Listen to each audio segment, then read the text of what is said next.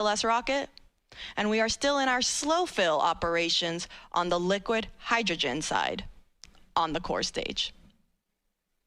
I'll report back once we have started fast fill for that liquid hydrogen tank.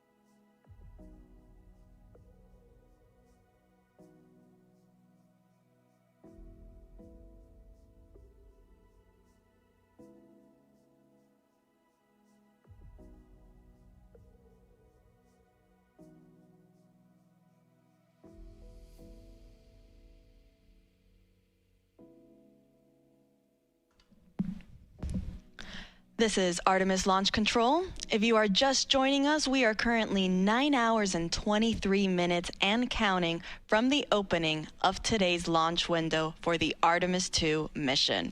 I'm Antonia Jaramillo in NASA Communications, and I, along with our fellow commentators, will be taking you through the rest of today's launch countdown, as well as the rest of the Artemis II mission. NASA will be providing 24/7 live coverage, starting with our propellant loading operations that is currently underway and will continue all the way through our splashdown operations. Now, the Artemis launch team, which you just saw there on your screen, they are in the process of loading cryogenic or super cold liquid hydrogen and liquid oxygen onto the SLS, or the Space Launch System rocket. That's a view of the rocket right there at Launch Pad 39B, where it will lift off for the agency's Artemis II mission. Now, Artemis II is a test flight. We will be sending our astronauts, Commander Reed Wiseman, pilot Victor Glover, and mission specialists Christina Cook and Jeremy Hansen on a 10-day mission around the moon and back.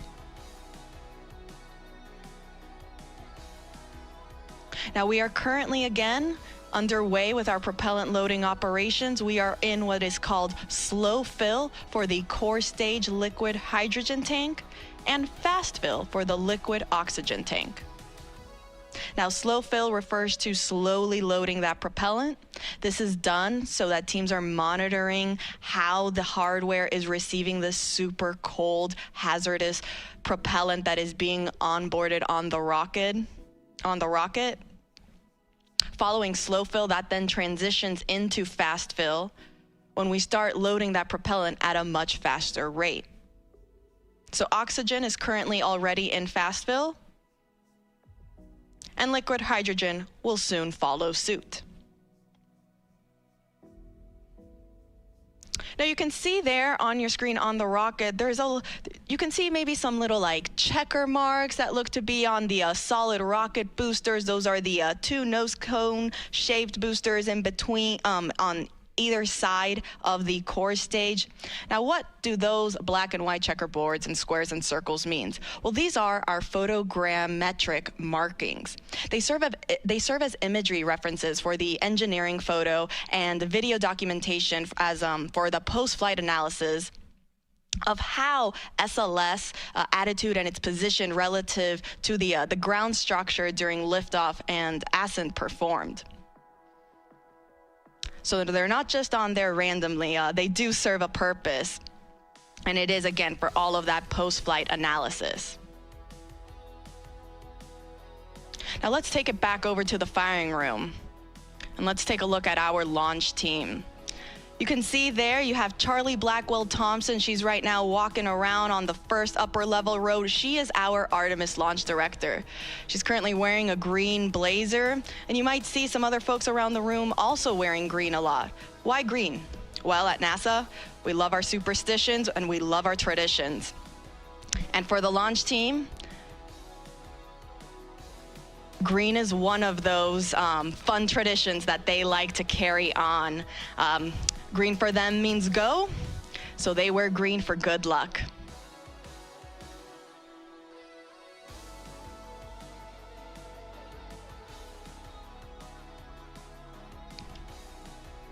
Now, the launch team, they communicate with each other via these communication channels to update how we are in the countdown. I'll be monitoring those loops, and I'll report out as each call out is made. The team actually just reported that we have now transitioned from slow fill to fast fill on the core stage liquid hydrogen tank.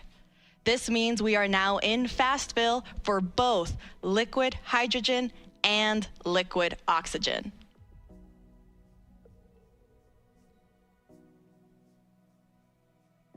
Now, following fast fill, teams will then transition into what is called topping. Topping just refers to finishing up the last little bit that is needed to get to 100% level on both tanks. Once we finish topping, we will then enter what is called replenish mode. And this means that the teams are just constantly replenishing these tanks to maintain 100% flight level. This is done because as the temperatures of these liquid propellants naturally warm up throughout the countdown, they will start venting off into a gas state. And so because of that, the teams want to constantly be replenishing the tanks so that they're not losing any propellant and we're going down from that 100% level. So again, we are now in fast fill for both core stage liquid hydrogen and liquid oxygen. On the upper stage, meanwhile, we haven't started our propellant loading operations there. I will report out once that process is also underway. Teams will first start with chilling down the upper stage liquid hydrogen tank. And because the upper stage is so much smaller than the core stage, it actually gets to skip a step in its propellant loading operations, and it goes straight from chill down to fast fill. And really, this is done again because of the sizes of these tanks. On the core stage, you have the liquid hydrogen tank that fits roughly 537,000 gallons of liquid hydrogen. The liquid oxygen tank, meanwhile, holds roughly 196,000 gallons. In total, that's about 733,000 gallons on the core stage alone. On the upper stage, meanwhile, the total amount of propellant is roughly 24,000 gallons, so significantly smaller. And because of this, they are able to go straight from chill down into fast fill.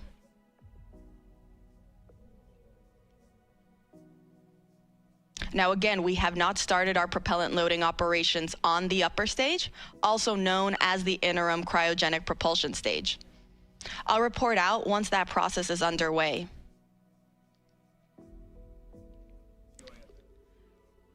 But to quickly recap, we are in fast fill for the core stage liquid hydrogen and liquid oxygen.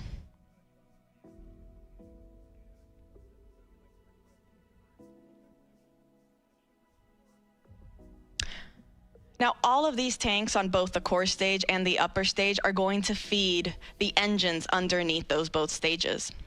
On the core stage, there are 4 RS-25 engines. You see them there on your screen right there. So both the liquid hydrogen and the liquid oxygen tank, they feed those 4 RS-25 engines that start at roughly T-minus 6.36 seconds until liftoff. That's when they get ready. And then on the upper stage, the liquid oxygen and liquid hydrogen tank feed that 1 RL-10 engine.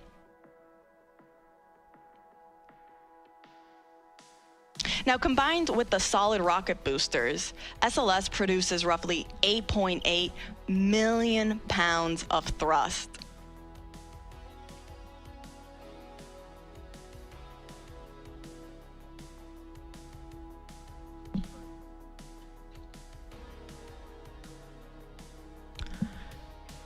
In total, it is 322 feet tall, taller than the Statue of Liberty.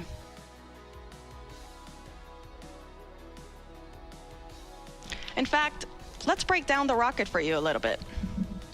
So up there at the top, we have our Orion spacecraft. Right underneath is actually then what is called the Orion stage adapter. That's when the SLS rocket actually starts. The Orion stage adapter is the smallest portion of the rocket, roughly 5 feet tall. Underneath that is then our upper stage, or that interim cryogenic propulsion stage. Then you'll see this nose cone orange shape underneath. That's the launch vehicle stage adapter. It's actually enclosing part of that upper stage for protection. Underneath the cone-shaped structure is our core stage. That is the first stage. It has that pretty butterscotch color. And that is due to the thermal protection system, the foam that is used to, again, protect the rocket. On either side of the core stage are the 2 solid rocket boosters. And then down, Right at the bottom are the 4 RS-25 engines.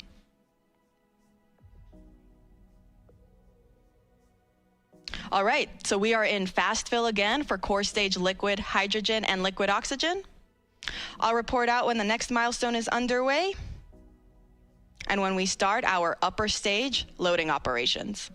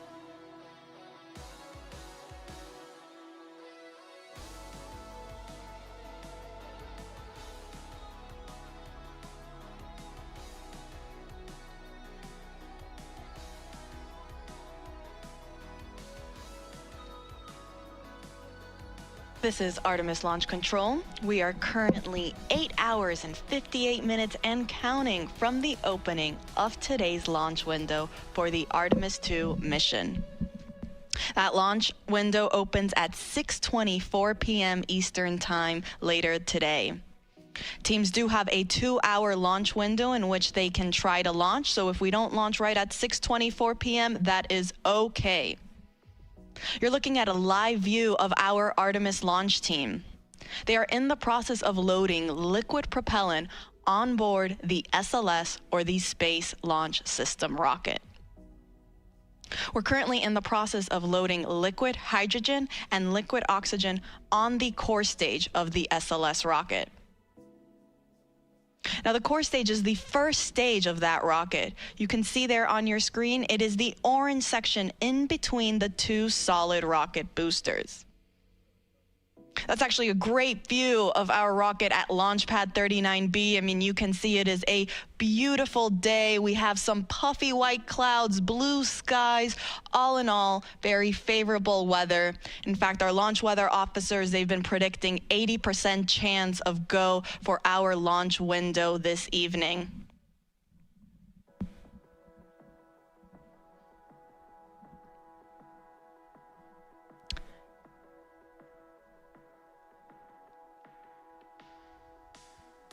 Now, there at the bottom of the rocket are our 4 RS-25 engines.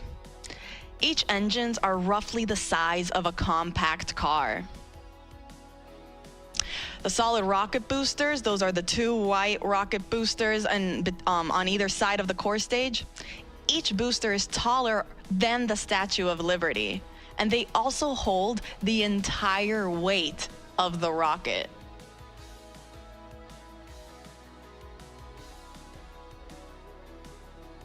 Now, fully fueled, SLS weighs 5.74 million pounds.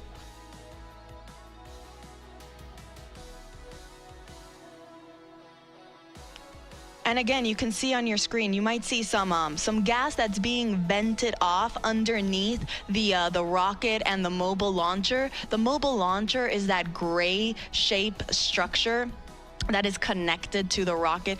It's essentially what is providing all of the power, the propellant, the coolants, everything, all the access points to keep the rocket and the spacecraft alive and functioning and running until it is ready for launch. Now, that gas that you're seeing being vented off, it doesn't mean we're getting ready to lift off anytime soon. It's just that natural boil off that is coming from the propellant that is being fed to the rocket as it naturally warms up over time. So totally normal. We expect to see it. You'll probably expect to see it some more as we actually transition and continue with our propellant loading procedures and move forward into the upper stage, which is that second stage on top of the core stage, also known as the interim cryogenic propulsion stage. When we also start loading propellant on board that second stage, you might also see some gas also starting to vent off at that higher level. In fact, you see there on your screen is a nice, better, closer up view of the upper stage and then our Orion spacecraft up on top. Now let's take you to a graphic of where we currently are in our tanking operations. You see there on your screen, on the left-hand side, it will tell you how far we are in our core stage loading operations. We're currently 28% of the way filled in liquid oxygen and about 30% of the way filled for the liquid hydrogen side. Meanwhile, for the interim cryogenic propulsion stage, that upper stage, you see it's all grayed out there because we haven't begun that propellant loading operations. I'll report out once that is underway. But for right now, we're just focusing on the core stage. Now, in the meantime, while the launch team is right now starting to fuel the rocket and that propellant loading is underway, our astronauts are getting ready to wake up and start their day.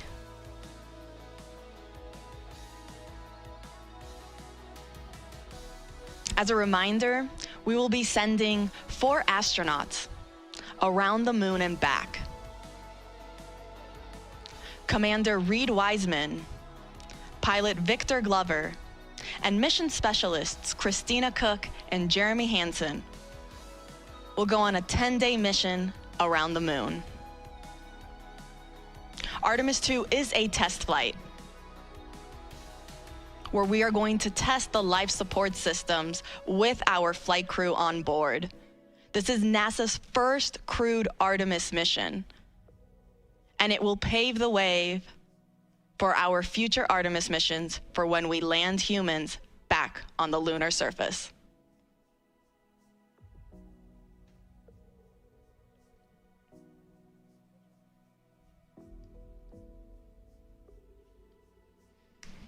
So to quickly recap, we are in fast fill for our core stage liquid hydrogen and liquid oxygen. And I'll report out once our upper stage propellant loading operations are underway.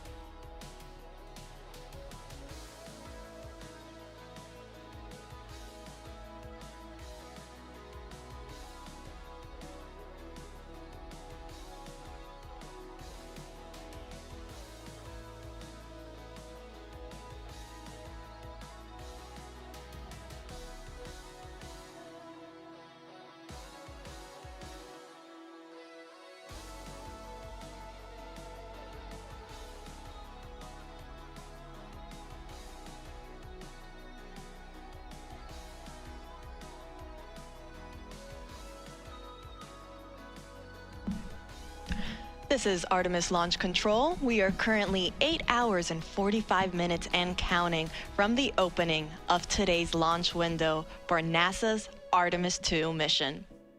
Now that launch window opens at 6:24 p.m. Eastern Time, and teams do have a 2-hour launch window, which means that they can try launching within those 2 hours if they are unable to hit it right at the start at 6:24. Now, the Artemis launch team is currently loading super cold or cryogenic liquid propellant onto the SLS or Space Launch System rocket. We're currently in our fast fill operations for the core stage liquid hydrogen and liquid oxygen tanks, and the teams just reported that they are also now starting their chill down operations for the liquid hydrogen tank on the upper stage, or that second stage of the SLS rocket. You can see a great view of it there on your screen. It sits right up on top of where you have the nose cone shape structure. That's orange. Up on top there is a portion of that upper stage, also known as the interim cryogenic propulsion stage. And then, if you're curious, the nose cone structure shape, that is called also the launch vehicle stage adapter. It is a part of the rocket, and it is enclosing also a portion of the interim cryogenic propulsion stage. This is done for protection, so you don't see the engine that's underneath that second stage, but it is underneath there, hidden behind the launch vehicle stage adapter. So again, we are now starting our chill down for the liquid hydrogen on our upper stage.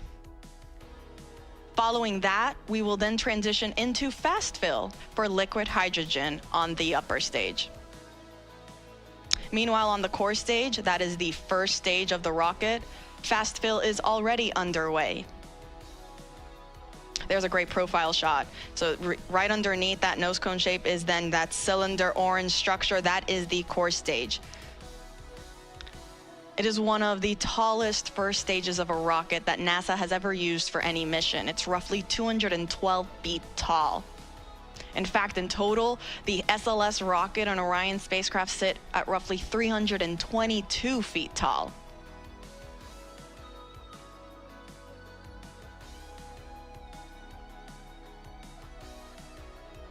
Now, I'll report out once chill down is complete on the upper stage and we have transitioned into fast fill.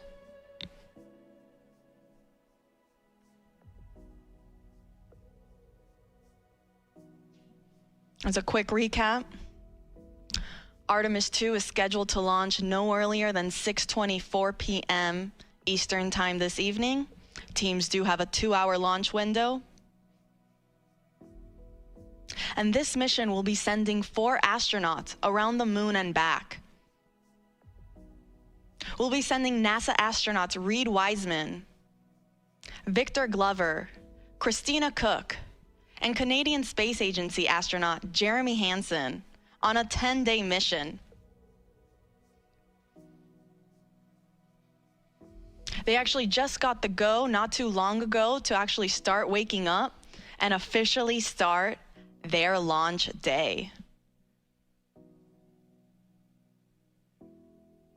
Now that's a great view of our SLS rocket at Launch Pad 39B. Oh, we just switched it, but as you saw there, it's a gorgeous day here on the Space Coast.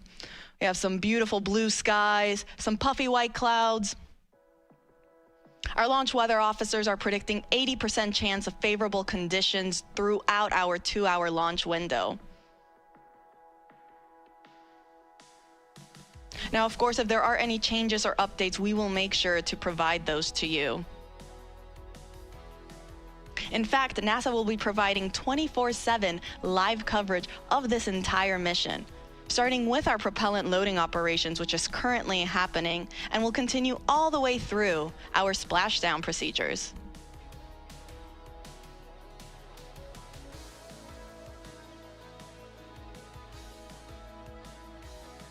You can see there on your screen how to watch.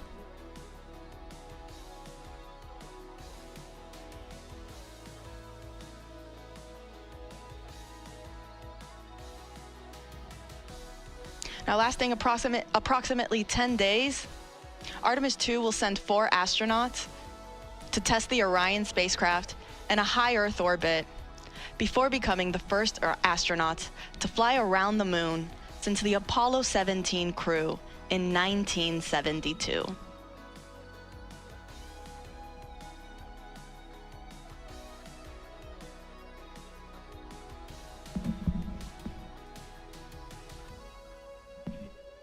Again, we are in fast fill for core stage liquid hydrogen and liquid oxygen, and we are in chill down for the liquid hydrogen tank on our upper stage or interim cryogenic propulsion stage.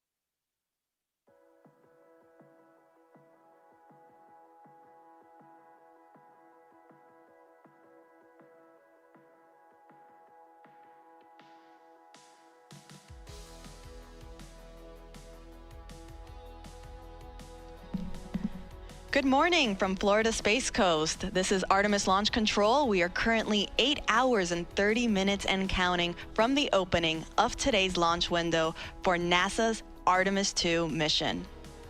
I'm Antonia Jaramillo in NASA Communications, and if you're just joining us, the Space Launch System, or SLS rocket, is in the process of cryogenic propellant loading. That means the launch team that is currently in Firing Room 1 that you see on your screen there are loading the cryogenic or super cold liquid hydrogen and liquid oxygen on the SLS rocket, fueling it for flight. Now, the team just reported that we have now started our fast fill operations on the liquid hydrogen tank on our upper stage of the SLS rocket. That is also called the interim cryogenic propulsion stage. It is the second stage of our SLS rocket. You have a great view of it there on your screen. Up at the top, if you see, you have the Orion spacecraft. Underneath there will be then actually the smallest section of the SLS rocket known as the Orion stage adapter. And then shortly underneath that is our interim cryogenic propulsion stage. Now, teams are now starting the fast fill operations for liquid hydrogen. Now, fast fill, as the name suggests, means that teams are just loading this propellant at a faster rate. Now, following the liquid hydrogen operations on the upper stage, teams will then also work on their propellant loading operations for the liquid oxygen tank that is also in there. In total, the SLS rocket has 4 tanks, 2 liquid hydrogen and 2 liquid oxygen, 1 of each on each stage. So you have there our upper stage, or the interim cryogenic propulsion stage, and then underneath sits the core stage. That is the first stage and the main stage of the SLS rocket. It is the orange segment that you see there on your screen in between the 2 solid rocket boosters. We are also in our fast fill operations for both liquid hydrogen and liquid oxygen on the core stage. So fueling is well underway, and everything is looking good so far for our 2-hour launch window that opens at 6:24 p.m. Eastern Time this evening. Now, Artemis II is scheduled to lift off from Launch Complex 39B. That's what you see there on your screen. That's where SLS is currently situated. And it is a gorgeous day here on the Space Coast. We have some beautiful white puffy clouds and some clear blue skies. We're looking at 80% chance of favorable weather conditions. And our astronauts that are getting ready to launch on this historic mission are now starting their day. They woke up not too long ago and will pretty soon go through all of the checkouts and steps that are needed before they're ready to get on their rocket. There's a picture of them on your screen there. From left to right, we have the pilot, Victor Glover. Then you have our mission specialist, Jeremy Hansen, and right next to him is our other mission specialist, Christina Cook. Next to her is then our commander, Reed Wiseman. These 4 astronauts will go on a 10-day mission around the moon and back on board the Orion spacecraft.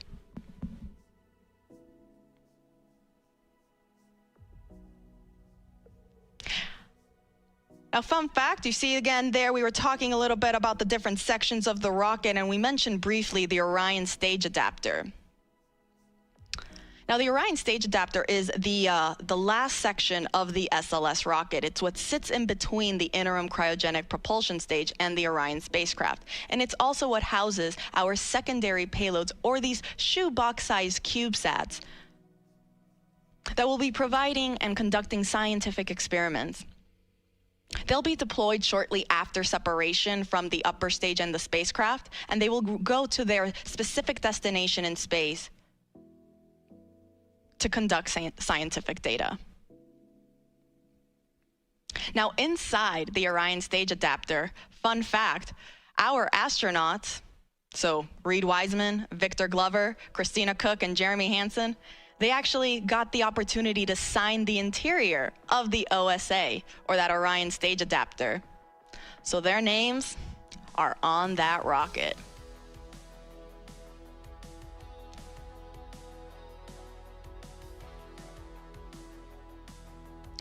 It is fully built by NASA at Marshall Space Flight Center in Huntsville, Alabama.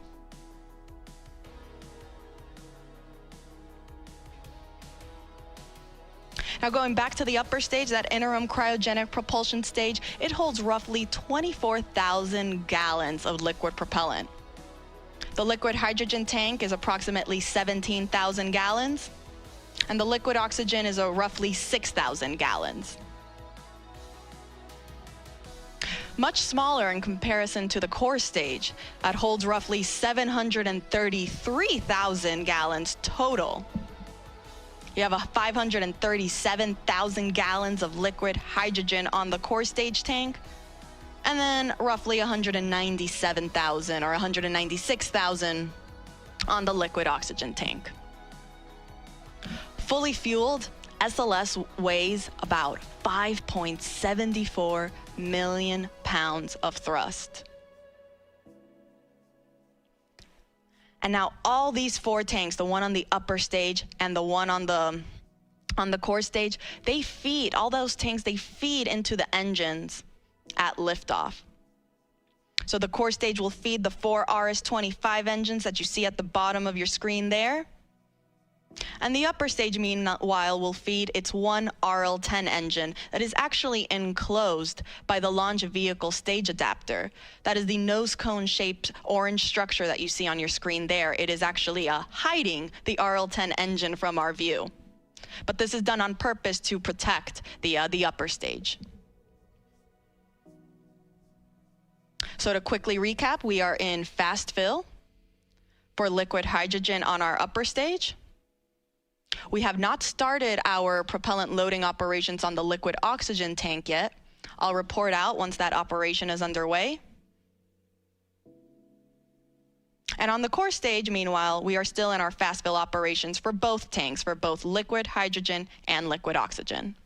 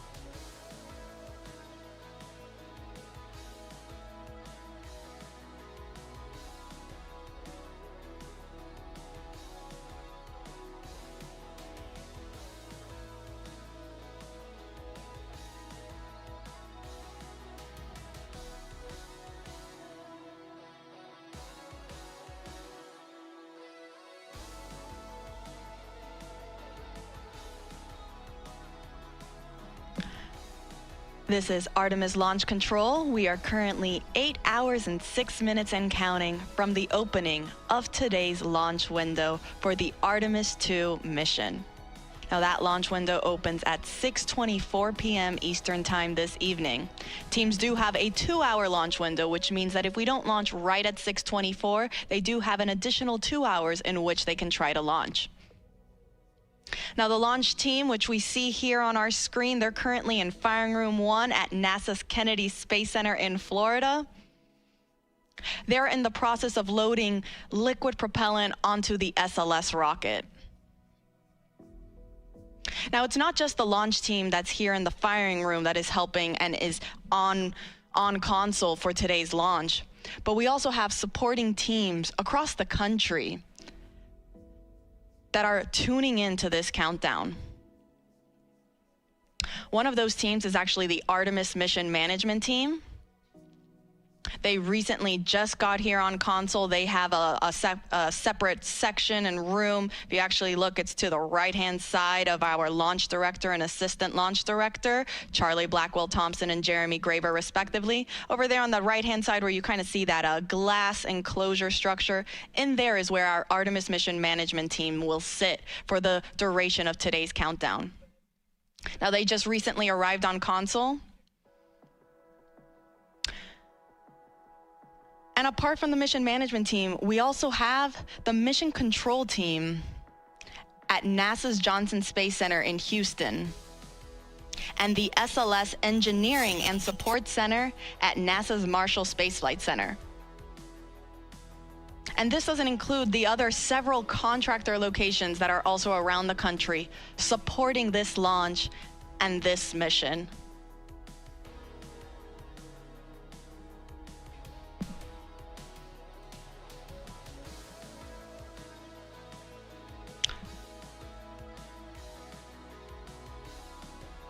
So again, you have our prime main launch team that is here in Firing Room 1, Charlie Blackwell Thompson. You see there she's wearing a green blazer.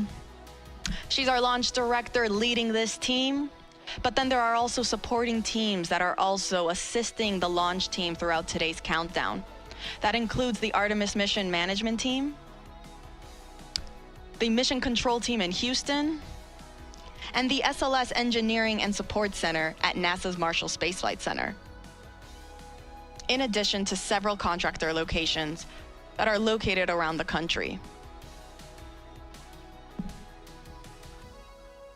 Now, as we mentioned, we are currently in our propellant loading operations for the SLS rocket.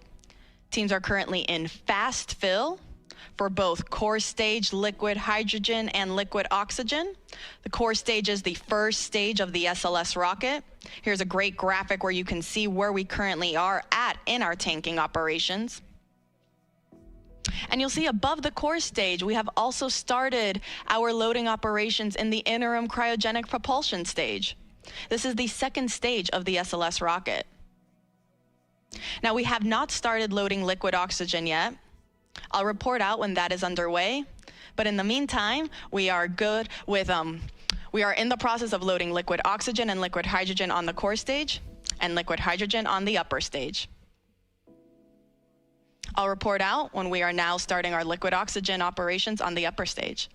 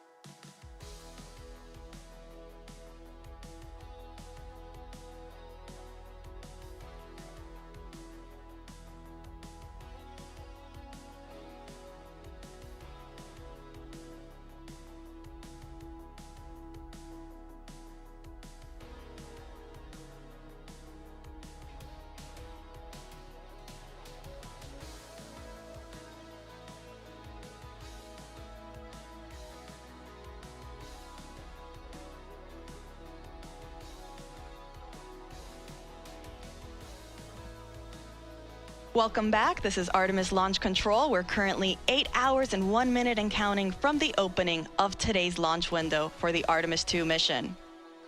I'm Antonia Jaramillo in NASA Communications, and I, along with our fellow commentators, will be taking you through today's countdown. And actually joining me currently in the room here in Firing Room 1 is our Assistant Launch Director, Jeremy Graver. Jeremy, thank you so much for taking the time to speak with us today. No problem. Good morning, Tony. Happy to be here. You know, Jeremy, I think we recently heard the call out that our flight crew, our astronauts, they just got their wake-up call. Can you run us through kind of what the rest of the day now looks like for them?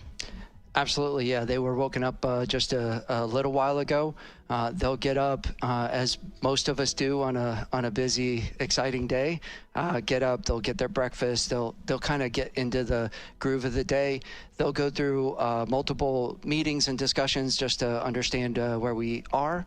In a little while, the launch director and our flight director will provide a weather briefing for the flight crew to talk about all of the weather potentials that could play into today's launch opportunity.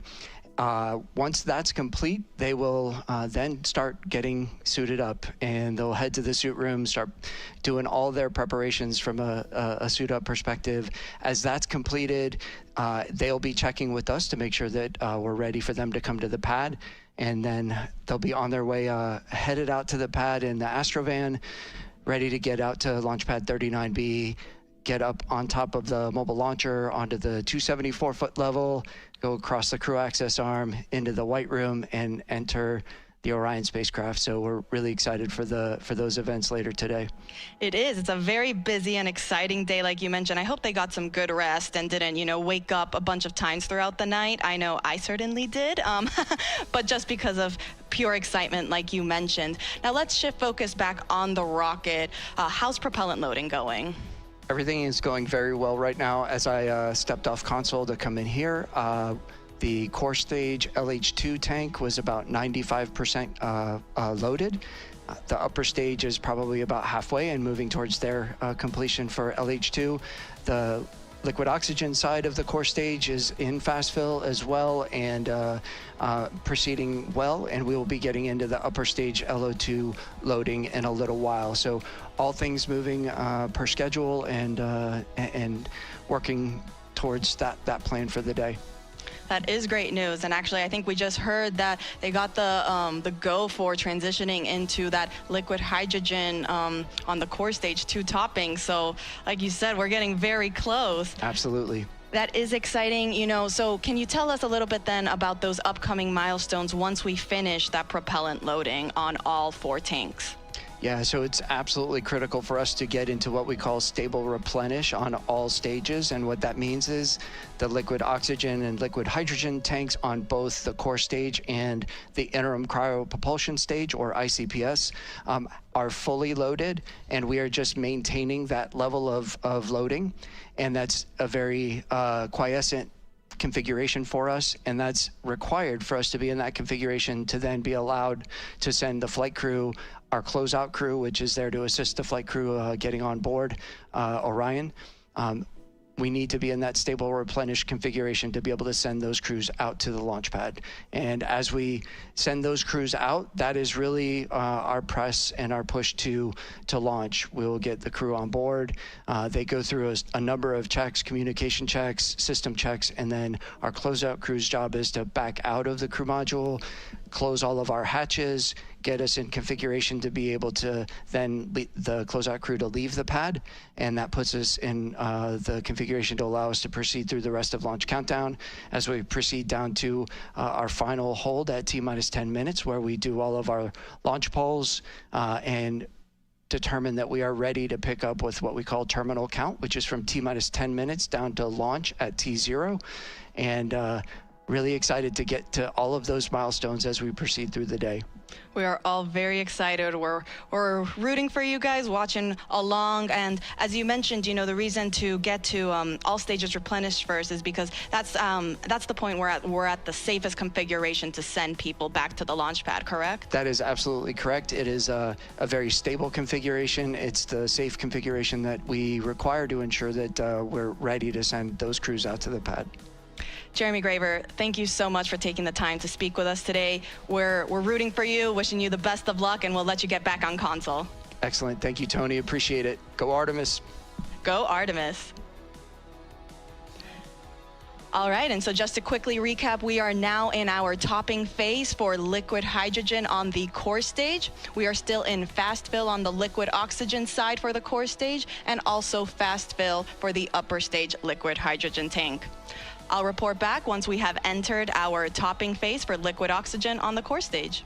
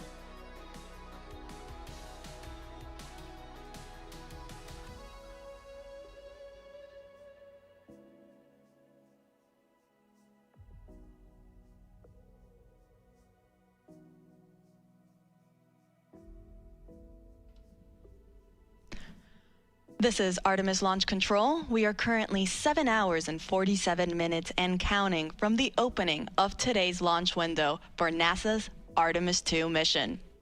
That launch window opens at 6:24 p.m. Eastern Time this evening. Now, the teams do have a 2-hour launch window, so that means if we can't launch right at 6:24, that's okay. They still have an additional 2 hours in which they can attempt to launch.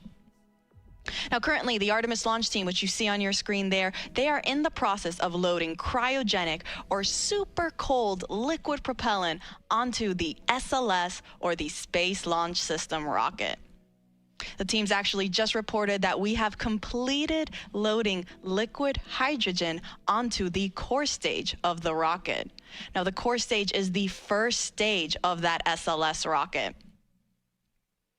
There's a great graphic representation of where we currently are in our tanking operations. So as you see, we are at 100% level for the liquid hydrogen tank on the core stage. So that means we are now, the teams are just going to be constantly replenishing that tank as some of that liquid starts boiling off into a gas due to the temperatures as it starts warming up. So teams will therefore replenish it constantly to maintain this 100% flight level. Now, as you can see, right above the hydrogen tank sits our liquid oxygen tank. That's currently 70% of the way filled. And then on our upper stage, or the interim cryogenic propulsion stage, this is the rocket stage that sits on top of the core stage. We are currently in our fast fill operations for liquid hydrogen on that upper stage. Teams have not started liquid oxygen for the upper stage, and that is totally normal. That is part of the countdown. We aren't scheduled to start our upper stage liquid oxygen loading operations until we start getting into, so we get much further into our loading operations for the liquid oxygen tank on the core stage. So again, we are now in replenish for the core stage liquid hydrogen tank, and we are in fast fill for the liquid oxygen tank on the core stage and the liquid hydrogen tank on the upper stage. Now, a quick recap on how the whole tanking loading process goes. Teams will first start with what is called chill down. So prior to us actually starting to load the super cold propellant onto the rocket, they will first chill down all of the systems and lines. This is done to make sure that it is able to receive these super cold temperatures. In order for hydrogen to be in a liquid state, it needs to be negative 423 degrees Fahrenheit. Oxygen in a liquid state is negative 297 degrees Fahrenheit. So very, very cold temperatures. And as such, we want to make sure that we are conditioning all of the systems to be able to receive those cryogenic temperatures so that we aren't shocking the hardware and we're not causing any potential damage unnecessarily. Now, following chill down, we will transition into what is called into slow fill on the core stage. Now, slow fill, as the name suggests, refers to slowly starting to feed that propellant onto the rocket. This officially marks the start of our propellant loading.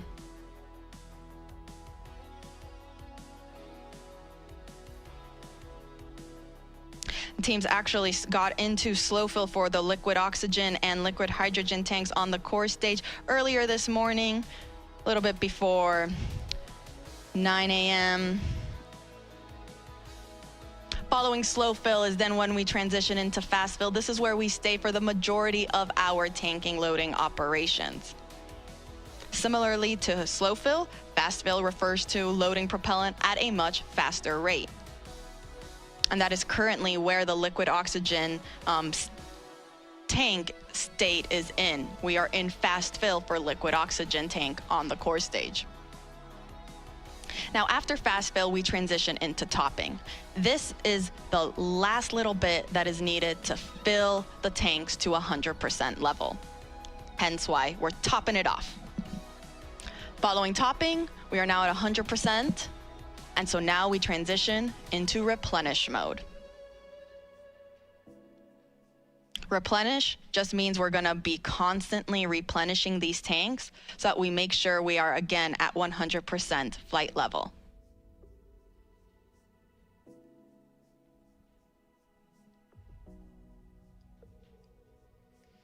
Now you see on your screen there, we can see some venting coming off the rocket. This is totally expected as we begin our loading operations. Some of that liquid propellant starts warming up. It'll start to boil off and vent outside of the rocket. Hence why we see some of that gas getting expended from down underneath where the engines are at the bottom, and also a little bit at the top where the upper stage is located. So again, an expected condition.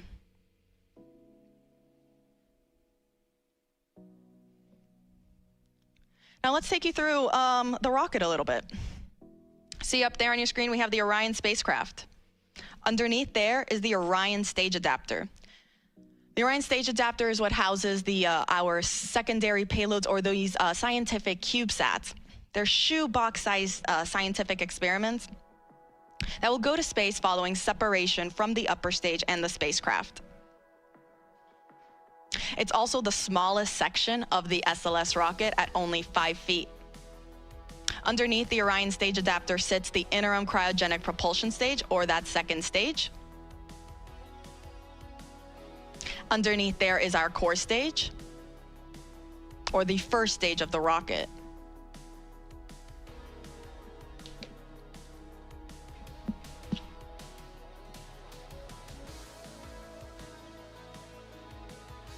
Now the core stage, it consists of the propellant tanks, the ducts, the valves, avionics, and it also houses the 4 RS-25 engines that are down there at the bottom. Next to the core stage, we have our 2 solid rocket boosters. Each is taller than the Statue of Liberty.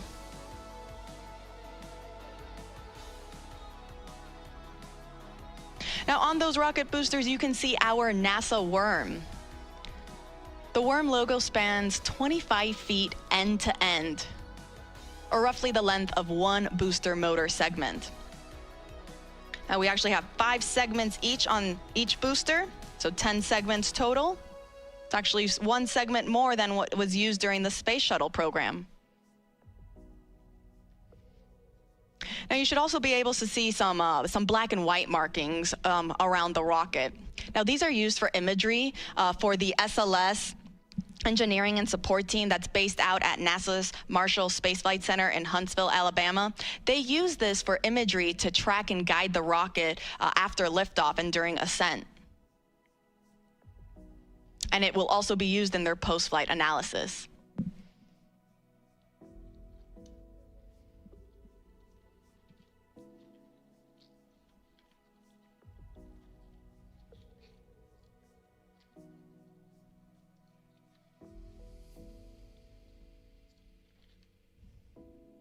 Now, the orange color of the core stage is the thermal protection system, or that spray-on foam insulation.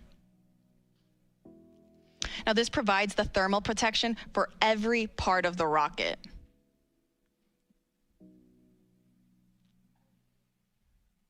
And when the foam is applied, it gives the rocket this light yellow color that the sun's ultraviolet rays eventually tan, giving our SLS rocket its famous butterscotch color.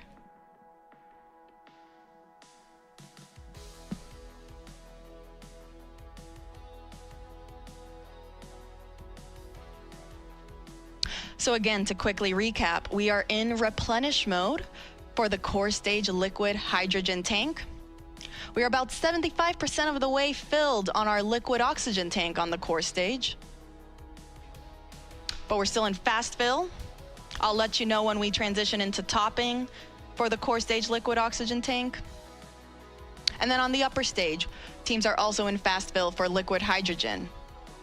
And they have not started the liquid oxygen operations on the upper stage yet.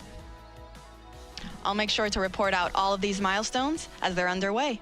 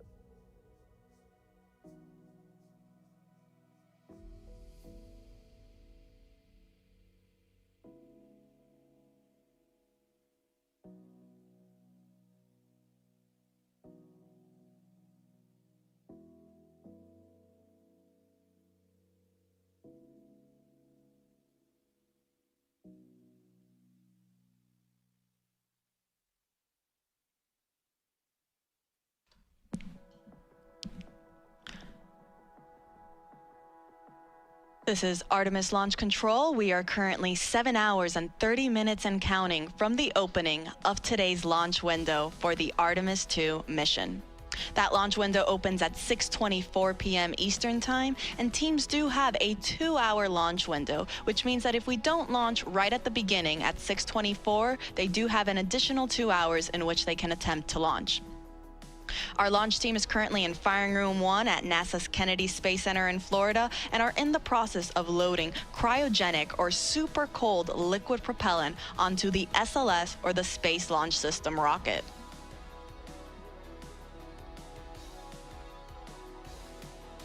Now, teams did just complete fast fill for the liquid hydrogen tank on the upper stage, or our interim cryogenic propulsion stage. Now, fast fill refers to loading propellant at a faster rate. This is preceded by chill down, which gets the system ready to receive these super cold temperatures. And then following fast fill, teams will then transition into topping and replenish. I'll get more into those, but before that, again, we just finished fast fill for the liquid hydrogen tank on the upper stage, and teams are now performing, before they start topping, what is called a vented relief test. This test is basically just pressurizing the upper stage tanks with heliums to test the relief capabilities of the tank pressure to make sure that it can handle that pressure capability during flight. So between fast fill and topping, teams will perform this test on both the liquid hydrogen and the liquid oxygen tanks on the upper stage. Following that test completion, we will then transition into topping, which just means finishing loading the rest of the tank to 100%. Following topping, we enter what is called replenish mode, which basically just means that now we are going to be replenishing these tanks at 100% level, because as we naturally get throughout the countdown, that propellant is going to start warming up and it'll start boiling and venting off, as you can see on your screen there what is happening. So because of that, and because the teams want to make sure that they still have 100% level in all 4 tanks, the 2 on the upper stage and the 2 on the core stage, or the first stage of the rocket, they continuously replenish the tanks until the final 10 minutes of the launch countdown, or what is known as terminal count. Now, speaking of replenish mode, we are currently in replenish mode for the core stage liquid hydrogen tank. So we were just talking about how we finished fast fill on the upper stage liquid hydrogen tank. We are also then in replenish mode for the core stage liquid hydrogen tank. On the liquid oxygen side, we are still in fast fill for the core stage liquid oxygen. And then on the upper stage, we haven't started those liquid oxygen operations yet. The teams want to wait until we are a little bit further along in the core stage liquid oxygen loading operations before we transition into that upper stage loading operation.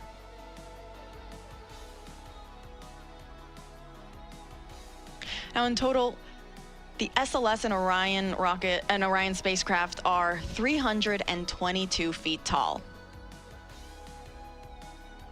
At liftoff, SLS produces 8.8 million pounds of thrust.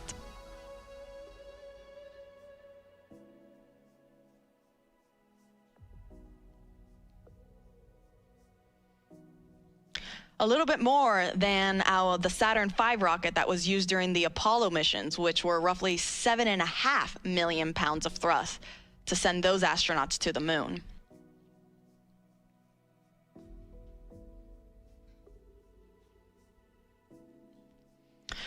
With our SLS rocket, though, you don't just have those liquid fuel tanks that are fueling the rocket, but you also have 2 solid rocket boosters that are attached on either side. You see there on your screen right there? They also help provide that extra push and that thrust right at liftoff.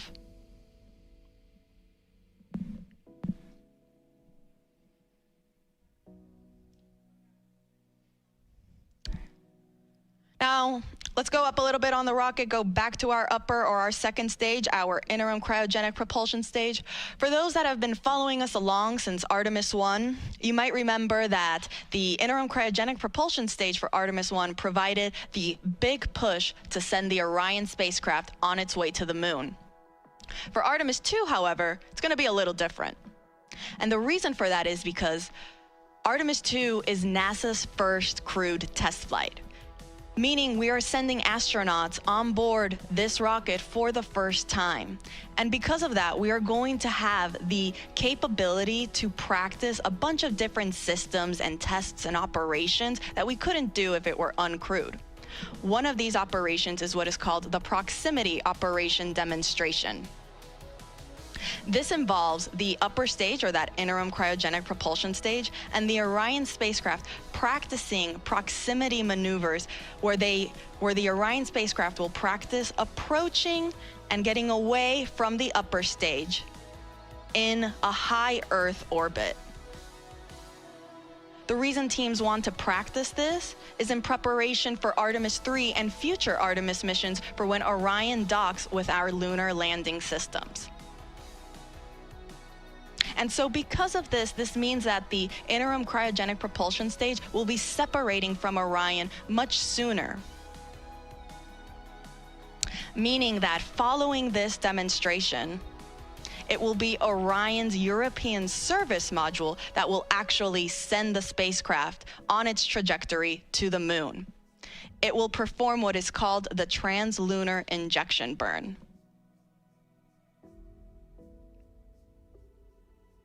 Now, this proximity operation is scheduled to happen during the first day of flight, so pretty soon. And NASA will be providing you with 24/7 live coverage starting right now as we have been going through our propellant loading operations, and we will continue throughout the course of the entire mission, including all of the splashdown operations.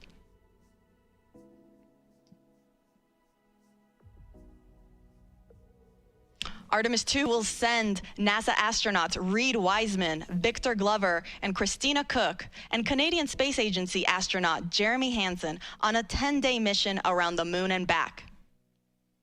Orion is scheduled to splash down off the coast of San Diego in the Pacific Ocean.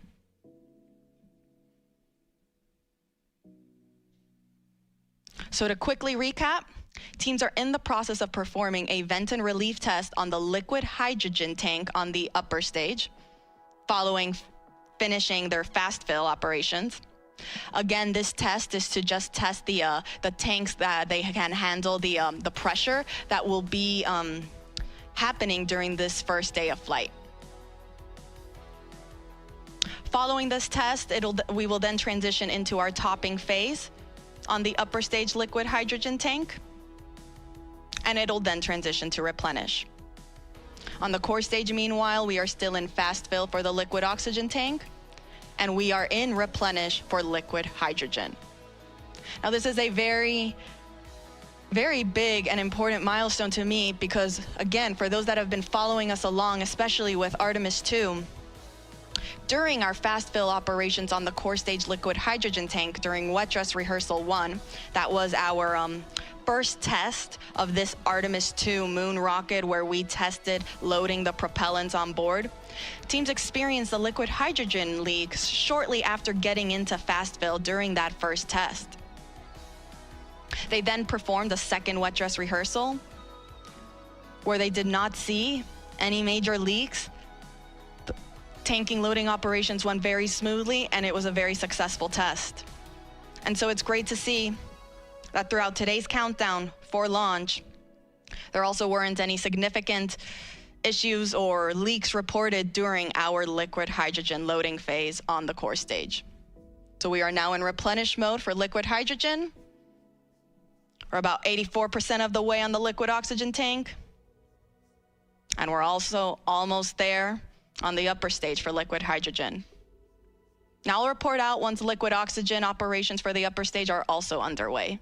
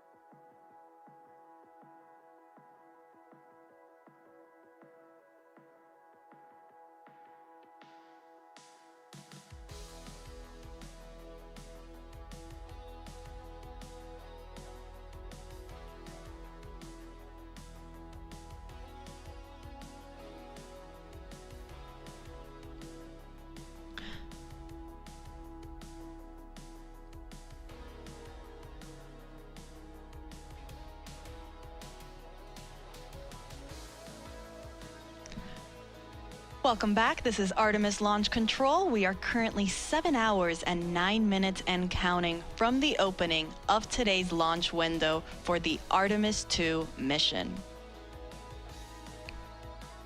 Our Artemis launch team is currently in the process of loading liquid propellant onto the SLS, or Space Launch System rocket. Teams just reported out that we are in our topping phase for the upper stage liquid hydrogen tank. This means we are almost at 100%, if not pretty much there on that upper stage tank. The upper stage is the second stage of the SLS rocket. Here's a graphic representation where we can see where we're currently at in our tanking operations. That means we have now finished loading our liquid hydrogen on both the core stage and the upper stage. As I said, we're in that topping phase to get us to 100%. And afterwards, we'll then transition into replenish mode to stay at 100% level. You can see on the core stage, we are already at the replenish mode, if you see that 100% level right there.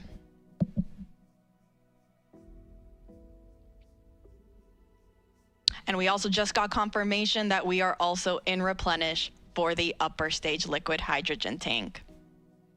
Now on the liquid oxygen side, we still have a little bit to go. We're almost there on the liquid oxygen tank for the core stage. You see roughly 92% of the way filled. And we haven't started our liquid oxygen propellant loading operations on the upper stage. Teams are getting ready to start chilling down that tank. Teams do this to make sure that all of the systems and lines are ready to receive these cryogenic temperatures. As you can see on your screen there, for hydrogen to stay in a liquid state, it must be negative 423 degrees Fahrenheit. Oxygen, meanwhile, is negative 297 degrees Fahrenheit. So these super, super cold temperatures, we want to make sure that the rocket is able to receive them without damaging any of the hardware on board. So we'll start with chilling down that liquid oxygen tank and lines before we actually start loading it onto the upper stage.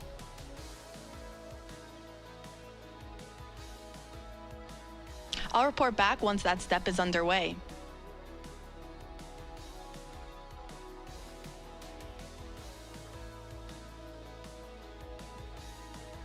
As a reminder, our launch window opens at 6:24 p.m. Eastern Time this evening. Teams do have a 2-hour launch window, so that means if we don't launch right at 6:24, that is okay. They still have additional opportunities throughout that 2-hour launch window. Now, NASA's providing 24/7 live coverage throughout this entire mission, beginning with our propellant loading operations that is currently underway. And as we continue our coverage this morning, we are also, and we continue monitoring all of our loading operations. We thank you for following us along. Part of our live coverage will, of course, include our launch this evening. That live launch coverage for Artemis II will continue right here at the beginning at approximately 12:50 p.m. Eastern Time. You can continue watching on our NASA's YouTube channel, as well as on NASA Plus and the other NASA social media channels. Again, we are providing 24/7 live coverage. So following launch, the show doesn't end there. We have a 10-day mission around the moon. And then following that, we're coming back home. And we will be covering all of those splashdown operations as well.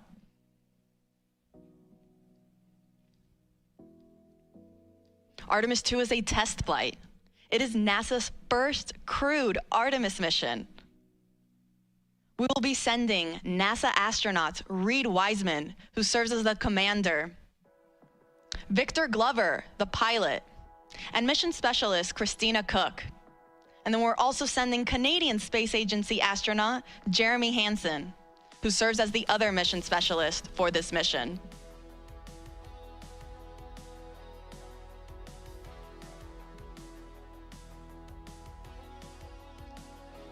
So to quickly recap, we are in replenish for both liquid hydrogen tanks on the core stage and the upper stage of our SLS, or Space Launch System rocket. And we are getting very close to being almost all the way full on the liquid oxygen tank in the core stage.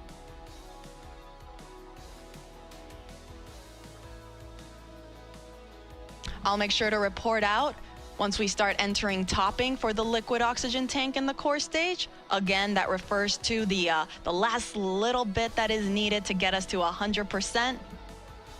And I'll also make sure to let folks know when our chill down operations are in work on the upper stage liquid oxygen tank. As a reminder, all of this propellant that are on board these 4 tanks of these two rocket stages, they feed the engines that are underneath and then provide the power and the push to send the Orion spacecraft on its voyage to the moon.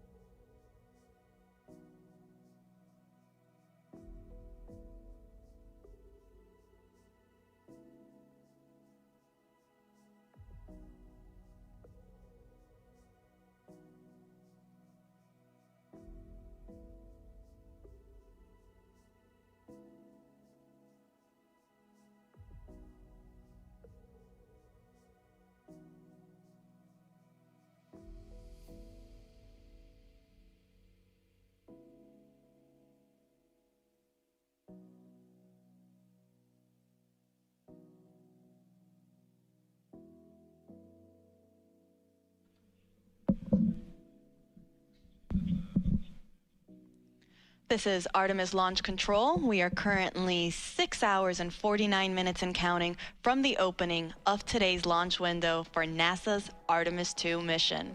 That launch window opens at 6:24 p.m. Eastern Time this evening, and we do have a 2-hour launch window, which means that if we don't launch right at the start at 6:24 p.m., that is okay. Teams still have an additional 2 hours in which they can try to launch the SLS, or Space Launch System rocket, and the Orion spacecraft. Now, the Artemis launch team is currently in the process of loading cryogenic or super cold liquid propellant onto the SLS rocket.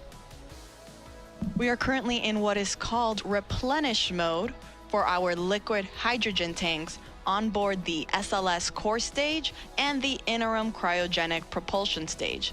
These are the two stages on the SLS rocket. Now, replenish mode means that we have finished loading hydrogen on board both of these rockets. That means they are at 100% level. And teams are just constantly replenishing the tanks to make sure that they stay at 100%. Since, as throughout the countdown, that liquid propellant will start boiling off as it starts warming up, and it will then be vented out and released from the rocket, which you can see there on your screen.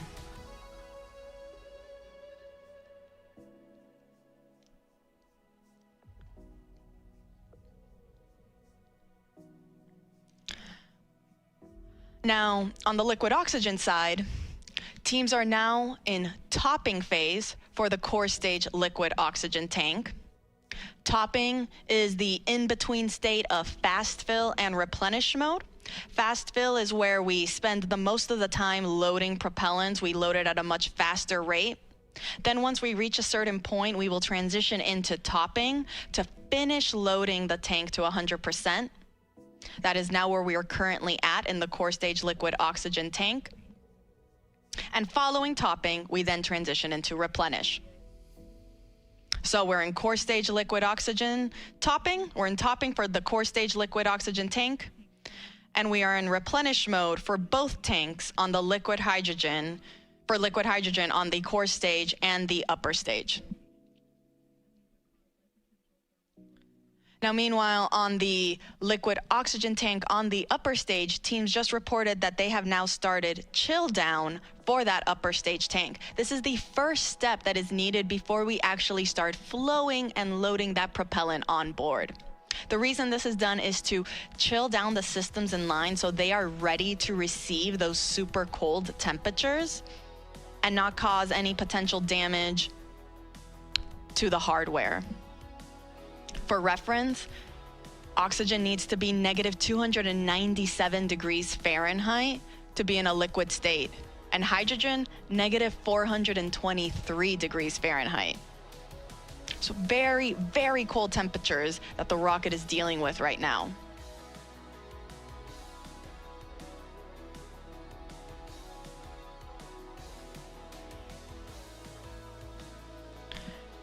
Now again, we are underway for the Artemis II mission. This is the second Artemis mission in NASA's Artemis program. Artemis 1 was an uncrewed test flight.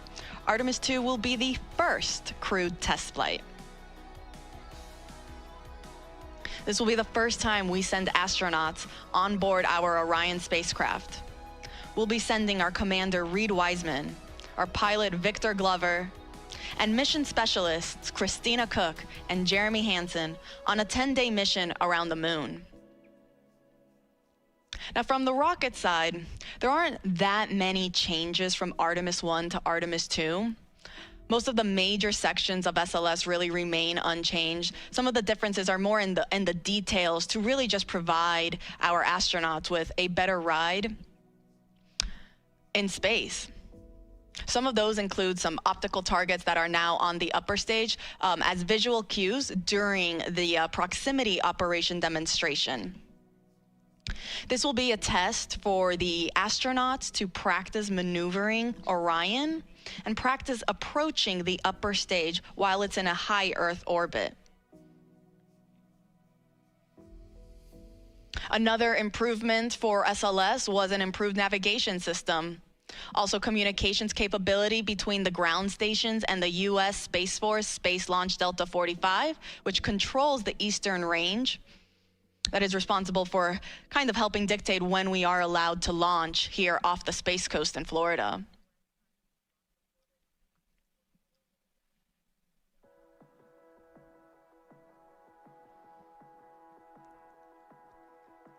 Now, all of the 4 tanks on the upper stage and the core stage, they feed the engines that are down below. At liftoff, the 4 RS-25 engines will operate for the first 8 minutes during flight. The 2 solid rocket boosters that are on either side, those operate for only 2 minutes, and they provide 75% of the power at liftoff.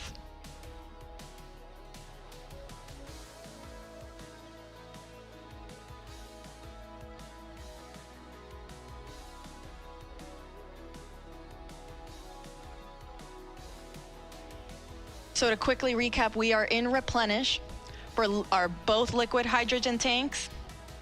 We entered topping for the liquid oxygen tank on the core stage.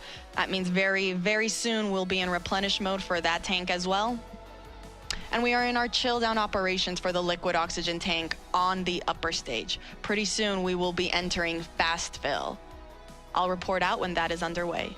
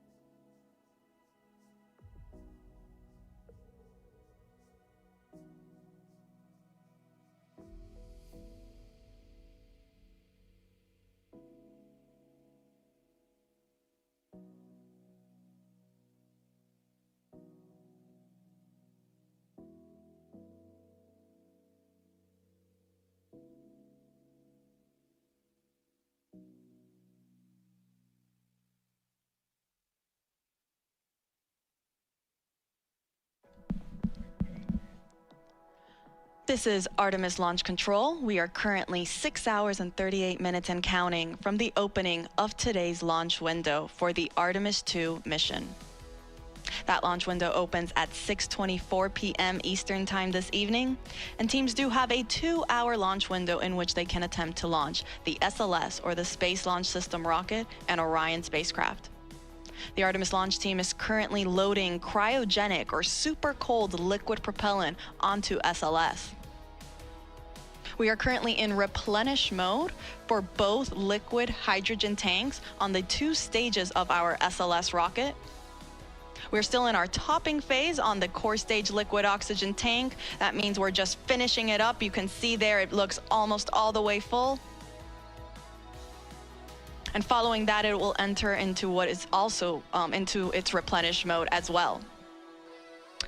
The liquid oxygen tank on the upper stage, meanwhile, is now in fast fill. So that means all 4 tanks are now receiving propellants.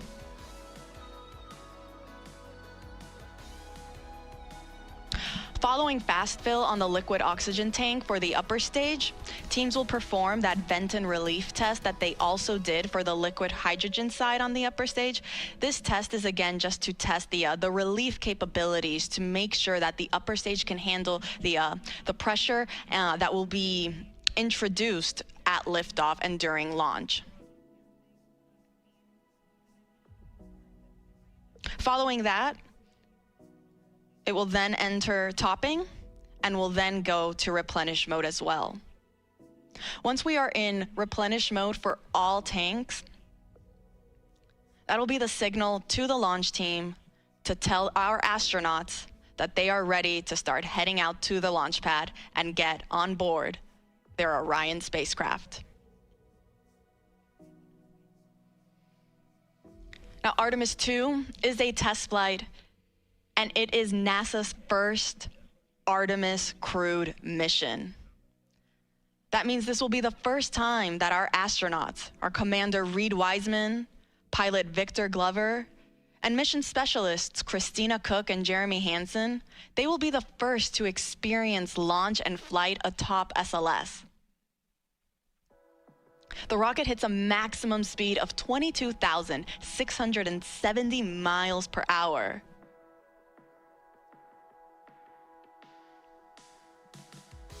And our astronauts will get to experience the entire ride.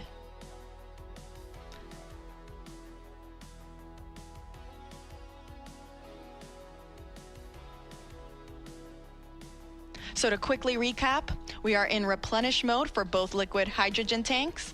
We are in topping, meaning we are finishing up loading liquid oxygen on the core stage. That is the first stage of the rocket. And we are in fast fill for the liquid oxygen tank on our second stage, or that interim cryogenic propulsion stage. I'll report out once we have also entered replenish mode for the core stage liquid oxygen tank.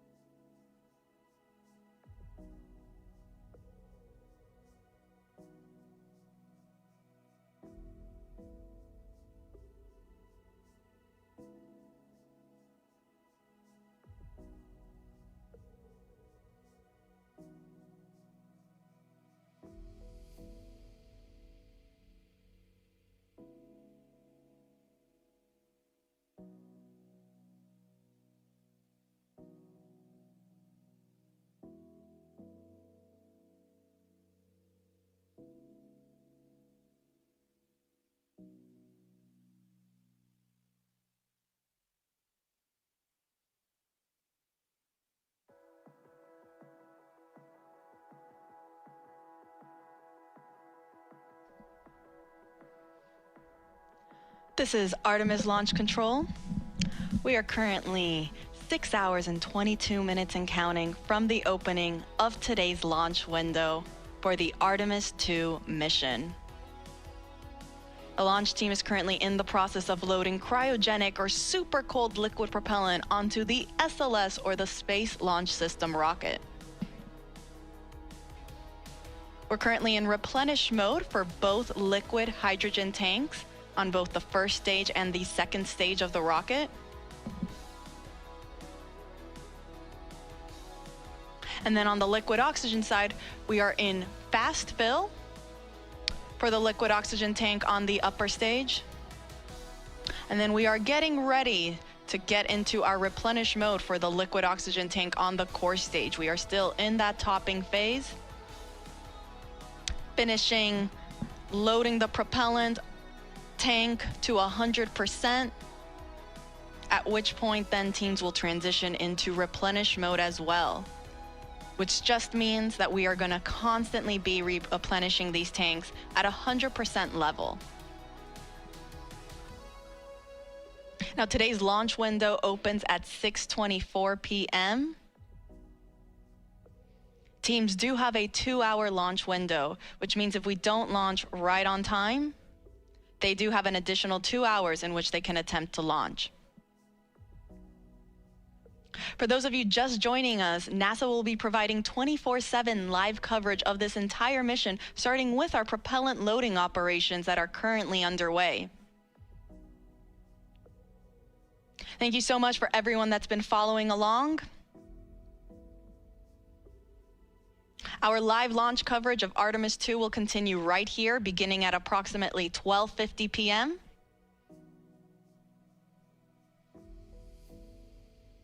where the rest of my NASA commentators will be chiming in on how the rest of today's countdown goes. And we'll take you through the rest of the mission.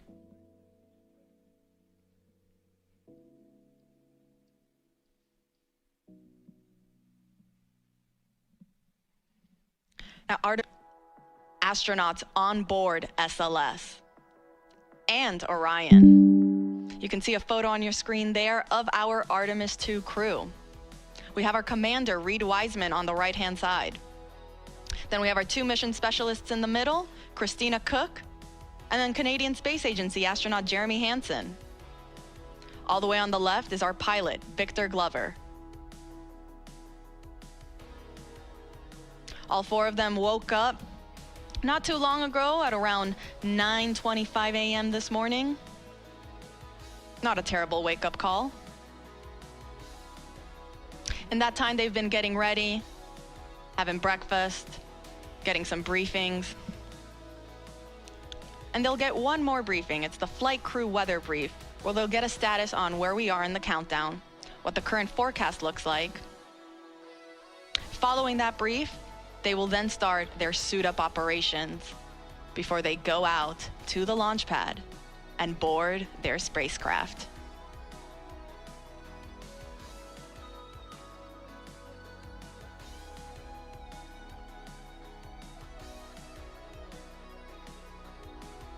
And teams did report that we have now entered replenish mode for the core stage liquid oxygen tank.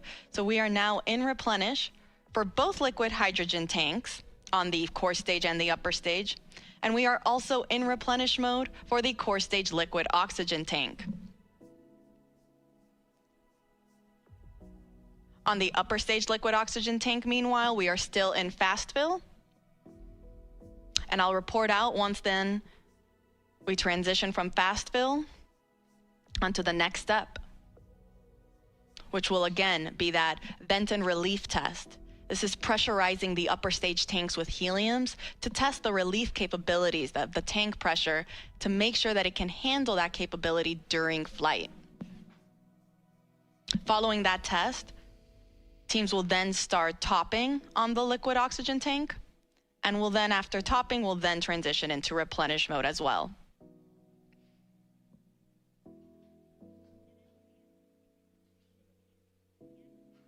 I'll report out when that's underway.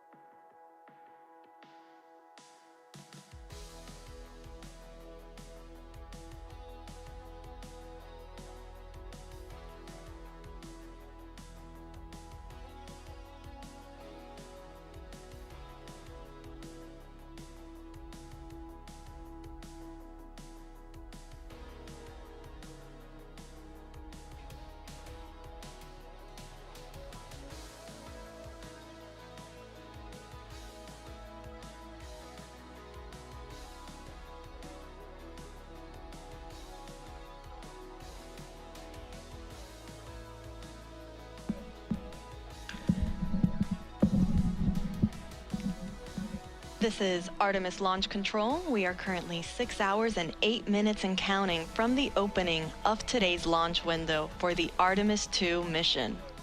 Now, the launch window opens at 6:24 p.m. Eastern Time this evening, and teams do have a 2-hour launch window, which means that they have 2 hours in which they can try to launch the SLS, or the Space Launch System rocket, and Orion spacecraft that will send NASA astronauts Reed Wiseman, Victor Glover, Christina Cook, and Canadian Space Agency astronaut Jeremy Hansen on a 10-day mission around the moon and back. Now, the launch team is currently in the process of loading cryogenic or super cold liquid propellant onto the SLS rocket. The propellants that are used to power SLS are liquid hydrogen and liquid oxygen. We are currently in our replenish phase for both liquid hydrogen tanks on the two stages of the rocket. That is both the core stage and the interim cryogenic propulsion stage.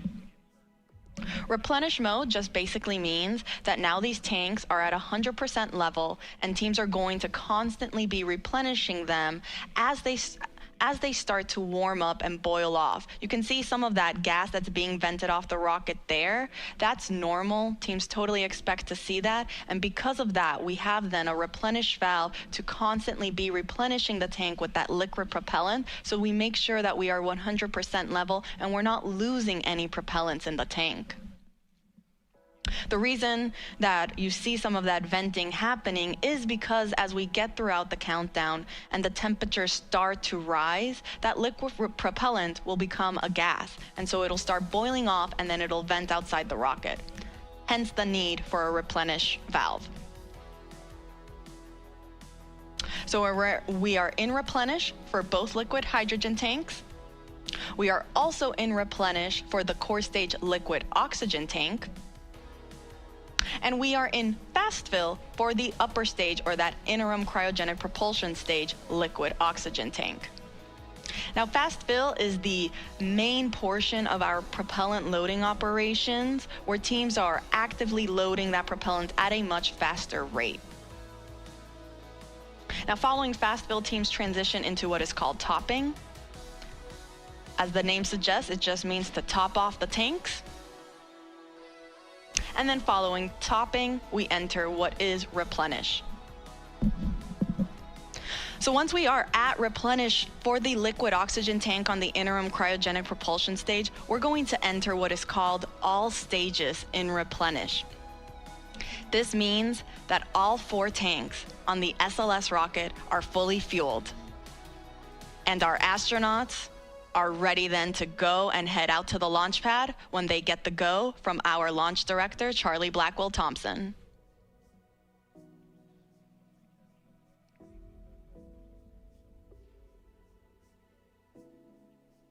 Now, coming up shortly, our astronauts will be joining in on a flight crew weather brief with our launch director, as well as with the flight director in Houston and the launch weather officer. They'll provide a quick status on how the forecast looks for the rest of today's countdown, as well as where we currently are in our countdown operations.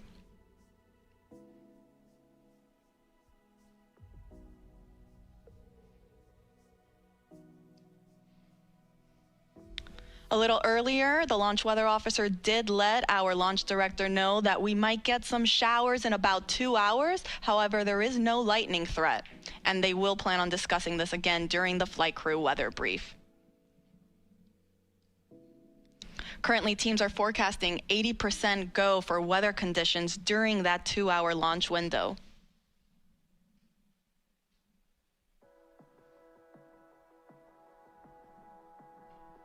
So again, to quickly recap, we are in replenish mode for both liquid hydrogen tanks. We are also in replenish mode on the liquid oxygen tank on the core stage. That is the first stage of the SLS rocket. And we're in fast fill for the liquid oxygen tank on the upper stage.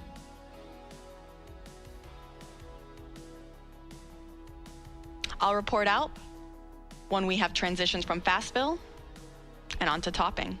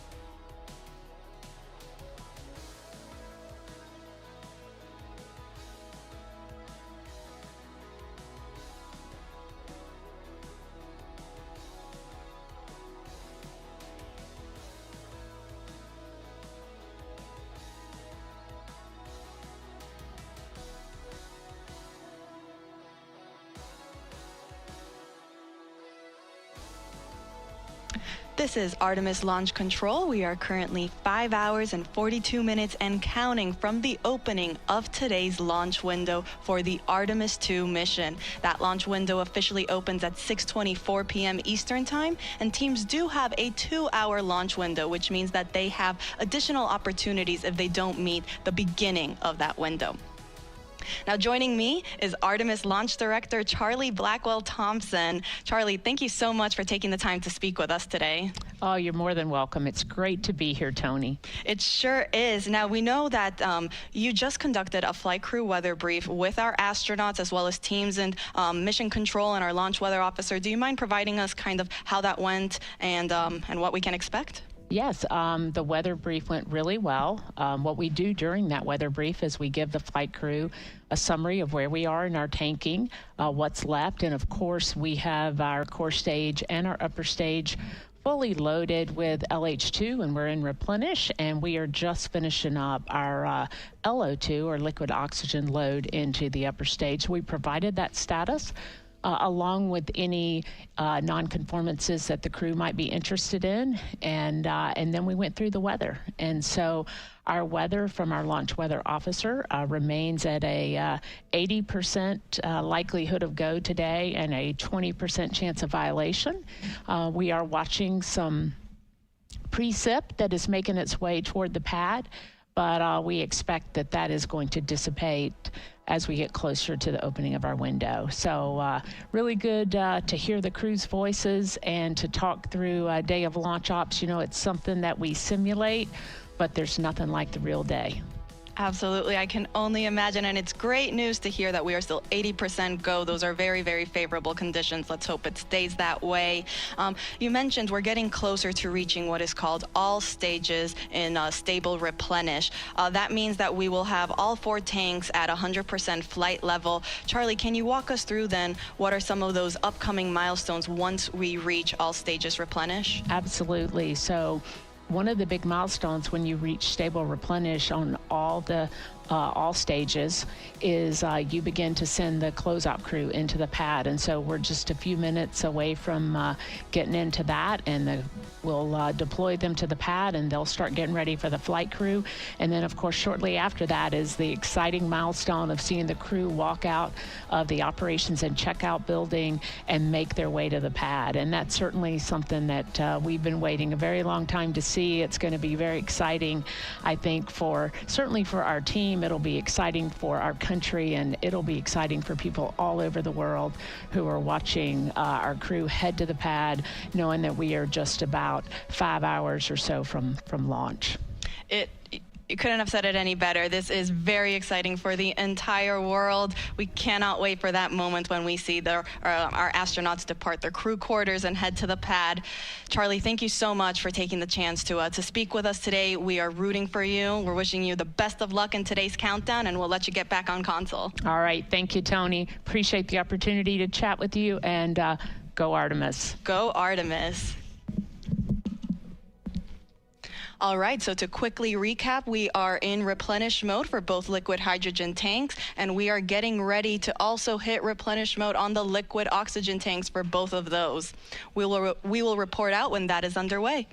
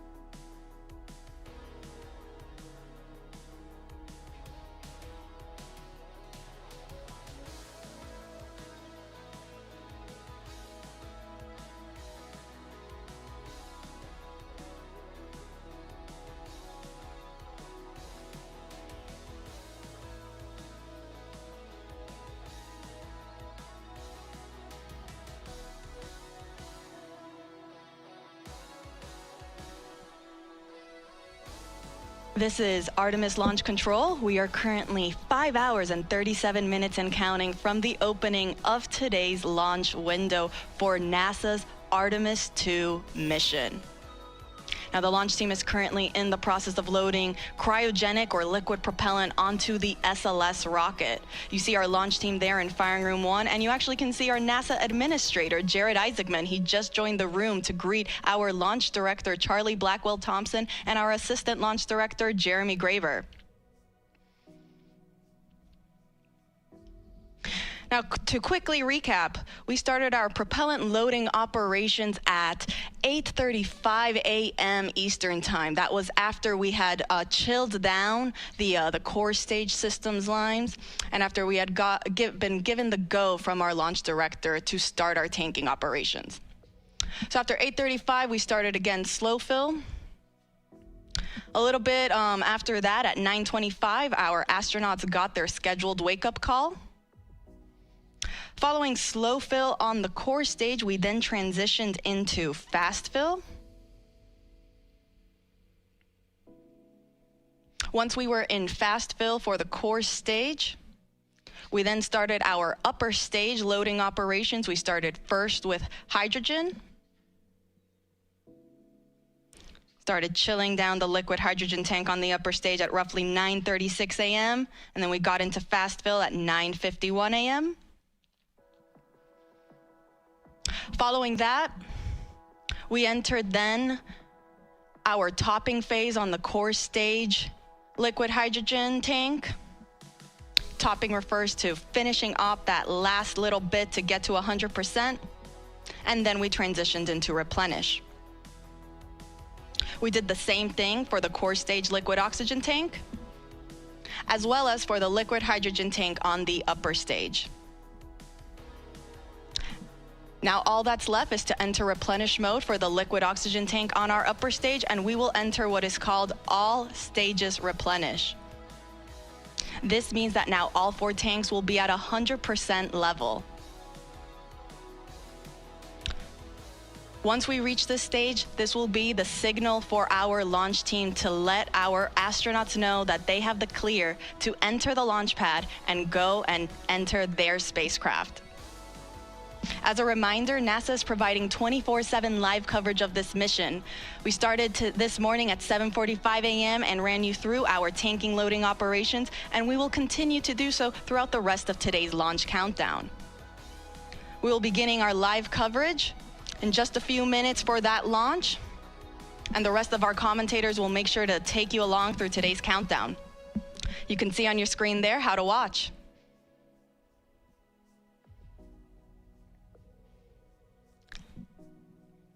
And as our launch director just recently said when she came on air, let's go Artemis 2.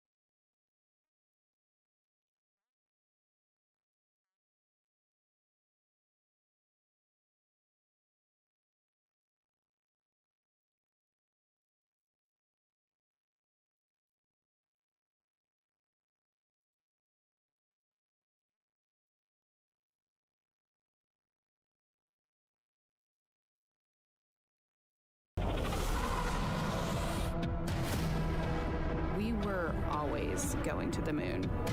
Pushing ourselves to explore is just core to who we are. That's a part of being a human. And liftoff. We shall return. Continuing to test out every bit of Orion. Coming back to Earth, 7 miles a second. When humanity sets big goals, we can bring together genius from around the world. You have the best people on planet Earth putting this vehicle together. That's what's up. To innovate for the benefit of humanity and to inspire the world through discovery. And here we go.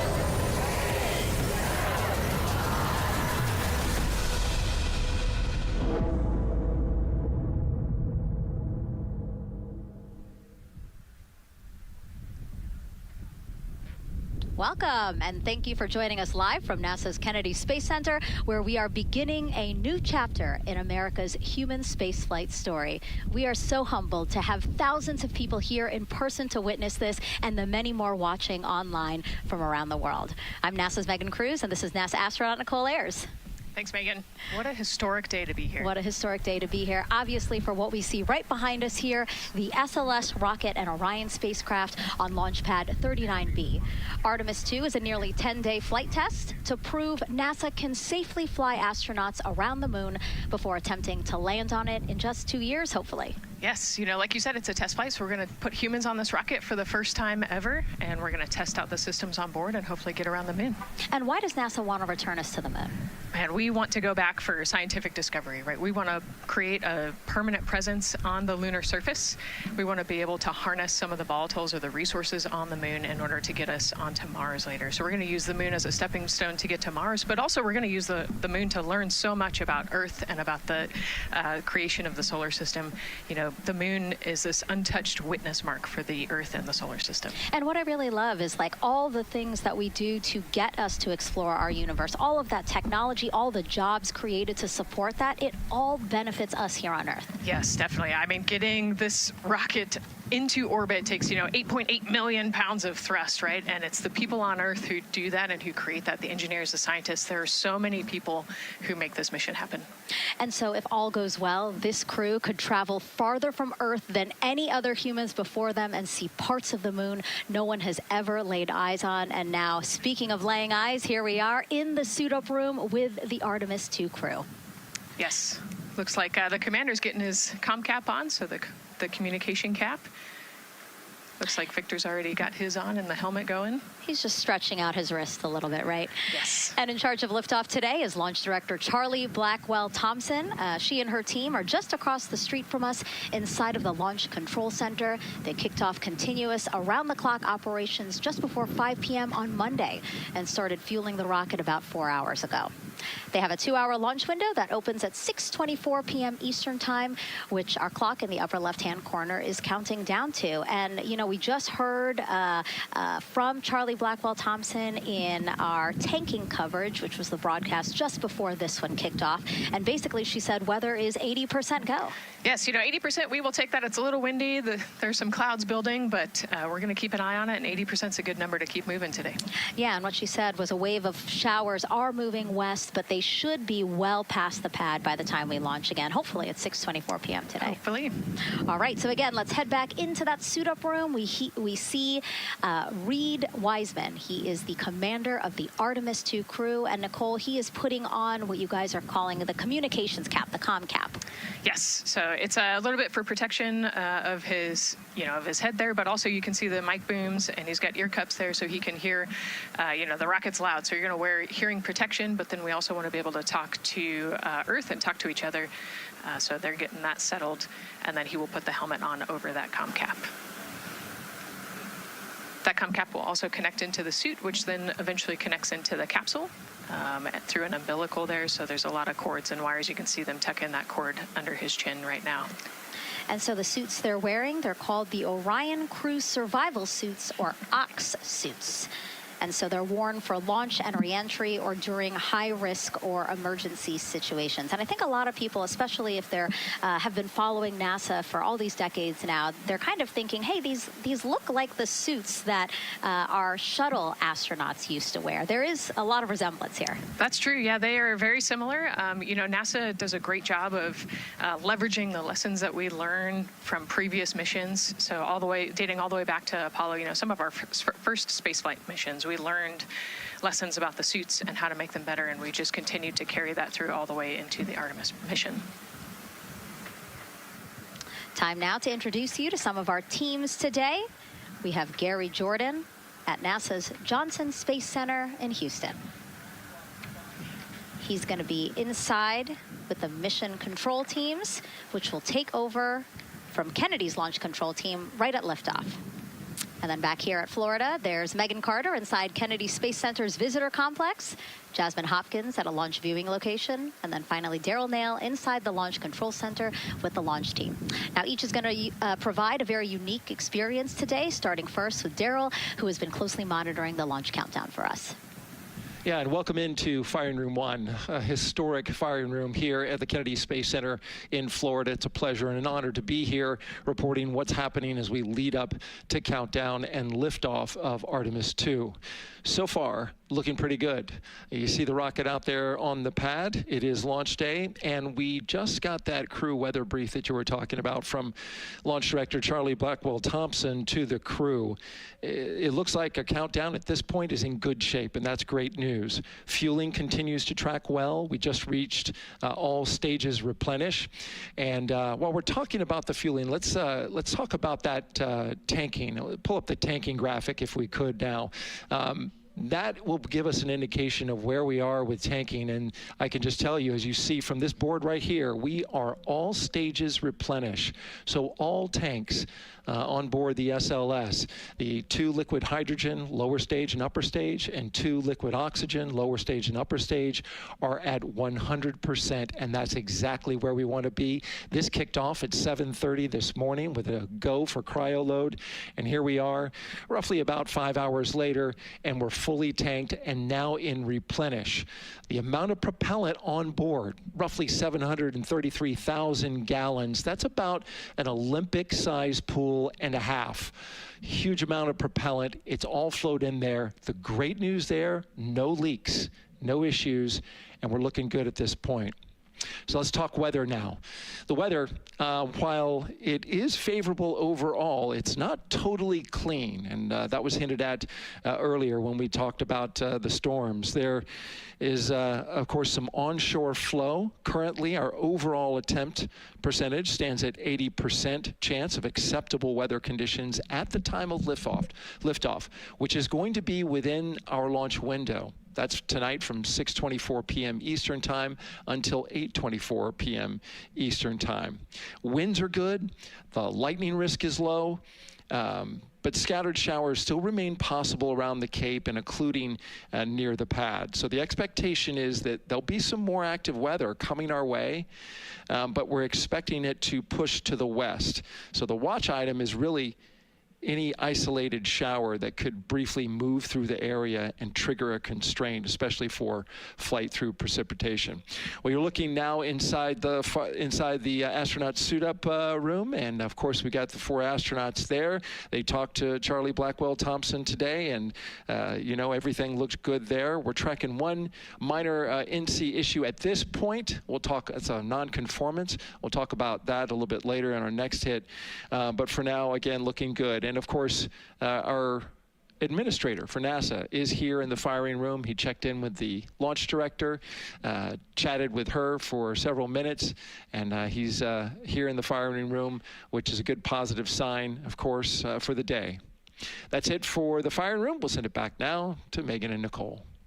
Daryl, thank you so much. Yeah, let's get back into the suit-up room here, where we now have a shot of all 4 astronauts, and it appears all of them are undergoing their suit leak checks. Can you talk to us about what that is, Nicole? Sure, yeah, you can see, you know, as the suit expands, that we're going to pressurize those suits. So in the case that we need it, if we lose pressure in the capsule, those suits will protect the astronauts and keep them pressurized and keep them survivable. So these These guys are going to hold their breath for about 10 seconds. You know, any movement in the suit could cause changes in the pressure, and so we want to get a really nice, precise, accurate measurement on the leak check. And so they'll hold their breath. You know, even just their heartbeat could potentially make some differences in those super sensitive sensors there. So you can see the red and blue valves there, the air in and air out, and it looks like Victor just had a good leak check. Yeah, and actually they do 3 leak checks, again, just to get an average reading to say, hey, you know, we have confidence that these suits are holding the right pressure. As Nicole said, that tube that's going in, that's putting air into their suits, and then there was that gold instrument that you saw on their other side. That's how they can control how much pressure is being released in order to do these checks. Yep, and they will do the leak checks here in the suit room, and then they'll do more actually in the capsule as well. They'll do another leak check. So we're going to make sure the suits are ready to go before we even step out the door, and then we'll check them with the entire system on the capsule once they get out to the rocket. And you might also notice that some of the astronauts, while they're doing their suit leak checks, you might have seen Victor gave an OK sign. You might also see a thumbs up, and that's because concurrently, while they're doing these suit leak checks, they're also doing comm checks. Yes, yeah, we talked about the comm cap earlier and the umbilical and how they plug in. So yeah, they're going to test the comm, they're going to test the suit, make sure everything. They're actually probably testing the cooling system as well right now. You know, they're going to plug into the portable cooling system and make sure that all of that is working. So like I said, we want to make sure that we've got 4 healthy suits before we go out. Yeah, this suit, 3 layers, so obviously it can get hot. Yes. So one of the layers is a cooling undergarment, and basically they flow cold liquid through that undergarment to keep the astronauts cool and comfortable before liftoff today. Yeah, it's like a onesie with a bunch of tubes running around it, and the water flows through there to cool you down. All right, lots of information to share with you all today. If you have any questions, we'd love to hear from you. All you have to do is send your questions our way by tagging @NASA Artemis, and we'll try to answer as many of your questions live. And we'll also have some questions for you throughout the broadcast, so we hope you can participate in those opportunities as well. Okay, as we continue to be inside the suit-up room here, why don't we learn a little bit about each of our crew members? Right now, we are looking at pilot Victor Glover, but hopefully we can get a shot here of our commander, Reed Wiseman.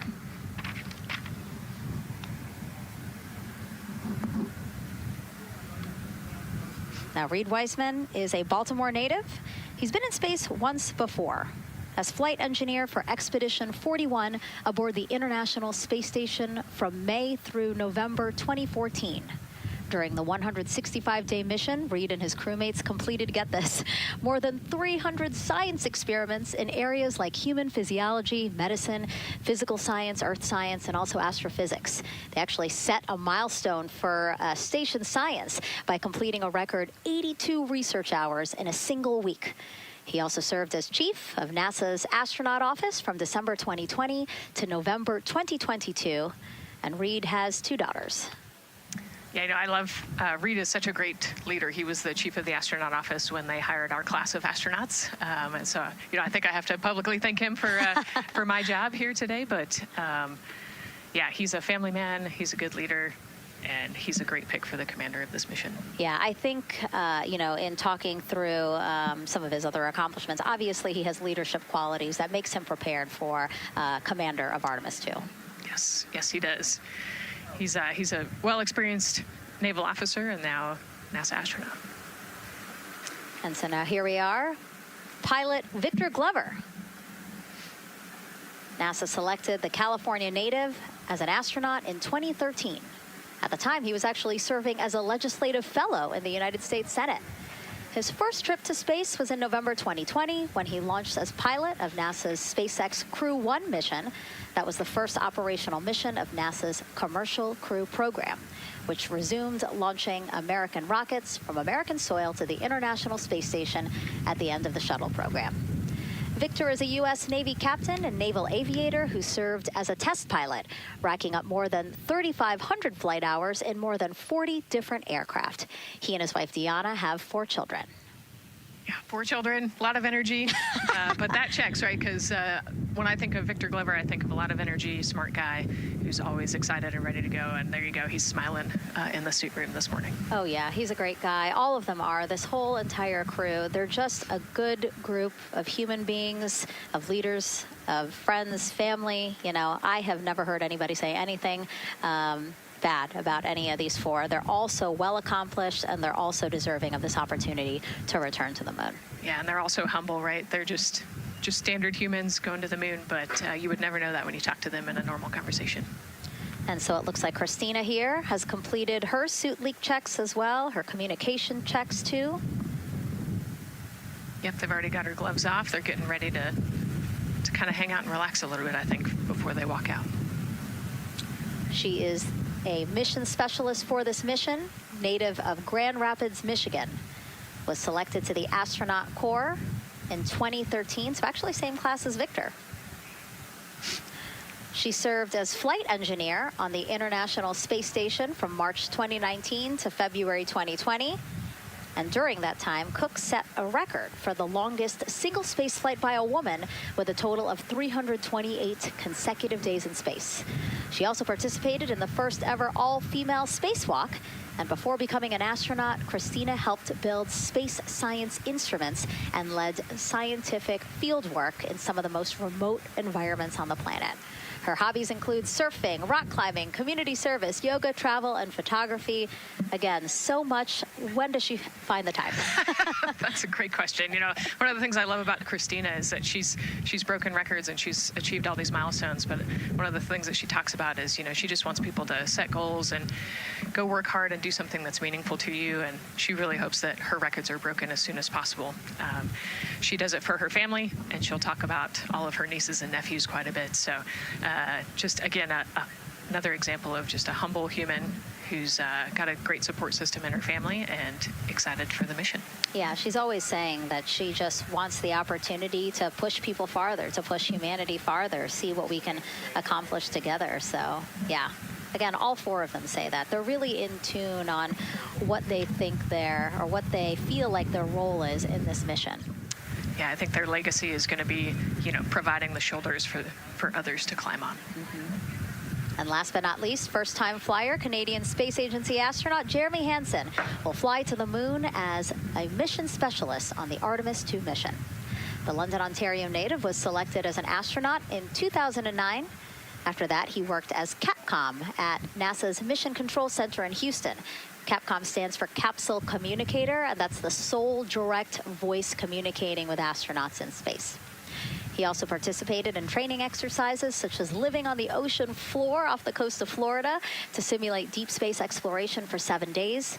In 2017, he became the first Canadian to lead a NASA astronaut class.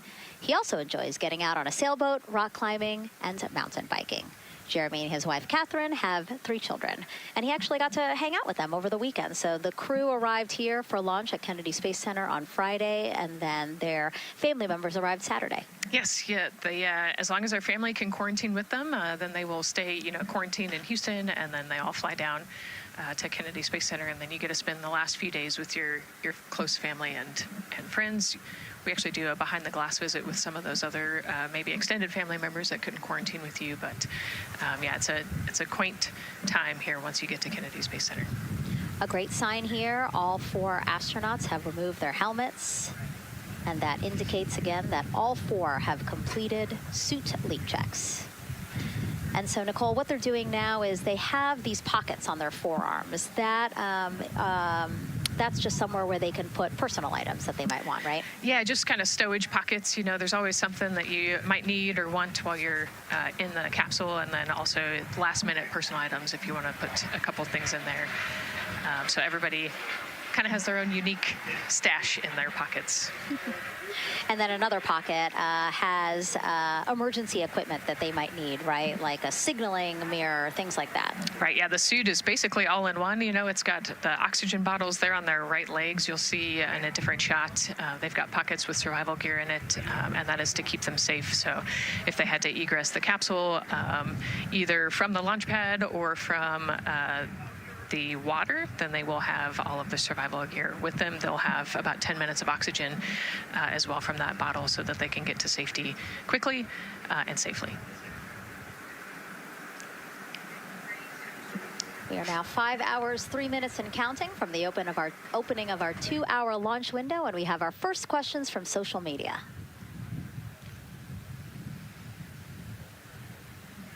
Question here from X. So to be clear, this is not a mission to land, but to orbit the moon. Thank you, and thank our astronauts. Nicole. Yeah, this is a great question. I think it's important to highlight the mission of Artemis 2, where we are going to go around the moon. We're going to see the far side of the moon. We're going to see parts of the far side of the moon that human eyes have never seen before. It's very similar to the Apollo 8 mission, right? We're also potentially going to be able to see the landing sites for the future Artemis missions and kind of provide the overall context of those landing sites amongst the entire moon site there. So it's an exciting mission. We'll get to learn a ton about there's so much science that's going to be on this mission as well, right? Where they're going to do some science experiments on humans, learn about the stress of the environment, and we're going to learn about the radiation environment. We're going to learn about the suits as well. We've got some technology demonstrations that are going to happen. So there's a lot going on this mission as we fly around the moon and come back. Mm-hmm. We always say it's about increments, right? Like we're making that next giant leap to Mars, but in order to do that safely and to do that thoroughly, incremental steps. Exactly. And, like we said, this is the first time that we've put crew on this rocket. And so actually, before we even head to the moon, right, we're going to stay close to the Earth, and we're going to check out all of the systems on Orion, make sure that it can handle 4 humans, make sure it can handle people sleeping, people exercising, all of the environmental control systems are working. So we want to make sure that the capsule is safe for the crew before we send them, almost 250,000 miles away. Yeah, that was a great question. And we actually have another one that we'll pull up on screen here. Another question from X. How long will it take them to reach the moon, and how long will the entire mission last? Another great question, right? So they're going to do a couple orbits around the Earth. They'll do a perigee and an apogee raise burn. What that means is that they're going to accelerate to get further away from the Earth, and they'll get into a really highly elliptical orbit first. And then once they get into the translunar injection, so they're actually on a free return trajectory, which means we're going to accelerate them, and then they're going to escape Earth's gravity, and then just based on orbital mechanics, they'll be able to come home without having to do another burn or acceleration. So it'll take about 4 days once they leave Earth's gravity to get to the moon. They'll fly around the moon, about 4 days back, and then land. So overall, about a 10-day mission. Exactly. Yeah, these are really great questions, guys. We know that, again, we are sharing a lot of information today, so please do not hesitate to reach out. Obviously, Nicole, very smart here, and we're happy to answer any of your questions. Again, tag @NASA Artemis wherever you're watching this coverage. And now we actually have a question for you. Who would you take with you on a trip around the moon? Would it be your bestie? Would it be a pet, family member, or a seasoned astronaut? Think about that one. I know. I like that. I absolutely know what I would say. I think it would make my husband upset, but I have my answer here. But we'd love for you to go to NASA's Instagram or Twitch accounts to vote. Again, who would you take to the moon with you? Bestie, pet, family, or seasoned astronaut? Try to go vote, and then we will share your answers soon. Again, husband is not gonna like my answer. And we're not the only ones with questions today. We will also hear from celebrities during our launch coverage. See what Stanley Tucci, Scarlett Johansson, and others want to know about NASA's Artemis 2 test flight. Plus the surprise of a lifetime as kids marveled at the rocket and spacecraft rolling to the launch pad. Look at those cute faces there. Oh, I love that. Love those suits. And we'll show you how the astronauts will eat, sleep, and go to the bathroom while in space. Keep in mind, the Orion spacecraft is about the size of a 6-person tent. Yeah, not super big, but, it's 10 days with your 3 best friends. So I think it's manageable for sure. But, every ounce counts when you're trying to get to the moon. And as we continue to look into the suit-up room here, a fist pump for some of the folks in the crowd there by Victor. Why don't we take a look around the center here? We know that there are some folks who are already getting ready to check out the team here as they drive across KSC to their launch pad. Look at that. Oh, that's so awesome. That's a great crowd. They're waiting there in front of the vehicle assembly building. So actually, they're just down the road from us. This is a good crowd, as Nicole said. Oh, there they are. They just got their cue. Oh, now? Let me wave now. Oh, yeah, they are excited. That's amazing. So all of these folks, content creators that are getting behind-the-scenes access as part of NASA's NASA social experience here. So as you can see, very excited. The crew will get into their convoy and drive past them here pretty shortly. Yeah, what an amazing way to share the Artemis story, right? By inviting these social media experts out to share the story as they drive by. All right, again, let's take a look at the clock. 4 hours, 58 minutes and counting from the opening of today's 2-hour launch window. So why don't we check back in with Daryl with the launch team. Megan and Nicole, and inside Fire Room 1, I'm listening to Launch Director Charlie Blackwell Thompson greet the Ascent crew who just came on console over there at Johnson Space Center. So good to have the Mission Control team jumping on with us. So far, the launch team here in the firing room has had a really good morning. Really smooth tanking that kicked off at 7:30 a.m. this morning.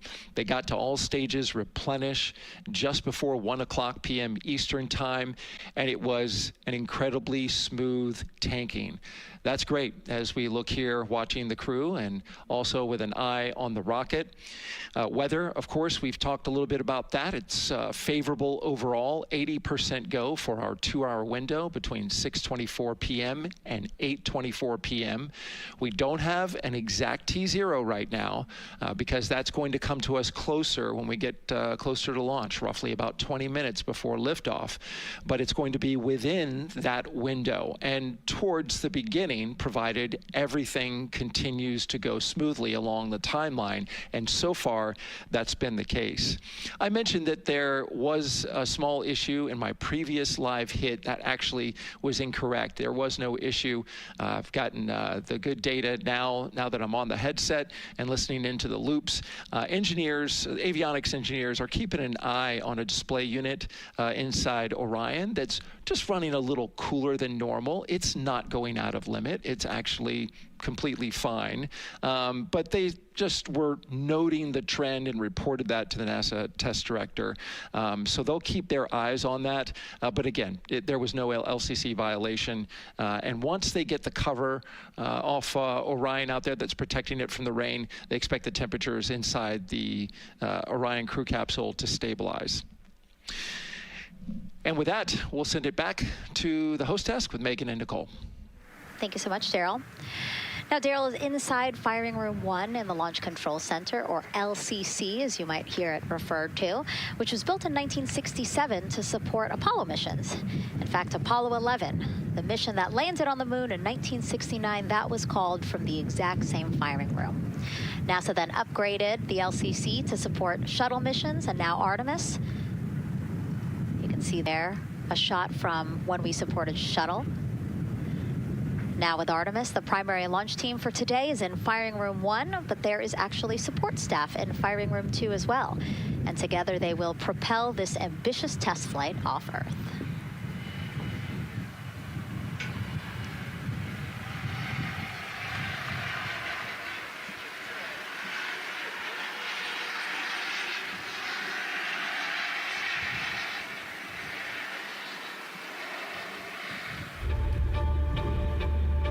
We're going back to the moon because it's the next step in our journey to Mars.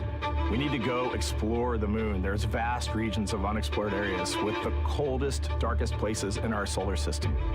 This is a test mission, and when we get off the planet, we might come right back home. We might spend 3 or 4 days around Earth. We might go to the moon. That's where we want to go, but it is a test mission, and we are ready for every scenario as we ride this amazing space launch system in the Orion spacecraft. But another reason we're going back to the moon is to fulfill NASA's mission, which is to explore the unknown in air and space, to innovate for the benefit of humanity and to inspire the world through discovery. And when we succeed and when we accomplish the things that we set out to accomplish, that inspiration not only can set up new things to happen, but it also is a reminder in tough times that we're capable of doing great things when we work together.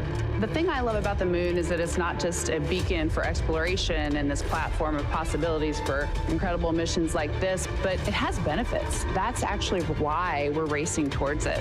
Those benefits are really wide in nature. You have everything from innovation, technology development, not only for future missions going deeper into the solar system, but technologies that come back to Earth. You have inspiration, a whole generation of people starting this pipeline of STEM workers and manufacturers and operators that are excited to see what you can do when you work hard and you come together as a team.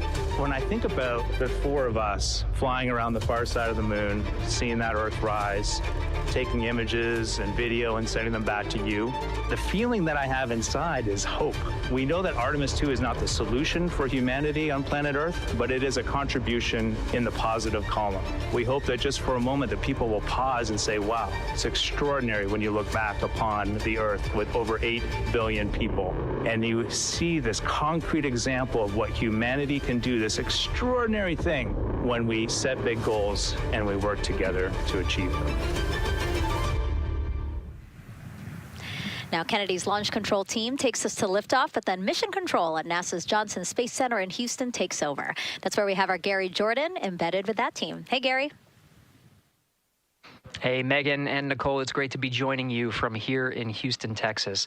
I'm in NASA's Mission Control Center, where the Artemis II Ascent flight control teams, led by Flight Director Judd Freeling, recently started their shift to monitor the Orion spacecraft integrity, the Space Launch System, and the crew to make sure all criteria is met to commit to today's launch and the mission ahead. The team you see here in this room today has been training extensively to prepare for the highly dynamic phase of flight that begins shortly after engine ignition. Teams here will be monitoring the flight of the Space Launch System, Orion, and of course the Artemis II crew on board as they make their way from the Kennedy Space Center into Earth orbit. The lead console positions will be in this room, called the White Flight Control Room, a room which traces its legacy to the Space Shuttle program, with the first shift supporting STS-70 in 1995, more than 30 years ago. Each console represents an expert in a particular discipline, whether it be communications, propulsion, crew health, life support systems, or trajectory. And each of these individuals has a support team in other rooms, each ensuring that no data point is left unchecked, no procedure is missed, and combining efforts as one Artemis team to ensure crew safety and mission success. After liftoff, Mission Control Houston will be staffed around the clock over the next 10 days until the spacecraft is safed for the recovery teams and the crew is extracted from integrity and brought aboard the recovery vessel. The roar of a powerful Space Launch System liftoff is just the beginning. The mission is, of course, a test mission, and the first with humans on board Orion and in deep space. The crew's job is to put the systems and capabilities of Orion to the test, taking us closer to a sustained presence on the lunar surface. It's great to see the crew gathered around the table. Megan, with that, we'll toss it back to you as we continue to monitor from here in Mission Control Houston. Back to you. Thank you so much, Gary. Yes, a pre-flight tradition that we have seen with our crewed flights and our astronauts, the card game, Nicole. Yeah, you know, this is a fun time for the crew. Kind of relax a little bit, play a card game with the chief. You can see Scott Tingle there is the dealer today. Looks like they're playing high card wins. So Victor won, he's out, now Jeremy's out. You know, there are two schools of thought on this game. Either you want to get rid of all your bad luck or go out on a high note. So it looks like the crew chose we're going out on a high note. And, you know, I think one of my favorite parts when I talked to Reed about this is he was just excited to play a game with his old boss from Naval Test Pilot School. So once again, his boss today. Yeah, and I love this part of the tradition because this is when, again, you usually see them like, yeah, laughing, but very focused still. But when they get to this table, laughs, high fives, smiles, just really a brief moment of levity in what can be and will be a very long day for them. Yes, you know, it's a long day. There's a lot of preparation that goes in today. And so they're just, I think, at least for us, a nice brief moment of some relaxation, a couple laughs, you know, a moment to take a few deep breaths and reflect on the mission ahead, and then, you know, get some high fives as well. And so with their bad luck dispelled, some good luck from Scott Tingle, let it seem like there, right? Yes, definitely. It's actually a really fun tradition. You know, I think that card game is more steeped in tradition than anything else. Every crew has played that same card game. As you said, Nicole, the primary reason for why they're there to suit up, to do communications checks, to do pressure checks all done, and now it seems like Reed had some words for the team in that room. Yeah, you know, this day can't happen without thousands of people, right? And so the suit room is a great example of that. You've got all of the suit techs, and you've got your support team there, everyone who has made this day possible. You know, they've been working with the suit team for years at this point, getting ready. So some fist bumps to the group. Again, the suit team are the folks dressed up in those white, very snazzy outfits. Special outfits that we can talk a little bit more about later. But each crew member was assigned their own suit technician. So as you said, working very closely with the same person to make sure that the crew felt comfortable and ready in these suits as they lift off from Kennedy Space Center.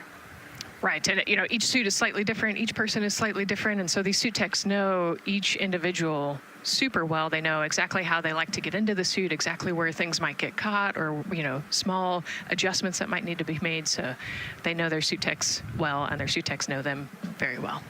And so as we take a couple of pictures here, we really hope that you are learning a lot about the suits and the process of checking them out for a mission. But imagine the opportunity to get a hands-on demonstration from people who helped design these suits. Take a look.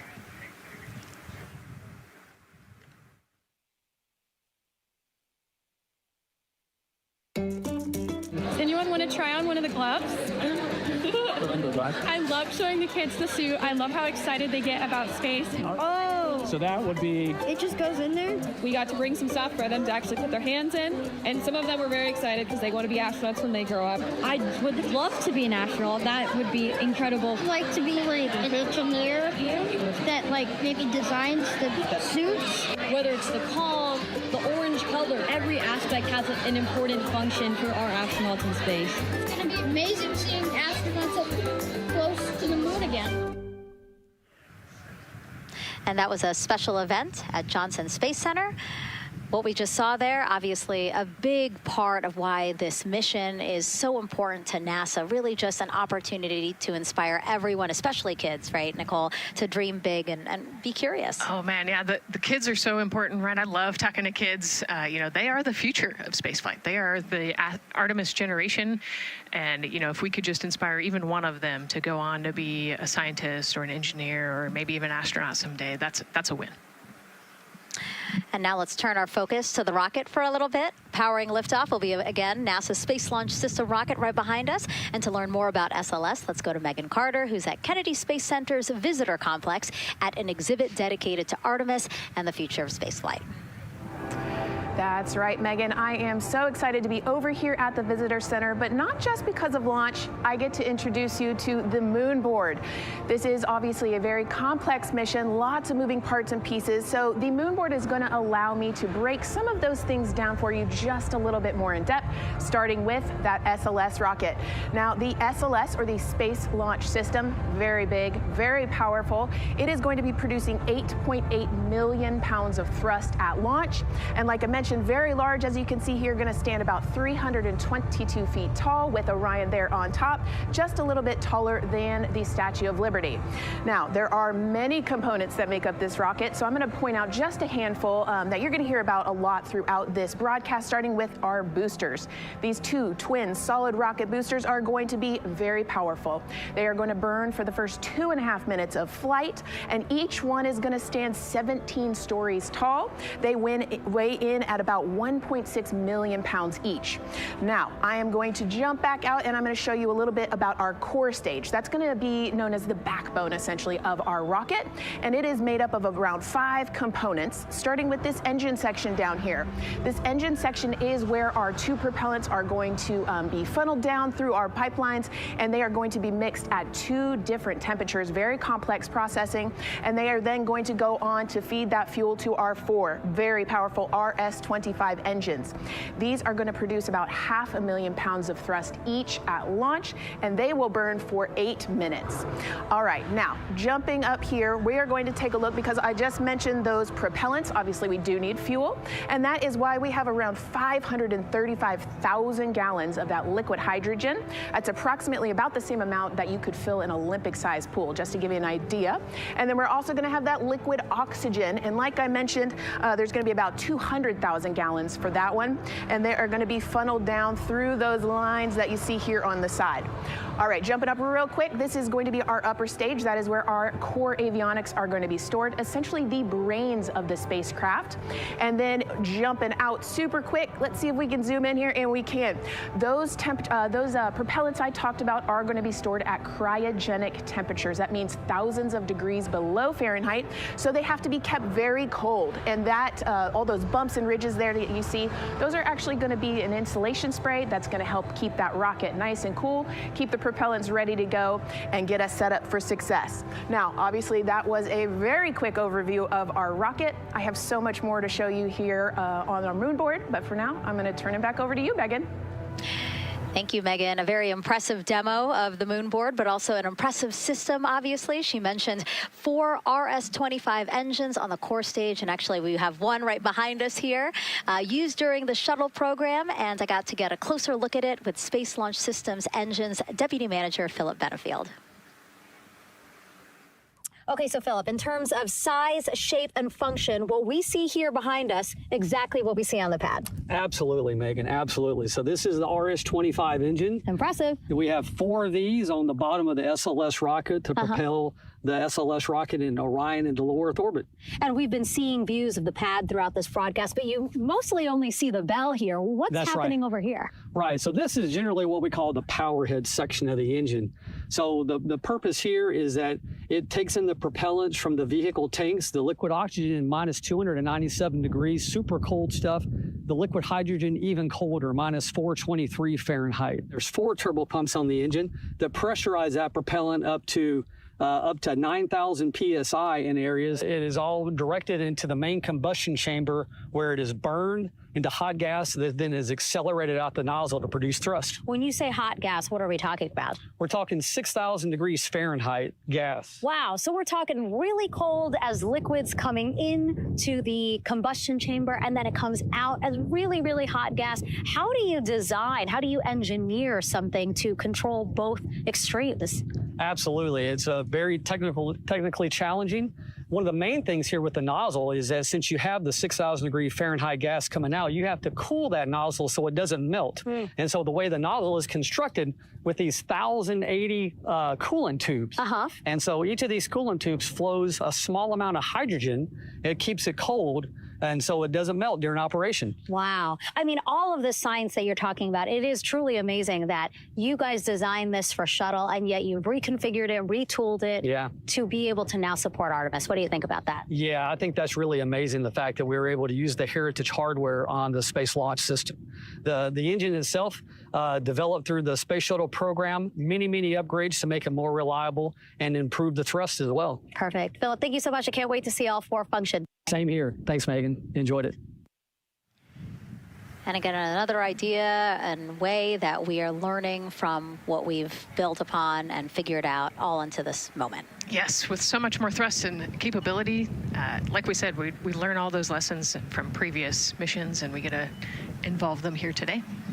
And here we are, the closeout crew in the White Room, getting ready for the astronauts who have just left crew suit up and are now walking down a hallway to greet some family and friends downstairs. Commander Reed Weissman, Pilot Victor Glover, Mission Specialist Christina Cook, and Jeremy Hansen. Looking excited, ready now in that elevator to take them 3 floors down. Thumbs up, one more photo, one more photo. Oh, nope, a couple more people in that elevator.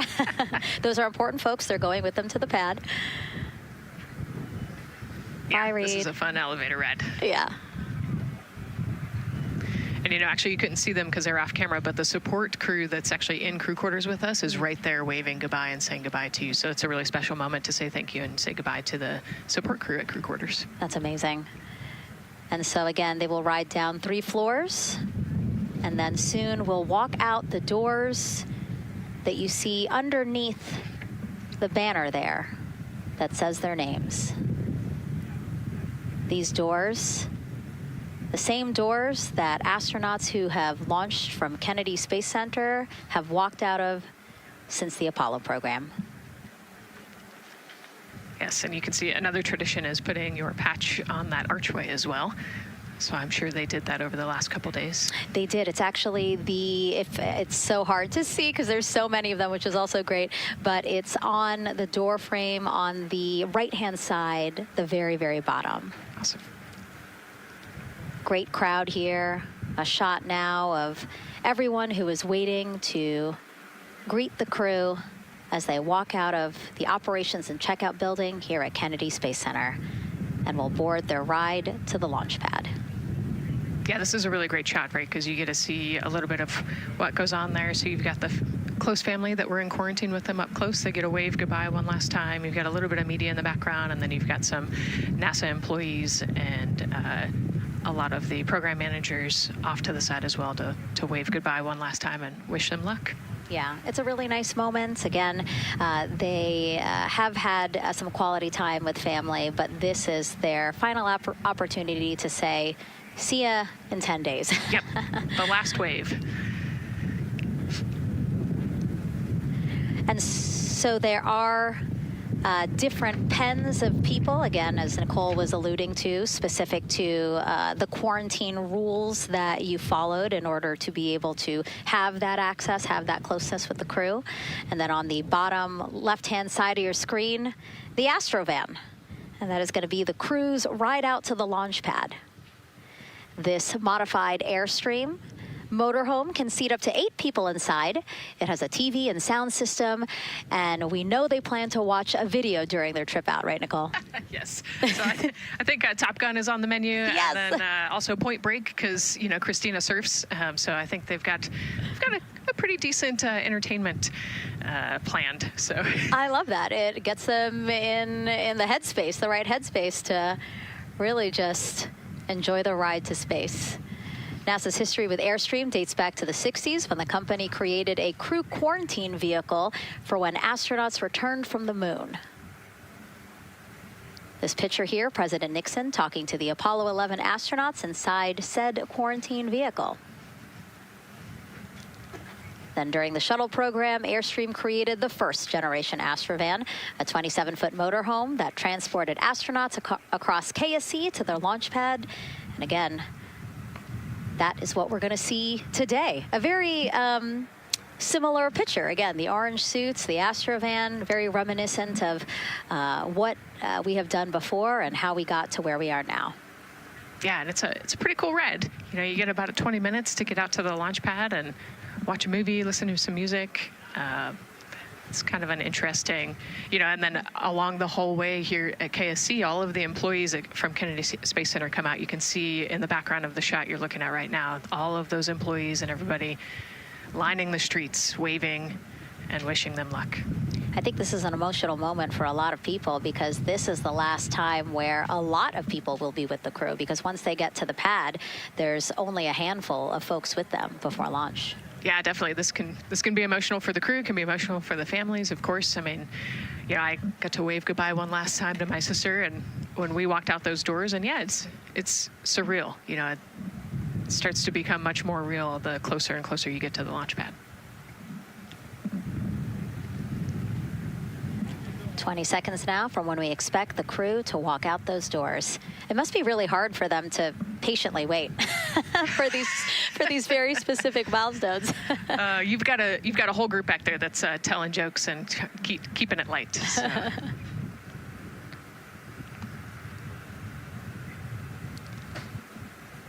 And here they are, NASA's Artemis II crew. Commander Reed Weissman, pilot Victor Glover, and mission specialist Christina Cook and Jeremy Hansen taking their first steps outside for their historic test flight. To a wonderful applause from the crowd. They're looking really excited Some and big really ready. smiles. Yeah. I love that. Out here. It's a great day for us. It's a great day for this team. A few words from Reed. Great day for us, the team, he said. Thumbs up, more thumbs up. Of course, a lot of pictures. We hear some camera shutter clicks back there. I love the energy of this crowd. Let's go. And so now the crew walking over to each of their pens. The first people closest to them, of course, their family members who got to quarantine with them, correct? Yes. Yeah, so the ones that are close and waving, those are the immediate family, so spouses, partners, kids. And we're trying to give them some privacy so that they can have their conversations with their family members. Christina there, she has her husband. Victor has 4 daughters and his wife, they're there. Reed, his 2 daughters are there. And then Jeremy, his wife, 2 daughters and a son. You know, when you were standing in their shoes, Nicole, when you flew for Crew 10, what were you kind of talking about? Like, did you really think about this moment and what you might want to say? You know, they've all already done their real goodbyes, you know, in person. And so this is more just kind of, again, that last chance to wave, last chance to get one smile. You know, you see Christina there smiling. So this felt much less heavy and just, you know, waving and maybe cracking a joke or something, saying hi. So this was a really, really great moment for our crew. Reed's 2 daughters there. Reed spoke about when he told them that he was selected to be the Artemis II commander. And he said he was worried. He's a single dad, didn't know how they would react. And actually, he said he was overwhelmed by their support. He woke up the next morning with cupcakes baked by one of the daughters, moon cupcakes. Yes, I love this story. Moon cupcakes the next morning. Like, how awesome is that, right? Everybody needs their support system, and clearly he has that in his daughters. Christina said she took a bike ride with her husband and wanted to tell him when the moon rose, but that it was too foggy. But she said he was still very excited and happy for her. Yeah, the moon's still out there. A close-up now of, again, Commander Reed Weissman and Mission Specialist Christina Cook. To the right of your screen, as we pan left, we have pilot Victor Glover. Victor told his wife, and they told their 4 kids together, and he said that one of them just started yelling, "Let's go!" Yes, I love that. Again, the support from the family is awesome. And Jeremy said his wife and 3 children, super excited. He felt very supported. You know, he did have that tough conversation, obviously, of talking about the realities of this being a test flight, but he said they were super supportive. And now as he walks away, some kisses from Victor Glover to his family, hearts to Christina.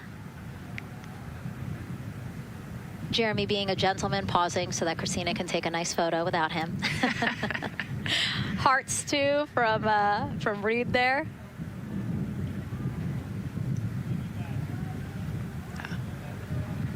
Hearing Victor saying, "Love you guys," saying that to some of his crew members there. Woody. Some more applause from the group. Quick wave to some of the NASA program managers, and I think Norm Knight's out there, the FOD Flight Operations Director.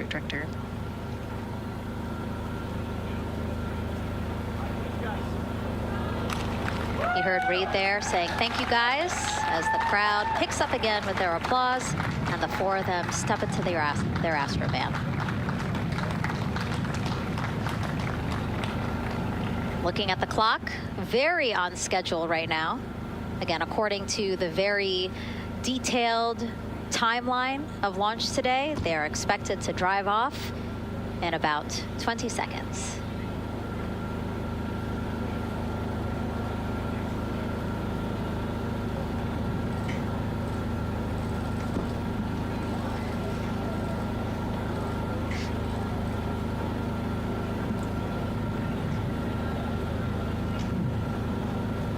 So far, we're marching toward the launch smoothly.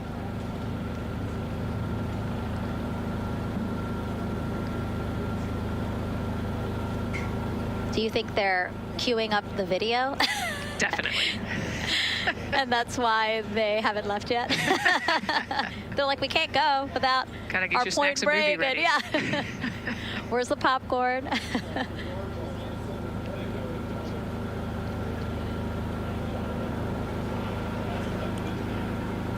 Again, good on the timeline. Of course, they do have these very specific milestones, but this is not one that has to be completely stuck to the second and the minute. Yeah, we will make up that time easily. They will get a full security escorted ride out to the launch pad. It's a quick trip, 15, 20 minutes.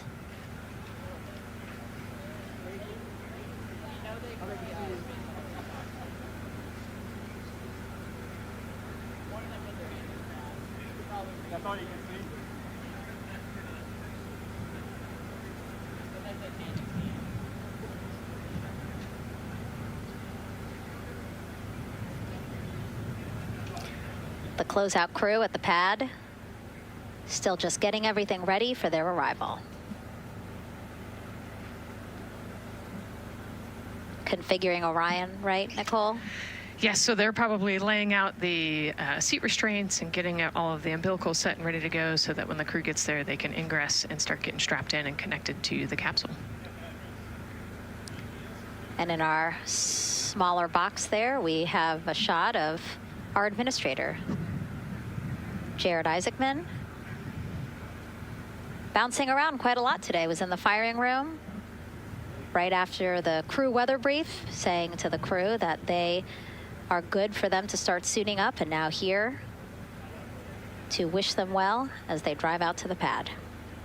Yes, he's so invested in this mission. I love it. You know, he's been an active participant today, and exciting to see him there at the walkout.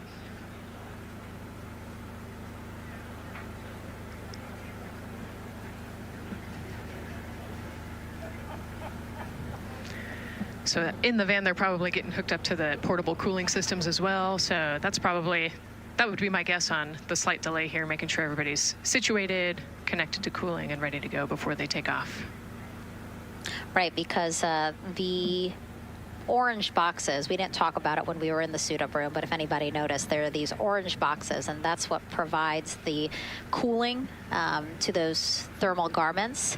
And so those boxes have been staged inside of the Astrovan so that once they got there, they can connect up, again, so that they're cool and comfortable on the way out. Right, so they were off cooling from the walkout, you know, said hello to their families and the 80-degree weather here in Florida today, so it can get really warm in the suit quickly if you're not careful, so you want to make sure everybody's comfortable before we drive off. And then when they get to the pad, of course, and strapped into Orion, then they don't have any need for those cooling boxes anymore. They will get that cooling through Orion, through the different lines and umbilicals that they'll be connecting to there. Yep, that's exactly right. The Orion capsule and its environmental control system will take over once they're connected to the umbilical.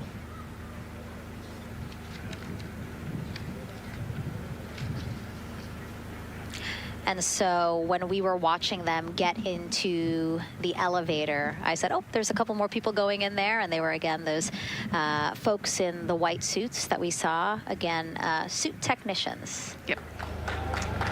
And there they go. And off they go. Reed, Victor, Christina, and Jeremy now on their way to launch pad 39B, where they will fly to the moon, something no human has done in over 50 years. They may also set a new record as the farthest humans have ever been from Earth, a record set by the Apollo 13 crew almost 56 years ago today. We still hear cheers as they drive away from the operations and checkout building here at Kennedy Space Center. Now, while the crew make their way to the pad, let's get to know each of them even better. First, Commander Reed Wiseman. The moon, to me, it's the thing that connects me together with all the other humans in my life. I remember being a little kid lying in bed at night and just looking out at the moon in whatever phase it was in, and I was thinking, man, My friends that live like 20 miles away, they can probably look out and see that same exact moon. And then when I was in the Navy and I would look out at the moon and I'd be halfway around the planet, and I would think, man, my brother can see that moon where he is, and he's halfway around the planet from where I am. To me, it's a connection of life on Earth. We can all look up and see that moon, and it's always changing. The moon is never the same 2 days in a row. I love that. My name is Reed Wiseman. I'm the commander of NASA's Artemis II mission around the moon. I grew up in a little town just north of Baltimore, Maryland, about 20 miles north of the city. There was a National Guard base nearby my house, and there were A-10 aircraft that would fly over every now and then. I just would look up at them and be like, man, I want to be up there. I want to go do that. And then my brother went to the Naval Academy, and I would go every year and watch the Blue Angels fly during commencement, and that just started to grow and grow and grow. For a while, I wanted to join the Air Force, and then I realized Navy flies as well, and they fly from ships in the middle of the ocean, and that was it. Like, done deal for me. That is exactly what I wanted to do for my career. Flying is freedom to me, especially when you're in a jet aircraft coming off of an aircraft carrier in the middle of the Pacific Ocean. Nearest land is over 1,500 miles away. So when you come off of that aircraft carrier, you are truly just alone with yourself out there. It is a magical experience to be out there all by yourself in an aircraft over the Pacific. It's free. I think anybody who accomplishes something that they set their mind out to, there's no one thing that does it for them. It's a combination of everything. I mean, the way my parents raised me, the way my brother and I, the way our relationship developed over time, my friends, being in the marching band, going to college, setting my own course, learning how to live on my own, being mentored along the way, being, kept on the path to success, but being given the freedom to, make excursions and fail every now and then and regroup and carry on. I think all those things come together in the end to get you where you are. I've had to overcome, I'm a human being. I've had to overcome a lot of fears. I'm pretty scared of heights. I joked about that on the International Space Station, but it turns out I'm only scared like at the edge of a building. When you're up on the International Space Station, even though you're 250 miles up, I never had that feeling of falling or that I was, at risk up there. I just kind of loved the feeling of floating and looking down at Earth.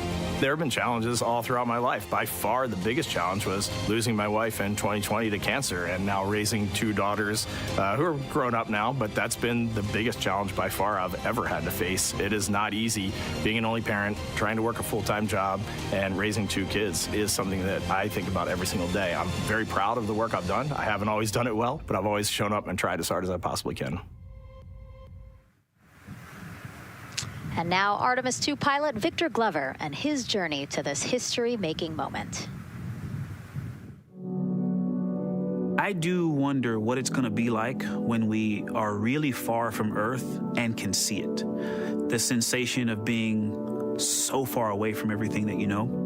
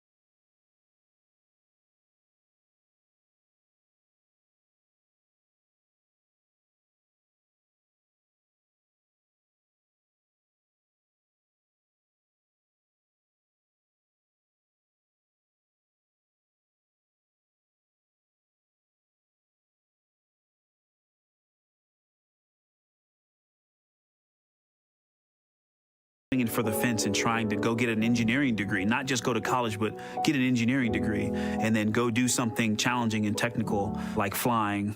Apollo is known for sending humans to the moon. Artemis has an opportunity to continue the Apollo story, but I actually think it's important for this story to stand on its own. Artemis is a new program, and we're trying to do new things. And it's great to compare and contrast. When you look at our spaceship, you can see parts that were designed, built, and integrated in another country. When you look at our crew, you see that our crew is international. There are also men and women. And I just think that comparing and contrasting makes the story even richer. The piloting role specifically, I will have an hour and a half or so where I get to fly the spacecraft by hand. We haven't flown that many spaceships. And so the ability to fly one actually in space on a test mission is just a really unique opportunity. I can't tell you how I'm going to feel when we fly by the moon and see the moon up close and the Earth from 250,000 miles away, but I don't use the word excited because I'm focused. You know, what we do, this is very serious and it's very risky, and we are all intimately familiar with that risk. And so if we go out there and we're successful and we can pass that baton on to Artemis 3, that's something to really be excited about. Great to hear from Reed and Victor in their own words about how they feel about this mission and their role in it as the convoy turns this corner here onto the road where the vehicle assembly building is and where the group that we showed you earlier today, ready with their flags. Wow, that group has expanded exponentially. Love this. Yes, this is great. So many people. Flags, oh my gosh, I love it. Oh, this must feel so special to the crew to see all of these people here to wish them well. Yes, this is heartwarming. Look at how many people there are. Everyone is so excited about this mission. Signs, people have made signs. I feel like the Astrovan has slowed down a little bit, you know, to really take in the moment. Wow. That's amazing there. Again, crowds continue going as we are now passing the historic vehicle assembly building. This is where the Space Launch System rocket was assembled and stacked with Orion. Its history, of course, goes back to the Apollo days, but today it is home to the Artemis missions to the moon and beyond. Gosh, still people lining the route. Yep. I love that. I do too. It leaves me kind of speechless, you know, just to see all the support, all of the people who want to know that they're thinking of them, they're with them, and the fact that this crew specifically has always said we are going for all by all, this must be really special to them. Yes, and that's just here on Kennedy Space Center. Imagine the rest of Florida right now. Yep. Mission Specialist Christina Cook, who holds the record for the most consecutive days in space by a woman. Let's take a look at what she has to say about this mission. I tell a story, which is one that my dad told me before the Apollo missions when he was just a very little boy. He was looking up at the moon with his mom, and his mom said to him, "Don't worry, Ronnie, we'll never get there." Fast forward maybe 70 years later, it's his daughter that's actually going there. And I think that long arc is something that we can all learn from. The idea that the seemingly impossible becomes possible if you just believe in it and are willing to work hard and come together to achieve it. My name is Christina Cook, and I'm a mission specialist for NASA's Artemis II mission around the moon. When I look back at my dreams as a kid, I definitely never thought I would actually get here. I was very pragmatic. Even though I'm a dreamer, I knew that the odds were way against me again, so I might as well do something I'm loving in the meantime. I definitely loved science and math in school and, you know, did pretty well in those things, but I also loved being active. I was always outside. I loved things that made me feel small. I loved looking at the night sky, oftentimes between the pine tree branches, or I loved the ocean. North Carolina also has mountains, and when we would go there, I just loved the vastness of all of those things. I loved how they made me feel and what they made me think about, and the vastness of the universe and how much out there was to learn. I'm drawn to exploring. I'm drawn to challenges that involve both mental and physical, and I'd much rather be solving problems wearing a whole lot of equipment and in a harsh environment, and that's just something I've carried with me ever since I was a kid. Thinking about the fears or challenges that I've had to overcome, there are just so many. I mean, basically, it's just been, that has been the journey. I always say to people, do what scares you, and that means I have to follow my own advice. So doing what scares me meant getting on a plane and going to the Antarctic, getting on a plane and going to study abroad in Ghana, applying to become an astronaut, opening the EVA hatch in the airlock and going out of it into the darkness, strapping myself onto a rocket. And so for me, I think that no matter what the challenge, recognizing that if people believe in you and you believe they believe in you, the challenges seem always a little bit easier. To me, the moon, it represents history. It is a witness plate. Everything that's ever happened to the moon is still written on the moon. Every single person has looked at the moon their entire lives. We see the same moon. That's something really special. It's just the epitome of a symbol of something that's in each of our hearts, but that's also represents exploration and reaching. And as we continue to watch the convoy, almost at the pad, mission specialist and first-time flyer, Canadian astronaut Jeremy Hansen.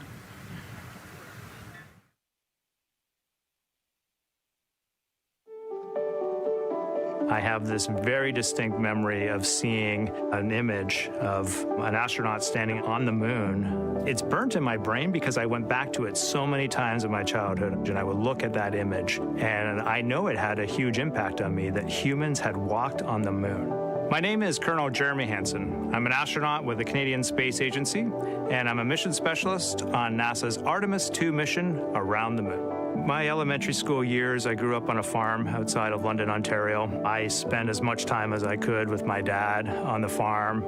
I learned the value of hard work, for example. If I wanted to go to work with Dad, it was going to be a long day, and I was going to have to not complain, or I wasn't going to get to go the next day. I had a treehouse. I had a vivid imagination, and I changed my treehouse into a spaceship. I made all these dials and controls. I had circuit breakers for switches that I found in the barn, and I was exploring space in my imagination. The most important thing I did to get to where I wanted to go in life, which was flying fighter jets and eventually becoming an astronaut, is I shared those desires with other people. And it turns out, just like you don't go to the moon on your own, if you could, I would have done it a long time ago in my treehouse as a kid, you have to go as a team. I think the biggest impediment to achieving my goals was, of course, myself. And I think that's a common human experience. There are many times where just little things would get in my way, and my immediate interpretation of that was, well, now that goal's out the window. You know, people must have lifted me back up, and somewhere in the back of my head, that persistence came through. And I think that's a common human experience, to doubt ourselves. I've come to this, I guess, realization that I believe that we all have gifts to contribute, and the goal is to figure out how to use your energy towards adding positively to humanity's existence on this planet. But I love it when humanity sets big goals, like sending humans to the surface of the moon with an eye to eventually going to Mars, because when we do that, we can bring together genius from not just even in one country, but around the world. I've also learned from my indigenous mentors that they refer to the moon as Grandmother Moon. So you've probably heard of Mother Earth. They use Grandmother Moon because Grandmother Moon is responsible for the water in their community, just like the moon moves the water around the planet, affects the tides. And I think that's a really beautiful thing for us as we go back to the moon, to think about all the different cultures around the world and how they view the moon differently. And that's really neat because we all share that same moon in the night sky. What's really neat, too, was that drive to the launch pad, that point of view to see what the crew is seeing as well, as their Astrovan rides up the pad slope and are now on the surface, about to walk up to their vehicle. Yeah, you know, we talked about how tall this rocket is earlier. Wow. Look at that. Yeah, look at that point of view, yeah.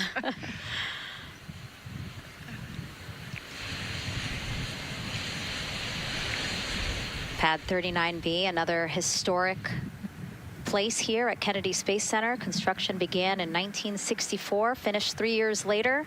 Apollo 10, the full dress rehearsal for the moon landing. That was the first mission to launch from this pad. Yeah, you know, we've used this pad for a lot of missions. You know, we modified the pad in the 70s and 80s, and then the shuttle missions actually launched from here as well. And then, of course, Artemis 1 took off from this launch pad, November 2022. And now here we are about to see the Artemis 2 crew get out of the Astrovan and make their way up the mobile launcher to the 274-foot level, where they will embark on their first crewed test flight of the Artemis program. You know, I think that button in the elevator actually says space when you hit does? it. Yeah. Really? At least on 39 Alpha it does. So I imagine it says something similar here. Again, let's take a look at the clock as we wait for the crew to get out. 4 hours, 10 minutes and counting until the top of our 2-hour launch window today. Let's head back across the street to Daryl, who's following the launch team every step of the way. All right, thank you, Megan and Nicole. And here inside Firing Room 1, we had a nice moment.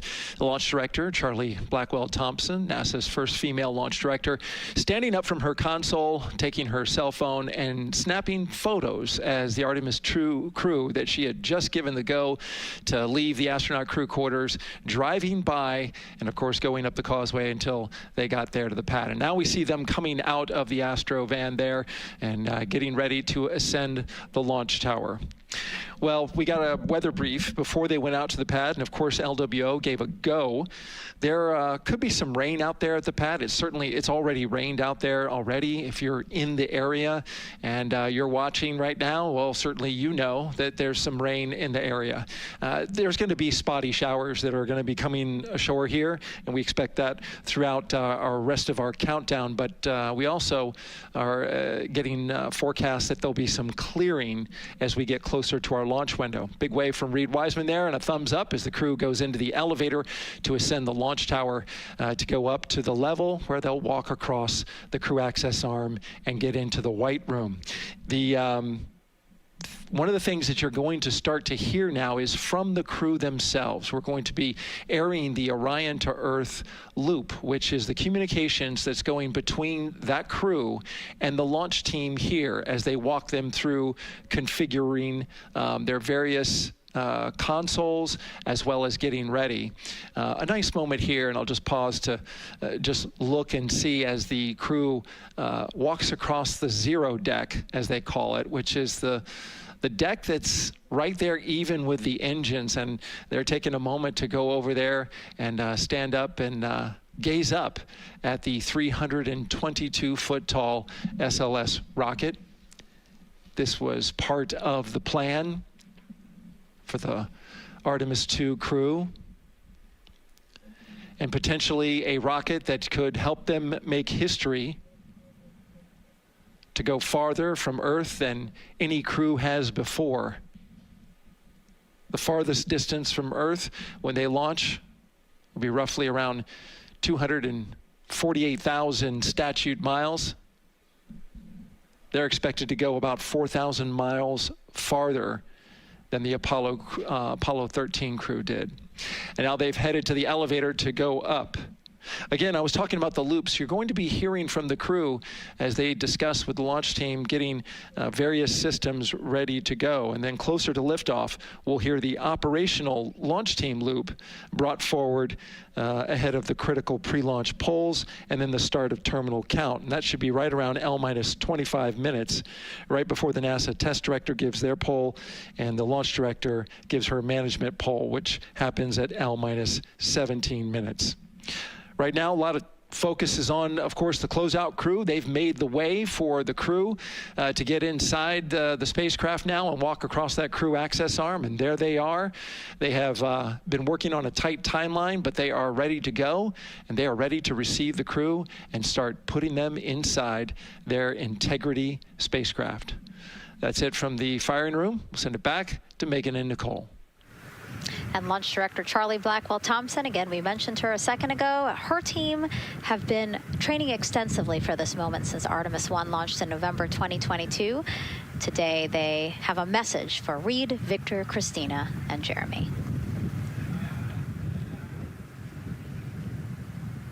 Today, you carry the work of thousands and the hopes of millions.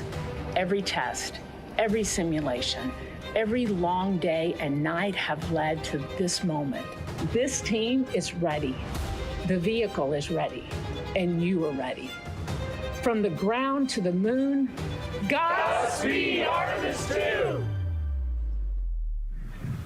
I love that. I just love seeing all of the people who have contributed to this mission and the fact that this is what they've been working for, and now it's culminating today. Yeah, thousands of people have worked on this mission, and we saw there from the launch team, but human spaceflight is like the ultimate team sport, is what I like to say, and that's just a great example of our team wishing our astronauts good luck. That shot there that we were just looking at was aimed at the elevator doors, again, to catch the astronauts as they make their way up to the 274-foot level of the mobile launcher. The mobile launcher is the structure you see there. It is not only a way for the crew to obviously access Orion, but also provides the fuels, communications, all that to the rocket. And now we're watching the crew walk across the crew access arm, getting a beautiful view of Kennedy Space Center. From 274 feet. Woo. Nicole laughs because Nicole is also, like Reed, does not like heights. I do not like how open that crew access arm is. But Reed made it across, so that's good news. It looks like they really enjoyed it. You know, they didn't just walk straight past. Christina and Victor, we definitely saw. Some thumbs up there, looking out, yep, that crew access arm. And then Reed, he knows where that camera is. Taking the opportunity to, again, just tell folks, hey, we're doing good. Ready for it. Yeah. And it looks like they're actually probably signing their patch. Yeah, there's a wall with patches there, and so each crew signs when they get up for their launch. And so this is probably actually the first time a crew is doing this in the White Room of Launch Pad 39B. Don't quote me on that, but I think the signing started with the commercial crew program. So there's a lot of that in the White Room over at 39A. But again, this is 39B. Yep. And so now in this room here, the White Room, again, we will see the crew don or put on their communication caps again, their helmets, their gloves, and remove coverings that they had on their shoes. Yeah, so they want to protect the suits while they're walking out and up to the White Room, and now they'll finish reassembling those suits. Put the boots on, put the gloves on. You see they're working their comm caps now, and they'll work the helmets eventually as well. And so as we watch this process unfold, why don't we take a couple of questions from you guys? What is the most difficult thing about preparing for a flight? Nicole, that question's obviously for you. Ooh, this is a great question. You know, I think we get such good training. You know, this crew's been training for years. And so they know this rocket and this capsule inside and out. They know all the dangers. They know how to react to anything. So I actually think, you know, preparing your support system and your family, I think launch day is actually tougher for your family than it is for you. And you know, we've heard the crew talk about the difficult conversations that they've had with their family to prepare for this historic test flight. And so I think, you know, the closer and closer you get to the rocket, the fewer and fewer things from Earth you keep. You know, they left their suitcases at crew quarters this morning. They left their cell phones, their laptops, everything. And so you are just a human in a spacesuit about to get on a rocket with all of your loved ones watching. And I think that can be probably one of the most difficult parts about today. And while you were answering that question, Nicole, we did get a chance to check. Yes, this is the first time crew has signed the wall of the White Room, again, here at Pad 39B. Let's take another social question now. All launch windows happen to be in the evening. How come? Obviously referring to the April opportunities specific to Artemis 2. Right.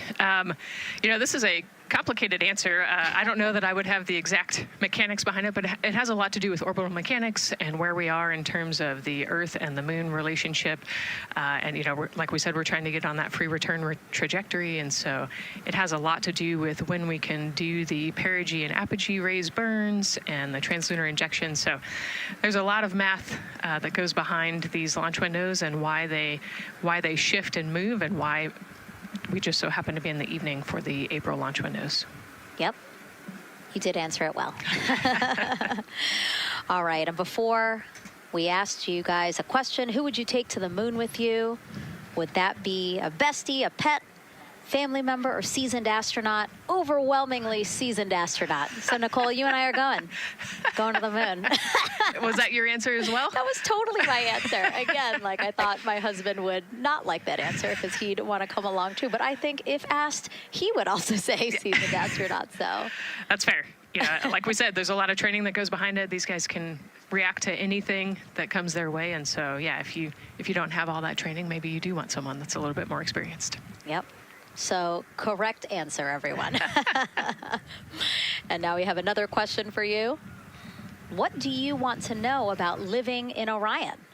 What the crew eats, how the crew sleeps, how to fly the vehicle, or how free time is spent? Another great question. Yes, I'm excited to see what they say. Yeah, so head to NASA's Instagram or Twitch accounts to vote, and we'll share the results as soon as possible.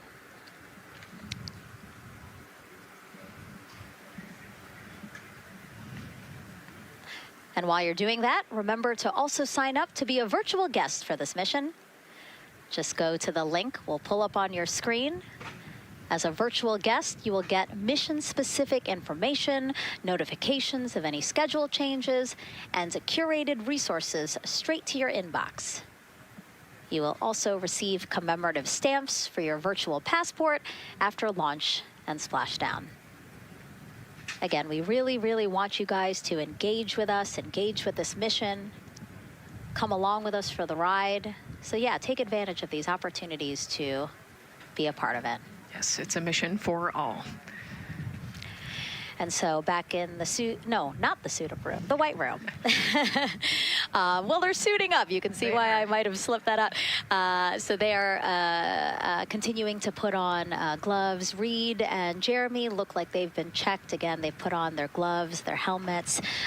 They've taken off those coverings on their shoes now that they're about to get into Orion. And then suit technicians are also helping Christina and Victor. And they're in this particular order, actually, because this is the order in which they're going to ingress into Orion. Again, we have Reed, Jeremy, then Victor, last Christina. Yeah, and that just has to do, like you said, with the seat orientation. So as the astronauts sit down and lay back in the capsule, the left side will be Reed, and then below him will be Jeremy. So that's why they're going to get in first, to create space for then Victor and Christina to get in. And let's talk a little bit now about the closeout team. We saw a few of these folks also in the suit-up room. Suit technicians were in there, again, to make sure that they get into the suits properly. And then a couple of them came out to the pad here to, again, do the same thing. Hey, are you comfortable in these suits? Is everything is as you expected? And then these folks here will help them get into Orion, buckle up. And so we were talking a little bit about their attire, specially made for what they're doing right now. Yeah, so these, they almost look like, the equivalent of a flight suit, right? They're fire resistant. They've got the straps on the back for emergencies that mimic the same straps that the astronauts have on their suits, so that you can use the same exact equipment in an emergency egress from the pad, for example. So we can use the same equipment to get everybody safely away from the pad as required or if needed. Yeah, always thinking about those contingencies, how to very quickly, if there were an emergency, get everyone out, not just the astronauts, but also the closeout crew if an emergency was happening while they were still at the pad. And so those suits, flame retardant. Also, when we see them crawl into Orion, you will notice that they are on their knees quite a bit, so built-in knee pads. Really a thoughtful design for the purpose that they're serving today. Yeah, they're functional, which is exactly what we want, but also they're pretty classy looking. So we did a good job with the design. I was going to say, they actually look like, the outfits that car racers wear, right? Yeah. And then when I said that to the lead of the closeout crew, he's #1 if we do see him, Taylor Hose, he said, well, actually, we are kind of like a pit crew, like they're very quickly moving through the operations so that not a lot of time, not more time is spent at the pad than is needed, because this is a fully fueled rocket, Nicole. Right, yeah, we want to minimize the time that we have more humans up in the white room, but also safely and efficiently get the astronauts ingressed into the capsule. And so that's their main job. That's so yeah, I like the pit crew analogy, works great.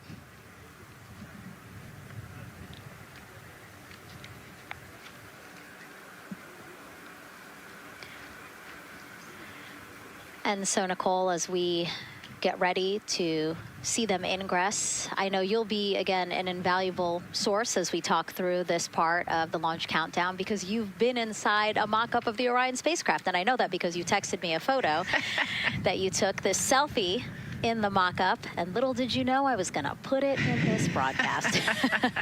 Yeah, this was actually a really wonderful opportunity. Last week, our flight control team at Johnson Space Center hosted an open house of the Orion mock-up there in the space vehicle mock-up facility.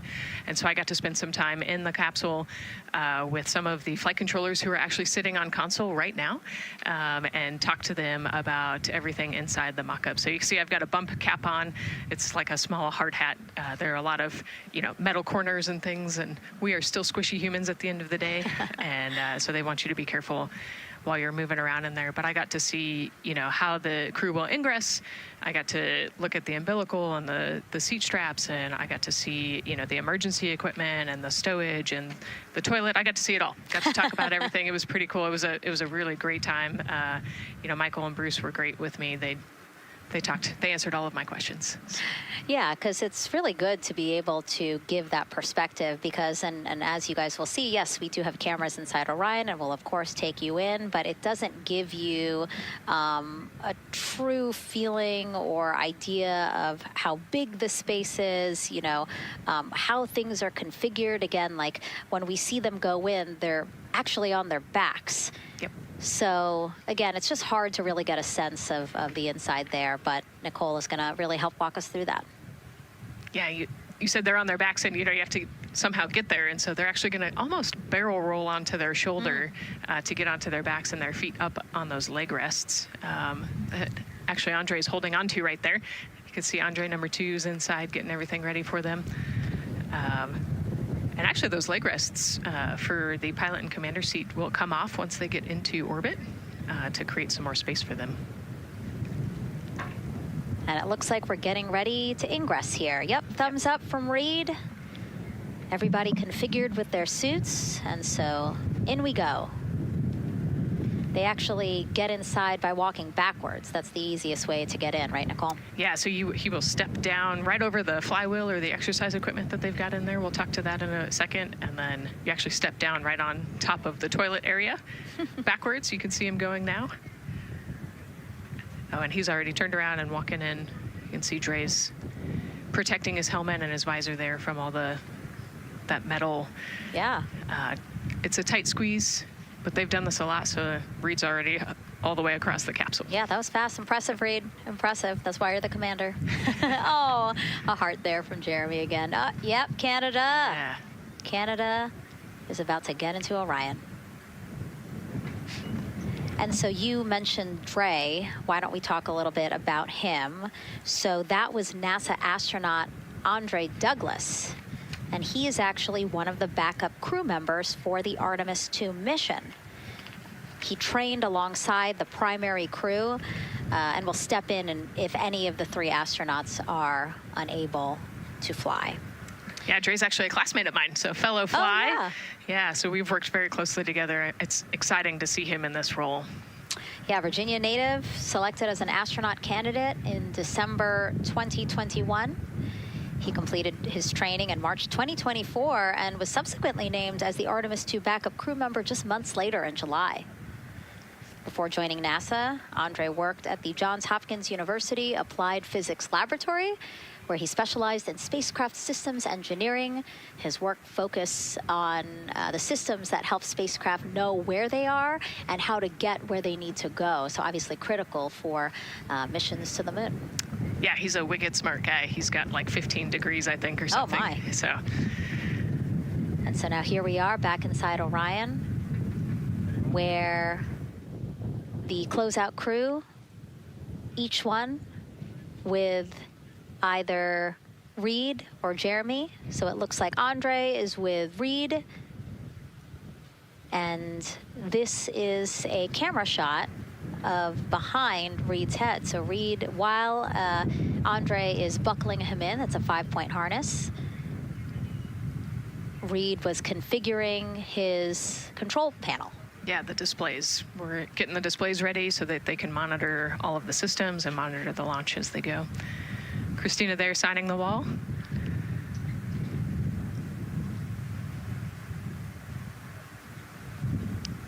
Got to put away the pen. The pen could be foreign object debris or FOD, which is bad for NASA. We definitely want to make sure that we keep track of everything and we know where everything is, because the smallest thing could prevent us from launching or affect the equipment out there. Yeah, and you'll actually see that most of their tools will be tethered as well, so nothing can fall through a crack or drop.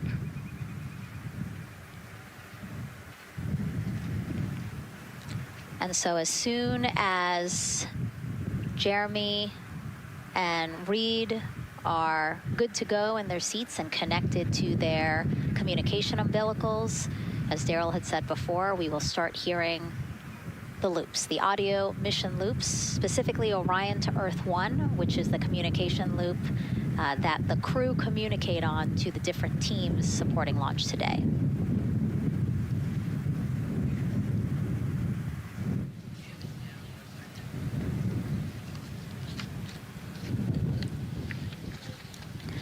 And as we said when we were in suit up, after they do communication checks, again, suit leak checks to make sure that nothing went wrong between the suit up room and here, and also to specifically connect them to the Orion systems. Yes, this will be an integrated test with Orion and the suits to make sure the entire system is working and ready for flight. And so you'll notice Reed and when Victor sits down, Reed and Victor are the only ones with the display panels in front of them. Jeremy and Christina will actually share a personal computer device, and that will be on Jeremy's leg, and that's how they'll continue to follow along with telemetry and data. Yeah, it's actually pretty cool. This is one of the technology demos that we're doing, and so they're going to plug into the system, and it'll be a screen repeater on that that device for them, so that they can see what the pilot and commander are seeing. OTC at MS2 is online for contact. This is OTC. Repeat. MS2 ready for comm checks. The MS2 ready for comm checks. MS2, OTC Orion Earth 1, comm check. OTC, it's MS2. Have you loud and clear on 1. You're welcome, sir.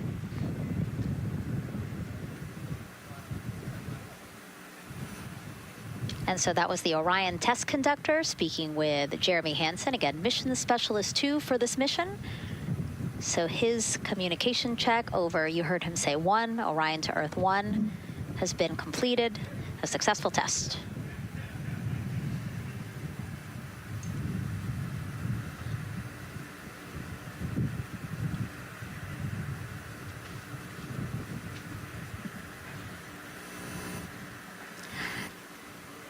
The rest of the crew here waiting in the white room. Again, as Nicole was saying, a little tight there for all of those folks. So Christina and Victor will wait until Reed and Jeremy are done getting buckled in. Yeah, I think 4 astronauts and 4 suit techs would be a tight fit in that capsule. Yeah, I mean, take a look at Bill. He's number 3 there, that the suit technician there. He is kneeling where Christina will be in order to get Jeremy situated.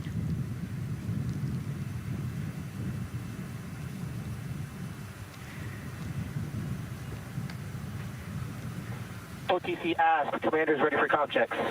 OTC copies, commander. NTD, MIFCO 212, comm check. NTD, have you loud and clear here as well. I'll catch FTS on 194, thank you. Commander, OTC Orion Earth 1. OTC, CDR has you loud and clear. Good comm, welcome, sir. And there you have it, a successful comm check with Commander Reed Wiseman. And so... And CDR, NTD on Orion Earth 1 for comm check. I got you loud and clear, NTD. And good to have you on board. Good luck today.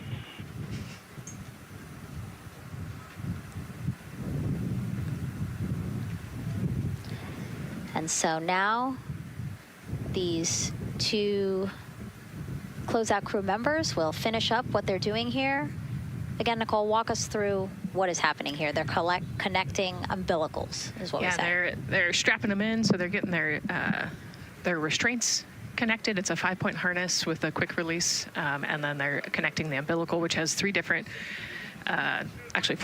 connections. So it's got the air in, air out, the water for cooling, and then the comm as well, the communication cable. So they're going to make sure that all of those connections are good to go, make sure the crew's receiving the cooling and the air, and then we heard the comm check as well. So they're just making sure the umbilical connection was good to go, getting them strapped in and ready, and then they will move on to Victor and Christina. And so while we wait for that to happen, why don't we get another check of the launch countdown milestones with Daryl and the launch team?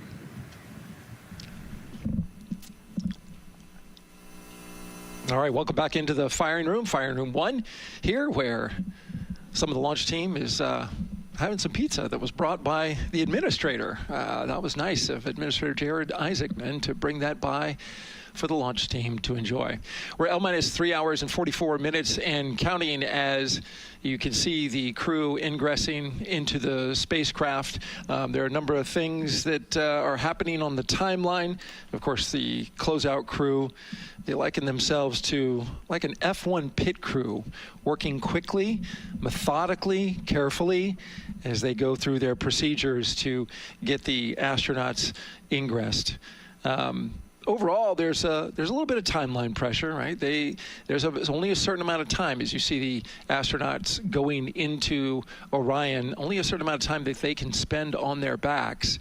They will be there for a few hours, right? So we're sitting at 2:40 p.m. Eastern time, and the window opens at 6:24 p.m. Eastern time and runs until 8:24 p.m. Eastern time. So 4 or 5 hours or more on their backs, and then they'll hopefully lift off for a launch. So of course, the crew is mindful of the time. They don't want to slip into the window if they don't have to. And so they're keeping a tight lock on the margin, the amount of time that they're working there. And there's a heart from Christina Cook. Great to see that as she gets ready to get into the Orion spacecraft, one that they named Integrity. It certainly fits this crew from what I've observed. Now, right now, the rocket's tanks, they're in what's called replenish mode. So another factor for this closeout crew is, and the crew themselves, this is a fully tanked, almost ready to go rocket. It's got all the propellant it needs to go to the moon. It's just a matter of getting the astronauts in, getting them configured, and getting all the systems, the high energy systems, bringing them all online in order to launch this rocket. As they sit there, there is propellant boil off that's happening. All tanks are at 100%, but the propellant, which is liquid oxygen and liquid hydrogen, those two propellants are minus 423 for hydrogen and minus 297 for the liquid oxygen. They are boiling right now. They've been boiling the entire time they've been in the tank. And that is vented out, as you can see. When we look to a wider shot of the rocket, you can see the venting and the little wisp of clouds that are coming out from the top of the rocket and the middle part of the rocket. And that is because just like you boil water on your stove, those propellants are boiling. Of course, their boiling point is much lower than water, and so it doesn't take much for them to boil. But just as if you were to leave your pot of water on the stove and just leave it there, what would happen? Well, it would completely boil off, and all the water would be gone. Basically turned into water vapor inside your house. Well, it's the same case here. So we are continually replenishing the rocket with propellant, liquid hydrogen and oxygen, running from those propellant lines that you see there going into the rocket. So that continues to go well. Overall look from the launch team here, this has been a very smooth countdown so far. The cryo tanking went exceptionally well, and the launch team is really in a good mood right now. Cautiously optimistic, understanding that with a system this complex, you can have something unexpected happen. But to this point, the firing room is really encouraged by what they've seen so far, and are especially excited to see these astronauts getting inside the spacecraft. L-3 hours and 40 minutes and counting until we open up that window for launch. For now, we'll send it back to Megan and Nicole. Thank you, Daryl. And, you know, he mentioned that the crew decided to name Orion Integrity, and it was not something they came to easily. You know, they really wanted to put in a lot of thought, and what they came down to is integrity is a value that NASA embodies, and also individually they felt like integrity is something that speaks powerfully to them. Yeah, and I think the other part of integrity, you know, it just represents the humility and the professionalism behind the entire team that built this rocket and got us here today. And so it's a fitting name for this capsule. Yeah, like I said, I think the crew said it took them a little bit to decide on what they wanted, but I think they made the perfect choice. I agree. And so as the countdown to launch continues, we are reminded that this is an agency-wide effort to make today's launch attempt possible. We invited people across our NASA family to wish our crew a safe journey. Go Team Artemis! Go Team Artemis! 3, 2, 1, blast off! Have a great flight. Godspeed. We'll get you around the moon and home. If I had a message for the crew, be safe, to have fun, to remember that we're all down here rooting for them. I want to wish my friend and former student, Victor Glover, and the entire Artemis team best wishes and a successful flight. Have fun. Take some really cool pictures. Can't wait to see you when you get back. From the Earth to Sky team, connecting NASA science to public lands, go Artemis. We will see you in the Pacific, and you can count on us being there. Greetings from NASA Langley's historic gantry facility, where Neil learned to land on the moon and Orion learned how to swim. We are with you all the way to splashdown. Let's go fly from the Orion Human Engineering Team. Woo! Like a full moon, your future is bright. Have a safe journey from the multimedia team in Cleveland, Ohio. We hope to see you guys back safely in San Diego, maybe singing some karaoke. Yeah, right, maybe. He knows exactly what he wants to do. After he's like, yep, karaoke. I love that people submitted videos. You know, this is something that we actually asked as part of the broadcast. We were like, you know what, I think it'll be really fun. And the overwhelming amount of people who wanted to record something for the crew was really heartwarming. Yeah, you know, this is the first time in over half a century that we're sending people back to the moon, and everybody is excited about it. You know, kindergarten to congressmen and all over the world, everyone is ready for today and excited to see this launch. And so here we are again, still inside Orion with the closeout team, putting some final touches on, it looks like Victor's configuration there. Again, making sure that his harness is set and that he's connected to cooling, he's connected to communications, and he's connected to any other umbilicals that he needs to be connected to for Orion. Again, we are sharing so much information with you, and we hope you find it educational and fun. But we do know you guys still have some questions, so why don't we take another one now? Tell us what the moon is like! So cute. That wasn't a question. That was a demand. Nicole, you tell her what the moon is like. Oh, man, that was so cute. Oh, man, the moon is really cool, right? So it's a lot of like gray and white and kind of shades of gray. It is something that doesn't have wind or rain or rivers or an atmosphere. And so we like to say Christina said it earlier, it's the witness plate to the universe. And, you know, it has all these impact craters because it's not protected. Things hit it all the time. Mm-hmm. Meteoroids, asteroids, all sorts of things hit the moon and create these impact craters. That's part of what we want to go and look at and learn about on the moon. Can tell us a lot about the age of the universe and the age of the moon. You know, it's 4.5 billion years old, and we can learn a lot from just looking at the regolith or the dirt that is on the moon. Well, thank you for that question, and thank you for that answer. She was cuter, Nicole. I agree.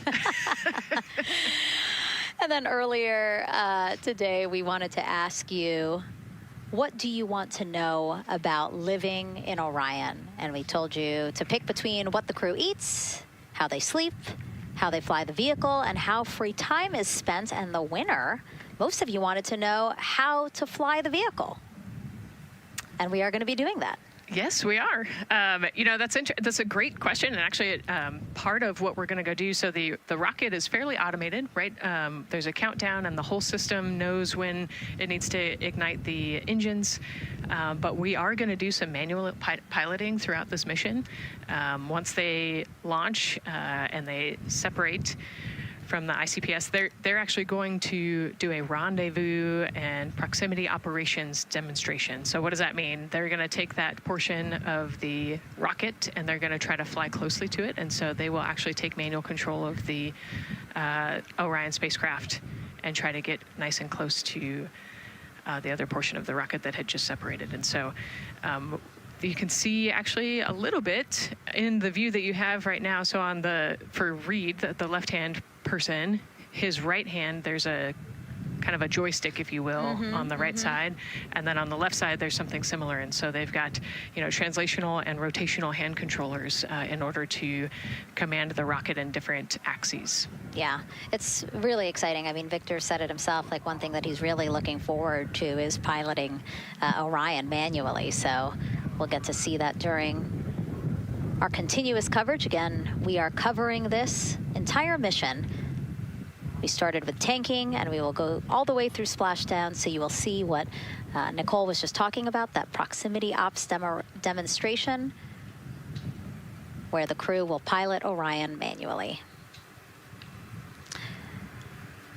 And so, speaking of their 10-day mission, why don't we take a closer look at the crew's home away from home for the next 10 days. Here's Megan Carter again from the KSC Visitor Complex. All right, thanks, Megan. Yeah, it's getting real out there, so I am going to bring you back to the moon board so I can show you just a few things about the Orion. Obviously, it is going to be very compact, sitting up there on top of the SLS rocket.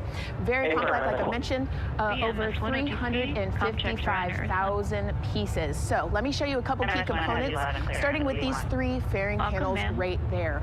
When the rocket blasts off, obviously it is going to get very fast. MS1, it's going to NTD get on Orion Earth 1 for com windy, check. and so we have these three fairing panels in place to help protect our astronauts. I am also going to take you into a little bit closer look and talk about the LAS, or the Launch Abort System. This is the one piece that is going to be in place to protect the astronauts should something happen to go wrong in the first few minutes of launch. They can actually hit those abort motors, and these can activate within milliseconds, basically faster than you can even blink, and that is going to pull the crew and the crew capsule away from any danger. Now, obviously, we hope that those are not needed, and if that is the case, then about 3.5 minutes into flight, the LAS and those fairing panels will actually activate and jettison away. They'll fall away from the rocket, because at that point, the crew can actually abort the spacecraft safely by themselves. Now, we've talked a lot about the crew capsule right here. This is where they are going to spend the duration of their flight. We're going to talk a lot more about that one in just a little bit, but for now, let me jump down here to the service module. This is the one, we're going to think of this as the powerhouse for the spacecraft. It's pretty much going to provide them with almost everything that they need for the entire mission.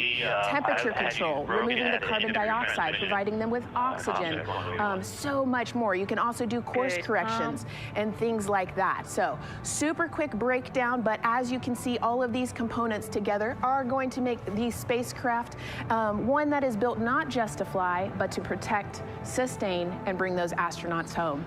All right, lots more to come, but let's see where we are with the crew. Back over to you, Megan. Hey, thanks so much, Megan. A lot of useful information there. And we did want to point out that you did hear over and the... PLT, NTD on Orion Earth 1 for com check. NTD PLT, I have you loud and clear on OE1. And I have you the same. Welcome aboard. And so, again, we are now hearing mission audio loops, specifically the Orion to Earth 1 loop, the communication channel for the crew. Successful comm checks by both Victor and Christina.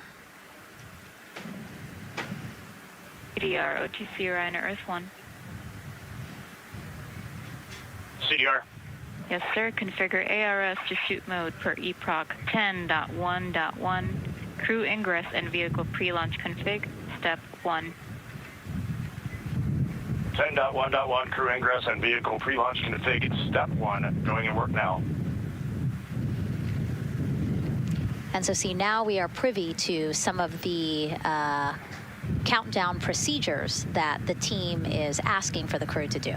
Yeah, so they're going to work through some of these procedures and finish the ingress portion, as you heard in that procedure. So this is where the crew is going to start building their nest, if you will, running some procedures, getting the capsule ready for humans to be on board.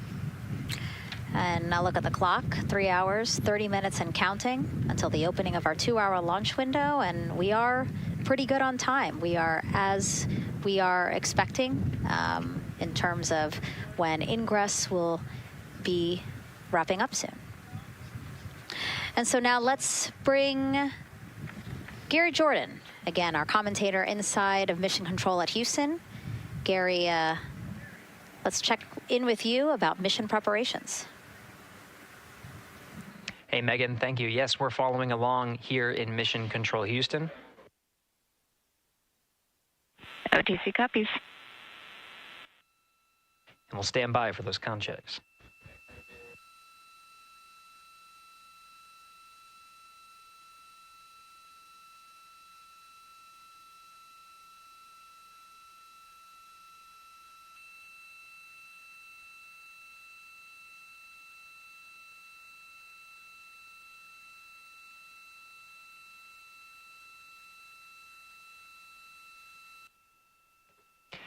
And again, we're waiting for those comm checks. We did confirm from our IVA officer here in Mission Control Houston that all 4 suits have plugged in umbilicals. And CDR, NTD. Go ahead, NTD. Yeah, Reed, we're ready to proceed with the voice checks if you and everyone else is.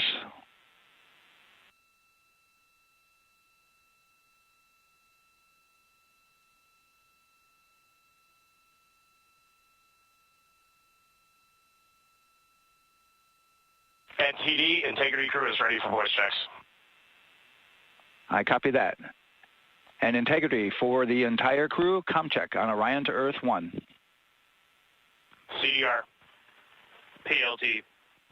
MS1. MMS2. Good comm check by all. NTD moving to Orion to Earth 2.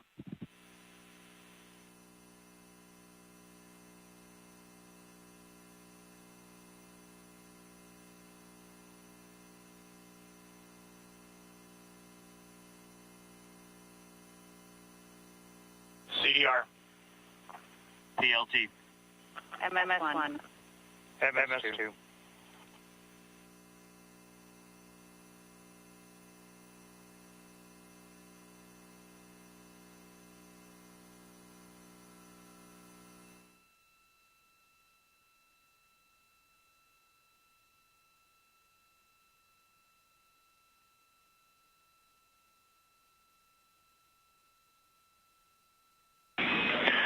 Integrity Houston on Orion to Earth 1. Voice check for the entire crew.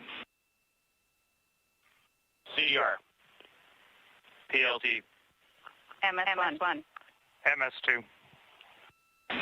Houston has all 4 crew loud and clear on OE1. Stand by for 2.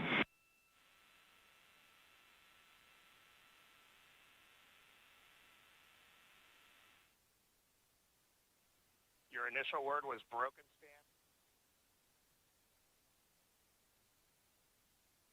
MS1. MS2. 4 crew loud and clear on OE2. We'll use 1 for the default. Houston out.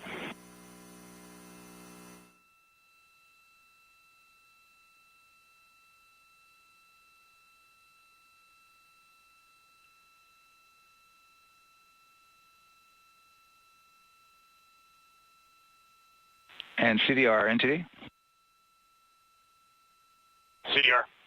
Yeah, we're going to go ahead and we're going to clear a couple of those messages on your screen here. Just want to give you a heads up that you'll see that. Copy all.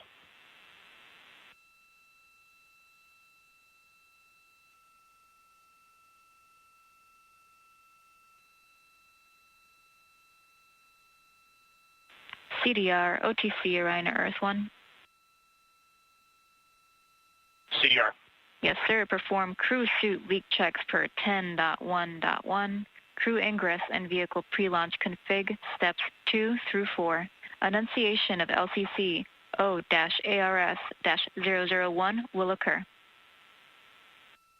10.1.1 crew ingress and vehicle pre-launch config steps 2 through 4. Going in work now.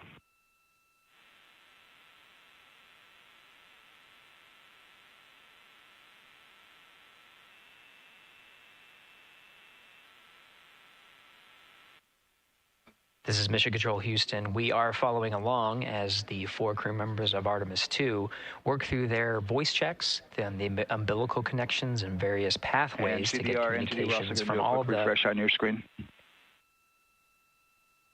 CDR. Yes, sir. We're going to look to do a quick refresh on your screen if you guys are okay with that. Hey, firm, just let us know when we can continue in 10.1.1. We'll go hands off.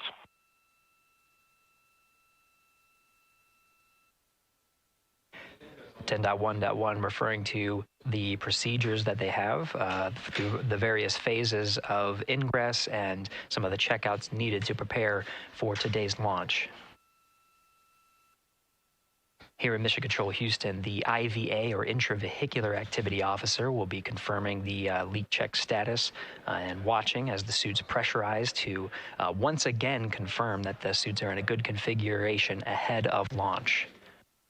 Of course, for the teams here in Houston, launch is just the beginning. The first flight day is jam-packed with activities. Shortly after main engine cutoff, Integrity will enter into a coast phase while still attached to the in-rim cryogenic propulsion stage, or ICPS, and prepare to deploy the solar arrays. With power being generated, Integrity prepares... Go ahead, MTD.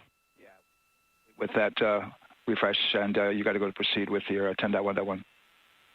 Picking up 10.1.1, step 2.3 through 4.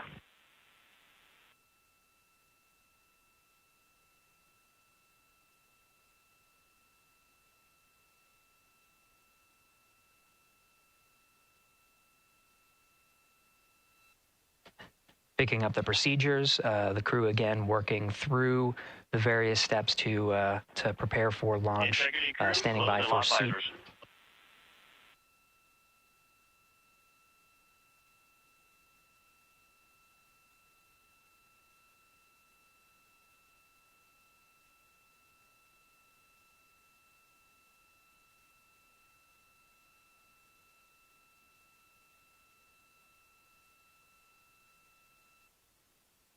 This is Mission Control Houston. With visors closed, the pressurization tests can commence.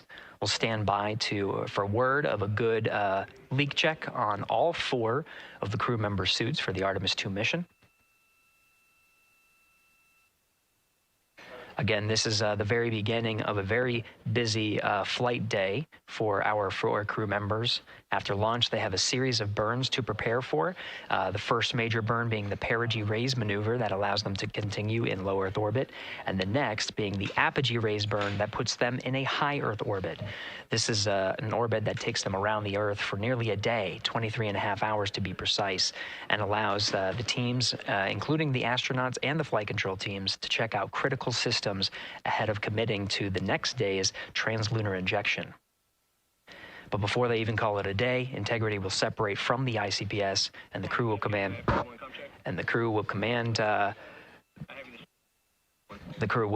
Command the Orion capsule to separate from the ICPS and turn around and approach the upper stage, but not dock. This is to test Orion's in-space maneuvering capabilities and provide further confidence in docking to another lunar space vehicle like the Human Landing System that will be part of the Artemis 3 mission ahead of future moon landings.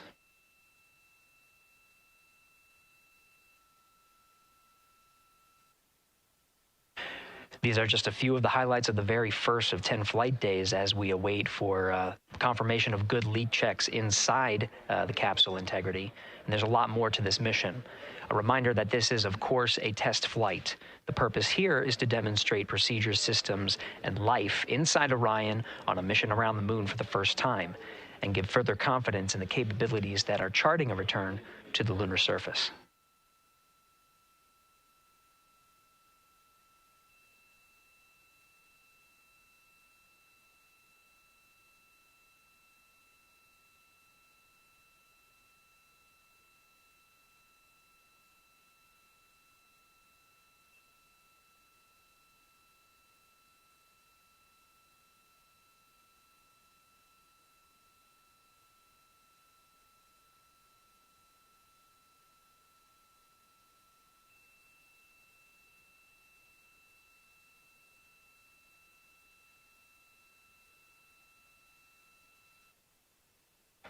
You may be able to see from this view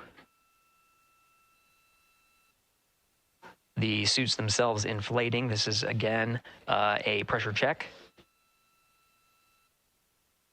Verifying that the suits are leak-free ahead of the ascent portion of today's flight. How you see the crew now with visors down will be the configuration of their ascent all the way through core stage separation, about a little more than 8 minutes after booster ignition.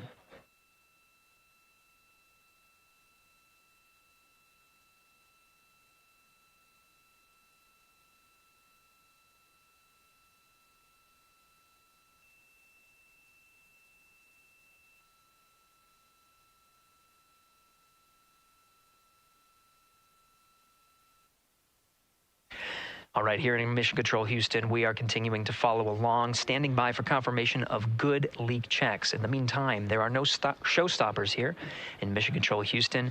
We continue to monitor the countdown to launch. Megan, we'll send it back to you over at the Space Coast. Hey, Gary, thank you so much. Yeah, as we wait for confirmation of a successful leak check for all 4 astronauts, why don't we go back to Daryl, again, who has been following along with the launch countdown as we inch closer to the opening of our 2-hour launch window. All right, thank you, Megan. And yes, getting some good communication. It's great to hear from the crew inside, even though it is as simple as a comm check. It's really good to hear their voices as they move through those various comm checks and then get ready for their suit leak checks. Fantastic views inside Orion that you're looking at now. Give you an update on the weather outside. We're still 80% go for our 2-hour launch window, which starts at 6:24 p.m. Eastern Time and closes at 8:24 p.m. Eastern Time. That's the good news. The bad news is that we've got some rain showers that are starting to head in. Looks like it may miss the pad. Wouldn't matter if it rained on it or not, though. It's received some rain earlier today. Water isn't going to hurt anything out there at this point. But the rest of the area might be getting a little bit wet, which may include the hostess, so keep an eye out for that.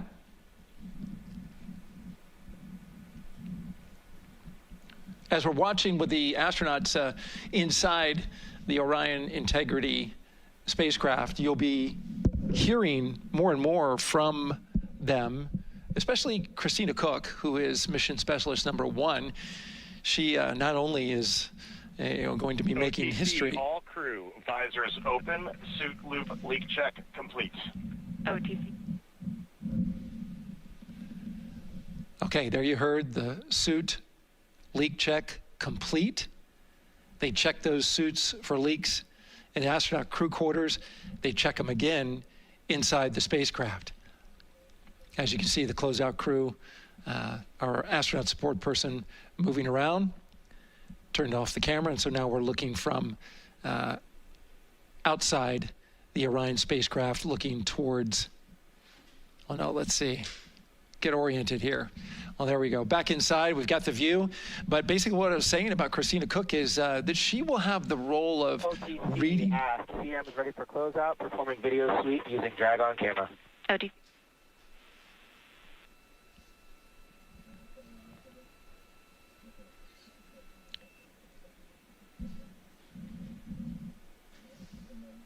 She will have the role of reading out a pressure reading that tells the team that... and CDR or NTD? Go ahead, NTD. Yeah, we're going to do another cleanup on those suit leak check messages that we got from since we're done with that now. Integrity copies. Yeah.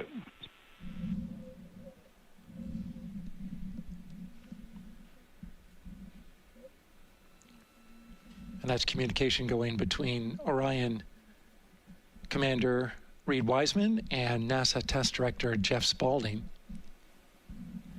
As I was saying, Christina Cook will be reading measurements from the counterbalance assist arm. So you're going to hear her be asked by the NASA Test Director to read that.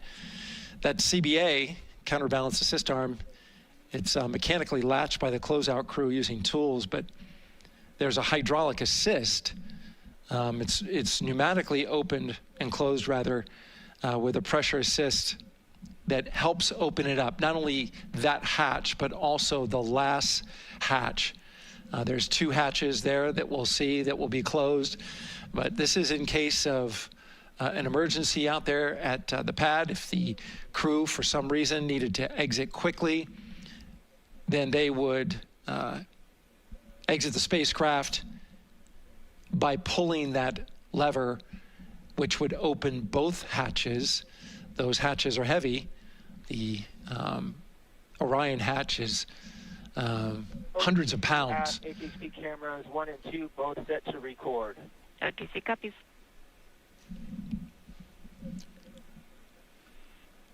And just an update on the launch countdown, continuing to monitor the team's communications here in Firing Room 1. Everything going really smoothly so far. We don't have any significant open constraints to launch at this time, so we continue counting down. And for now, we'll send it back to the host desk with Megan and Nicole. Thank you so much, Daryl. And so we heard some of the communications over Orion to Earth 1, and it sounds like we are now moving into the hatch prep and closure phase.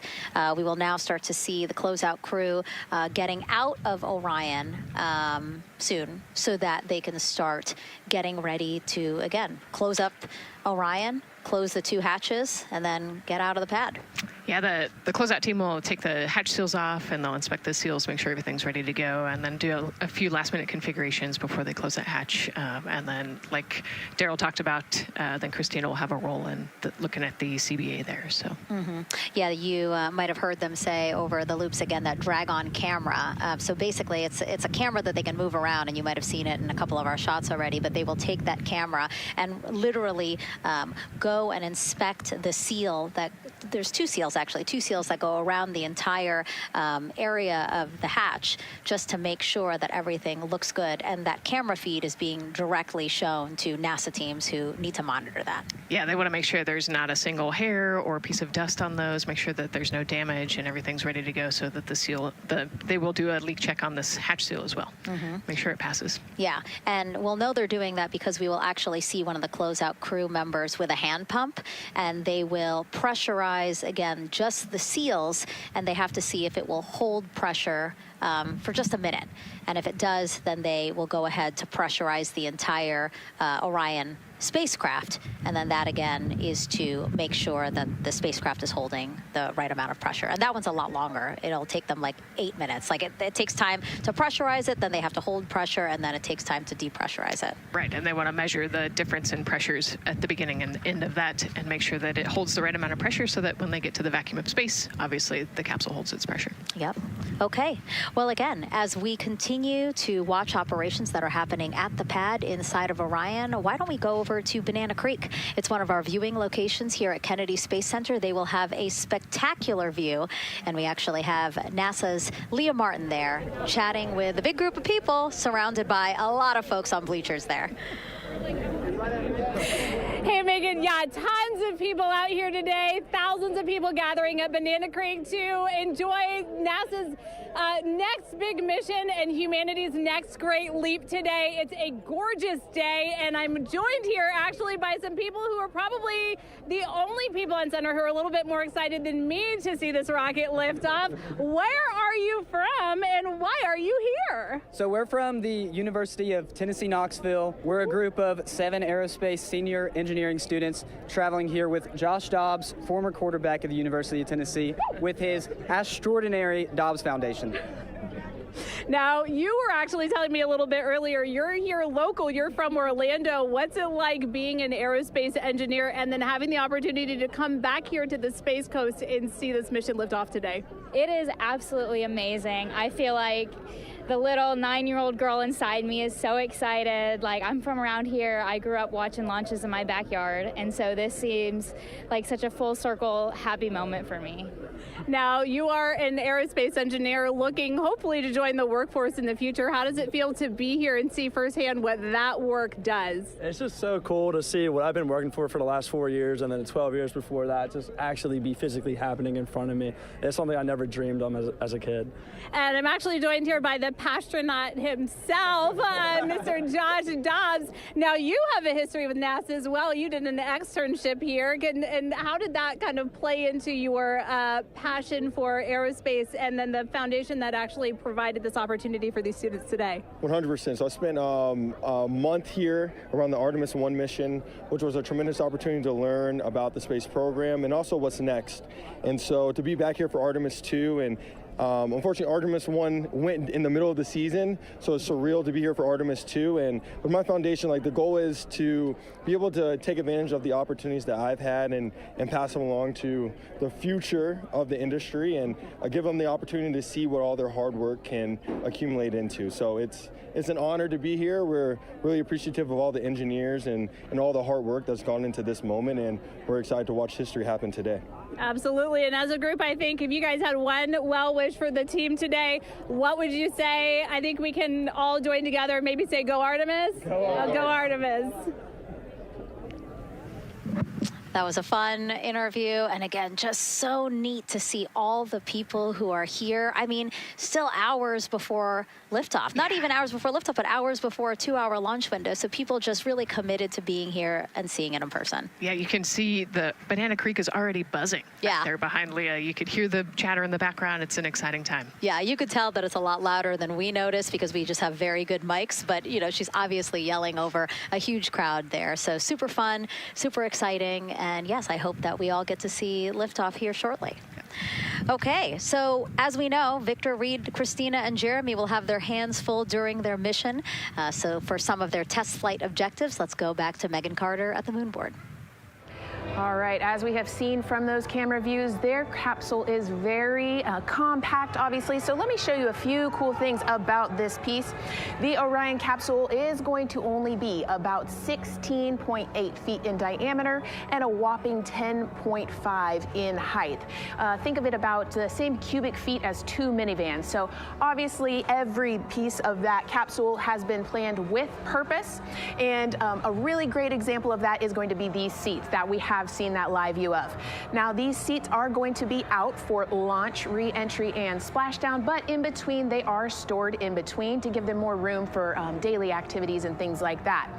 While they are on board, obviously, they are going to have a lot of things to do. One of those is going to be to manually fly Orion, as we've discussed, but they also have several other objectives as well. And they are going to be doing lots of system checkouts, checking out the service module, making sure everything is working correctly.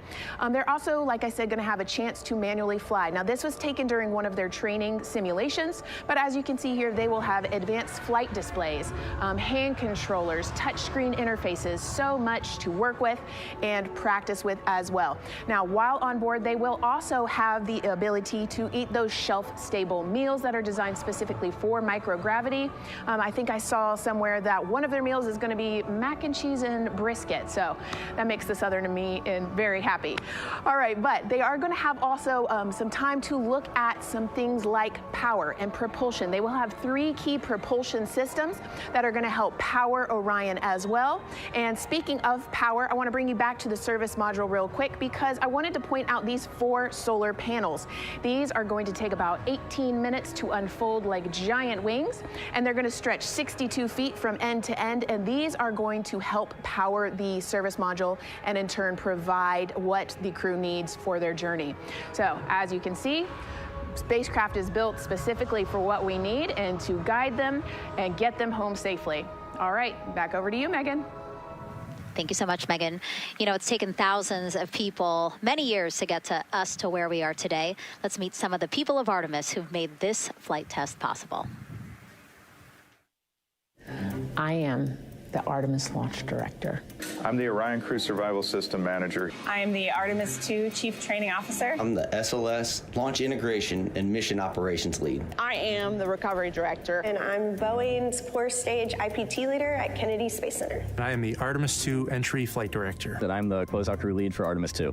Our job is to design the spacesuits that the crew will wear for the Artemis II mission. The team here at Johnson Space Center in the Orion Crew Survival Systems Lab does pretty much everything involved with processing the suits, designing the suits, qualifying the suits, testing them for the Orion mission. The role of the Chief Training Officer is to manage both the planning and the development of how we are going to train our astronauts and run our simulations for our flight control team for the mission, and then go implement that plan. Recovery team is responsible for three things. So recovery is what we call our nominal recovery situation, where we go recover the crew and the capsule at their designated landing site. Rescue is in case we do need to rescue the crew or they landed somewhere else that we did not plan. And then the retrieval is us getting the capsule if they did land somewhere where we did not expect them to.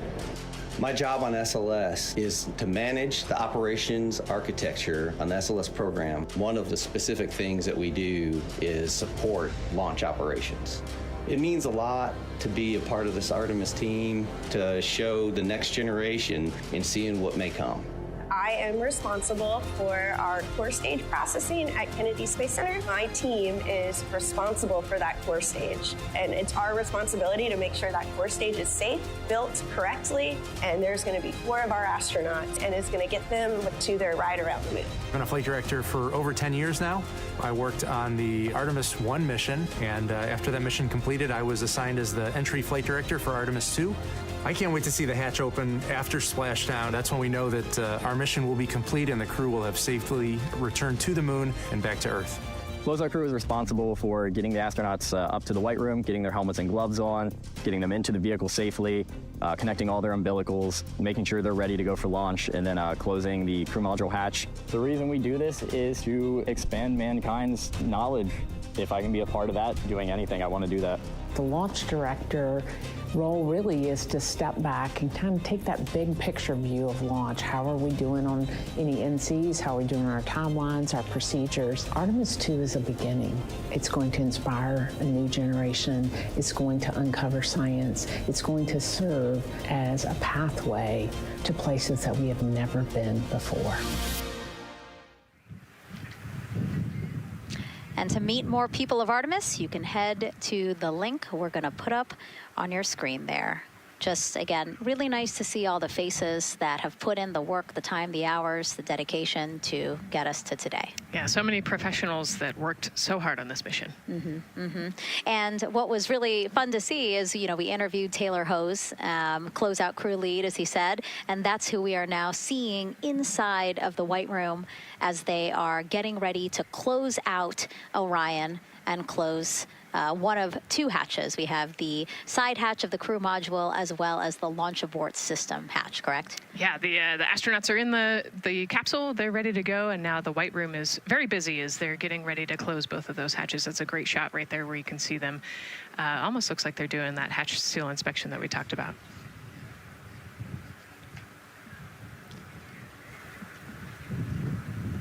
And so, Nicole, as we continue to see them get ready to close that smaller hatch, again, the crew module side hatch, let's take some questions now. Sounds good.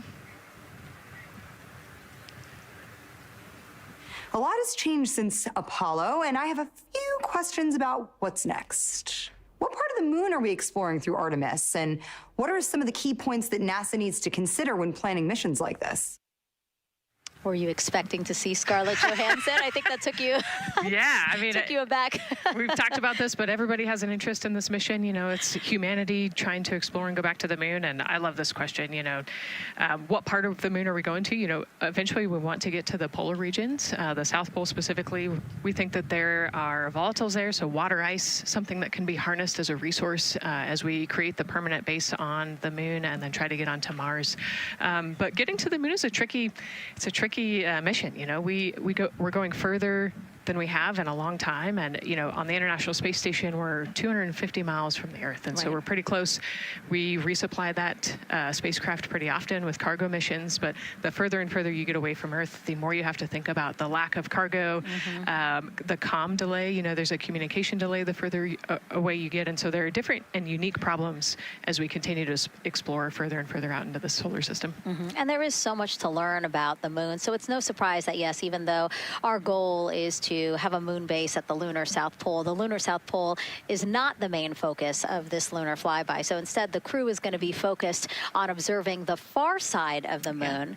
So this is actually an animation of what teams expect the moon to look like if the crew launches today. So this is, of course, the side that faces the moon, and this is the far side of the moon, which when, again, the crew does their lunar flyby on flight day 6, we are expecting this will be their view.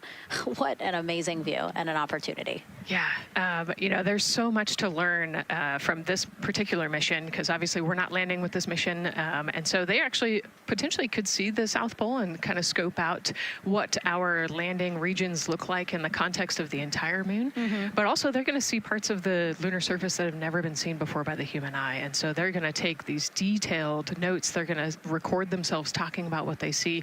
You know, we do a ton of geology training as astronauts, especially this Artemis 2 crew. They did a ton of geology training working with scientists to learn how to pick out the unique portions that we want to go study. You know, what is the context of the moon? What parts of the moon look interesting and look different? You know, the impact craters that we talked about earlier. So really trying to take all the pictures, take all the observations, write down, talk about their observations, and record as much data as we possibly can for the researchers back here on Earth.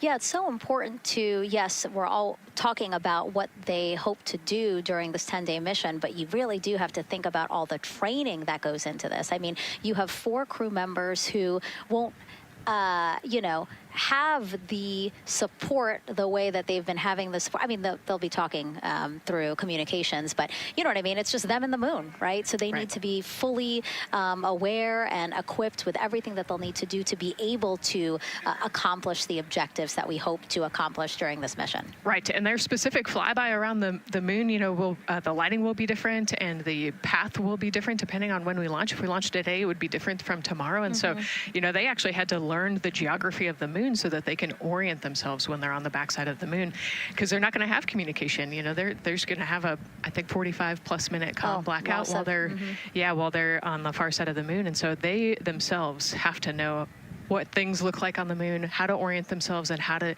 get the data that we're looking for. Yeah, really ambitious mission. Excited to be here at the start of it. All right, so another check of the clock, 2 hours, 57 minutes and counting to the opening of our 2-hour launch window for Artemis 2. This pivotal test flight comes 250 years after America began its journey as a nation. As we celebrate that milestone, a special live performance now of our national anthem by singer Ann Wilson.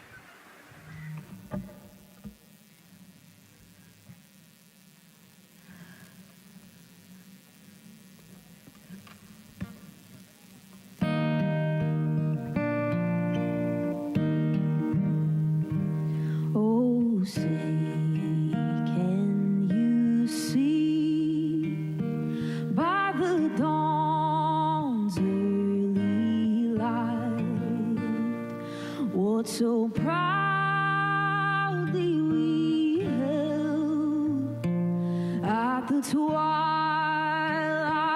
last gleaming, whose broad stripes and bright stars through the perilous fight, o'er the ramparts we watched, were so gallantly streaming, and the rocket's red glare, the bombs bursting in air, gave proof through the night that our flag was still there. Oh, say does that star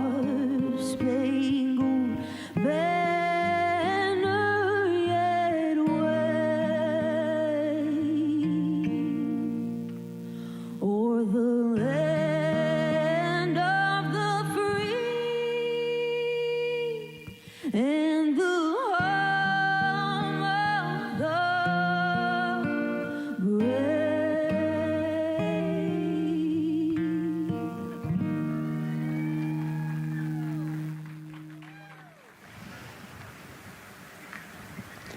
A beautiful rendition. Honestly, I'm a little emotional, a little speechless. Yeah, that was gorgeous. Yeah. I mean, again, we are a nation of explorers, a nation of curious minds, and to see us again 250 years after our Declaration of Independence was signed to when we are trying to return to the moon for the first time in more than 50 years, really powerful. Yeah, leading the way back to the moon. It's exciting. Mm-hmm.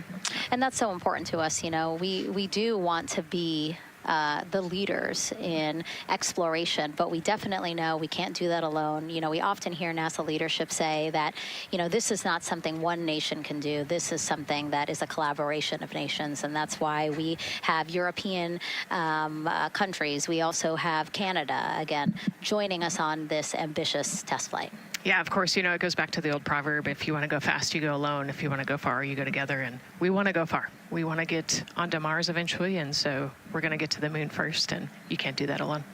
So thank you again, singer Ann Wilson, for that beautiful rendition, again, reminding us of what it is we are trying to accomplish for all, by all. We are now back inside the White Room with the closeout crew. Again, backup astronaut Andre Douglas, number 2 there, just outside in the White Room, which is right outside Orion there, with the crew seated comfortably inside. As you can see, they've dimmed the lights a little bit. The crew has the opportunity to set the ambiance, if you will. They were given the opportunity to adjust the lighting as they see fit, again, just so that they can get comfortable. It's kind of like when we are on a plane and you get the opportunity to...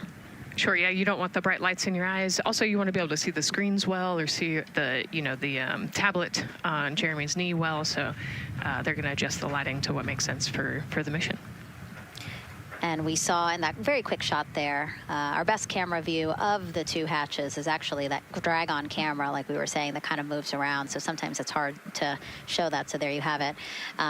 You can see that the closeout crew has closed the side hatch. And so right now, that's a panel that they have to close out in order to then close the next hatch, which is the launch abort system hatch. And so, Nicole, can you just quickly, again, talk to people about the 2 hatches, again, crew module first, and then the launch abort system hatch? Yeah, so the crew module hatch is the one they're working on right now. They just got closed. You can see he's torquing those bolts down. And that is the hatch that completes the Orion capsule. And then you have the launch abort system, which actually is kind of almost a shell that goes around the capsule and holds onto the capsule during launch. And it has its own separate engines that can pull the capsule away from the rocket safely in the case of an off-nominal data point. So it's actually looking at roll rates and attitude and thrust and all sorts of different data in order to make sure the launch is safe. And if it's not, then the launch abort system will pull the crew module away and get them into a splashdown zone safely.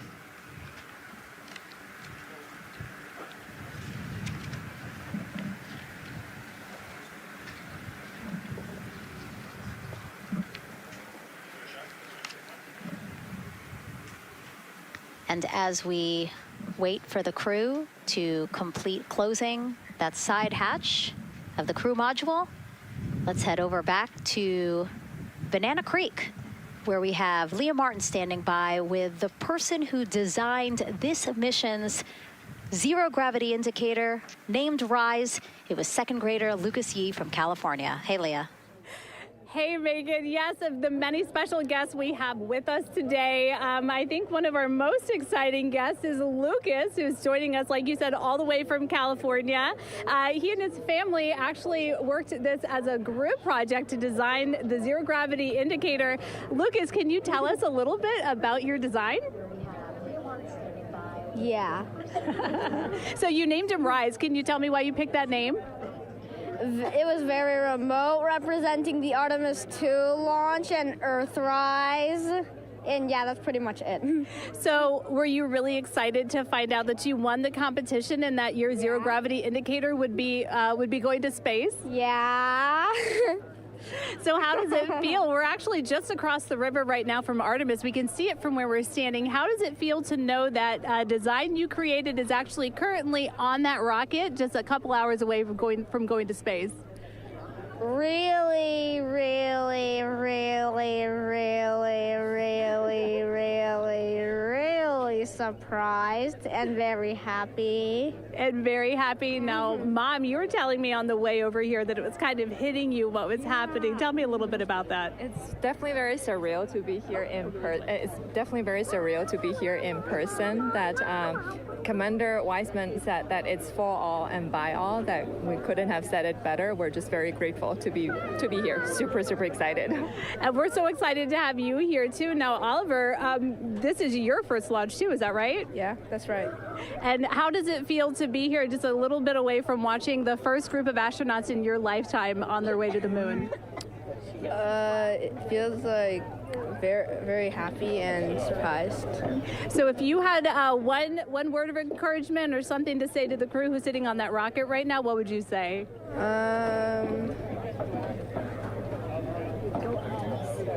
What? Go Artemis.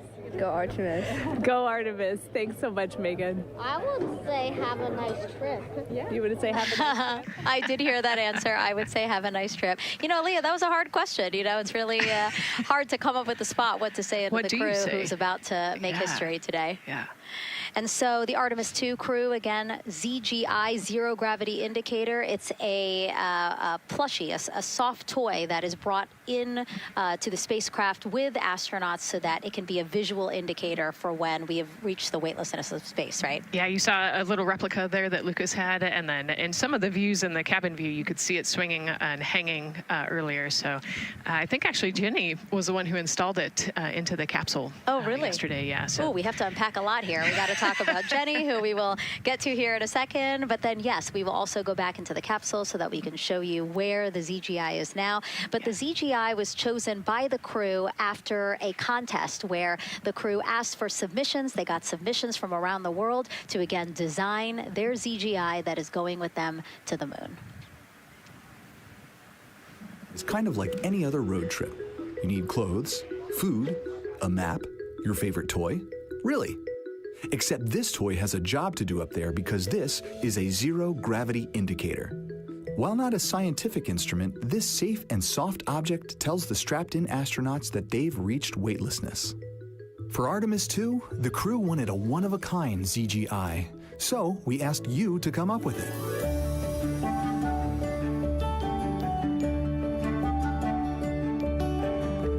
Thanks everyone for sending in your entries from around the world. Over 2,600 of you submitted. And we loved seeing all of your contributions. It was a really difficult decision because each design had a unique quality that stood out to our crew. In the end, we were able to narrow it down to a top 5 from Finland, Canada, Peru, and 2 from the United States, Kansas and California. In the end, we went with one called Rise. It was a design inspired by the Earthrise photo taken on Apollo 8, which is very special to our crew.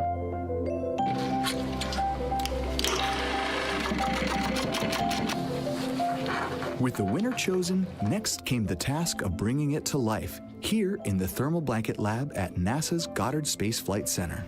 This lab specializes in custom materials to protect sensitive spacecraft equipment and is perfect for creating a ZGI that meets the rigorous safety standards of NASA. Because you have to be concerned with whether the thread's going to outgas or if it will hold up, if it's flame retardant. This is the Rise ZGI doll. All I have left to do is to close the opening here and hand sew the hat on, make sure its stuffing is stuffed in there, and we have our pocket here for the SD card.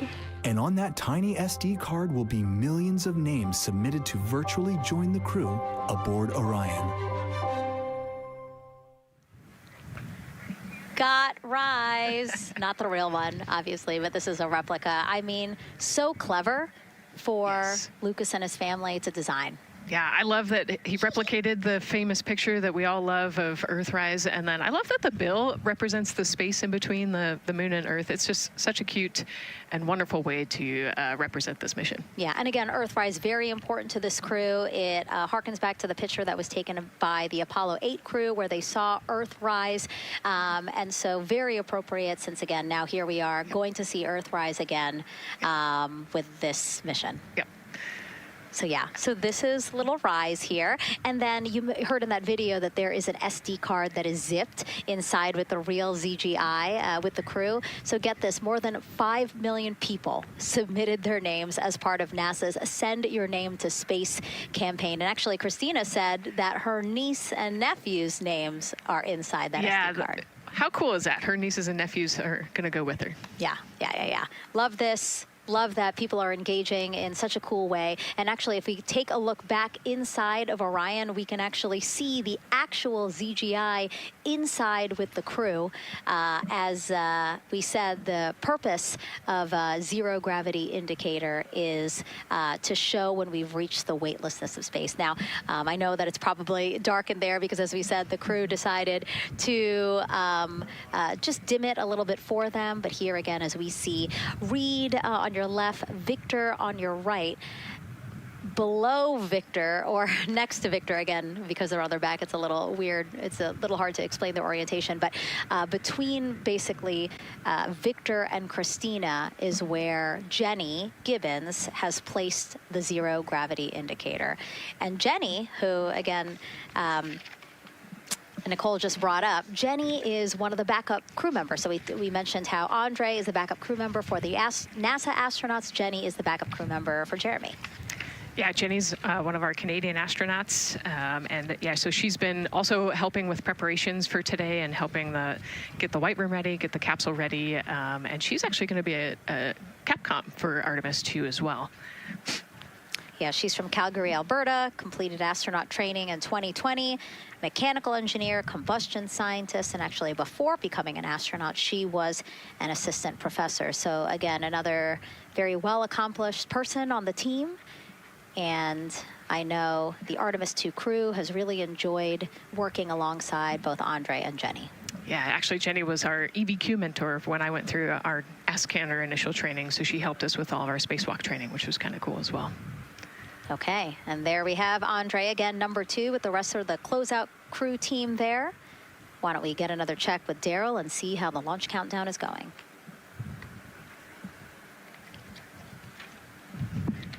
Still going quite smoothly here from firing room 1 here at the Kennedy Space Center.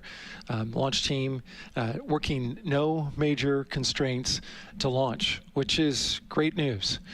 We did get an update on a weather balloon that the launch weather officer and his team released. This is an important weather balloon released at right around the 3-hour mark.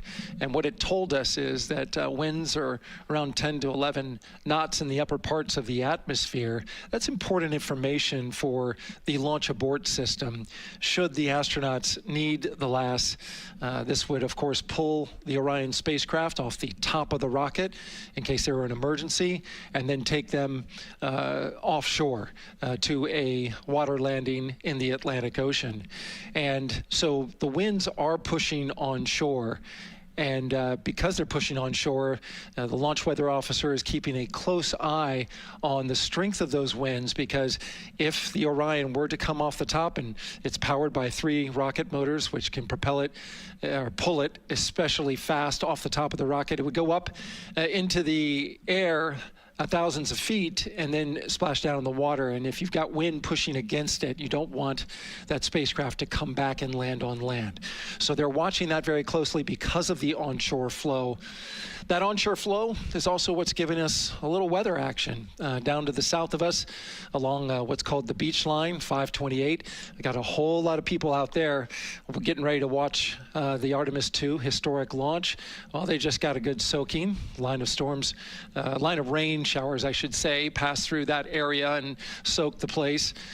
So Certainly rain is a possibility, spotty showers from time to time, but overall the launch weather officer tells us that we are trending towards getting that stuff to all push to the west the closer we get to our launch window. A reminder, that window is from 6:24 p.m. to 8:24 p.m. Eastern Time. We don't have a specific T0 at this moment. There's a lot that needs to be calculated before we get there. We also need to get through the rest of the countdown on time. As of right now, we are right on time. The launch countdown is going exactly as planned. That's not something that we saw certainly in Artemis 1. There was a lot of flexing in the timeline during those 3 launch attempts back in 2022. But so far today, on our first launch attempt, we're really enjoying some really solid countdown work, some solid operations by the launch team so far. And to quote our friend Lucas, who created Earthrise, we all really like that. We'll send it back to the host desk. Thanks so much, Daryl. Yes, we really like that, and we really like Rise and Lucas. So thank you for that. That was really cute. Okay, so again, here we are in the big box here. We have our full view of the rocket, looking glorious on there with, again, some clouds, but still weather is good for launch today. And then we have the closeout team continuing to do work in the White Room. We got confirmation that they have successfully completed pressurizing the counterbalance pressurization. Basically, as Daryl explained it before, the side hatch for the crew module is very heavy. So in order to open it, there needs to be pressure applied to it, and that's what we just completed, right? Right, that's exactly it. So the CBA, that counterbalance assembly that we're talking about, has to be pressurized. It's a pneumatic system to help. So in the case of an egress, you know, Christina's the one that has to open that hatch. So once she gets it unlatched and unlocked, then that pneumatic system will help move the hatch. It weighs a lot, and so the average human cannot open that hatch by themselves. And so that's why we want to make sure that the system is pressurized, that it's not going to leak, and that it is ready to go in case they need to open the hatch. So that is complete, and now what is happening are the seal leak checks. So that is in progress. Again, 2 seals go through the entirety of the hatch, and we will take the seals to pressure, hold it for about a minute, and just make sure that it is holding pressure. Again, we want to make sure that the crew has a safe, pressurized environment in any sort of situation while they're in Orion. Yep, that's right. So we're going to take a look at it. We're going to take a look at the starting pressure, and then after a certain amount of time, we'll take a look at the ending pressure, and then there are certain tolerances that we will accept for flight. 2 hours, 37 minutes and counting from the opening of our 2-hour launch window today at 6:24 p.m. Eastern Time. After liftoff, it takes less than 10 minutes to reach Earth's orbit. Let's learn more about today's ascent profile with Gary in Mission Control. Hey, Megan. We are monitoring here in Mission Control Houston. Flight controllers are looking at data from integrity in the Space Launch System during the countdown. We're looking at some of the events happening in the White Room now and just making sure that all criteria is met to commit to launch and ascent today. It's the team you see in this room that would be looking after ascent, which is a very dynamic phase of flight. And after solid rocket booster ignition of the Space Launch System, it's this team that takes over control of the mission. There are voices you'll hear upon ascent, calls being relayed between Stan Love, the Capcom you see here in this shot in Mission Control Houston, that's the voice from this room, and the Artemis 2 crew on a communications channel aptly named Orion to Earth. Here are the calls you may hear during this part of the mission. Capcom Stan Love, his first call after responding to the crew's successful roll pitch maneuver at 30 seconds is AMT high. This notes that should we lose just one of the main engines, an alternate mission in low Earth orbit can still be achieved. At 1 minute 25 seconds, you'll hear max Q on PDL. This notes that reaching the moment of maximum dynamic pressure on the spacecraft. This event happens to be in line with a communication switch to another ground station, the Ponce de Leon Inlet Tracking Annex located about 35 miles north of Kennedy. At 2 minutes 45 seconds, you'll hear SM primed, upper stage RCS ready.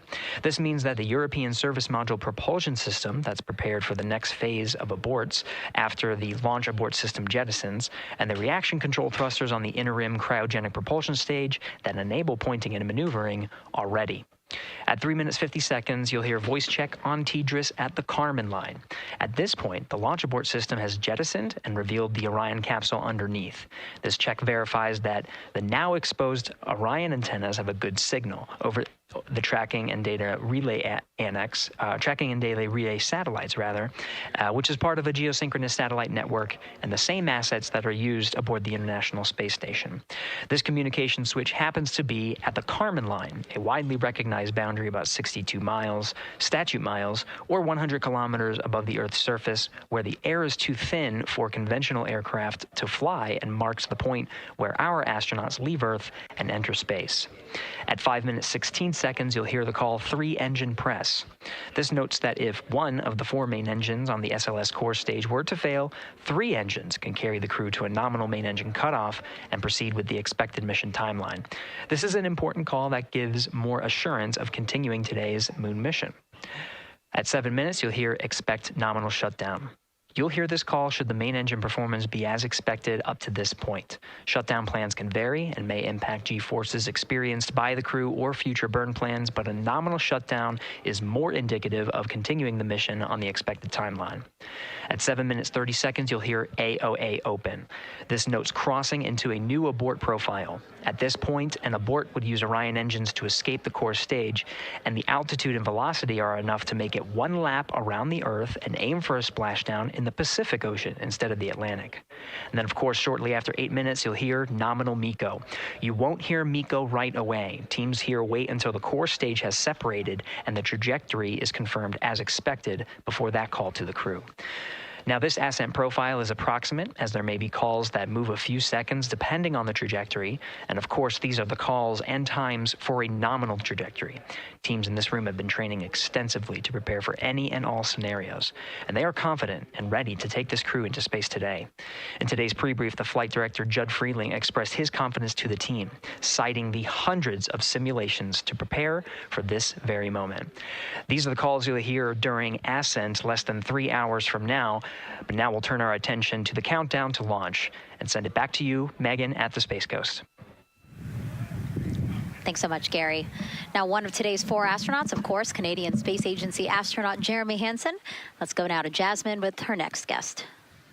Thanks so much, Megan. Yeah, we're joining you live now from the Operations Support Building here at Kennedy, where crowds are starting to gather, and we're honored to have Lisa Campbell of the Canadian Space Agency joining us. Lisa, Jeremy Hansen is about to make history as the first Canadian to venture to the moon. What does that milestone mean for your agency? Thanks so much, Jasmine. It's wonderful to be here. It's such a special moment, both for our astronaut colleague, Jeremy Hansen, but also for Canada. We're here because of decades of public investment in space robotics, in space collaboration, and so for our country, we're very proud. He's so ready. He's been waiting for this his whole life, preparing, training, and he's a wonderful example of Canada. Yeah, and that's a perfect way to capture Jeremy. He really has been prepping for this his whole life. This will be his first space flight. So what has it been like watching him become part of this Artemis 2 crew? Well, as I mentioned to you, I've known Jeremy since 2020, and he's a colonel, a fighter pilot, a father, and he really is a very dedicated, passionate human being. So both for him to realize this goal of being an astronaut and flying, he also is hopeful that witnessing that will raise awareness about the value of a space program, of the benefits here on Earth, of exploring the universe and our place in it. Wow, that's beautifully said. And really, this international collaboration has been going on for quite some time now. We've worked together in low Earth orbit and now going into deep space together. So why is it so important that we have these international partnerships? It makes us stronger. We can go faster and further together. Canada is one of the original signatories of the Artemis Accords, and Canada and the United States have been partnered for more than 60 years in space. Wow, that is phenomenal, Lisa. And this really is a team effort in many ways. We also have Jenny Gibbons. Yes. She'll be listening in on Capcom. What is her role going to be like? So Dr. Jenny Gibbons has been training all along as the Canadian backup with the Prime crew. Last night, she was in the Orion capsule checking out all of the communications, making sure all of the systems test out and work perfectly. And then she will be among the first lunar Capcom, helping the astronauts navigate during their mission. Wow, Lisa, that is so exciting. Any final words for the nation of Canada before today's mission? Just, we are so proud, so excited, and we can't wait to welcome Jeremy home. Fantastic. Lisa Campbell, thank you so much for being here today. Thank you, Jasmine. Of course. And with that, let's get back to NASA's Megan Cruz.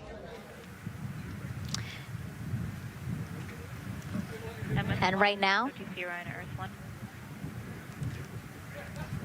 go ahead. Ma'am, TBA press has been completed. Did you see any drop in pressure? And MS1, we saw just a little bit. It is just over 2,600 now. Copy. Thank you, ma'am. again, a call out to mission specialist Christina Cook. Again, it was her responsibility to monitor the pressure on the counterbalance system that will help open the side hatch. And she did report a drop in pressure, but it seems like it's within nominal limits. Right. They might have had a small drop, but you know, we have a starting pressure and an ending pressure, and as long as the difference isn't too high, then we will take that. And the engineers know exactly what they're looking for in terms of that delta pressure. And so again, that milestone on the checklist of things that have to happen before they launch today, that is complete. The crew, again, still inside comfortably as the closeout crew team work to close the side hatch. Again, a separate seal leak check, followed by a full cabin leak check, and then they will close the last abort system hatch. Lots to do still in the White Room and marching down the countdown timeline well. And so Bill, again, number 3 there, he is holding a silver flex hose. That hose is what will be connected to Orion in order to do that cabin leak check. So again, it does seem like we continue to march down through the milestones in this countdown. Hopefully lifting off today within our 2-hour launch window that opens at 6:24 p.m. Now, right now, people inside the Kennedy Space Center Visitors Complex are learning about this mission. There are great exhibits there about the rocket and Orion, and of course, our Megan Carter with the moon board. All right, Megan and Nicole, yeah, you mentioned that checklist before launch. That checklist is going to continue during the mission, as well as there are several vital objectives that we are hoping to accomplish with this mission. So we've talked about the rocket. We've talked a little bit about Orion. Obviously, during Artemis 1, we had that test flight, and there were no humans on board. That is our one big difference for this one, and we are going to have that crew this time. So what are they going to be up to during this mission? Let me tell you just a little bit. Now, for Artemis 1, like I mentioned, we were really focused on the SLS, making sure it had the power and capabilities that we needed. We were also checking out the Orion spacecraft in deep space environments, making sure that it was good to go. Now for Artemis 2, we are going to be taking the testing for Orion to the next level by adding that human component. So those test objectives are going to start even before launch. Like you mentioned, they are out there making their way through that checklist. But these objectives are going to start now, and that includes safety. So one really great example of safety is going to be something called the egress baskets. They're out there in the spacecraft, obviously, and should a situation happen to come up, they are going to have something called the egress baskets they can get in, and those are going to zip line them essentially down to the ground within seconds to safety. Another great example of those safety procedures are going to be the LAS, or the launch abort system that I mentioned earlier. Just a reminder, that's the one that can pull the crew and capsule away from any danger within a few minutes of into the launch. Now, those are just a couple quick examples, but our recovery teams have been training extensively, quite a lot, to make sure that they are ready and prepared for any challenging situation that could possibly arise. All right. Several other objectives that we are going to be looking at are also going to be communication checkouts. That is going to be vital. I know we talked a little bit earlier about all the maneuvering that they're going to be able to do, but we want to make sure that they have full communication ability from space to ground so that we can fully support them here. We are also going to be checking out those life support systems. Obviously, we've talked a lot about the service module and what it is going to do for the crew, but we want to make sure that those life support systems are fully functioning, obviously, before we send them farther into deep space. That's going to be critical for them.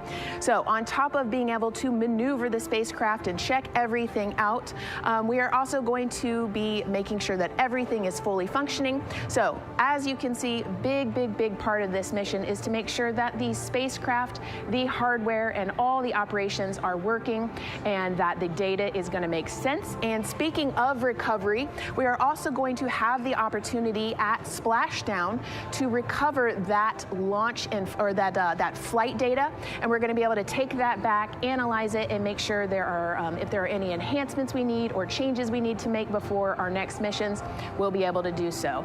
So lots to do. They're going to stay very busy, obviously. And with that, I will turn it back over to you, Megan.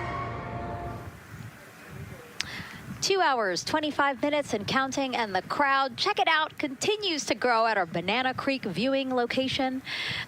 They will have a great view of launch, and we will go back now to Leah Martin, who's standing with her next guests. Hey, Megan, yeah, we're surrounded by thousands of people, some here local from the Space Coast, but we actually have quite a few people who have traveled a pretty far distance to be with us today. I'm actually joined here by a group from the International Space Station Ambassadors Program who have come from all over the globe. Saku, you're here from Japan, you've come now from Mexico, and then we have brother and sister Cosma and Jessica here who are visiting from Germany. You actually told me that you participated in the NASA Rover Challenge in Huntsville. How was that experience, and how is it kind of participating there in Alabama and then being here today? So it is an amazing experience because you meet so many young people with visions, with dreams, with ideas which inspire you and motivate you. And it's even better to be here now to see the SLS launch because we are going back to the moon, and that's what we're working for. Absolutely. And, you know, the Artemis missions, we talked a lot about the Artemis Accords and this being an international effort. You were actually telling me, Saku, that you're interested in becoming an astronaut with JAXA, pursuing your PhD to be able to do that. Tell me a little bit about that. Yes, actually, I applied for the Japanese Aerospace Agency, the astronaut selection like 2 years ago, and then I didn't make it all the way, but I'm still working on it, and hopefully I can be at the launch pad sometime, and then I hope to go back to the moon and Mars, and yeah, I'm working on it. Absolutely incredible. And Val, you're from Mexico. We were talking a little bit about women in space. This is a team who, you know, is predominantly made up of women. What is it like knowing that Christina is on that rocket right now, about to be the first woman to travel around the moon? I think that's such an amazing news. It's just so inspiring that we are taking the first Black person and also the first woman to the moon. It's just the first step in humanity and a big step in equality as well. Megan, a lot of excitement here, not just in Florida, but from around the globe, and we're keeping our eye on that rocket, and we're ready to see it lift off. Thanks, Leah. Yeah, a lot of excitement, but also a lot of inspiration. Again, this is part of, or a big part of the reason why. 130.6. Good readback. Aux 1 voltage, 131.3. I copy 131.3. Again, those numbers you hear, they're referring to specific steps in the launch countdown that the crew have to step through in order to get us to launch today. And so we were saying, yes, inspiration, a big part of why NASA does what it does. We want to go together and we want to explore together to learn more about ourselves and here on Earth. Yeah, humans, I think, naturally want to explore, and so going together, like Lisa said earlier, we're going to go farther and faster than we possibly can alone. And, you know, what a way to celebrate that today. Yeah. Going back to the moon in the first time in over half a century. And we have that great shot there in our small box of the rocket on the pad. And at the very top there, our Artemis 2 crew. Right now, we know that the crew has begun the closeout crew, has begun doing that cabin leak check. So they are currently pressurizing the cabin, and it sounded like it would take about 6 to 8 minutes for them to get to pressure, and then they have to hold that pressure for 5 minutes, right? Yes, that's correct. Yeah, so there's quite a bit of volume. You know, we talked about it being a 6-person tent. I think it's 330 cubic feet. Don't quote me on that number, but you know, they have to, like we talked about, take that initial pressure, wait 5 minutes, and take the second pressure. Yeah, and then it takes about 6 to 8 minutes again to depressurize the cabin. So this process will take a few minutes. OTC ascent switch configuration complete. OTC copies. Thank you. And then after the cabin leak checks, then they will finally close the last abort system hatch. So again, chugging along in the countdown, really excited to, again, continue to hear the crew's voice inside Orion, stepping through all the procedures. Yes, it's exciting to hear them making progress, right? It's all good news hearing the crew talk to the ground and working together to get to the launch. And what I think is really cool is that this is the first time NASA is going to have astronauts in low Earth orbit, but also in deep space at the moon. So here's a message from some of the crew aboard the International Space Station right now. Hello, Megan, and a big hello to everyone around the world counting down together to the launch of this historic flight test. If we weren't in microgravity, we would also be on the edge of our seats. Here on the International Space Station, all of us are honored to have the chance to wish our fellow explorers Godspeed. Throughout human history, the moon has sparked our imagination, curiosity, and wonder. With our return to the moon, we're not only going to be learning about its history, the history of our solar system and of our planet, but also about our place in the cosmos. We are so proud of the Artemis team and so excited for what you will see and learn on behalf of all of humanity during your trip around the moon. As we push the boundaries of exploration and expand our knowledge with scientific discovery, we advance our collective civilization together as one. Test flights are crucial to the mission of exploration. We all learn in test flight schools that the more challenging the missions are, the more incremental the tests should be. This Artemis 2 mission is one more increment on the way to further exploration. Thank you to the crew, our friends, for your dedication. And from the entire Expedition 74 crew, thank you to all of the teams that had a hand in getting the Artemis 2 mission to where it is today. Back to you, Megan, as the countdown continues.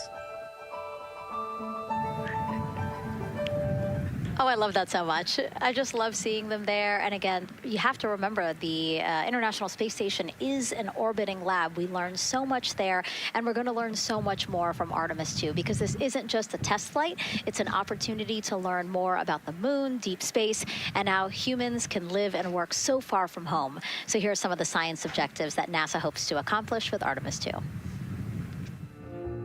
Artemis 2 is our return of humans to the moon, flying around the moon on board Orion. But along with that, we're doing a lot of great science. One of the exciting things about the Artemis missions to the moon is that science is actually a fundamental pillar of why we explore, why we're going, what we're doing in Artemis. I think it's incredibly exciting that not only are we testing the vehicle, but we're testing science on board. Science where the astronauts are conducting experiments, science riding along with the astronauts.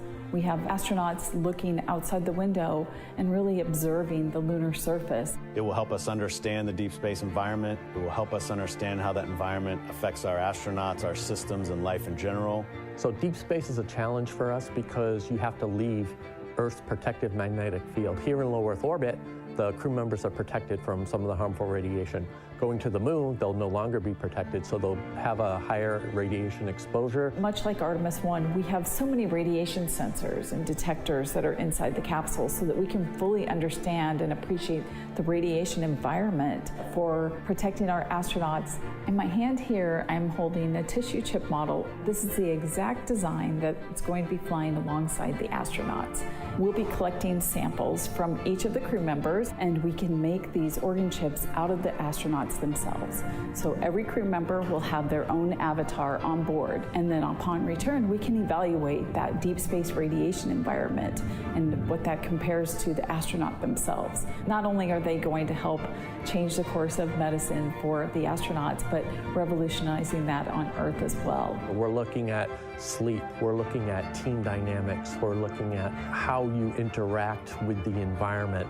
We're also looking at the immune system, so what are the biomarkers? We're using saliva as a method to study hormones and different things in your body that may change during a mission like this.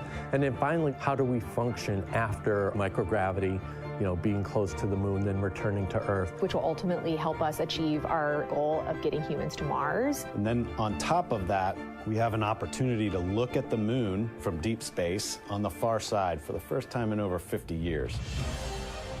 Having human eyeballs and brains back around the moon is going to unlock a new generation of lunar science discovery. The human eyeball is capable of taking in so much data in just a split second. They'll be able to tackle impact history, volcanic history. They'll be able to look at how the albedo, or kind of the shade and hue of the moon and the color of the moon, can tell us something about how that terrain evolved over time.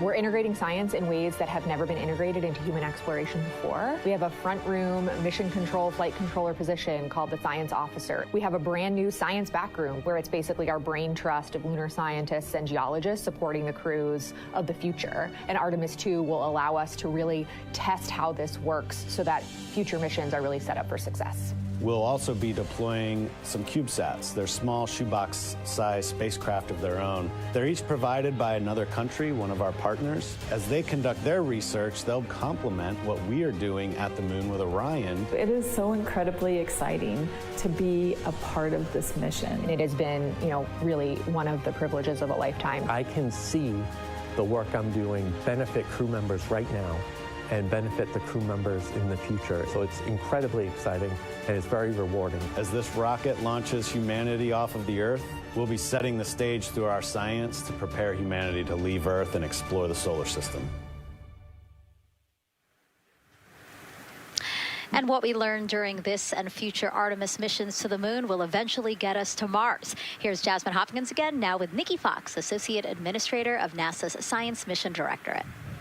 Thanks so much, Megan. Yes, we're back on the balcony now, joined by Dr. Nikki Fox. Nikki, in this nearly 10-day mission, we are covering a lot of science, from CubeSats to tissue chips. What are you most looking forward to learning? Oh my goodness. I think for me, the most exciting thing is actually being able to interact with the crew while they are flying, doing this historic journey on the far side of the moon. They are going to be seeing pieces of the moon that no human eyes have seen before, which is really spectacular. It's going to be an interesting trajectory. Some of it is in darkness. Then at the Terminator, so in darkness, they'll be able to look for like impact flashes and things when micrometeorites pummel that poor moon. And then at the Terminator, they can see shadows and interesting things, which kind of gives you depth perception. And then, of course, in the sunlit, picking out everyone's favorite craters. Also, if we launch today or tomorrow, they will see a total solar eclipse from the Orion capsule. How cool is that? That is very cool. We are thrilled for this Artemis 2 crew to be able to see the moon in a way that we've never seen before. What is so unique about that far side? Why are we going there?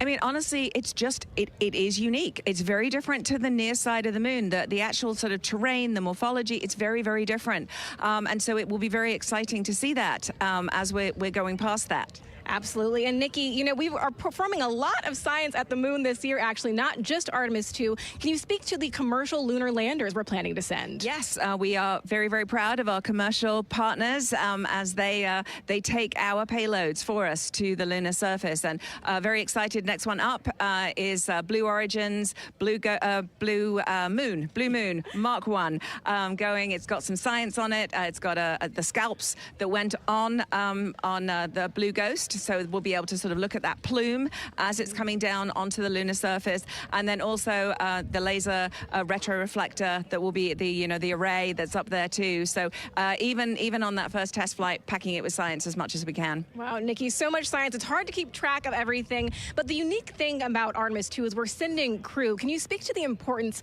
of the human element of science? Absolutely. I mean, we can program, like we do with our beautiful rovers on Mars, we can program them to do certain things, and it's what we think we need them to do. When you have an astronaut up there, they can make that sort of like really unique split-second decision. The thing I'm most looking forward to is when, you know, when they think they're going to be looking here, is hearing one of them say, oh my goodness, look over there. And I think that's just incredible about how we do that. Also flying our tissue chips with the astronauts, our Avatar experiment. Here we go, Avatar. Wow, look at that. And that's got the tissue chips samples that matched to the crew, so we'll be able to monitor the effects of microgravity and radiation on that human tissue as we prepare for more and more missions to the moon for longer and longer durations, and then off to Mars. Wow, Nikki, so much science ahead of us, but first we have to launch. Thank you so much for being here today. Thank you so much. Go Artemis. Oh, of course, go Artemis. And with that, let's turn it back over to the countdown with NASA's Megan Cruz. Nikki is so fun. She has so much energy and so much passion about the science. And again, yeah, it's just so important to remember that so much science is happening with this mission. It's not just to test out the hardware and the life support systems. Yeah, you know, you saw the science video, and then we talked to Nikki. Man, there's so much going on, right? We talked a little bit about the lunar observations that we're going to do.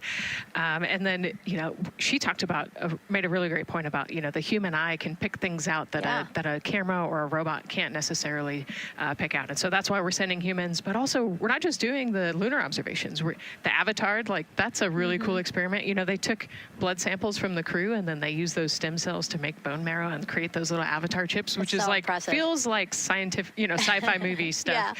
But, you know, we're going to look at radiation. We're going to look at all sorts of different scientific experiments. You know, we got the little CubeSats. We're going to go look at space weather.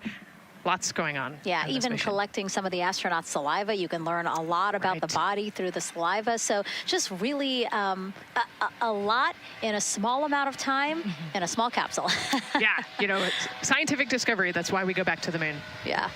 And so, again, her energy just so... oh my God, I can't find the word. So wonderful, awesome. Yeah. I don't know why I couldn't find the word. So anyway, yeah, just really again, thank you, Dr. Nikki Fox and Jasmine. And so Nicole, what about answering more questions? Let's do it. Okay, great. First one, what was the word I was trying to get at? No, I'm kidding. Let's have the first question up on the screen now.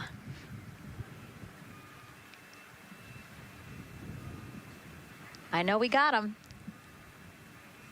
I see him being asked. And CDR OTC Rhino Earth 1.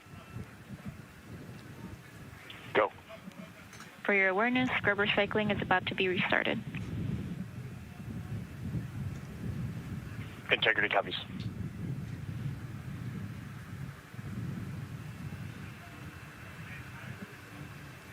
All right, let's try that again. Can we get the next social question, please?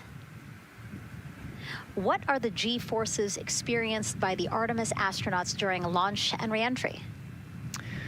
Ooh, you know, these are actually pretty similar to, you know, a Dragon launch or a shuttle launch. You know, we have to accelerate to get out of the Earth's atmosphere, and then, you know, we talked about the secondary burns that they will do to get away from Earth. But, you know, for me personally, it kind of felt like we got slingshotted off the Earth is how I like to describe it. So, you know, you get set back in your seat and the G forces are into your chest. CDR OTC Rhino Earth 1.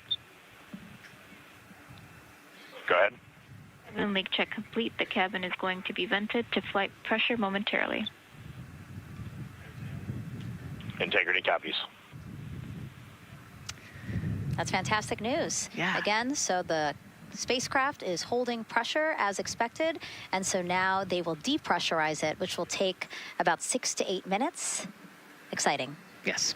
Yeah. Go ahead, Nicole. Like we talked about, continuing to march towards the launch. Yeah, so the G-forces are into your chest, and it's kind of a slow build, and you can get all the way up to 4.5 Gs into the chest during the launch, and often they have to back off on the thrust a little bit so that you don't get too high in the G-forces, and especially as we go through kind of max Q or that max aerodynamic force, so as they get through the thicker parts of the atmosphere. And then very similar G-forces on the way home, so slow, steady build up to about 4.5 Gs as the rocket actually decelerates. You know, you heard in one of the packages, when they come back, they're going to be going 7 miles a second. Gosh, that's and incredible. So you have to slow down somehow, and to do that, you have to actually, you know, when you brake in a car, you feel those G-forces, and so for the astronauts, it'll just be, again, into the chest based on the orientation. Great. Thank you so much for that answer, Nicole, and for that question. We're going to continue to try to take as many as possible. Again, you know how to send them to us at NASA Artemis. But now we again have another question for you, for our audience. We want to know, what part of Artemis 2 are you most excited for? Liftoff, Earth views from Orion, lunar flyby, or splashdown? Tell us again on NASA's Instagram or Twitch accounts, and we'll share your answers a little later in the broadcast. That's a tough one. I don't know what my answer would be.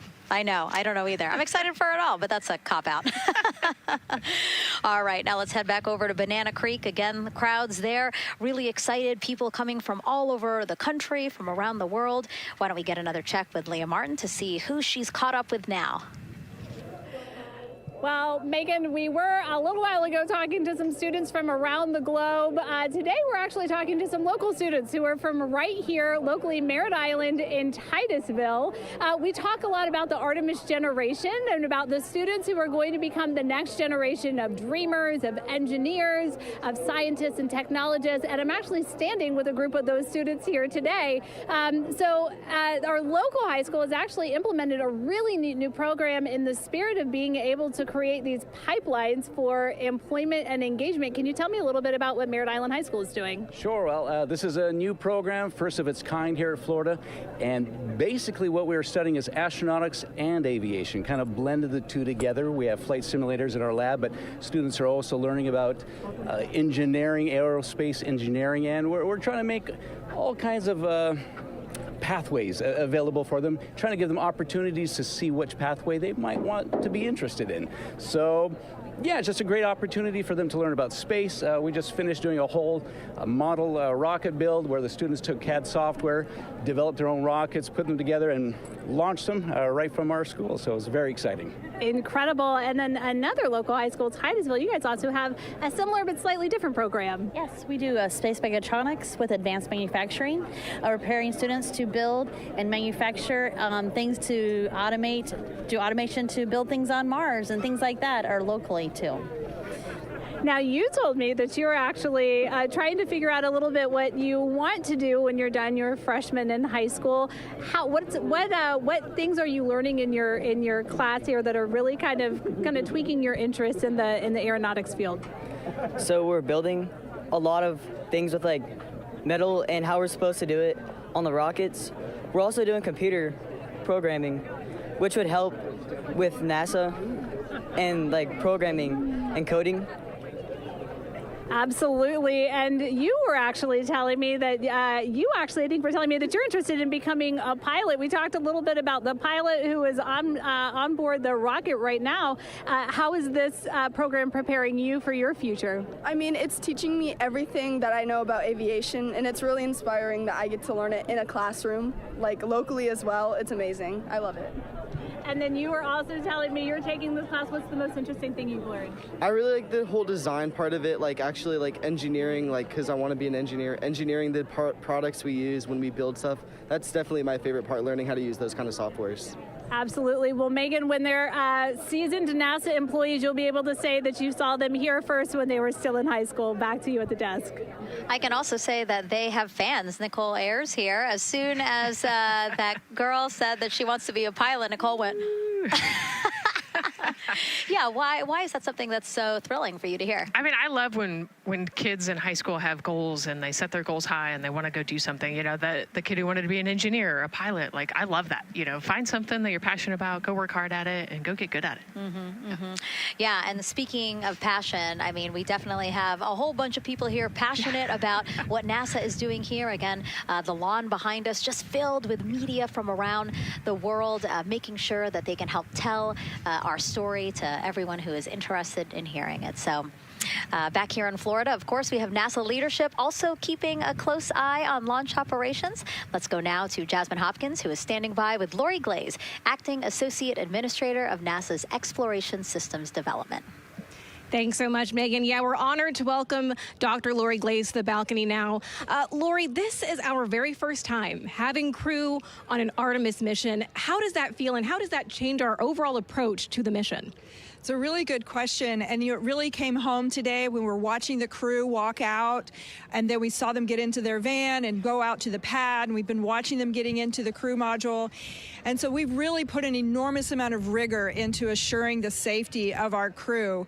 One of the most important things on this mission, different from Artemis 1, is we now have environmental controls and life support systems. One of the most important things we're going to do on this mission is test those out and make sure that we can keep our crew healthy and safe throughout their mission. We also on this mission have an activated launch abort system, which we had the system for Artemis 1, but it wasn't active. But we definitely had that active on this mission. We want the ability, again, if something goes wrong, to be able to have that ability to abort and get them back to the ground again, safe. Absolutely, Lori. I mean, as you're driving home, safety is paramount here at NASA, and your program is responsible for all of these Artemis elements. We have the Space Launch System, Orion, ground system. So how do you get everybody cohesively on the same page for a day like launch? And that's a great question, and it's really been wonderful to watch our teams working together. We have the ground systems, which are kind of the bookends of our mission. The ground systems help prepare us to get the rocket ready to take off. They're doing all of the loading of the tanks right now and getting the crew into Orion. And then at the back end, they'll be there to recover the crew when they land in the ocean. But they know that their job is to make sure that that rocket is ready to go and that the crew module is ready to go. And then the rocket itself, the space launch systems, they know that their job is to deliver the crew module to the right point in space so that they can conduct their mission. And then again, they have to make sure that everything is ready, that they set them on the trajectory that is going to bring them around the moon and set them up to land in the right place in the Pacific Ocean. And that's their job, and they know how important that is. And they have to work closely with Orion, which again, they also have to work with all the other teams to make sure that everything's working together. And then on top of that, our flight operations teams, all the people on the ground, they're all working together. They know this mission doesn't work unless every single part of the mission works. Right. Lori, there are so many things that have to work together today. We can't wait to see what happens next. Thank you so much for being here. It's my pleasure. Thank you. Of course. And with that, let's take it back to the countdown with NASA's Megan Cruz. Yeah, and speaking of the countdown, 1 hour, 59 minutes and counting until the opening of our 2-hour launch window at 6:24 p.m. Eastern Time.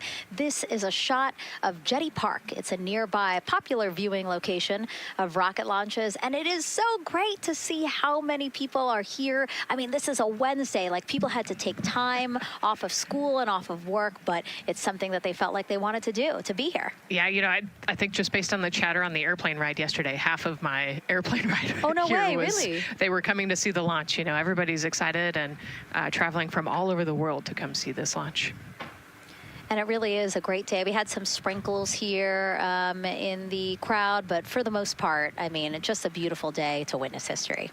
It is, yeah, you know, a little bit of sprinkles, but for the most part, the clouds are staying away, and you can see the blue sky behind us, so hoping for good weather in a couple hours. Absolutely. And so Dr. Lori Glaze mentioned what we learned from the Artemis 2 mission helps pave the way to sustained human presence on the lunar surface. So what are the objectives of this mission to eventually accomplish that? Let's check in with Gary in Mission Control for more. Thank you, Megan. Yes, the Ascent teams are here in Mission Control Houston, working through their steps to prepare for a go for launch. Right up here on the front board, we're watching the teams in the White Room work through their checklist and closing the hatch as we verify ours, working as one NASA team. What Dr. Glaze said about working across the teams throughout the nation is true. It takes one NASA team to bring everything together and accomplish the mission objectives.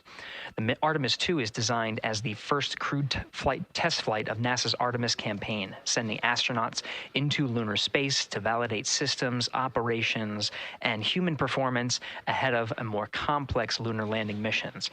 NASA has identified an extensive list list of mission and flight test objectives that serve as a checklist to verify the capabilities needed to land humans on the moon. For the Artemis II mission, there are 5 overarching priorities that cover the mission and flight test objectives. First is, of course, the crew. As the first crewed mission inside the Orion spacecraft, this mission serves to demonstrate the capability of safely sustain the flight crew throughout the mission, including launch, the deep space component, and return. Number 2 is systems. This mission brings it all together to validate the performance of all ground and flight systems needed for a long-term lunar campaign, from launch infrastructure to spacecraft operations in deep space. Third is hardware and data. We'll be gathering performance data as much as possible over the Deep Space Network, but we also aim to retrieve onboard data and hardware after splashdown to gather additional insight and improve future Artemis missions. Fourth is emergency operations. The crew and flight control team will be testing emergency systems such as abort procedures, rescue operations, and contingency responses. During the flight, astronauts will rehearse a number of these procedures to ensure that in the event of a real emergency, the planned procedures and operations are sound. And finally, there's subsystem validation. Engineers will be verifying subsystems across the board to ensure reliability across life support, propulsion, avionics, and navigation systems aboard the Orion spacecraft. Human spaceflight is a complicated endeavor that requires precision and confidence across all disciplines. You may hear the phrase, human spaceflight is the greatest team sport, a few times in today's coverage, and it's absolutely true.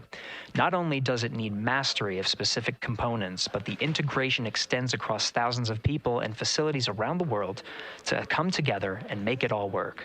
A lot of the work from many people has led to this moment, a rocket at the pad with humans on board, ready to put everything we worked for to the test. I'm certainly excited about it. The teams here in this room are looking forward to supporting the mission, and I hope those watching are as excited as we are. We are following the countdown here in Mission Control Houston. Everything continues to look good, now inside 2 hours from the beginning of the launch window. With that, I will send it back over to you, Megan and Nicole. Hey, Gary, thank you so much. We are getting word that the launch team is working something that we would like to give you an update on, so let's get on over to Daryl. All right, thank you, Megan, and we are live in Firing Room 1 here at the Launch Control Complex. Yes, we are currently not working any constraints with regards to the rocket or the ground systems. But the launch team has been made aware of an issue that the range is working. And currently they're monitoring that work that is going on over at the range. We understand that that issue is related to the flight termination system.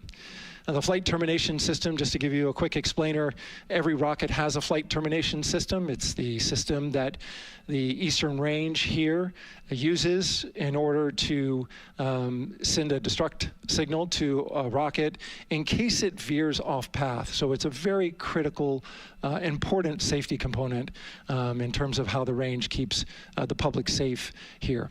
We understand that the flight termination system, they're working an issue. And so as they continue to work that issue, they've asked for some assistance from the launch team to help verify some of the work that they're doing on their FTS system. And this is where it gets a pretty unique situation here. The assistance they've asked for is to verify what's going on with their system. They want to check it to see that the work they're doing is okay. And in order to do that, the FTS console operator inside the firing room has been asked to help them verify it. And the way that they're going to do that, and the solution that he proposed to check and verify the system with the launch director, and she gave the approval, is to go get a piece of heritage equipment from inside the VAB that was used during the space shuttle program. And this equipment is able to receive commands by the range through the flight termination system. And so with this piece of equipment, this console operator who works FTS was granted permission to go go over to the VAB next door and get this equipment that he's very much aware of and used during the space shuttle era. And so that is in work right now. The bottom line of all this is, at this moment, the range is no-go. But that is not stopping us from moving forward in the countdown. We can continue to process and work the countdown. The closeout crew will continue to do their work, and the launch team will continue to do their work as well. But we'll keep you updated on what happens in regards to, as far as my understanding goes, a pretty unique situation here with trying to bring resolution and kind of help out the situation that we're seeing at the range right now. And that's the latest here from the firing room. I'll send it back to Megan and Nicole out at the host desk. Thank you, Daryl. Yes, very unique, but I think it speaks to the ingenuity of this team, right? To say, hey, we have this equipment at the VAB. Why don't we leverage it to try to solve this issue and work it? Yeah, what a great example of human creativity, right? We know this thing exists. Let's go solve this problem. We have time, you know, like Daryl said, we're going to continue to march down the countdown. So we'll continue to get the rocket and the crew ready, but we still have that 2-hour window. So in the meantime, let's try to figure out what's happening with the range. And speaking of the range, what is the range for people who might not watch rocket launches with us often? Sure, yeah. So anytime that you launch a rocket, you have to clear the airspace, right, in the launch corridor. So where the rocket's flight path is going to go, you have to make sure that that whole airspace is clear. And so we actually have assets, you know, the Space Force helps us out with this one, but, you know, we want to make sure that there aren't airplanes in the way and there aren't other, you know, maritime assets in the way or things like that. So that there's a whole group of people. We talked about, actually, Gary said it great, right? It's a huge team sport, and so there's a whole group here on the ground that is monitoring that launch corridor to make sure it's clear and ready to go.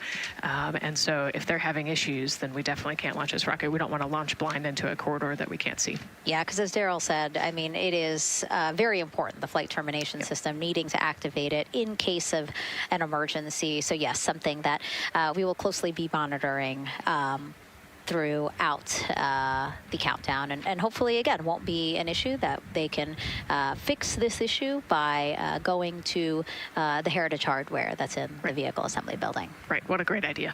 Okay, so again, under 2 hours from the opening of our 2-hour launch window, 6:24 p.m. Eastern Time. The crew, as you can see there, inside of Orion, relaxing, getting updates from the team, but also just getting in the right headspace for hopefully launch today. Let's learn a little more about each of them now. The moon, to me, it's the thing that connects me together with all the other humans in my life. I remember being a little kid lying in bed at night and just looking out at the moon in whatever phase it was in, and I was thinking, man, my friends that live like 20 miles away, they can probably look out and see that same exact moon. And then when I was in the Navy and I would look out at the moon and I'd be halfway around the planet, and I would think, man, my brother can see that moon where he is, and he's halfway around the planet from where I am. To me, it's a connection of life on Earth. We can all look up and see that moon, and it's always changing. The moon is never the same 2 days in a row. I love that. My name is Reed Wiseman. I'm the commander of NASA's Artemis II mission around the moon. I grew up in a little town just north of Baltimore, Maryland, about 20 miles north of the city. There was a National Guard base nearby my house, and there were A-10 aircraft that would fly over every now and then. I just would look up at them and be like, man, I want to be up there. I want to go do that. And then my brother went to the Naval Academy, and I would go every year and watch the Blue Angels fly during commencement, and that just started to grow and grow and grow. For a while, I wanted to join the Air Force, and then I realized Navy flies as well, and they fly from ships in the middle of the ocean, and that was it. Like, done deal for me. That is exactly what I wanted to do for my career. Flying is freedom to me, especially when you're in a jet aircraft coming off of an aircraft carrier in the middle of the Pacific Ocean. Nearest land is over 1,500 miles away. So when you come off of that aircraft carrier, you are truly just alone with yourself out there. It is a magical experience to be out there all by yourself in an aircraft over the Pacific. It's free. I think anybody who accomplishes something that they set their mind out to, there's no one thing that does it for them. It's a combination of everything. I mean, the way my parents raised me, the way my brother and I, the way our relationship developed over time, my friends, being in the marching band, going to college, setting my own course, learning how to live on my own, being mentored along the way, being, kept on the path to success, but being given the freedom to, make excursions and fail every now and then and regroup and carry carry on. I think all those things come together in the end to get you where you are. I've had to overcome, I'm a human being. I've had to overcome a lot of fears. I'm pretty scared of heights. I joked about that on the International Space Station, but it turns out I'm only scared like at the edge of a building. When you're up on the International Space Station, even though you're 250 miles up, I never had that feeling of falling or that I was, at risk up there. I just kind of loved the feeling of floating and looking down at Earth. There have been challenges all throughout my life. By far, the biggest challenge was losing my wife in 2020 to cancer and now raising two daughters who are grown up now, but that's been the biggest challenge by far I've ever had to face. It is not easy. Being an only parent, trying to work a full-time job, and raising two kids is something that I think about every single day. I'm very proud of the work I've done. I haven't always done it well, but I've always shown up and tried as hard as I possibly can. I do wonder what it's going to be like when we are really far from Earth and can see it. The sensation of being so far away from everything that you know. I had that.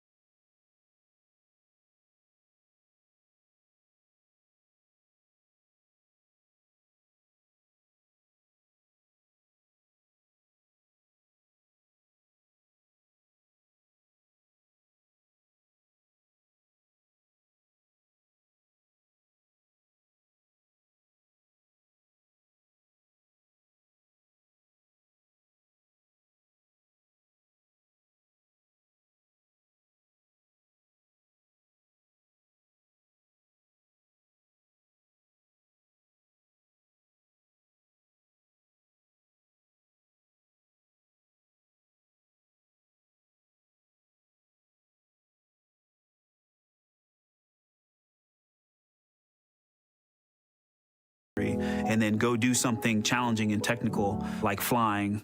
Apollo is known for sending humans to the moon. Artemis has an opportunity to continue the Apollo story, but I actually think it's important for this story to stand on its own. Artemis is a new program, and we're trying to do new things. And it's great to compare and contrast. When you look at our spaceship, you can see parts that were designed, built, and integrated in another country. When you look at our crew, you see that our crew is international. There are also men and women. And I just think that comparing and contrasting makes the story even richer. The piloting role specifically, I will have an hour and a half or so where I get to fly the spacecraft by hand. We haven't flown that many spaceships. And so the ability to fly one actually in space on a test mission is just a really unique opportunity. I can't tell you how I'm going to feel when we fly by the moon and see the moon up close and the Earth from 250,000 miles away, but I don't use the word excited because I'm focused. You know, what we do, this is very serious and it's very risky, and we are all intimately familiar with that risk. And so if we go out there and we're successful and we can pass that baton on to Artemis 3, that's something to really be excited about. I tell a story, which is one that my dad told me before the Apollo missions when he was just a very little boy. He was looking up at the moon with his mom, and his mom said to him, "Don't worry, Ronnie, we'll never get there." Fast forward maybe 70 years later, it's his daughter that's actually going there. And I think that long arc is something that we can all learn from. The idea that the seemingly impossible becomes possible if you just believe in it and are willing to work hard and come together to achieve it. My name is Christina Cook, and I'm a mission specialist for NASA's Artemis II mission around the moon. When I look back at my dreams as a kid, I definitely never thought I would actually get here. I was very pragmatic. Even though I'm a dreamer, I knew that the odds were way against me again, so I might as well do something I'm loving in the meantime.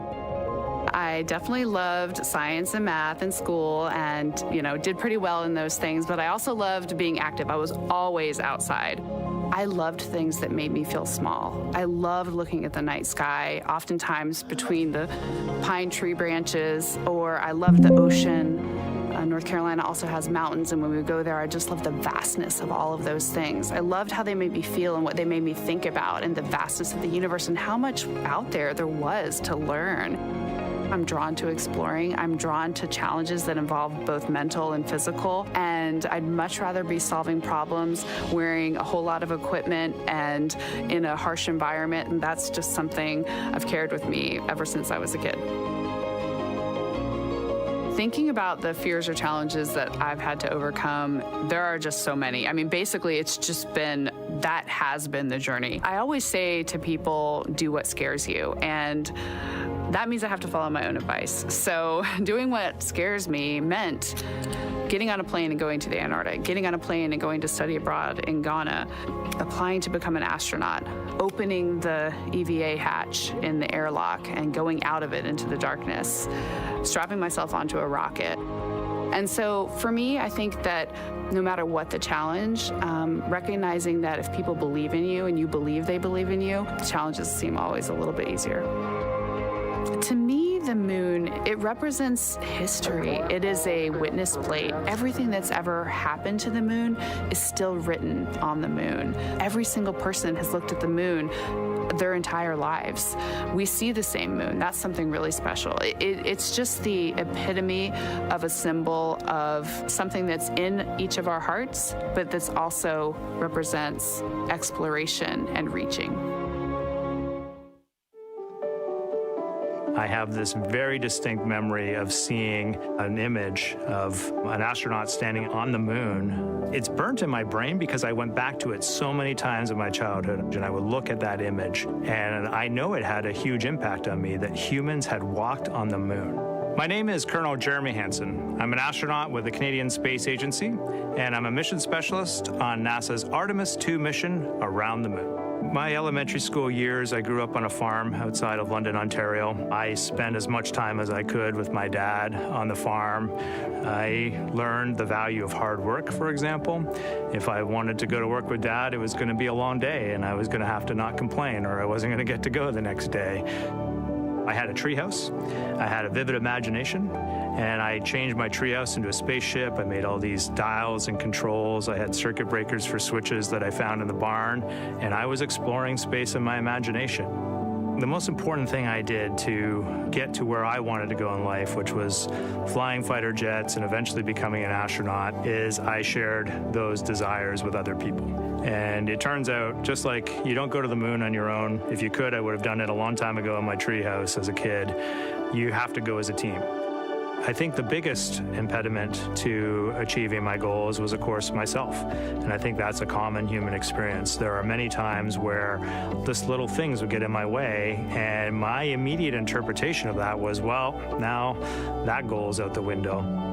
You know, people must have lifted me back up, and somewhere in the back of my head, that persistence came through. And I think that's a common human experience, to doubt ourselves. I've come to this, I guess, realization that I believe that we all have gifts to contribute, and the goal is to figure out how to use your energy towards adding positively to humanity's existence on this planet.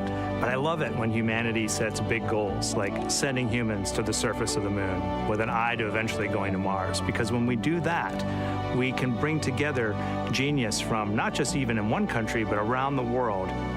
I've also learned from my indigenous mentors that they refer to the moon as Grandmother Moon. So you've probably heard of Mother Earth. They use Grandmother Moon because Grandmother Moon is responsible for the water in their community, just like the moon moves the water around the planet, affects the tides. And I think that's a really beautiful thing for us as we go back to the moon, to think about all the different cultures around the world and how they view the moon differently. And that's really neat because we all share that same moon in the night sky.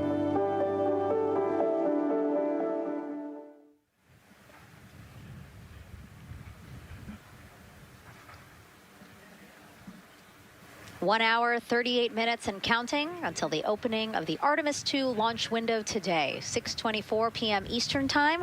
And we are looking at the rocket and Orion out on the pad, historic launch pad 39B here at Kennedy Space Center. What a great view, Nicole. Yes, it is. You know, we can see the clouds out in front of us, but they are to the west. And you can see that there's some blue sky peeking through behind that rocket, which is good news. And more people continue to come on center here. About a couple of hours ago, folks with special passes to come on center were allowed to start driving on with family and friends. And of course, we have media growing by the moment here at the press site here at Kennedy Space Center, setting up their cameras, setting up tents, interviewing folks. Again, this great jib shot that we have from our camera here showing all the interest that we have here at the press site. And actually, even to the right of us, so camera left, no, sorry, the right of your screen, left of us, plenty of other people there, set up with their own tents, broadcasting to their own viewers. And so again, just really cool to see everybody wanting to share in this moment. Yeah, that's, I mean, how many media tents we can see from here. It's a beautiful thing. Yeah. I think it's important to share this message with the whole world. Yeah. And so let's take a look now at people who are watching in other parts of the country. We have this shot here from the U.S. Space and Rocket Center in Huntsville, Alabama. Oh, man, look Just at that. kidding.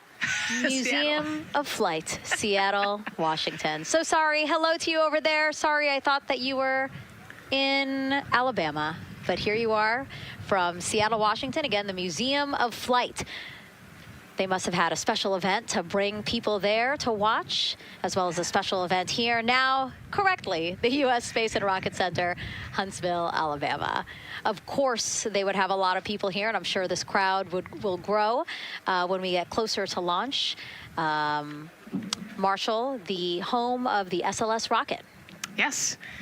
Yeah, this is a great shot. You can see all the people there, and obviously you've got quite a few artifacts in there as well. Oh, now they know. Yes. Yeah, now they know. They're on the broadcast. That's too funny. Awesome. Hey, listen, it's all right. We can sit. We can sit and chill until we wait for the opening of the window. No, there they are. Yeah. Everybody's excited. Thank you guys for Love it. showing us your excitement. I know deep down it was in there. It's just that you felt like sitting at the moment, and that's all right. There's a little delay. Yeah, that's all right. Well, thanks so much to those supporting these watch parties and bringing them to us live here. Actually, our video paths are taking quite a circuitous route to be able to bring those live views in from Seattle as well as Alabama, but we're glad that we can be able to share it with you in the broadcast now. And so why are we going to the moon? Why does NASA want to build a moon base there? Here's Megan Carter again with our moon board. All right, thank you, Megan. Yeah, so we are right around that hour-and-a-half mark, hopefully for that launch. It's going to be very exciting. So they are going to have a few days to be around the low Earth orbit, and then they'll be heading on to the moon. So yes, let's talk what will be happening. Why are we going to the moon? So obviously this is not going to be a landing, as we've discussed. They are going to be coming with 4,000 to 6,000 feet around the moon's surface, and this is going to connect us directly to our past. Those Apollo missions did have 6 lunar landings, and the Artemis campaign is looking to build on that past by going back to the moon, staying longer, and then going farther. So how are we going to do that, and why? We have obviously talked a little bit about that lunar South Pole, and we are focused specifically on the far side of the moon for this one for a specific reason. You might have guessed we're going to be looking for some resources especially, and that's going to be water or water ice. That is going to be giving us some really critical pieces for future missions. And as you can see here, we have identified 9 potential landing zones. So this is going to be a critical objective for our crew. Depending on when they launch, it will determine what is going to be visible, but we do have these 9 landing zones right here around the Shackleton crater. And as you can see here, a lot of that area is deep and dark, and that is where we are going to be looking for that water ice, because that is obviously going to give us not just water to drink, but as we know, that can actually be converted into our propellant potentially, that hydrogen and oxygen. So that is going to make the moon a critical place for that moon base, because we want to think of it essentially as a backpacking trip. If you have your tent and your hiking boots and your camping stove and all your gear, you don't want to take that out and be on the trail for the first day and then try everything out you're going to test things out a little bit closer to home before you go out on that adventure. And that kind of goes for us as well. So the moon is going to be critical for us in the future steps towards our lunar landings, and then also for going farther on to Mars in the future. It's going to set us up for that deep space exploration, and we can't wait to see what they see once they get to that flyby. But for now, we are, like I said, getting closer. So I'm going to turn it back over to you, Megan. Exciting stuff. Again, the idea of accomplishing a moon base, like as we've been saying, sometimes things just seem like science fiction, and it's amazing that we're making it science fact. Yes, yeah, we're going back. We're going to scout it out, and then on the future Artemis missions, we're going to put boots back on the moon for the first time in over half a century.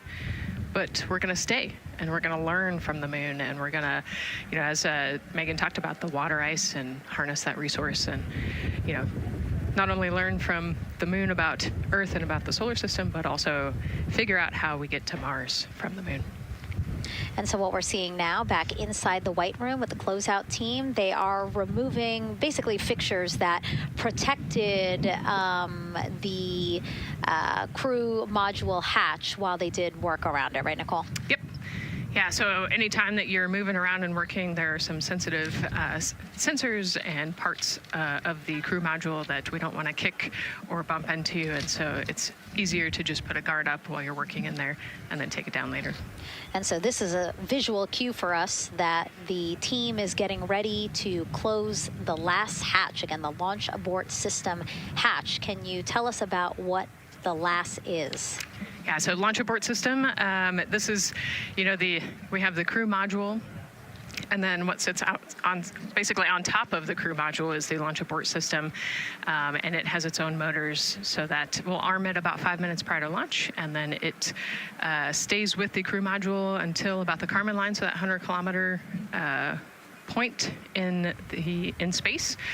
Once the crew could safely get to orbit, it will actually be jettisoned, and the crew module will then be exposed. So this is just a safety mechanism that stays on the outside of the crew module, and then as they monitor the attitude and the thrust and all sorts of the roll, all sorts of different data points to make sure the crew is safely getting to orbit. And once they are safely to orbit, then we will get rid of that launch abort system. And it looks like they're putting all these parts that they're removing from around the crew module hatch into a bag, because they have to take this out with them once they leave the pad, right? Yes, yeah, we don't want anything left up there in the White Room, and especially because that crew access arm will move away from the capsule and the rocket, and so we want an empty White Room, no FOD like we talked about, so that we can have a safe launch. And this orange tube that you see on the right side of your screen, that had been inside the crew module providing breathable air to the crew. And now again, with the crew module closed and them getting ready to close the second hatch that has been removed and is out of the way. So again, the closeout crew can continue to do their work. Yeah, that's just a duct to provide some cooling air and some breathing air to the crew and the closeout crew while they're in there. That's actually a good point, yeah. And so as we continue to watch the crew prepare to close the launch abort system hatch, why don't we take a look at the crew's mission patch? Now, crews have designed their official mission patches since the Gemini 5 launch in 1965. Reed, Victor, Christina, and Jeremy, they really wanted to play on the abbreviation of Artemis 2 to all, signifying not only the second major flight of the Artemis program, but also a mission to explore for all, by all. The crew chose the iconic Earthrise photo for a reason. It was taken by the Apollo 8 crew in 1968, the first crew to ever fly around the moon. The mission was to prove teams then were ready to land on the moon the same way Artemis 2 hopes to fly around the moon ahead of a lunar landing with Artemis 4. This time, as we've been saying throughout the broadcast, to stay on the moon and pave the way to Mars. Yeah, we talk about incremental steps, right? And so Artemis 2 is very similar to Apollo 8 in terms of that increment. They're going to fly around the moon and set up the rest of the Artemis program for landing on the moon, but also with a nod towards the fact that we do this for all humanity. And I love the thoughtfulness and how much they, how much importance they put on their patch design. Another camera angle of inside the Orion spacecraft. was going to say, we might be able to see Rise, but I think it's right behind Reed's foot there. And so to orient people again, so basically we have Christina in your upper right hand, Christina in your upper left hand corner. Then you have Jeremy below her. And then the feet you're seeing, those are Reed's feet. And then next to him, the upper right-hand corner, that is Victor, who's unfortunately hidden by Reed's feet. But again, that is the orientation of the crew inside Orion right now. Now, earlier this week, the crew got to stick their patch on a wall just outside the suit-up room. You can play that video there now. You can see that crews have been doing this as part of a pre-flight tradition again. Wow, Reed just making sure that thing won't come sure up. It's flat. And so now Victor is signing there, followed by Christina, and then Jeremy. That's a fun tradition, and your patch is up there too. It is, yeah, ours is on the left-hand side there. Yeah, it's a fun tradition. This is a really fun day too. You know, they did this a couple days ago, but it's just another step that makes it a little bit more real that you're going to be launching soon.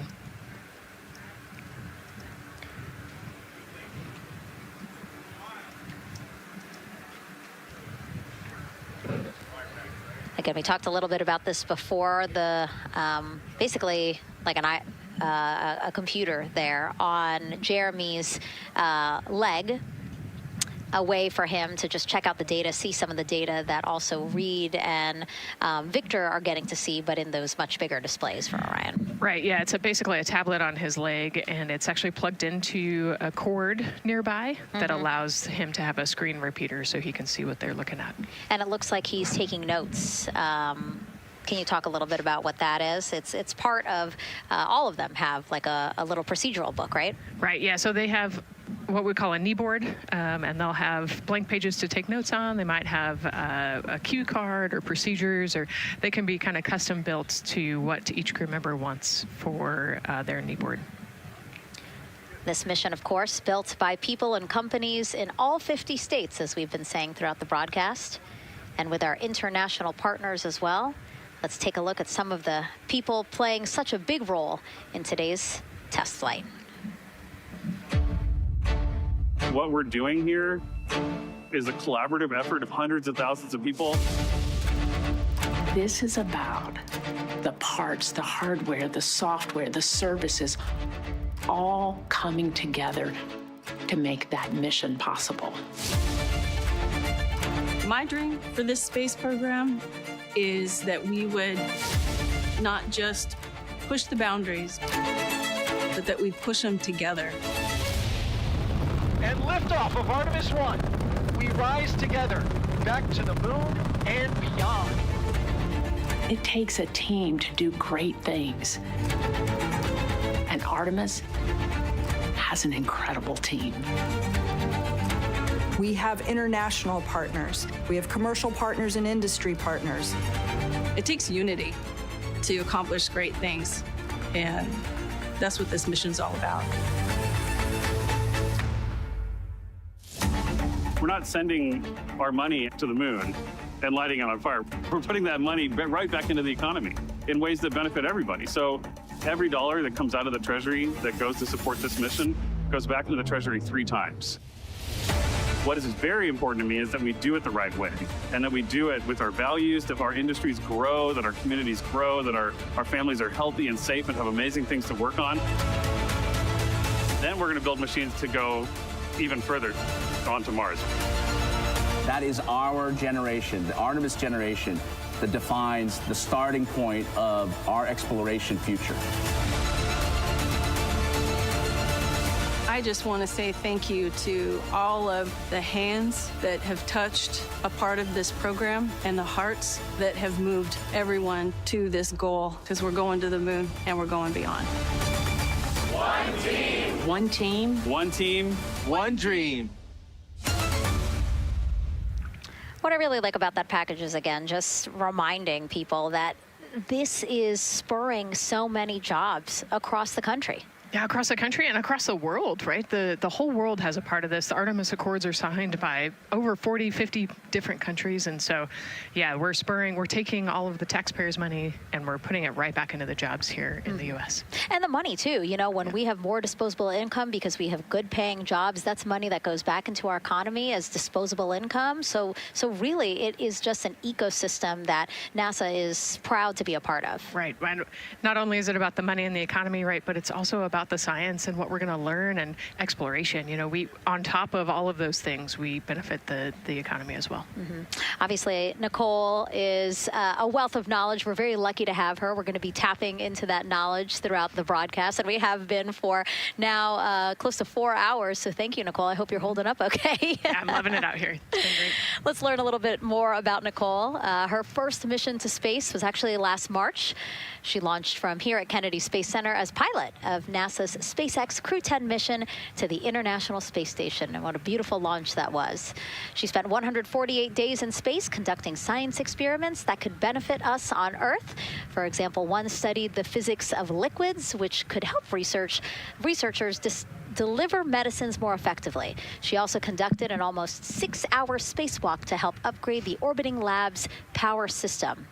Nicole is a lieutenant colonel in the U.S. Air Force and flew one of its most advanced aircraft. She was born in San Diego, California, and is a twin. That's a cute photo of the two of you. Oh, that one too. Young explorers, yeah. Yes, yes. That's so great to just see how far you've come. Again, I think that speaks to what we've been saying. Like, you know, just if you're passionate about something, go for it and see where that takes you. Yeah, I think that's a great example. You know, I was a serious little kid with really high goals and, you know, just kept working hard and never got bumped off the path and ended up here. And, you know, I think it's a testament to the human, like we talked about, you know, if you're willing to work hard, be a good team player, you can really get anywhere you want in life. And that's what I love to talk about. Christina has mentioned similar things. And so it's been kind of a theme for the day. Yeah, definitely a theme for the day, a theme for the team. The team has said the same, the crew has said the same sort of things. So absolutely, Nicole, thank you so much for being here. And hopefully only a little bit more until launch today. Hopefully. So today's Artemis 2 test flight will mark only the 7th time NASA astronauts will launch on a new NASA spacecraft designed for crew. And then controlling the flight will be Mission Control in Houston. Our Gary Jordan is inside with flight controllers. Hey, Gary. Hey, Megan, you are right. This is a significant milestone, and we may be putting the names of a few more astronauts in the history books today. The Artemis 2 crew is set to launch today will join a select list of humans to fly in a spacecraft for the very first time. And Artemis 2, like missions before it, is a test mission. During ascent, the crew and the teams here in the room are prepared for a variety of scenarios. Some of these will be called out directly by Capcom Stan Love during ascent, and some are a little more subtle. These calls can be split into 2 categories: alternate main engine cutoff or MECO targets and aborts. First, there are 2 alternate MECO targets, or AMTs. These note milestones to give flight control teams and astronauts an idea of what would happen after that moment should the core stage lose one of the main engines. First is AMT low. You won't hear it called out by the crew or Capcom since this happens right at liftoff. If the core stage loses one engine at this moment, an abort once around option could be made at main engine cutoff, meaning the crew could target a splashdown in the Pacific. The second is AMT high, which would be called out by Capcom's Stan Love around 22 seconds. After this moment, if the core stage loses an engine, we can still pursue an alternate mission in low Earth orbit to accomplish some of the test objectives. And at about 5 minutes, 16 seconds into the flight, you'll hear the call 3-engine press. This is a good moment. After this point, if the core stage loses an engine, we can still make a nominal main engine cutoff and pursue a moon mission as expected. Again, these MECO targets give the flight control teams and crew an idea of what lies ahead should one main engine be lost, but assumes we are otherwise continuing to a main engine cutoff target. This differs from an abort, where the Orion capsule separates from the Space Launch System prior to the planned separation time. There are abort options at every moment that integrity is attached to the Space Launch System, from the pad to more than 3 hours into the mission. During the first 8 or so minutes of powered flight, there are 3 abort options. First is the use of the launch abort system, which you see at the very top of the rocket and here in the White Room where the hatch is open and teams are working to close it. This particular abort capability can be used from here at the pad through roughly 3 minutes and 22 seconds into the flight. Next is an untargeted abort splashdown, or UAS. This uses Orion's service module engines to escape the SLS and becomes available immediately after the launch abort system jettisons. Third is an abort once around, or AOA. You'll hear a Capcom Stan Love call AOA open around 7 minutes 30 seconds into the flight. This also uses the service module engines, but the burn profile is a bit different to aim for a splashdown in the Pacific after one trip around the Earth. NASA's expedited recovery teams are staged off the coast of San Diego to get to the crew and integrity quickly for this abort option. An AOA option continues to be available until solar arrays are deployed on the Orion service module a little more than 30 minutes into the mission. At this point, an abort to orbit, or ATO option, becomes available until separation from the upper stage around 3 hours and 23 minutes. Mission profiles can vary depending on when an ATO is executed in that window, but with power being drawn from solar arrays, it buys more time for astronauts and flight control teams to make decisions and stay in Earth orbit, return for a splashdown, or continue to the moon. The Artemis II crew and flight control teams are well trained on all of these scenarios, and the calls you hear to the crew on Orion to Earth may help them be in a ready state for whatever challenge may come their way. At this time, we're not tracking any significant issues here in mission control in Houston, Texas. That would be showstoppers for today's launch. We're continuing to, of course, monitor the countdown along the way and make sure all systems are go for when we reach T0. With that, I'll send it back to you, Megan, at the Kennedy Space Center. All right, we are ready for another reading if you are ready over there. Yes, sir. CBA is steady at 2,600 PSI. All right, copy that. And you know, the more times we ask you to do that, the closer we get to launch, so that's a good thing. Copy. You heard it there from NASA Test Director Jeff Spaulding.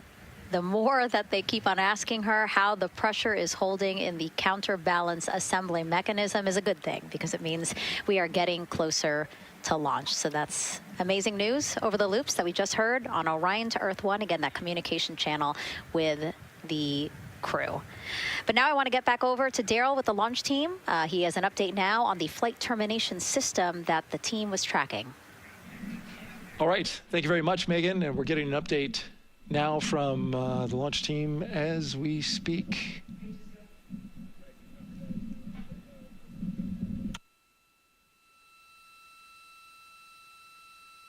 All right, stand by 1 second.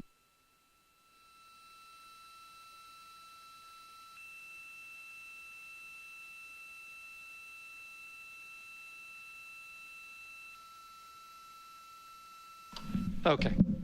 Sorry about that. We're just getting an update, in fact, about what I was about to report out on the range. And the good news is the range is go. So we reported that they were working to verify their equipment regarding the FTS system. And they asked for a little of that verification work to be done by one of the FTS engineers here in the firing room. He went out to the VAB to get some legacy hardware to help out with it. But in the end, this is a fix that the range had come up with to get clearance, to clear the range rather, and to as well work the FTS system. And so now they are go. Again, the range is go. That is no longer a constraint. And so you combine that with the fact that the rocket and the ground systems here also working, no constraints. Clear board here is great news. So again, The range is green, and we're continuing to work through the countdown. We got a weather update that came in to the launch director from Launch Weather Officer Mark Berger. He reported out that there's still a little bit of feisty weather activity that's happening up in the Titusville area. That's the city neighboring the Kennedy Space Center. Those showers had passed over Kennedy, and then now they're currently over in Titusville, currently still within that mile kind of constraint of flight through precipitation rule. But we're still far enough from the window that it looks like it won't be an issue. And in fact, we're seeing some good sunlight now breaking through onto the launch pad. As you can see, it's actually shining on the other side of the rocket here. But to the west, we're starting to see some of that clearing that was forecast. And so the launch weather officer held his forecast for 80% go for flight during our launch window tonight, which, as a reminder, is 6:24 p.m. Eastern Time until 8:24 p.m. Eastern Time.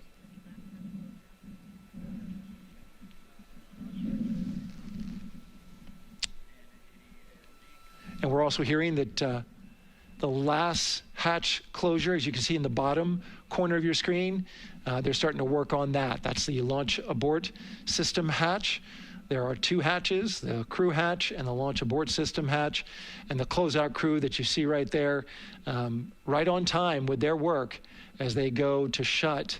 And you can see it in motion right now, that launch abort system hatch. That's the latest from the firing room. We'll send it back to the host desk. Thank you so much, Daryl. Great news all around.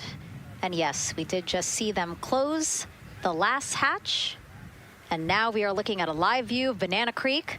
Lots of people there, I'm sure, relieved to hear that that issue with the flight termination system has been resolved. And we are go for launch. Go for launch from the range, go for weather, and go from all of them, I would imagine. Yes, it's got to be exciting. The crowd is building. And as Daryl said, you can start to see the sun poking out here, and we can see all the clouds are moving north and moving away from us. So it's all good news. And so as we know, we have our Leah Martin down there at the Banana Creek viewing location, and she's standing by with some other guests. Hey, Megan, I don't know if you heard that huge cheer just now. If you heard a big rumble, as soon as Daryl said that the range was clear for launch, everybody clapped. It was super excited as we get to do some final countdowns. Standing next to me, I have Hudson and Maddox, the son of brothers here. And I asked you a little bit earlier, how excited are you to be here for launch? What did you say? I'm very excited.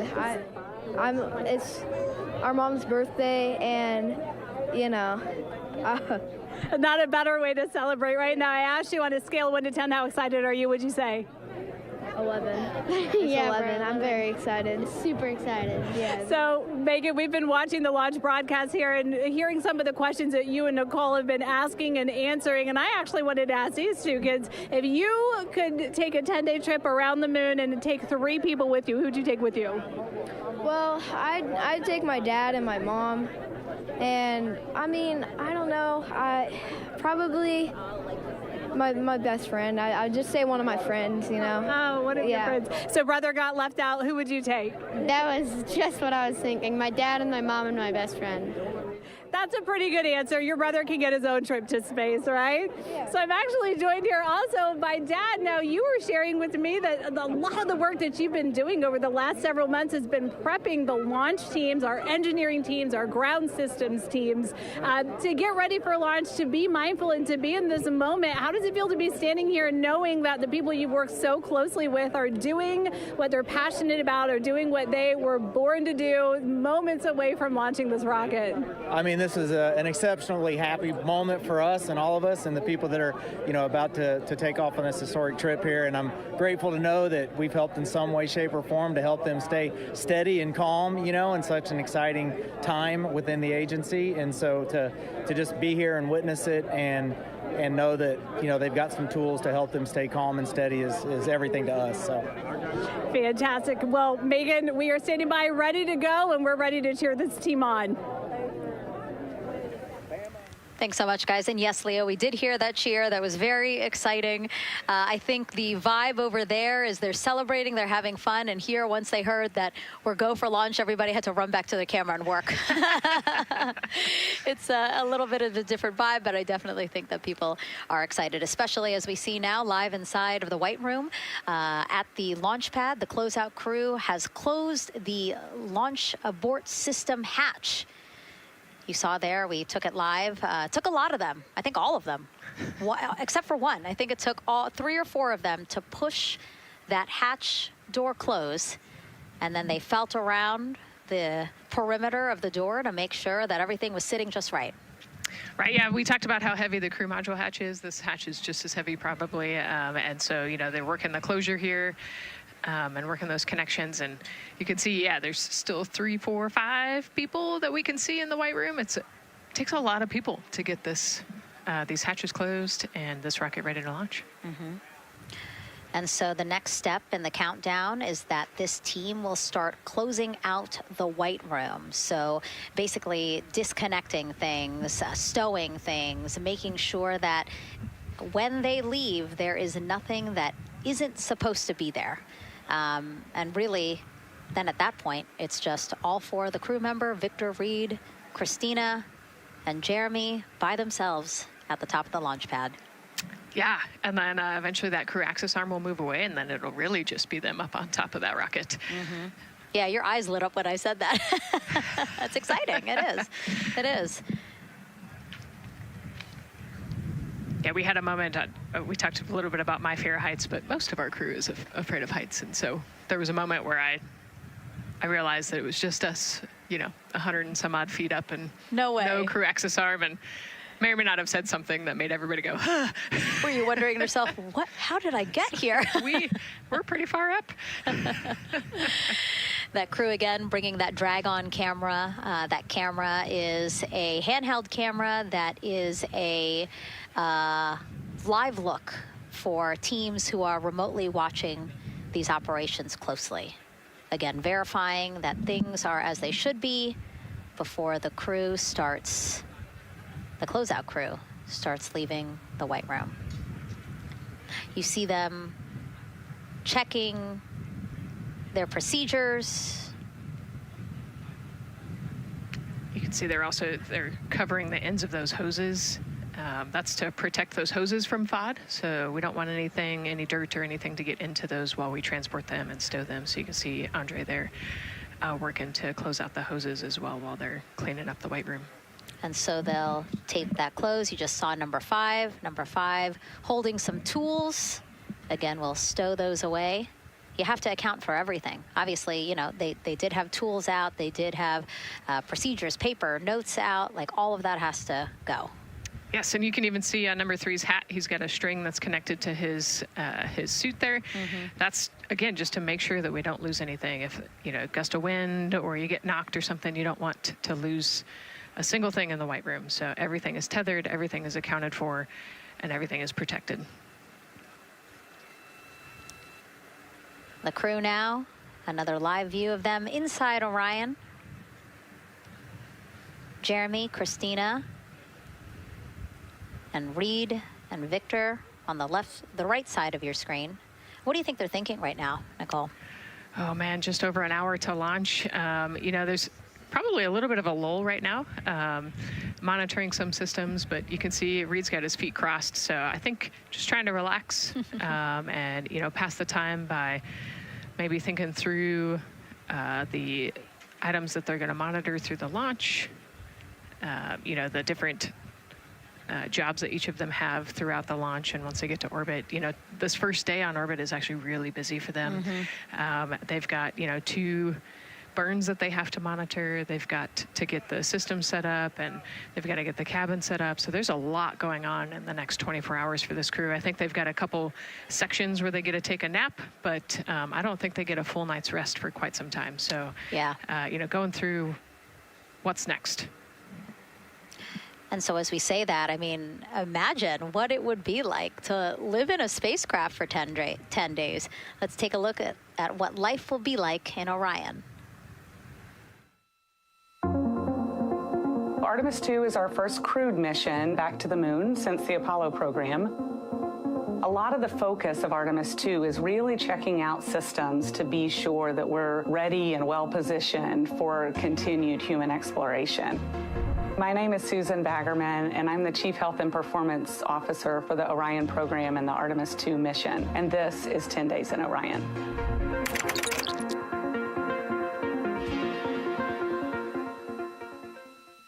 For this mission, the crew will launch in the Orion spacecraft on top of the Space Launch System rocket, or the SLS rocket.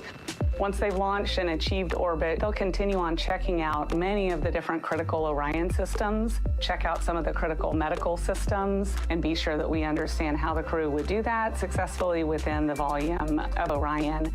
We also have, of course, systems to feed the crew. They have a potable water dispenser that they'll check out.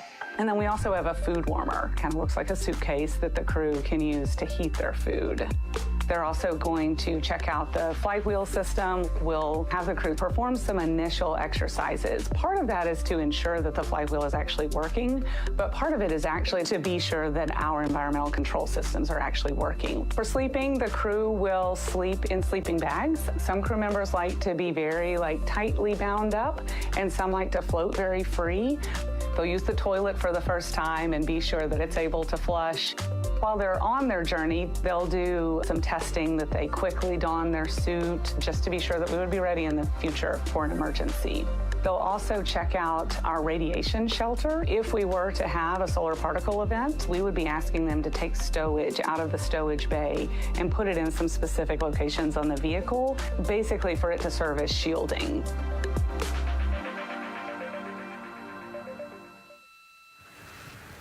And so I want to talk a little bit more about what we just heard in that package. I am interested in the space food.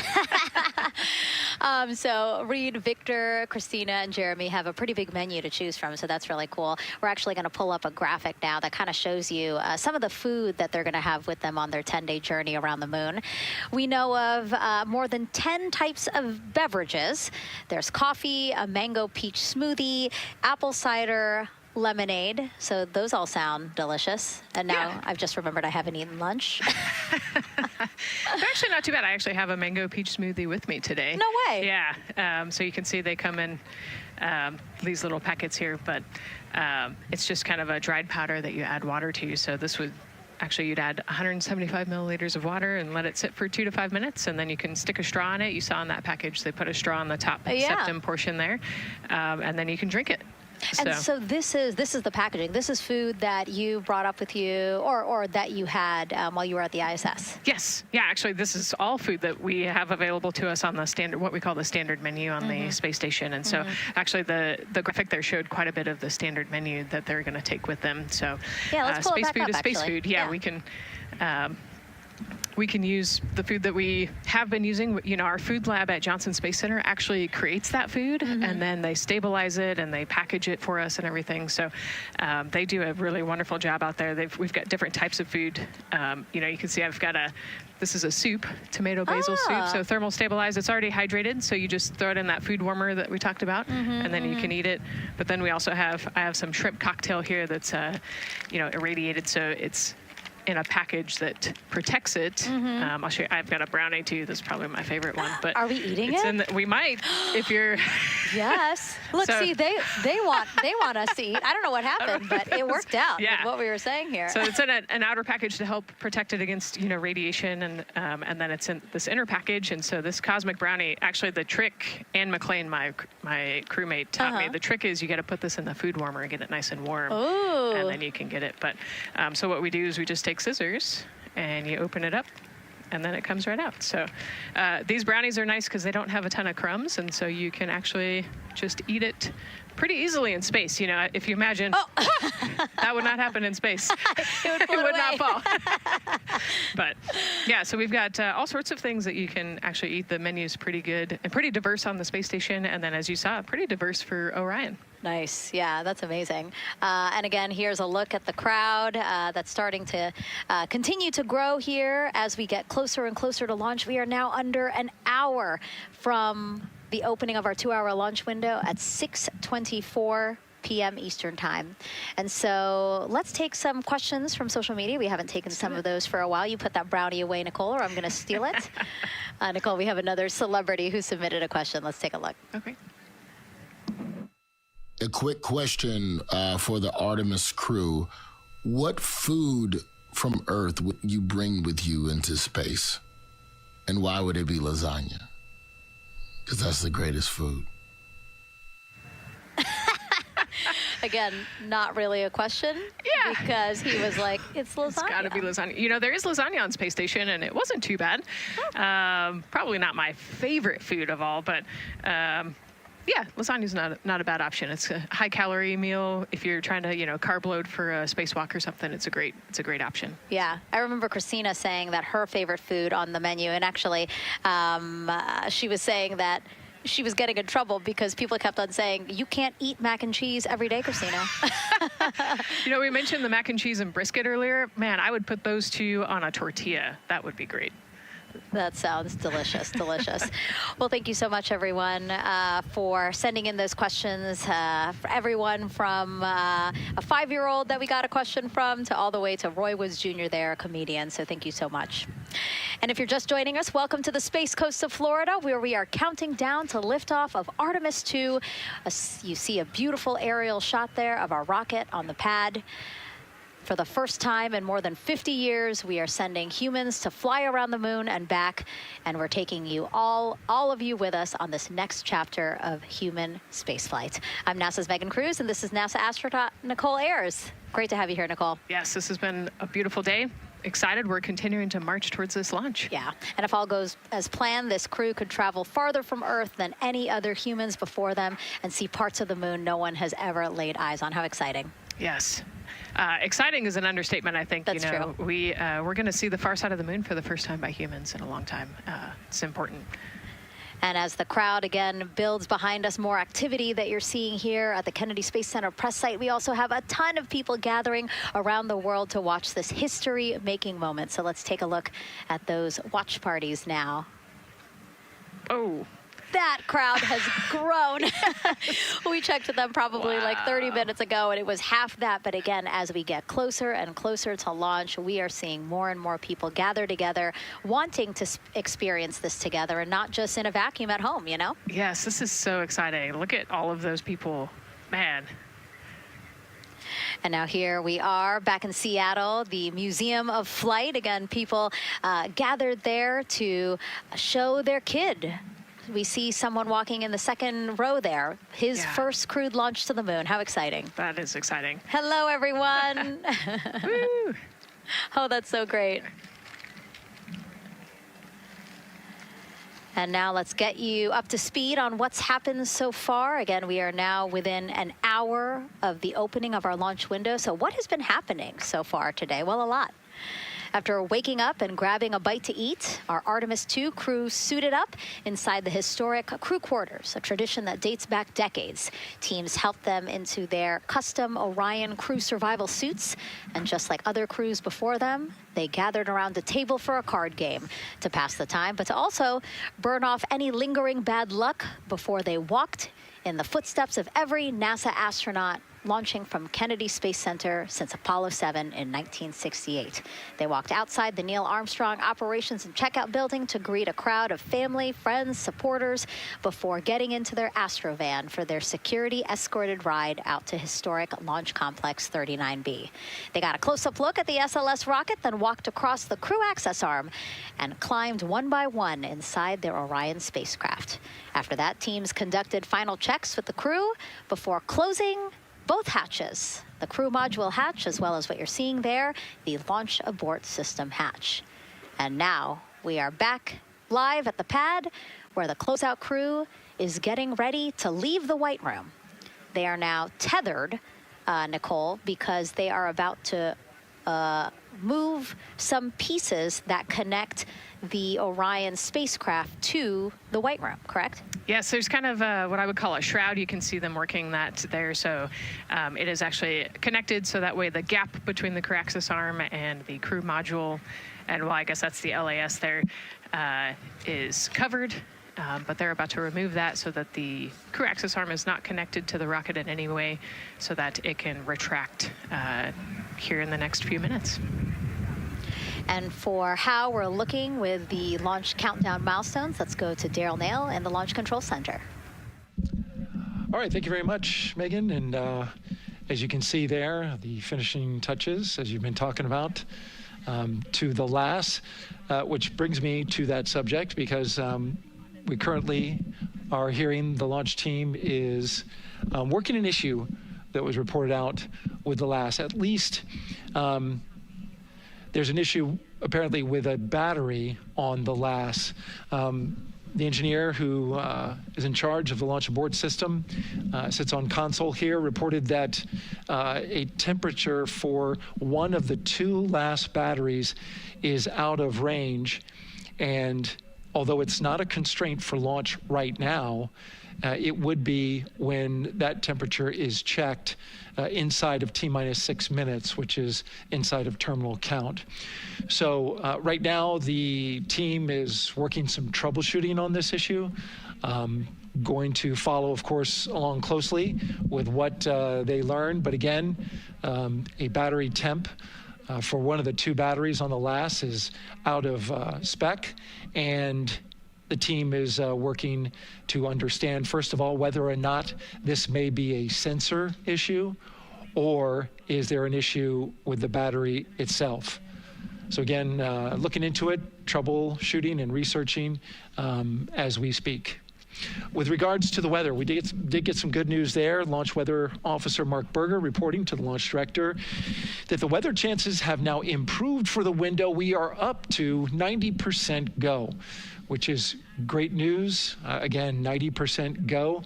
That is up from the 80% that we started when we had the first weather forecast come out officially 3 days ago.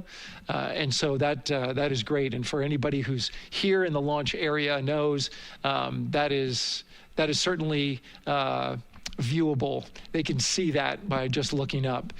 So we're getting some good clearing as forecast.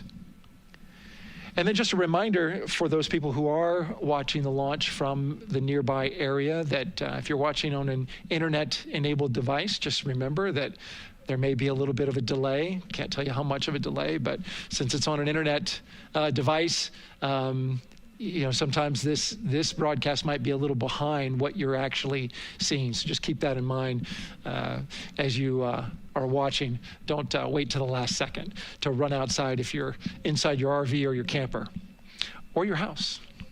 That's the latest here from the firing room. Of course, we'll keep track of that last battery issue. We'll send it back now to Megan and Nicole at the host desk.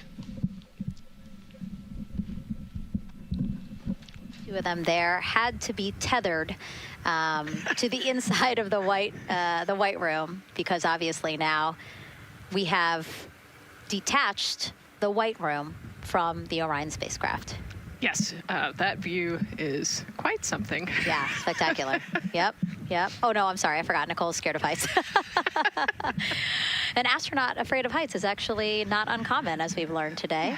But yes, so obviously, again, things proceeding as we march closer to the opening of our 2-hour launch window at 6:24 p.m. Eastern Time. Again, the closeout crew just finishing up those last couple of things they have to do before leaving the white room and then leaving the pad, leaving only the 4 Artemis 2 crew members inside the spacecraft by themselves at the pad. Yeah, and then we'll be curious to follow the battery issue on the LAS as well. I think sometimes it's just a sensor issue, sometimes it's a battery issue. So hopefully they figure that out quickly. Mm-hmm.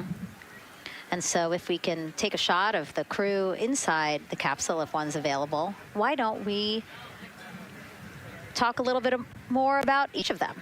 So we have Artemis 2 Commander Reed Wiseman, Baltimore native, and he's actually, you see his feet in that shot there from inside Orion. He's been in space once before as flight engineer for Expedition 41 aboard the International Space Station from May through November 2014. During the 165-day mission, Reed and his crewmates completed more than 300 science experiments in areas like human physiology, medicine, physical science, earth science, as well as astrophysics. They actually set a milestone for station science by completing a record 82 research hours in a single week. He also served as chief of NASA's astronaut office from December 2020 to December 2022. His two daughters were out to wave goodbye to him as he made his way to the launch pad. And again, there's Reed's feet. Reed is the one sitting in the seat to the right, closest to our camera there. So looks like he's relaxed by the body language of his feet. Yeah, I think they're kind of in a holding pattern, if you will, or a waiting period. So it makes sense that he's a little bit relaxed. He's also kind of just a relaxed person in general. He's wicked smart, but has a demeanor that keeps everybody calm. And so I think we're seeing that here today. And so in this shot, Reed is the one sitting on the left, and to his right, Artemis II pilot Victor Glover. NASA selected the California native as an astronaut in 2013, and at the time he was actually serving as a legislative fellow in the United States Senate. His first trip to space, November 2020, pilot of NASA's SpaceX Crew 1 mission. That was the first operational mission of NASA's Commercial Crew program, which resumed launching American rockets from American soil to the International Space Station since the end of the shuttle program.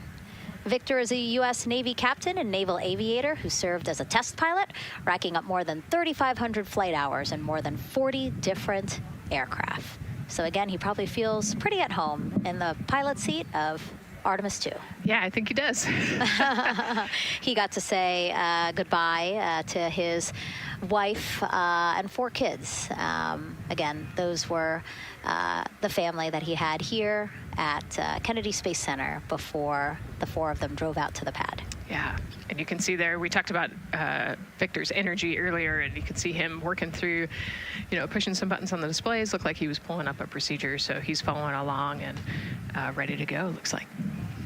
And then mission specialist Christina Cook, sitting on the upper left-hand corner of the screen there, native of Grand Rapids, Michigan, was selected to the Astronaut Corps in 2013, same class as Victor, served as flight engineer on the International Space Station from March 2019 to February 2020.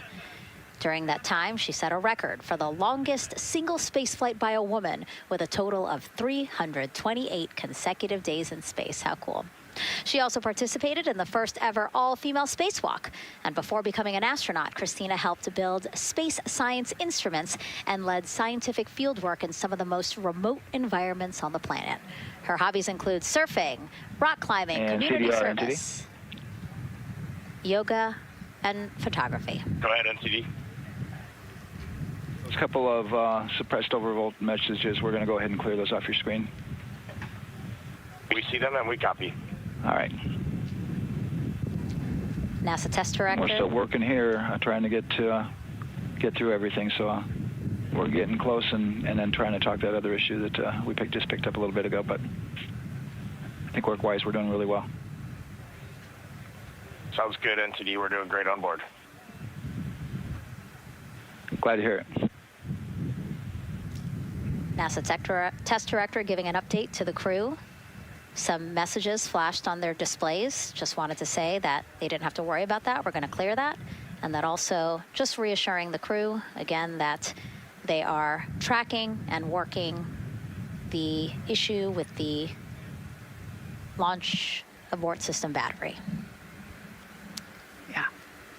All right. And then first-time flyer, Canadian Space Agency astronaut Jeremy Hansen will fly to the moon as mission specialist on the Artemis II mission. The London, Ontario native selected as an astronaut in 2009. After that, he worked as Capcom at NASA's Mission Control Center in Houston. Capcom stands for Capsule Communicator and is the sole direct voice communicating with astronauts while in space.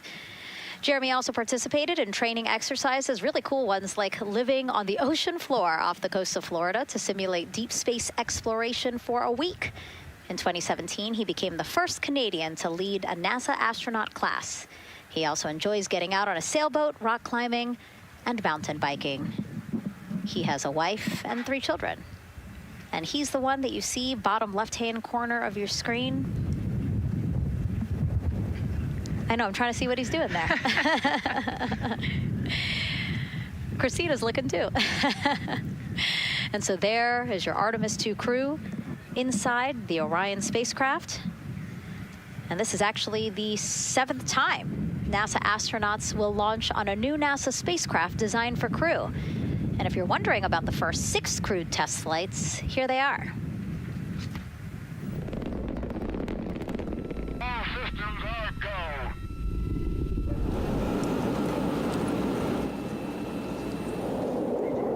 go. Gemini 3, Gus Grissom, John Young, March 23, 1965. Apollo 7, Wally Schirra, Don Isley, Walt Cunningham, October 11, 1968. Space Transportation System, or STS-1, John Young, Robert Crippen, April 12, 1981. Then NASA's SpaceX Demo 2, Doug Hurley, Bob Behnken, May 30th, 2020, followed by NASA's Boeing crew flight tests. Butch Wilmore, Sonny Williams, June 5th, 2024. And now, Artemis 2 with Reed, Victor, Christina, and Jeremy. It is really surprising, honestly, to hear that through all these decades, through all these launches we've had, this is only our 7th new vehicle that we're testing for crew. Yeah, you know, we have so many different missions that we think about and we talk about, but really 7 vehicles that we've tested and that we're flying. You know, I like to think of spaceflight really as a permanent test, right? We have, you know, hundreds of missions or so. You know, an airplane that gets tested and then flown has thousands of data points. And so really spaceflight is always going to be in the test field. And I think it's important to remember that, especially as we put humans on rockets that we never have before, or for the 7th time we start a new vehicle and a new mission. Just getting word now that White Room closeouts are complete. And so the closeout crew is preparing to leave the pad. It's exciting stuff. We are making good time, and the closeout crew is doing really well. 41 minutes, 43 seconds and counting until the opening of our window. And Artemis 2 is a 10-day mission that will send the 4-person crew on a journey around the moon and back to Earth. It will be a critical step towards future lunar and Mars missions.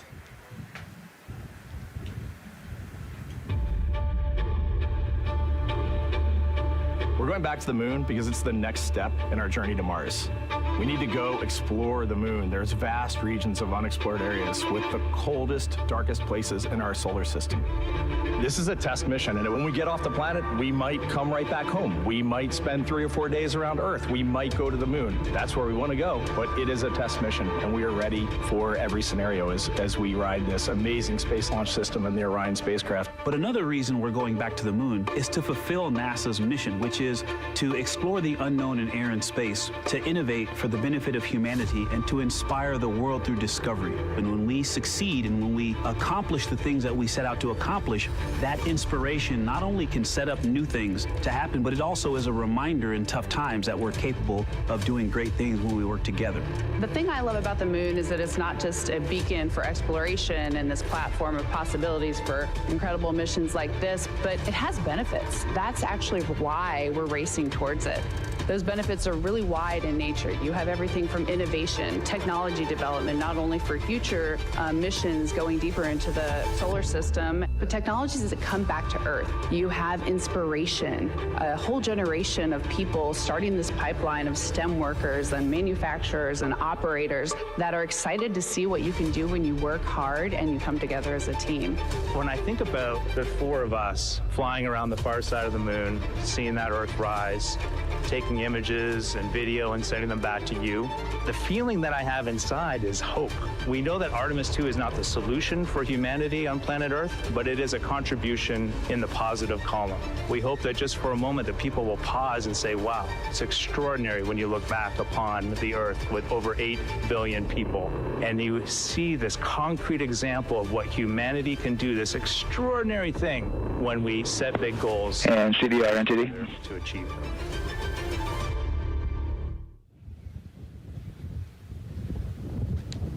And so Mission Control Houston will control the flight of Orion after a liftoff here at Kennedy Space Center. Here's Gary Jordan, who's embedded with that team. Gary, you might have to pause because we did just hear a call out to the commander in Orion. Will do, Megan.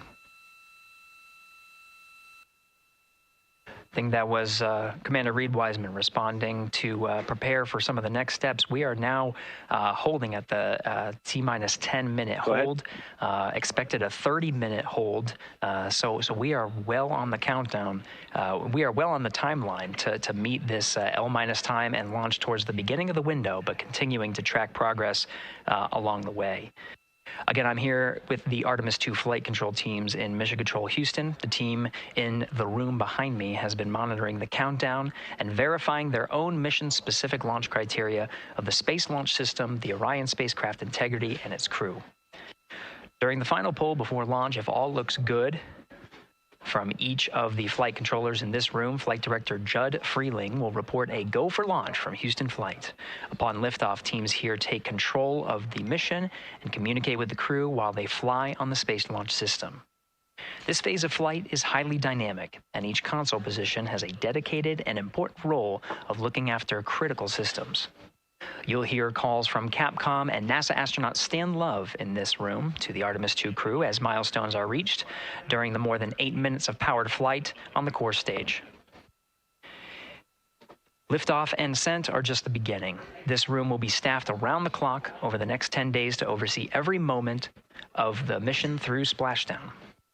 Here from the Johnson Space Center, we'll be streaming the mission live 24/7 so anyone can follow the crew's journey, take peeks inside the spacecraft, and share the experience of a lunar flyby with astronauts looking down at the moon's surface. Teams here have been rehearsing tirelessly in simulations to throw every conceivable and inconceivable scenario their way. We are ready and eager to begin the Artemis II mission. Still milestones to come as we continue the countdown, but we'll be right back with you during the ascent phase of today's flight. With that, Megan, I will send it back over to you at the Space Coast. Thanks so much, Gary. Under 37 minutes until the opening of our 2-hour launch window, 6:24 p.m. Eastern. I've never been more excited for a time. But why don't we send it back over to Megan Carter with the Moon Board to learn more about what happens after ascent. Absolutely. I am definitely also getting excited. Things feel like they're starting to pick up a little pace here. A lot is about to happen within the first 10 minutes of launch, but what happens after those first 10 minutes? Let me take you over here to my mission map so we can kind of jump ahead and let me explain a few things. So, our main engine cutoff is going to stand for MECO, and that is essentially where the rocket's job is done, and it is then going to turn the propulsion duties over to our ICPS. That stands for Interim Cryogenic Propulsion Stage. Don't try and say that too many times fast, but the ICPS is going to be right here, and that's our in-space propulsion. About 50 minutes into, after about 50 minutes into launch, it is going to conduct that first burn, and that's going to be the perigee raise maneuver. Essentially, what that is going to do is going to raise the spacecraft from a lowest point of Earth just a little bit higher into space, and then they are going to conduct that nice path. It's going to set them on that nice circular path around the Earth. That's when they're going to start to be able to really check out the spacecraft. The Orion spacecraft is going to be able to, like we've talked about, be maneuvered by the crew. They're going to check out those life support systems, and communication checkout's going to be vital at that point as well, obviously. Then they will be conducting that another burn, and that's going to raise them just a little bit higher again. And then they will, it'll be about time for the ICPS to separate, and they will start another lap around the Earth as well. Now, the ICPS, but even after it separates, its job will not be done because they will have the opportunity to conduct something called the Proximity Operations Demonstration. And this is going to be really important for our future lunar missions because the ICPS actually has a target on it, and the crew is going to have the opportunity to manually maneuver these spacecraft like we've mentioned and practice those docking maneuvers. Now, obviously, they will not be docking for this mission, but that is, again, going to be critical for those lunar missions in the future. Now, All right, after that ICPS has separated and they've done that second lap, they're going to conduct 2 more burns. And what these burns are going to do is set them up to the high enough orbit and a fast enough speed in order to conduct the translunar injection. This is going to be that critical moment and that critical milestone where they are going to produce about 6,000 pounds of thrust. And this is that point that is going to take them out of low Earth orbit into deep space, and it's going to set them on that nice path towards that lunar flyby. And I know we have talked a little bit about why this could be a record-breaking flyby and journey to the moon. And with that, I'm going to turn it back over to Megan so she can tell us just why. Yeah, she's talking about the distance record set by the Apollo 13 astronauts in 1970. They were 248,655 miles away from Earth, and this Artemis 2 crew might surpass that on flight day 6 when they fly around the moon by more than 4,000 miles. Yeah, it's a long ways. It's tough to fathom 250,000 miles from Earth, right? I mean, space, the space station is only 250 miles, and so we're going, I don't want to do the public math, but we're going much further than that. But it's important, right? Because we want to get back to the moon. We want to see the surface. We want to see the far side of the moon. And the way we do that is by breaking distance records. Yeah, and the exact distance record depends on exactly when they launch, like the time, the day. So we'll learn more as we go into this 10-day mission with the Artemis 2 crew. But here we are, 32 minutes, 50 seconds and counting from the opening of our launch window. Feels really, really surreal here as more and more people come to gather on the press site lawn here at Kennedy Space Center. Why don't we take a look at this video that we have here? Some familiar faces who wanted to wish our Artemis 2 crew a safe journey. Reed, Victor, Christina, and Jeremy, you are the real deal. You're flying to the moon for all of us, and we are in awe. You're the true heroes. You are not just astronauts. You are pioneers, venturing deeper into the unknown. But you are not alone. We will be all cheering you on from planet Earth. Hey, I'm Victor Wembanyama, and I play basketball in the NBA. But I'm not only interested in shooting hoops. I'm also interested in shooting stars, dark matter, and all other types of astronomical phenomenon. And to the Artemis 2 astronauts who are shooting for the moon, I wish them good luck and Godspeed.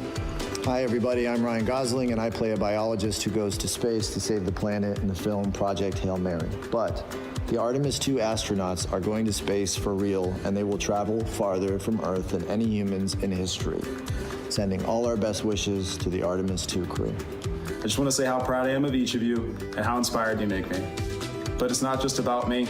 Your mission is going to inspire future generations of scientists, engineers, athletes, and dreamers to do something that they never thought possible. Hey, it's Roy Wood Jr., and I want to wish the Artemis 2 crew a happy and safe journey to the moon, well, around the moon. To go around, I know what you're doing. You got to look for a parking space. This is to go around the moon, make sure somewhere to park, and then you park journey. Good luck. It's actually a really good way to explain what how this mission builds. Again, we are hoping to land astronauts on the surface of the moon in maybe 2 years. So yes, we are looking around the moon on this lunar flyby mission to see where we might park. Thank you, Roy Wood Jr. Okay, and as we look at this live view of the rocket on the pad, there is a spectacular place here at Kennedy Space Center to watch launch from, and that's the Banana Creek viewing area. Why don't we go back there where the crowd is excited, and Leah has the best assignment ever, talking to people who are super excited about being here for Artemis 2. Oh my gosh, Megan, you talk about the excitement being palpable. I'm telling you, everybody here on pins and needles as we get just about half an hour away from launch. I've been walking around talking to people, and I'm just struck again and again by how many people are here from across the agency. I want to introduce you to just a small portion of the people across NASA who have been supporting this mission. Patty Ortiz, NASA Armstrong Flight Research Center, Orion Program. Orion. Kathy Graves, Glenn Research Center, Office of STEM Engagement. David Alexander, NASA Glenn Research Center, Office of STEM Engagement. Jennifer Becerra, Johnson Space Center, the Office of STEM Engagement. Here we go, right back here. Where are you from? I'm from NASA Glenn Research Center, Joseph Panakitis. Joseph, here we go. Wes Furman from APL. Maria Arredondo from Headquarters, Next Gen STEM. Mark Robinson, Stennis Space Center, Commercial Space. Amira Flores, Armstrong, Office of the STEM Engagement. Molly Kearns, NASA Glenn, Space Communications and Navigation. Matthew Pierce, Goddard Institute for Space Studies in New York City. Here we go, and right over here. Lauren Ring, Ames Research Center, Data Integration. So we're coming together. We're one big NASA team, one big NASA family, and we have one major message before we launch tonight. Okay, guys, what are we going to say? 1, 2, 3. Go Army!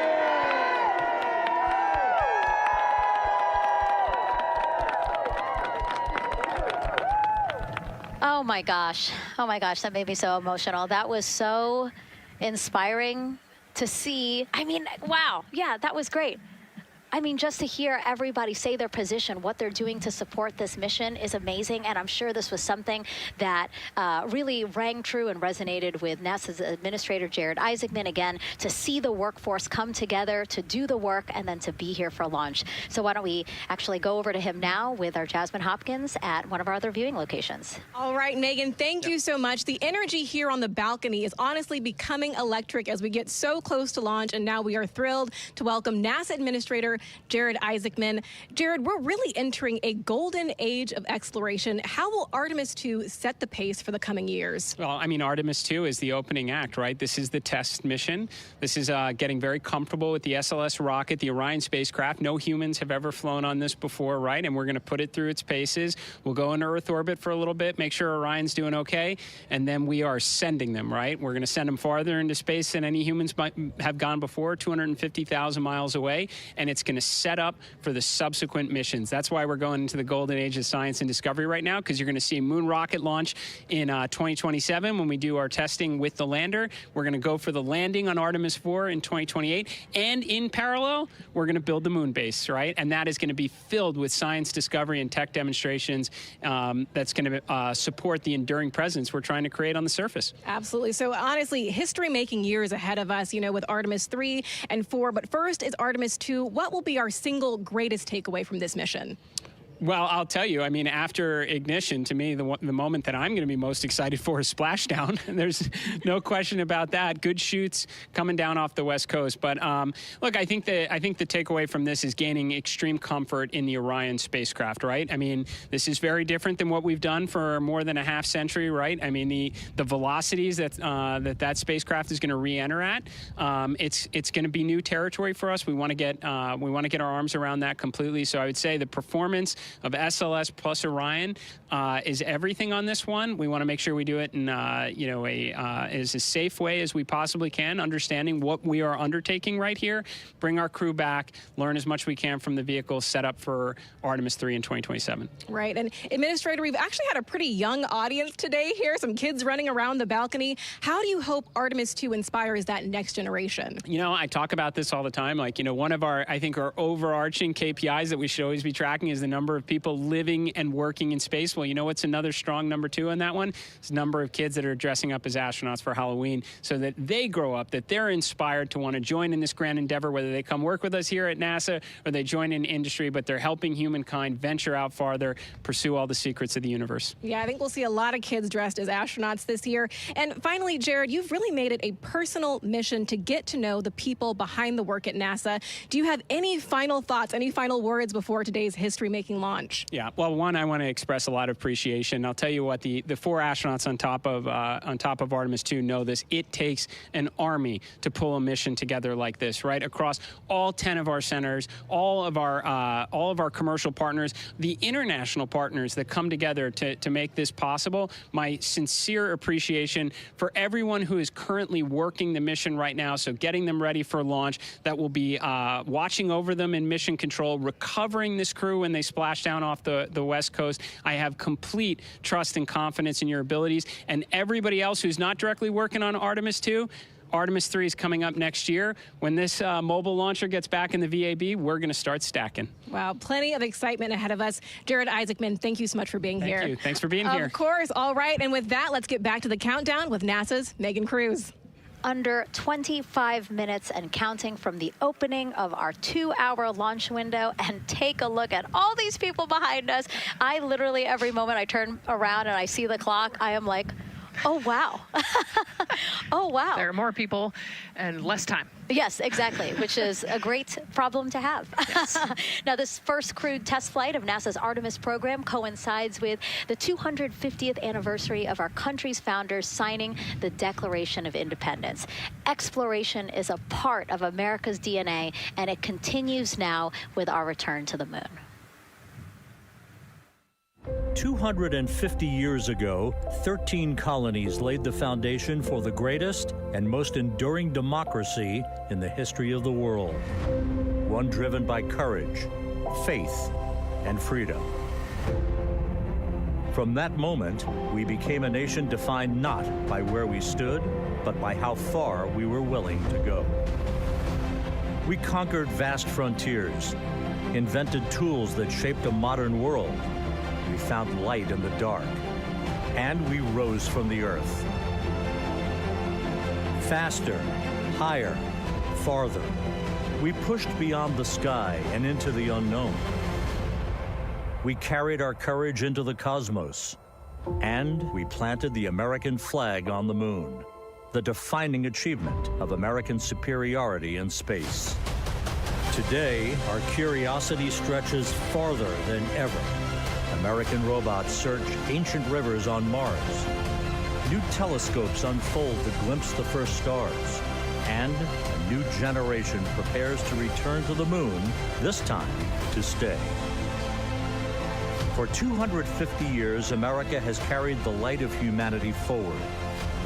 But American exceptionalism isn't inherited, it's earned. Our greatness comes not only from what we've done, but what we're still determined to discover. Because in every era, across every horizon, America is at its best when it's reaching for something greater. America celebrates 250 years, and we are leading the world into the future. 22 minutes, 15 seconds and counting from Artemis 2, NASA's boldest test flight in a generation. The crew has said this often, that they hope it inspires children around the world. And recently, a group of kids here at Kennedy Space Center got a surprise of a lifetime while watching that rocket roll to the launch pad. So tell me what color it is. We're going to be on that rocket.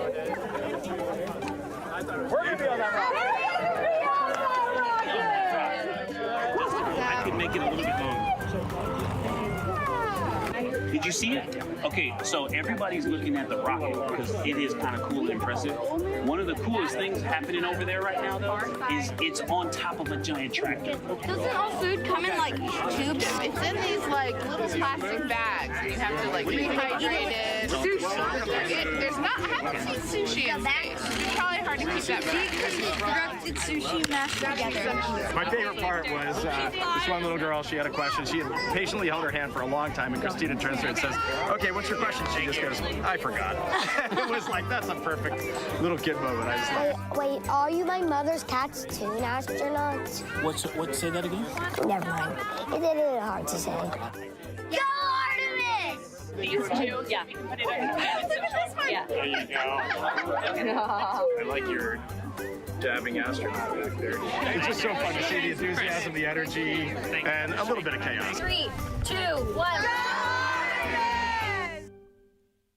Wasn't that so cute? I love kids and their excitement and, you know, even just being real. Like, I don't remember what I was I know, he gonna goes, ask. but I'm glad you're here.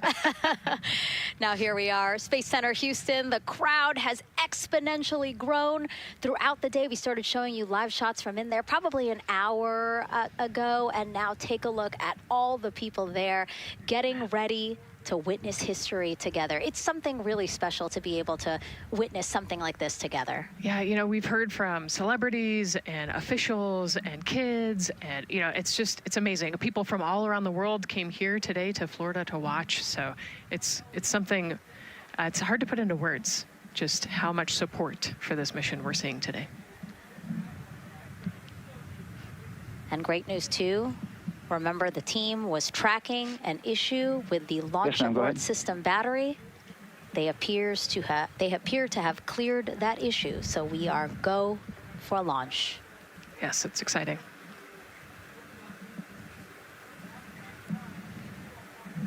U.S. Space and Rocket Center here, Huntsville, Alabama, waving to the Artemis 2 crew sitting right there inside Orion. Inside of 20 minutes from the opening of our launch window, and right now we are targeting the top of that launch window, so we could be launching here in about 19 minutes, Nicole. Wow, I don't know if I expected this today. I'm excited, and I'm glad they were able to clear the problem with the battery on the LAS, and everything has gone really smoothly today. It's been great. The weather cleared up. It's a beautiful day for a launch. And so now, as we are so close to possibly launch now, just what are your final thoughts as we are about to embark on a mission back to the moon, the first time in more than 50 years? Yeah, just so proud of the crew and all of the teams here on the ground that made this happen. They are carrying the torch from the Apollo era into the Artemis era. And, as the crew likes to say, they want to be the shoulders that the next generation. And let's see, GLS, can you help us with that, please?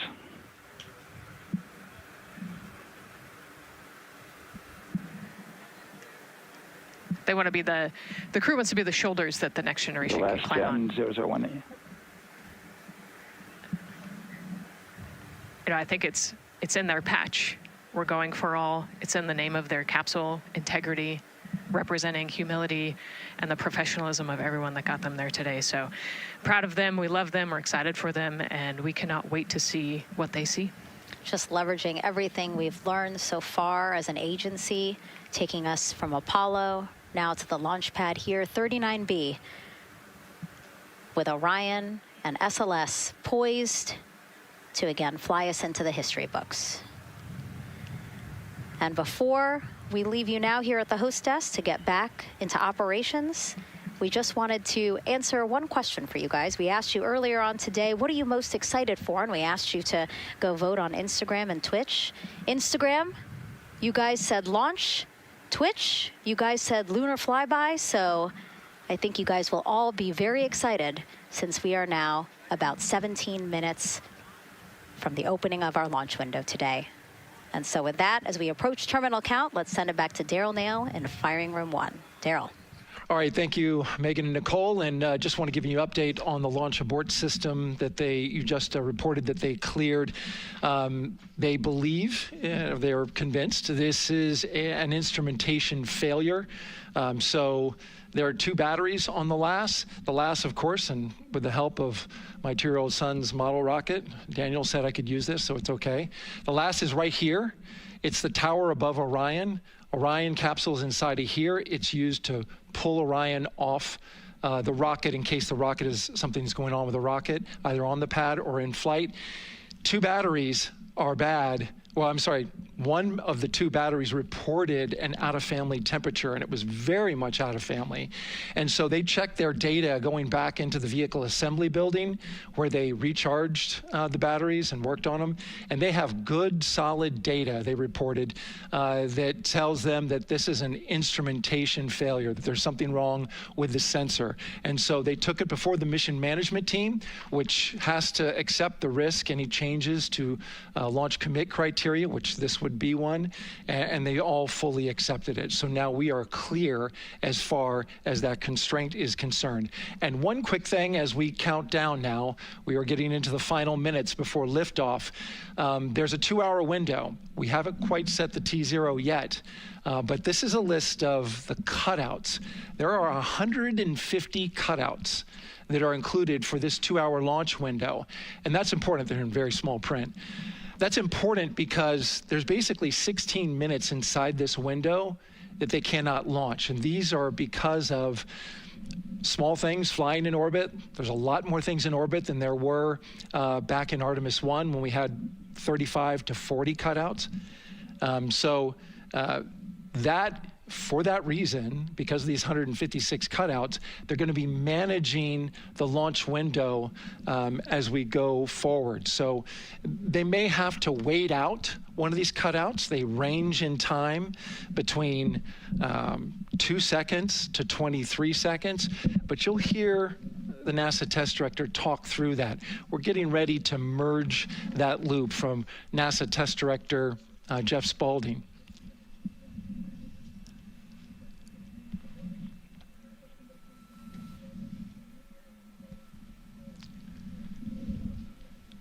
And so now I'm listening to the launch team get ready to merge their operational channel.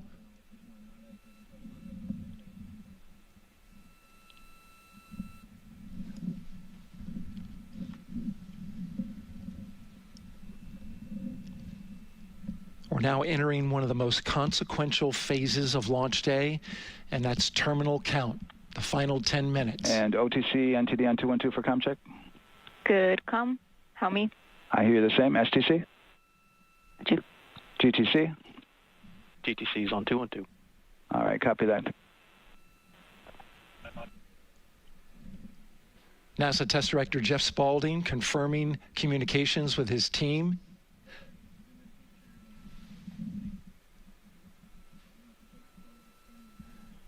There will be 2 polls that we'll hear.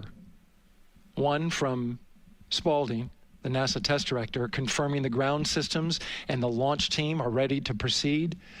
At this point, we have a clear board, no constraints, but we need confirmation from each individual on the NASA test director team. So we'll hear him poll his team. The other poll that we're waiting for is the poll from Launch Director Charlie Blackwell Thompson, who will take that final status from NASA management before giving the go to come out of a hold. And you're seeing the clock count down at L minus 12 minutes. CCL, OTC, Orion, RS1. CCL. Yes, sir. Reconfigure ARS primary loop ISO valves. Copy, that's in work. And CDR, OTC, Orion, RS1. Go.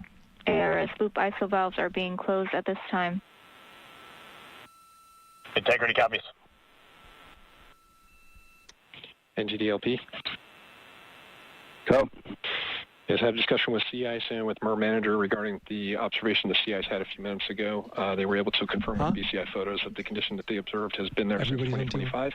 MER manager has had a chance to review the findings, and they do not have any constraints from either a sea ice or MER manager perspective. Okay. Copy all. And Launch Director, NTD, you copy? Yes, sir. I copy. That's good news.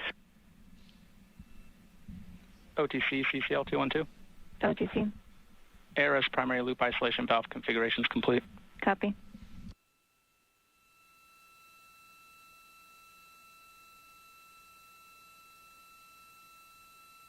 And CGLS, NTD, cancel pending, please. GLS copies, and that's complete.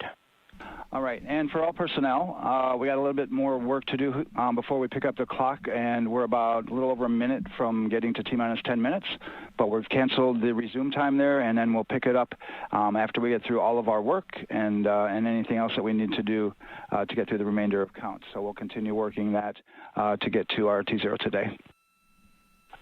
So when we get to about 50 seconds from now, we'll extend that hold. CVSE, OTC. CVSE. 400, 290, looking to verify that we are configured for ascent. Yep, give me about 2 more minutes. I'm going to start CMA2 streaming. Copy. NTD, COSE, hold requested. Copy that. I have an LCC violation of O-CT-004. S-band transponder anomaly. This was a transient LCC violation, so transponder 1 had a demodulated SNR estimate that went down to 2 dBm when it should have been between 10 and 13. It is now back up to 12, but we did lose that for just a moment. It does not appear that we lost our bit sync or carrier lock, which would be indicative that we lost our lock with the vehicle. So at this point, recommendation would still be go. However, we do have a pre-planned contingency procedure if we want to look at that. But again, this is transient, so we're back in a nominal range. All right, let's see, LPE NTD. Yeah, we're not seeing that hit. So I guess the question for COSE, was that less than 3 samples? Was that below our persistence? Stand by, let me look. It did look like it did persist for several seconds on mine, but let me take a look at the number of samples. Could I get a repeat on the affected LCC, please? Yes, ma'am. That's going to be O-CT-004. Thank you.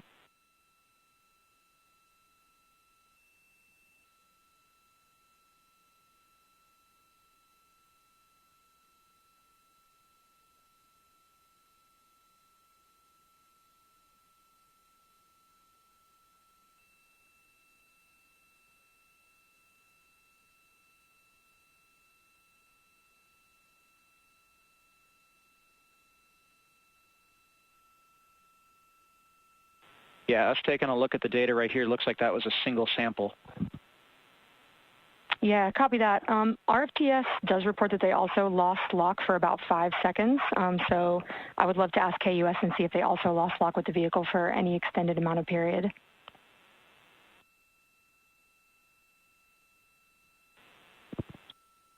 And COSE, while we're doing that, these are 1/10 hertz measurements, correct? So we would have had to lose it for over 10 seconds to get a second sample? Yes, sir, that's correct. It is 1/10 hertz.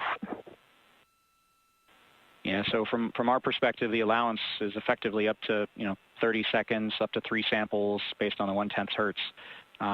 This is not an LCC violation, I believe. Yes, sir, I would agree with that at this point. Copy that. We're checking with KUS on 232. I don't think they have 212 access. We're trying to verify, but it sounds like they have a loss of lock as well. About 2 seconds. Okay. And I guess for both KUS and COSE, do we have lock now? That's affirmed. We do have lock for COSE.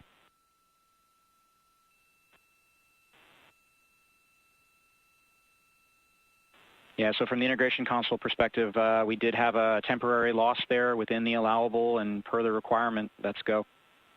And this is Houston Flight. We have lock and we have good telemetry here in GSE. And KUS is reported to they have good lock now. So with all of that, OSC, then are we in a go configuration per your LCC? Yes, sir. Recommendation would be go. Okay. LPE, you concur with that? Yes, sir. LPE concurs go. And Launch Director?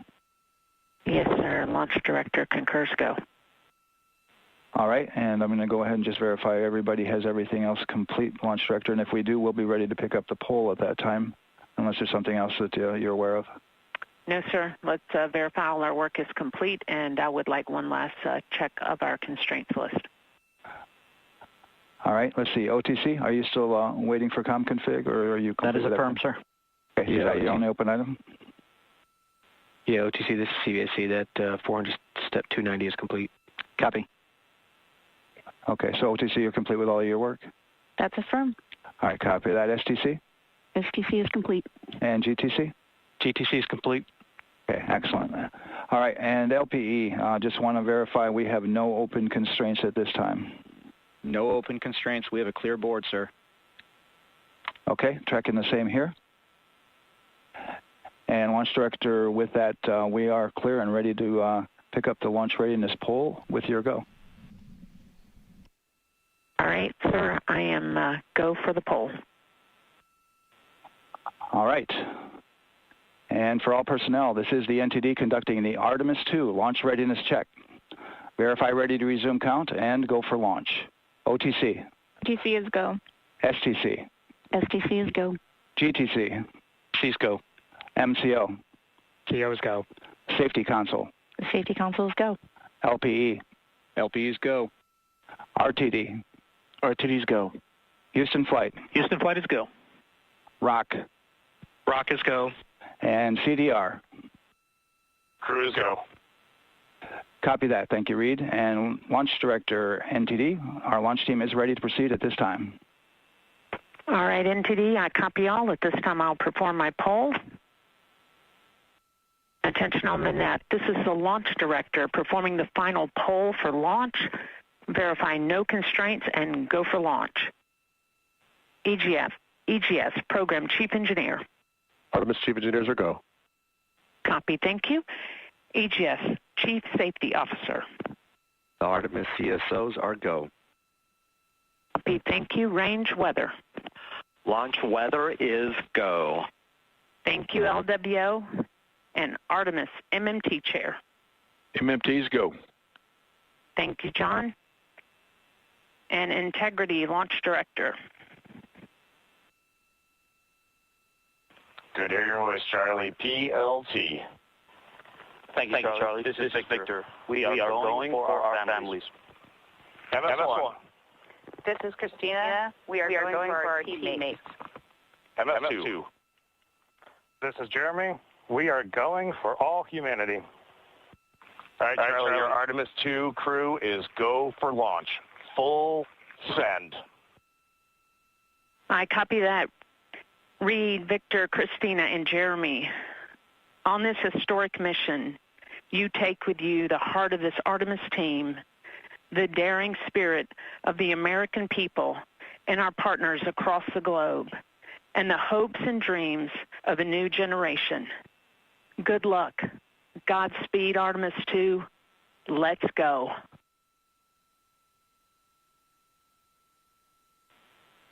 And NTD Launch Director. Go ahead, Launch Director. Yes, sir. You have a go to proceed with countdown. Copy that. I'll put it in work. CDR, NTD. Go. Configure risers and initiate short purge per your EPROC 10.1.1, steps 8 and 9. 10.1.1, 8 and 9 going to work. Copy. CVSE, NTD. Start and verify recordings of our Orion cameras. Copy. Okay. Well, there you heard it. RSR, NTD. RSR. They're getting ready to start terminal count. arm rotation enable at this time, please. It's currently at T-minus 10 minutes. Once we wrap up this last bit of work, SNA arm rotation enable complete. we're going to start that clock. Copy that. Thank you. Integrity crew, close and lock visors.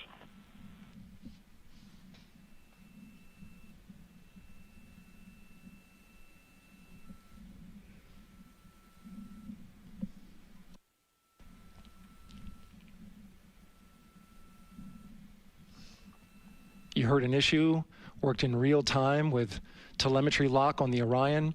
It was transitory. It was very short. They checked the data, confirmed that they had a good lock. This was with the S-band transmitter on the Orion. Worked through that issue, looked at the data, and cleared it.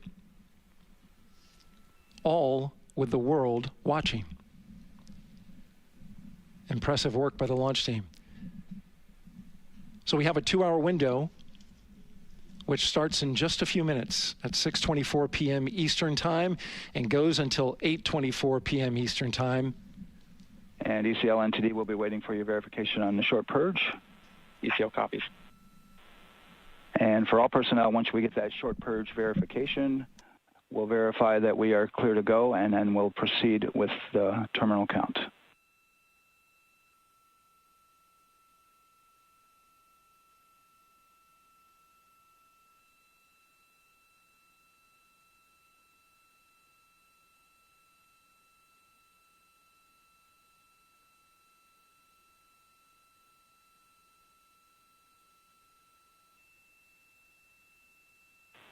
ECL time estimate? About a minute. Copy.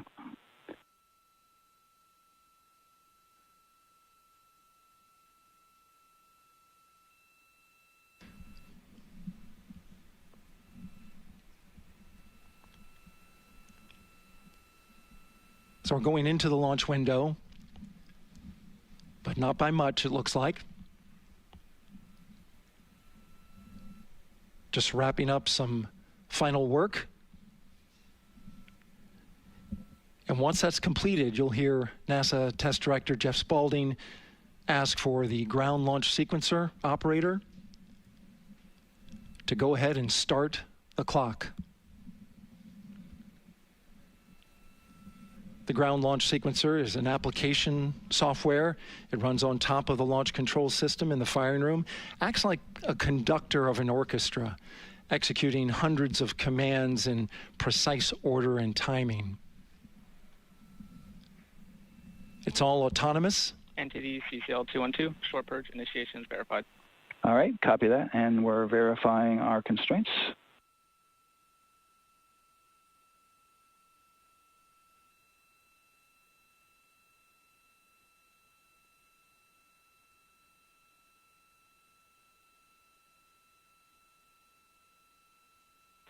All right, and we're clear from cutouts. And with that, we're going to resume the clock momentarily. And CGLS, you can resume the clock on your mark. GLS copies. 3, 2, 1, mark. GLS mainline has been initiated.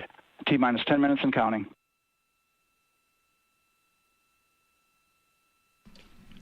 And that begins terminal count. Our new T0 is 6:35 p.m. Eastern Time. 6:35 p.m. Eastern Time. We are now counting down to liftoff of Artemis 2.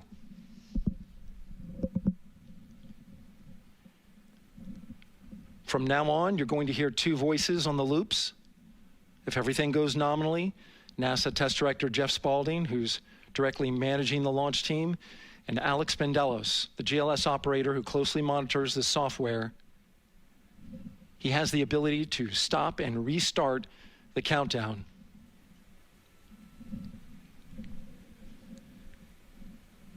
A lot of people ask about whether there's a launch button. There certainly is not. Flight and Rock, our new T0 is 22:35:12. Houston flight copies. Rock copies. 22:35:12. Affirm. There you heard confirmation of the exact T0, 6:35 and 12 seconds p.m. Eastern Time. Again, our T0 is 6:35 and 12 seconds p.m. Eastern Time. But as I was saying, there's no launch button. This is autonomous.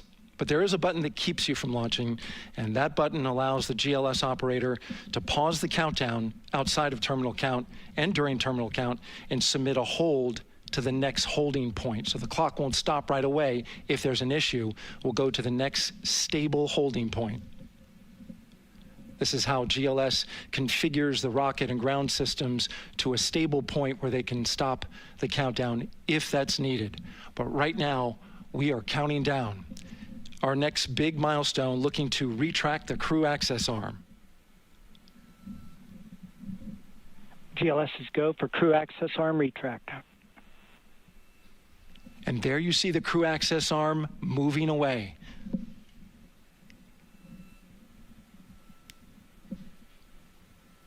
That's the path that the astronauts took to ingress into the rocket.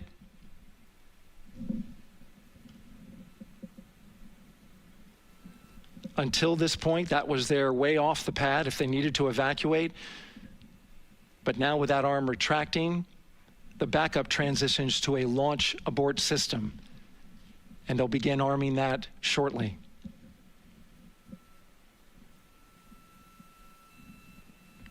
Of course, the launch abort system, great shot there of the crew access arm retracting away. The launch abort system is the tower at the top, and that's what would pull Orion and its crew off the top of the rocket in case of an emergency, whether it's on the ground or in flight. This is critical safety hardware that protects the lives of the astronauts.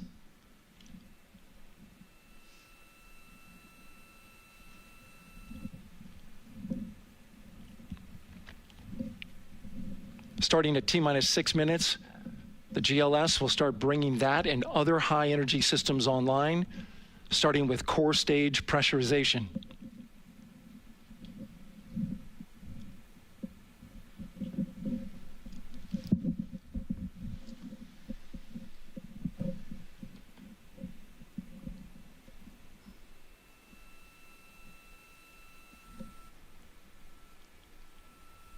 Weather is 90% go. The range is go. All systems are go.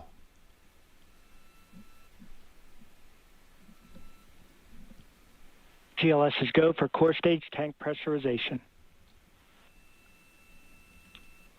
That means the replenish valve for the liquid hydrogen tank has now closed, and that tank is beginning to pressurize to flight levels because that hydrogen is naturally boiling inside the tank. We'll get the liquid oxygen tank a little later in the count. Now the team is waiting for verification that, if needed, the Artemis II crew could use the launch abort system to pull Orion safely off the top of the rocket in an emergency.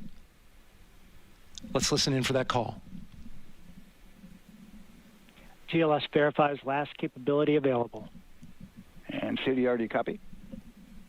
CDR copies, last available. That's great news, and you heard the NTD verify that with the commander of the mission. GLS is go for FTS arm. Now work is being done to arm the flight termination system. This is so the range safety can send a flight termination command if the rocket flies too far off track. There's a brief built-in delay, so the launch abort system has time to pull the astronauts to safety first. GLS is go for LH2 high flow bleed check. All right, the high flow bleed check. That's so the cryo team gets verification that the RS-25 engines, all 4 of them, are in the proper temperature range for launch.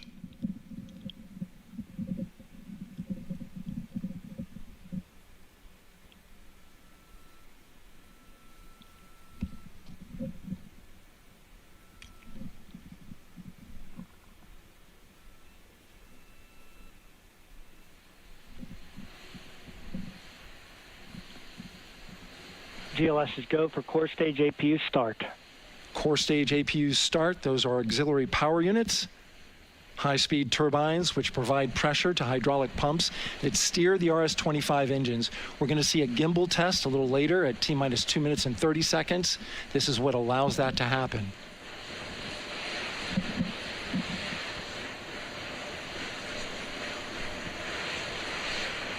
Coming up in about 20 seconds, we're listening for go for purge sequence 4. That's a helium purge of the 4 core stage engines downstream of the propellant valve. This gets all the air and moisture out of there.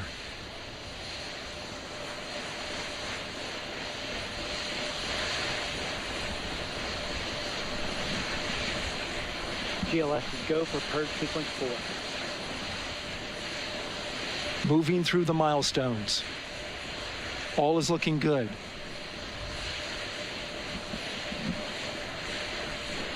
Coming up in just a few seconds, we're going to get that thrust vector control actuator test. This is a gimbaling of the engines.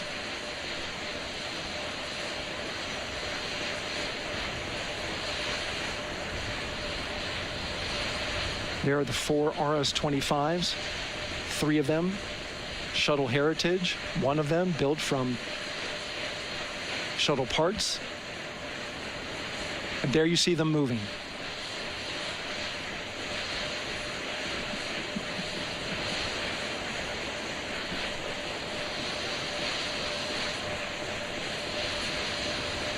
Now we're going to start moving the power from both the upper stage and the lower stage of the rocket to internal, taking ground power away and now going to battery power.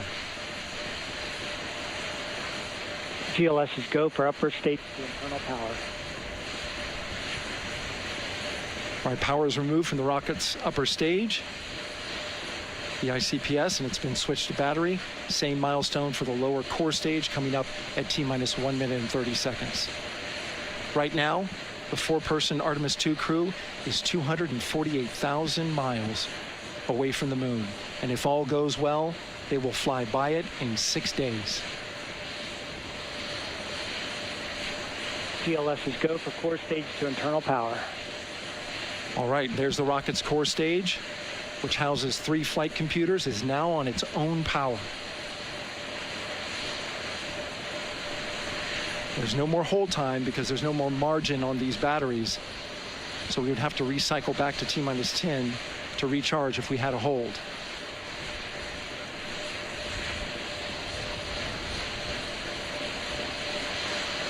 One minute.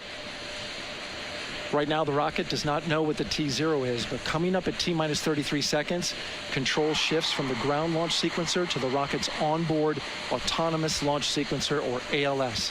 The rocket will count itself down, but honor any holds that could come from the ground.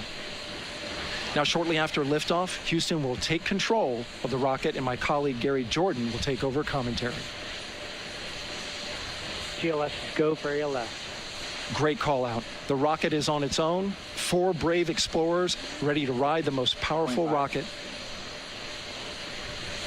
NASA has ever launched.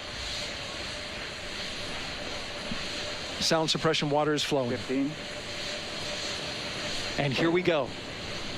10, 9, 8, 7. RS-25 engines lit.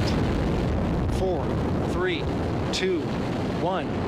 Booster ignition and liftoff. The crew of Artemis 2 now bound for the moon. Humanity's next great voyage begins. Good roll pitch. Roger, roll pitch. Houston now controlling the flight of Integrity on the Artemis 2 mission around the moon. Integrity, AMT high. AMT high. On time, passing 30 seconds into the flights. Integrity passes the alternate MECO. Target milestone. Mission Control Houston seeing good performance on the 4 main engines. Space Launch System core stage. Integrity, 3 miles in altitude. Traveling more than 1,200 miles per hour.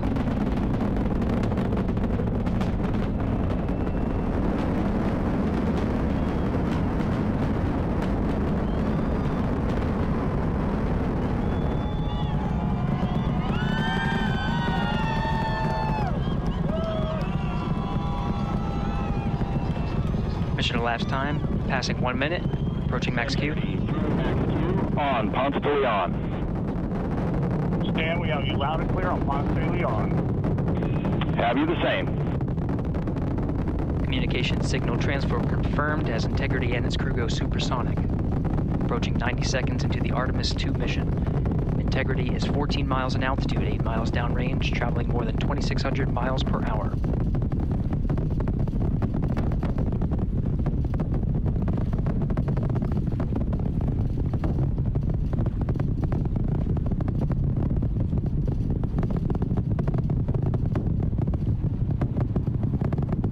Minute 50 seconds of mission elapsed time, standing by for main engine throttle down to 85%, ahead of solid rocket booster separation expected at the 2-minute 9-second mark.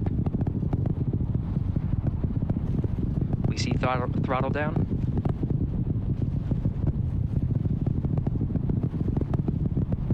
Confirmed separation. Main engine's throttling up, guidance converged.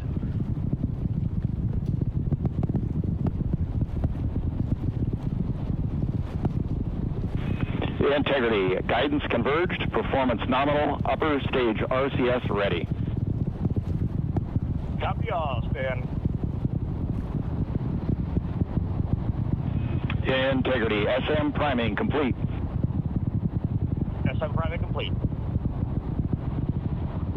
2 minutes 45 seconds of mission elapsed time into the Artemis 2 mission. Thrusters on Integrity and upper stage confirmed in a ready state ahead of service module fairing separation.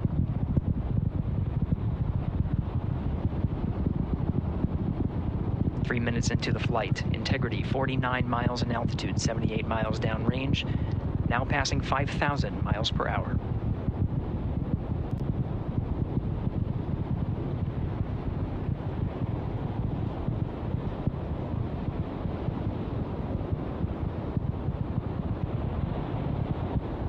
Standing by for launch abort system jettison. Houston Integrity, good last jettison, great view. Copy jettison, Team Eco 8+02. We see the same on board, Stan. And Houston has you loud and clear on Tidris at the Carmen line. Outstanding, Stan. We have you the same. 3 minutes, 50 seconds into the flight of Artemis 2, Wiseman, Glover, Cook, and Hansen crossed the boundary to space with good comm checks. GPS signals acquired after last jettison now working on internal checks to verify accuracy. Flight Dynamics Officer analyzed the time of main engine cutoff, confirmed at 8 minutes, 2 seconds, time of MECO.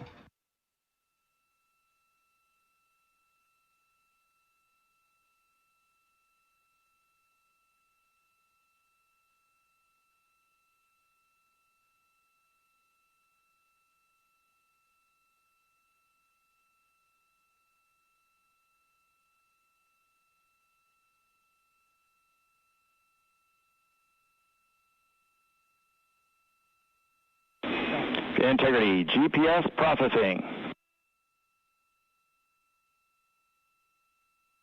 Outstanding, Stan. We see the same, and we have a beautiful moonrise. We're headed right at it.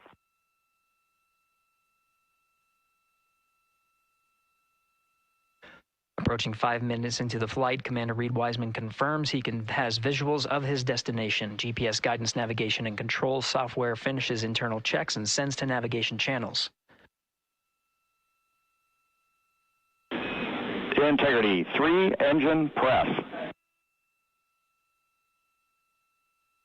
3 engine press.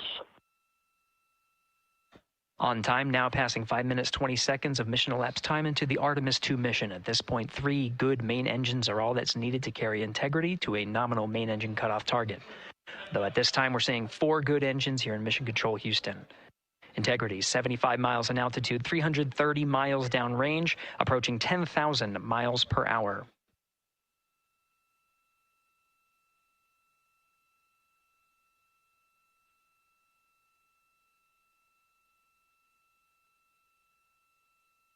Altitude, 460 miles downrange. Integrity, expect nominal shutdown.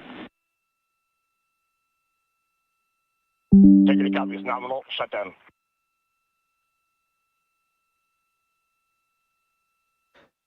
Six minutes, 40 seconds of mission elapsed time. Shutdown plan is as expected. Again, the time of MECO was confirmed at 8 minutes, 2 seconds into the flight.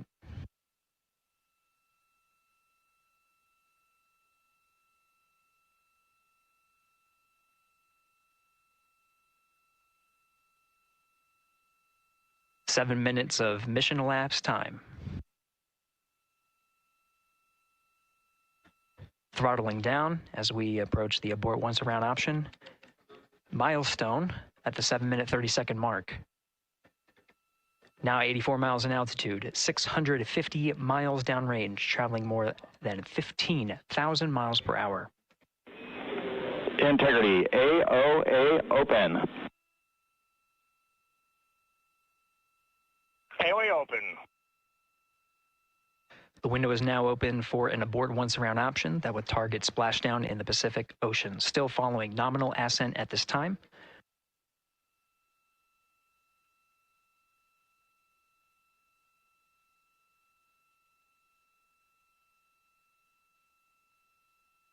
About 10 seconds remaining until the main engine cutoff of the Space Launch System core stage.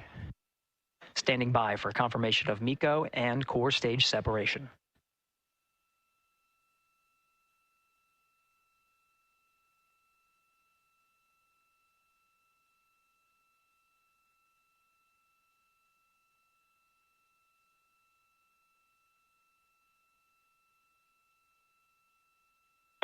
Integrity and nominal MECO, core stage separated.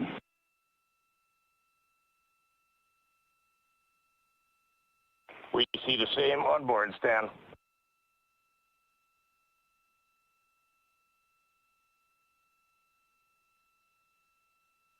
Eight minutes, 40 seconds into the flight, we have a nominal main engine cutoff heading in the right trajectory on the way to swing around the moon. Core stage has separated, done its job. The Space Launch System upper stage, the Inner Rim Cryogenic Propulsion Stage, or ICPS, still attached to the Orion spacecraft.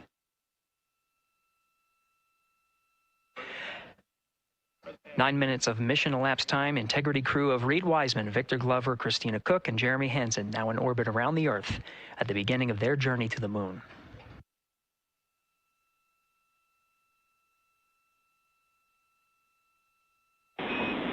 Integrity Houston, looking ahead to PRM numbers so far per the pad.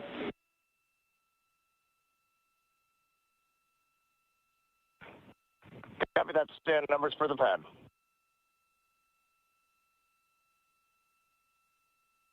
Capcom Stan Loves now reminding the crew that the perigee raise maneuver time of ignition is as expected prior to booster ignition. That time being 49 minutes, 50 seconds of mission elapsed time.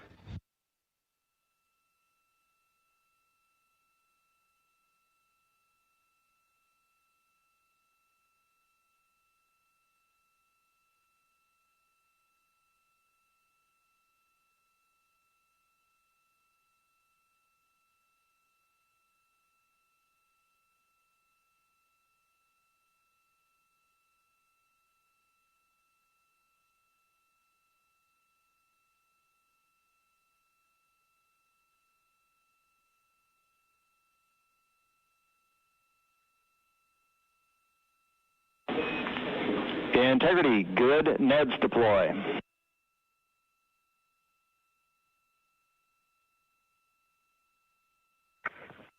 Copy that, Stan. Good, NEDs.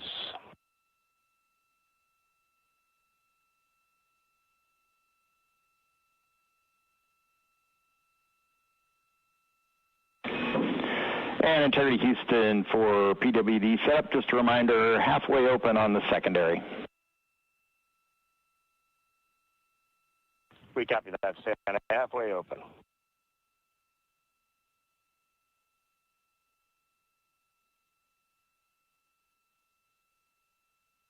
Passing 11 minutes of mission elapsed time. Here, overhearing the conversation between Capcom Stan Love and Commander Reed Wiseman, already passing some milestones. We have a good nozzle extension deployment system. That is confirmed. Complete. We also have the visors are confirmed up, now past the dynamic phase of flight, that is ascent. Their launch and entry suits that provided them an extra layer of protection, now not as needed. They're going to raise those visors. And later in today's mission, they will begin to egress or get out of the suits to begin some of their initial tasks of activating some of the systems aboard in the Integrity spacecraft. It's passing 12 minutes of mission elapsed time. Again, the perigee raise maneuver that's targeted near 50 minutes of mission elapsed time, 49 minutes, 50 seconds. That's what the crew is going to be working towards. The Commander Reed Wiseman, pilot Victor Glover will focus on preparing for that milestone.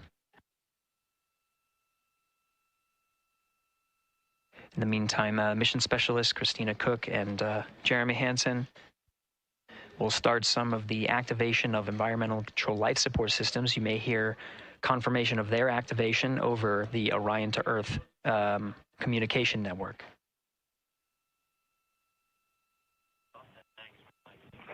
Houston, C3 aux power back in auto. Copy C3 aux, and we're 2 minutes to maneuver.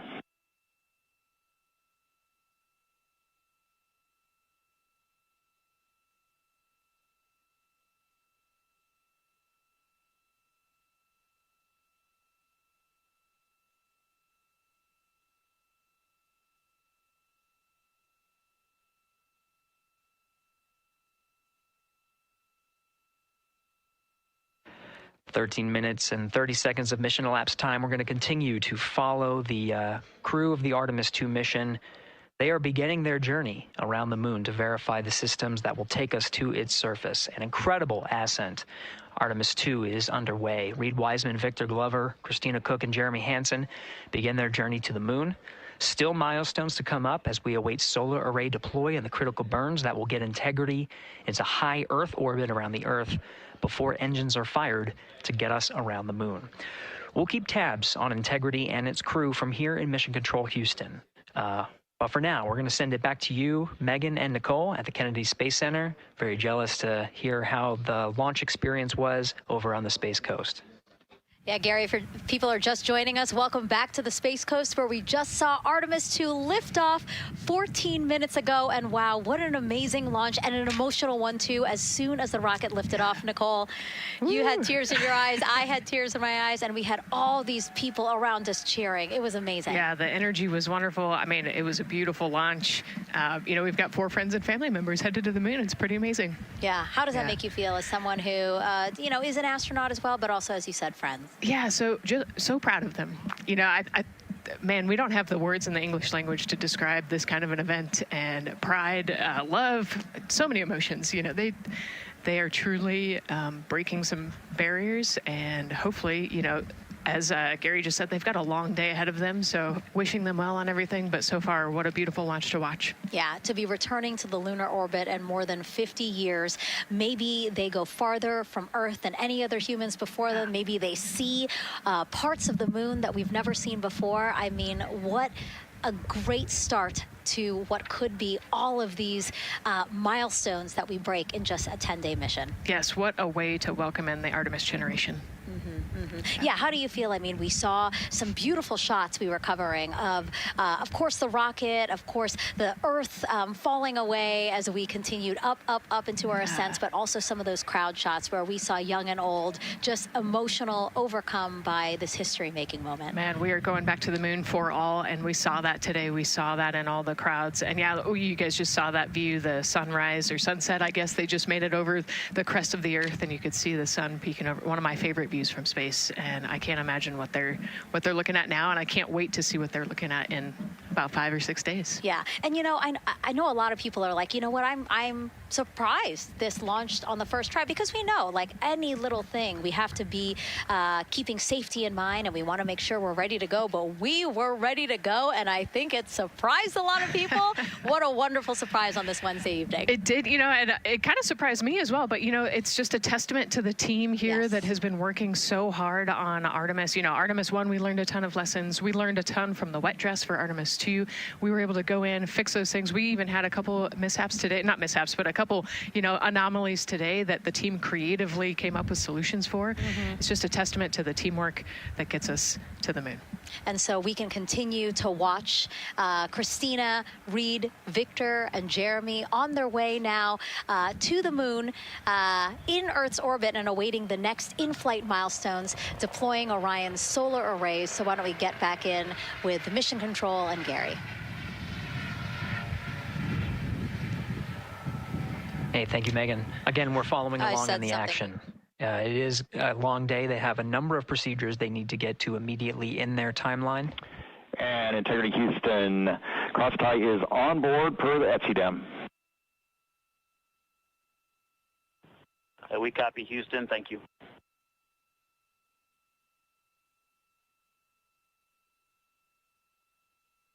Cross-tie referring to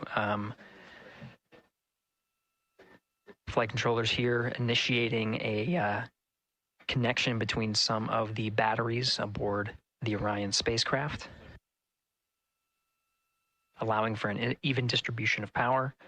This is the flight control teams that took us through ascent of the Artemis 2 mission today. Right now we're, as you see, passing 18 minutes of mission elapsed time. The Orion spacecraft Integrity and the interim cryogenic propulsion system are maneuvering tail to sun. It is in this orientation, this attitude. Integrity anywhere, so not momentary prop caution.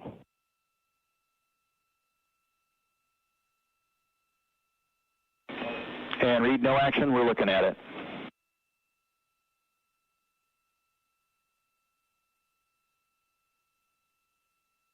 Commander Reed Wiseman verifying what is being routed to his displays aboard Integrity. Propulsion engineer confirming that no action is needed at this time. They're pressing through with their nominal procedures to prepare for the perigee raise maneuver. And of course, the solar array wing deploy ahead of that. The solar wing deploy is a critical milestone. We'll continue to have our coverage follow the mission until that deployment. A successful launch is just the beginning. The deployment of the solar arrays and successful confirmation that those solar array wings are drawing power is a significant milestone, and says to the flight control teams that we will continue on today's mission. Power needs to be drawn to continue through some of the next milestones. Until then, the AOA open option that was called up upon ascent, the aboard once around, is the current option, and abort to orbit option ATO will be switched to a preferred mode at the time that the solar array wings are deployed and latched. It gives the flight control teams a little bit more flexibility. Integrity Houston, update on TDRS handover for your pad.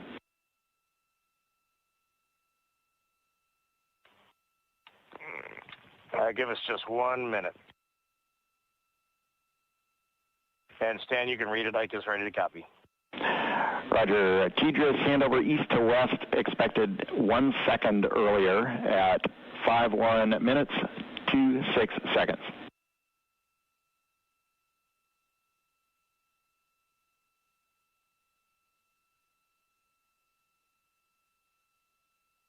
All right, Stan, we copy 1 second earlier for 5126 TDRS east to west, and saws are starting to deploy. Thermal knives are firing.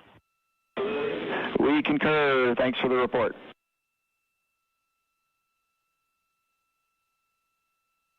Read back of the reports that you just heard on the Orion to Earth network. Integrity has maneuvered tail to sun. The RL-10 nozzle on the end of the ICPS is pointed towards the sun, and the solar array deployment sequence has begun. With the deployment confirmed, it'll be several minutes until they are what is called in a latched position. Once they are latched and confirmed to be drawing power, they can switch the mode to ATO and continue along the mission. The teacher's handover at the pad, that message meant the crew was provided some preliminary numbers of when to expect handovers between the tracking and data relay satellites. Currently orbiting Earth at an altitude of 545 statute miles above the Earth, they are in a near-Earth network communication system. The tracking and data relay satellites, geosynchronous satellites that are stationed about 23,000 miles above the Earth. After the apogee raise burn that occurs later today, the burn itself will put them in an altitude that surpasses the range of the tracking and data relay satellites, and they will transition to the deep space network today. And Integrity, for prop messages, we see 2 temperature measurements right near the line. It's that momentary message you saw earlier. We're going to suppress those. It's CM helium heater 2 T1 and heater 1 T1. They're going suppressed. Integrity, thank you. We see the same.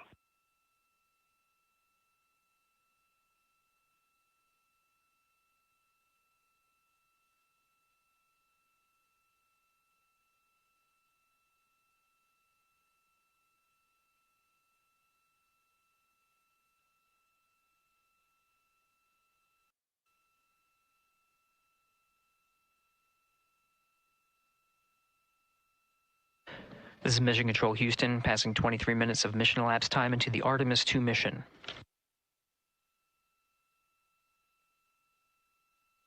This is after a launch that began at 5:35 and 12 seconds Central Time, 6:35 and 12 seconds p.m. Eastern Time. Right now, the orientation you're seeing from our aero visualization that translates some of the telemetry that we're getting from the spacecraft and puts it into a model so you can follow along on some of the milestones that we are following here. The RL-10 nozzle that you see at the left end of your screen, though it is currently not firing, that nozzle is pointed towards the sun, and the solar arrays are currently deploying. From this visualization, they look fully stowed in a position. Integrity, we are happy Happy to report that Jeremy has the O2 sensors on. Copy O2 sensors.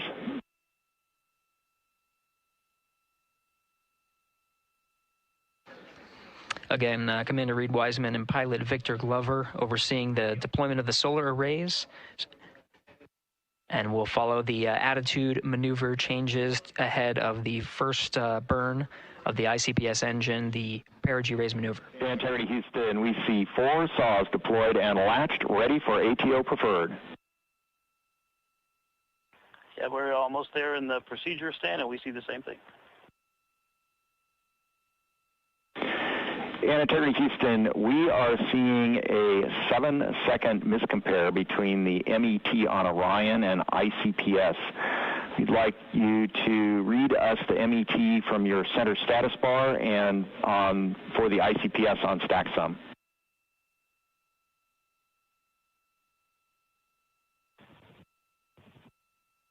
And Stan, we see a absolutely precise alignment. MET 25, 14, 15, 16, precisely aligned with ICPS MET. Copy, thank you for that. We'll investigate a ground issue. And Houston Integrity, ATO preferred set. Copy, ATO preferred.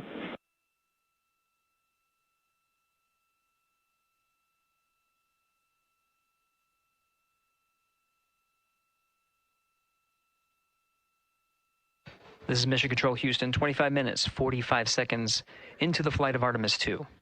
We have confirmation that all 4 solar array wings are deployed and latched. This is the configuration needed to switch to ATO preferred, which you did hear confirmed from pilot Victor Glover. That mode has been switched. There's also a discussion with Capcom Stan Love and Commander Reed Wiseman about the alignment of the MET clocks on the Orion spacecraft and the ICPS. Commander Reed Wiseman confirmed the clocks are in sync, no issues. They're going to investigate it on the ground. We're proceeding with today's mission. 26 minutes of mission elapsed time and counting.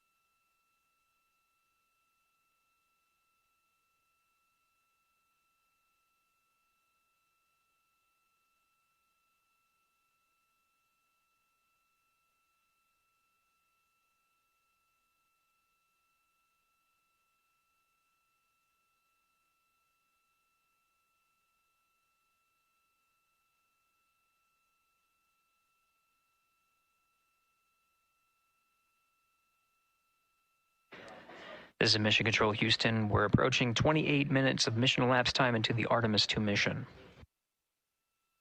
At this point, we've had a successful liftoff from the pad at 5:35 p.m. and 12 seconds p.m. Central Time, 6:35 and 12 seconds p.m. Eastern Time. We've had a good main engine cutoff, core stage separation, and a good trajectory to begin today's mission. Right now, the spacecraft has maneuvered tail to sun. We're standing by for another maneuver to maneuver into the burn attitude.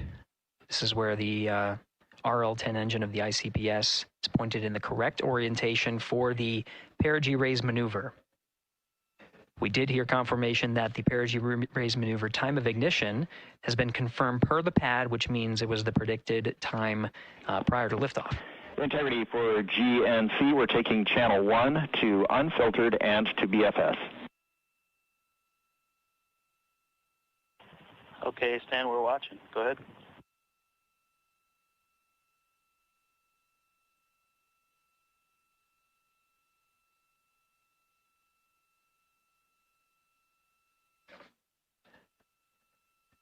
Capcom Stan Love reading up to the crew of Integrity.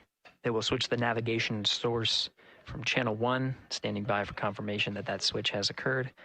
Pilot Victor Glover will receive confirmation when, and is at least watching to confirm that that switch has occurred. Again, the perigee raise maneuver that we're heading towards, not too long from now, we're actually inside 20 minutes at this time from the time of ignition of the perigee raise maneuver. We did have a successful deployment and latched of all 4 solar array wings. This is the configuration needed to commit to the perigee raise maneuver. Of course, flight controllers here in Mission Control Houston will continue to evaluate that everything is good before committing to that burn. The perigee raise maneuver does raise the perigee, the lowest point in the orbit, from 15 to 100 nautical miles. The 100 nautical mile mark is needed to continue in low Earth orbit and hit the target for the apogee raise burn. That will put them in a high Earth orbit for the remainder of the day and set them up for the right position to execute the translunar injection and head to the moon tomorrow. The burn duration of the perigee raise maneuver is 26 seconds. A relatively short burn, but it does raise the perigee and do the job to get into the correct position before firing that main engine on the ICPS. The pad had a TGERS handover. This is the tracking and data relay satellites. East to west, they are geosynchronous satellites that are positioned around the globe. And as Orion makes its way around the Earth right now, above the west coast of Africa, at an altitude of about 923 statute miles, and counting.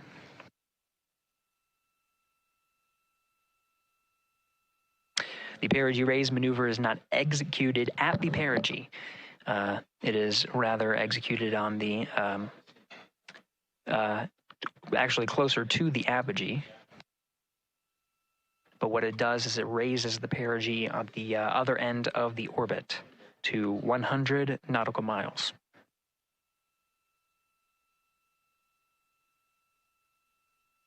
The 26-second duration burn does not conflict with the time that they've reported of the tracking and data relay satellite handover from TGERS east to west. Again, geosynchronous satellites that are used not only by Integrity today, but the International Space Station as well.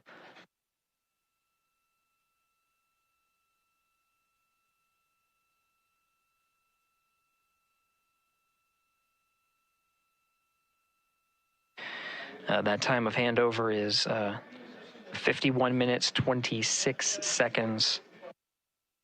Plenty of margin before the perigee raise maneuver cutoff happens, and the trajectory is analyzed to see whether it was a good burn. A good burn means that the burn was performed as expected and sets the trajectory on course for that 100 nautical mile perigee target mark.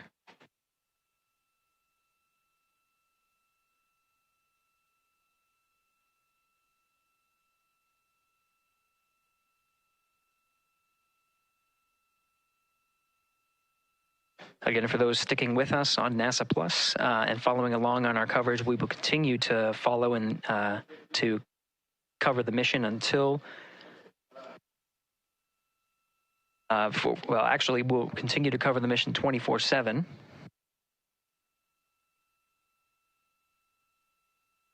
But we'll wrap up our coverage here shortly. And now that solar array wing deployment has occurred on NASA Plus and Amazon Prime. Again, we will continue coverage 24/7 at the NASA YouTube channel. For those that want to see all of the upcoming milestones, there are select times where we will be coming back to NASA Plus and other streaming platforms. You can go to nasa.gov to find the latest on when to find those activities. Given that this is an operational mission, we do want to make sure that we are maintaining transparency in the mission and providing you all the information on what's happening in space as Reed Wiseman, Victor Glover, Christina Cook, and Jeremy Hansen head on their mission around the moon.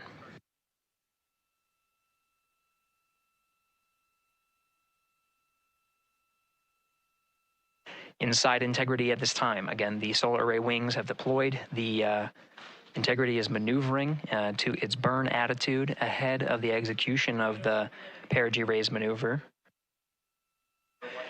Overseeing these steps is primarily done by Commander Reed Wiseman and pilot Victor Glover. Mission specialists Christina Cook and Jeremy Hansen focusing on some of the system activation inside of Orion, namely the environmental and control and life support systems. The activation and checkout of some of these critical systems are very important to continuing on the mission, making sure that those systems are in a good condition and in a reliable condition to provide the necessary environmental and control needs of the crew, with humans on board through the duration of the mission that extends 10 flight days.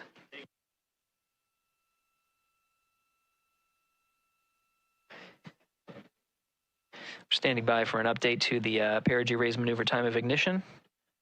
Should be read up to the crew very shortly. Integrity Houston, updated PRM numbers when you're ready to copy. All right, Houston, we are ready to copy. TIG is 2 seconds earlier at 4 minutes, 48 seconds. TIGO unchanged at 26 seconds. 49, 48, TIGO 26.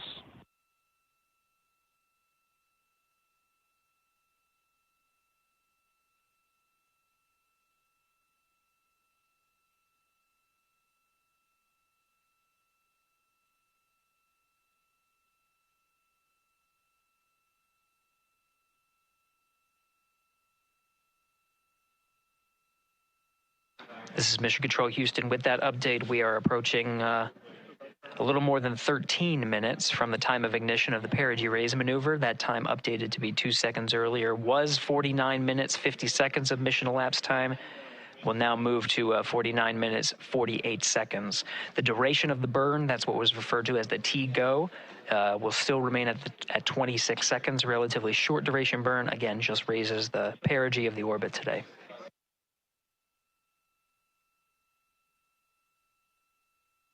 Making sure they hit the mark on that time of ignition is the primary concern of Commander Reed Wiseman and pilot Victor Glover. Mission specialist Christina Cook and Jeremy Hansen inside activating those environmental control and life support systems.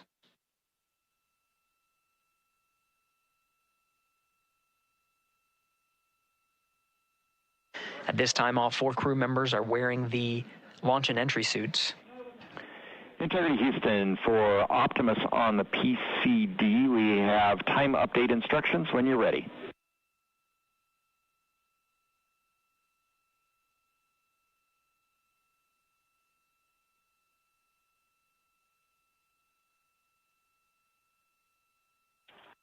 And Houston, Integrity, we copy. Hands are pretty busy at this time. I think we will call you back when we're ready for that. All right, that one is not urgent. 2 minutes to maneuver to PRM attitude. We are watching and concurred. 90 seconds-ish, maybe. Pilot Victor Glover confirming that that maneuver less than 2 minutes. Again, that the point of that maneuver is to point the main engine of the ICPS, the RL-10 engine, in the proper orientation to execute that 26-second burn. It needs to point in the correct position to achieve the goal of raising the perigee to 100 nautical miles.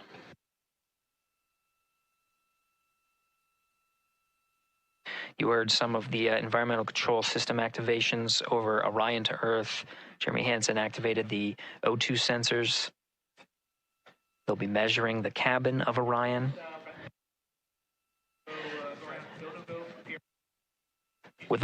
During all of the activations here on the ground in Mission Control Houston, Flight Director Judd Freeling is doing a poll with all flight controllers in the room to see if we are in a go position to go ahead and execute the perigee raise maneuver. Once concluded, Stan Love will report it back up to the crew, and we'll stand by for that.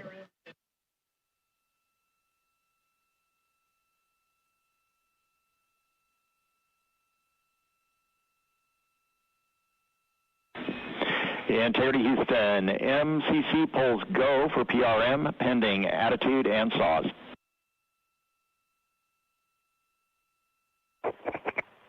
Hey, we copy. MCC is go. Maneuver starting.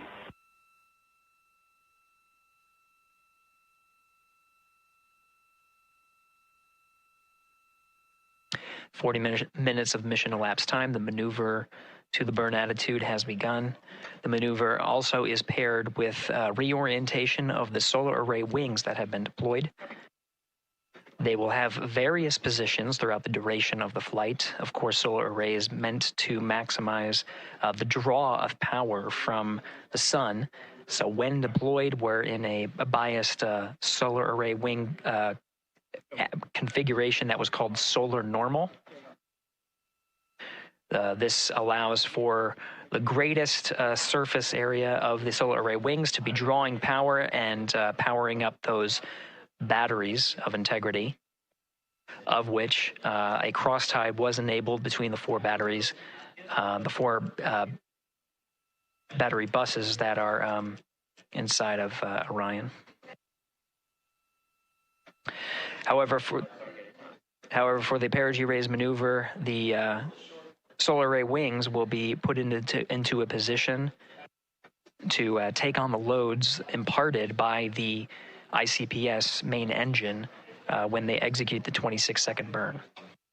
You can see in the animation here, the solar array wings are in motion, and the attitude is being reconfigured to point the engine in the correct direction, those solar array wings being pointed forward.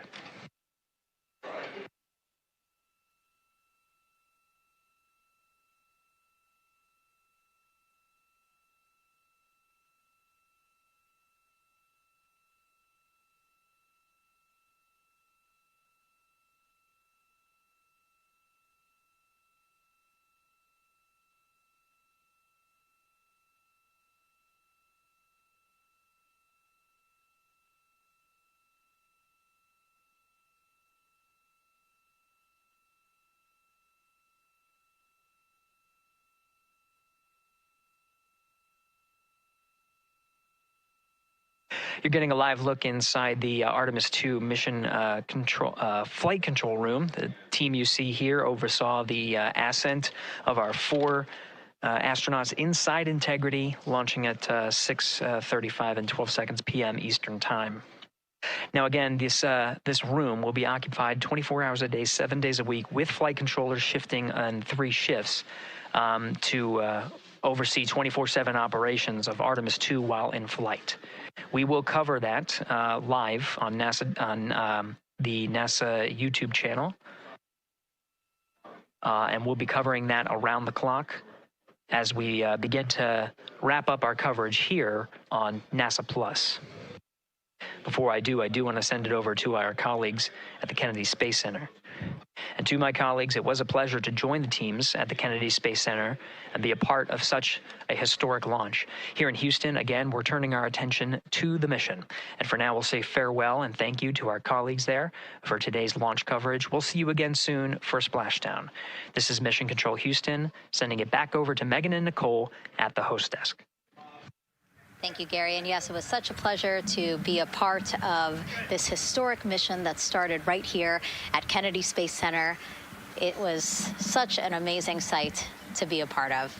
And now, as Reed Wiseman, Victor Glover, Christina Cook, and Jeremy Hansen begin their journey, we here at the Kennedy Space Center are about to wrap our broadcast. We'll, of course, though, have 24/7 coverage with our colleagues at Johnson Space Center starting as soon as we sign off, so don't worry. You can follow along our 4 astronauts every minute of their nearly 10-day journey to the moon and back. Nicole, I'll definitely be watching it, and I'm sure you will, too. Yes, of course. You know, they just started, right?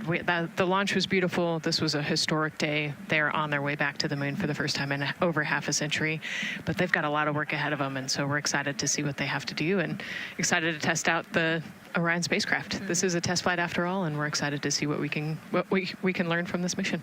Very humbling, inspiring. It was really amazing to be a part of this, and I'm so glad that so many people joined along by either watching here in person or watching online. And of course, Nicole, thank you so much for sitting through this, answering questions, adding so much context and information that really brought a lot out of what we saw today. Oh man, I had a blast. You're a rock star. You're a professional. This was great. Oh, you're great. So this was a wonderful day. Well, again, thank you so much, and thank you to you for watching at home. You know, tonight we didn't just launch a rocket, we launched the next chapter of human exploration. Our Artemis 2 crew now on their way back to the moon, and we're taking you with us. So thank you again for watching, and go Artemis 2.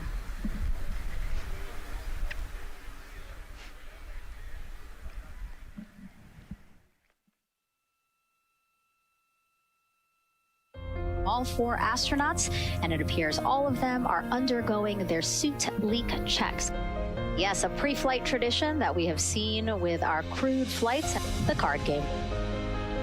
The astronauts who have just left crew suit up and are now walking down a hallway. And here they are, NASA's Artemis 2 crew, taking their first steps outside for their historic test flight.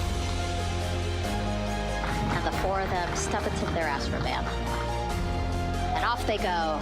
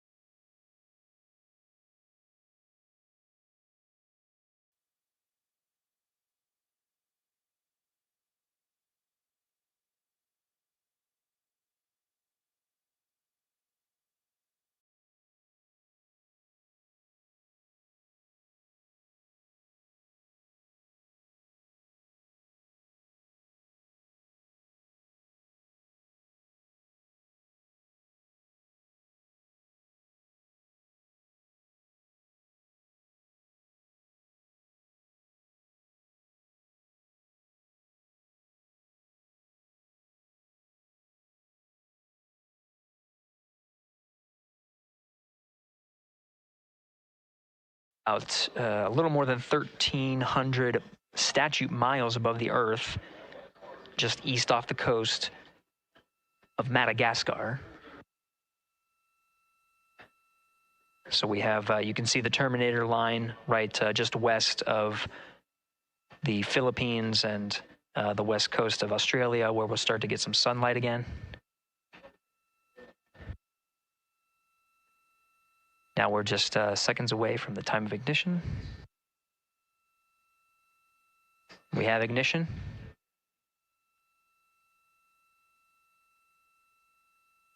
You can see the perigee raise maneuver from the main engine of the ICPS firing from the solar array wing.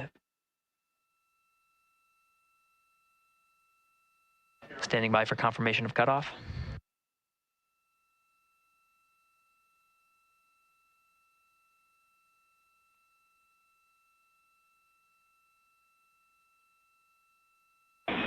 Integrity, good PRM, and 1 minute to teeter's handover. Copy that. We see the Sable on board, and the sun is rising on Integrity. Outstanding.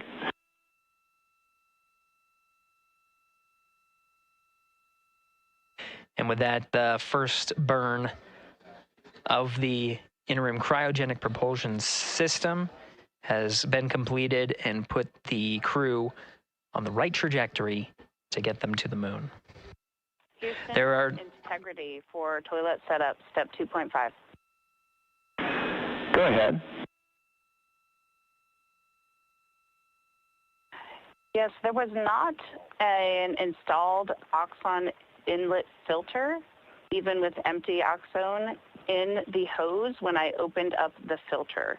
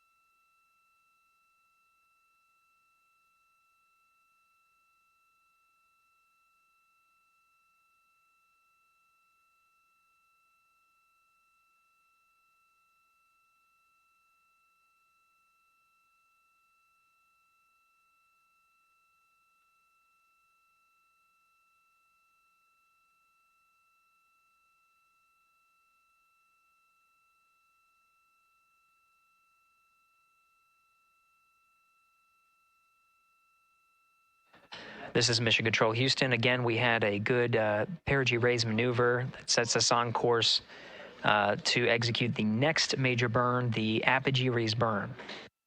Now, the perigee raise maneuver just adjusts the orbit while we are in low Earth orbit, but the apogee raise burn is quite a significant burn, just shy of 18 minutes long.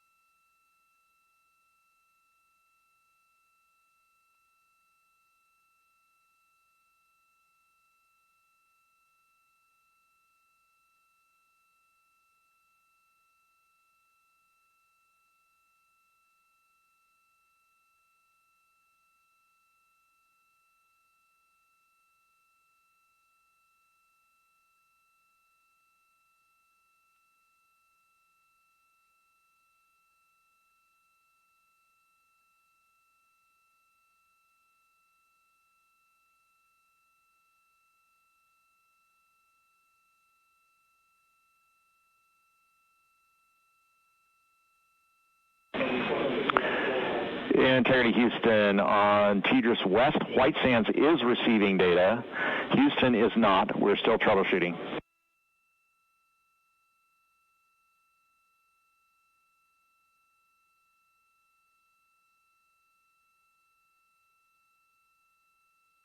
That was Capcom Stan Love, part of the Ascent team here in Mission Control Houston. We changed over to point to one of the tracking and data relay satellites at the expected time. That time was updated to 51 minutes, 26 seconds of mission elapsed time, going from TDRS East to TDRS West. Upon switching to TDRS West, Mission Control Houston, not seeing some of the data coming from Orion, coming from Integrity. So we're standing by to regain the ability and troubleshoot some of the rationale as to why we are having some intermittent gaps in our data and communications with the crew.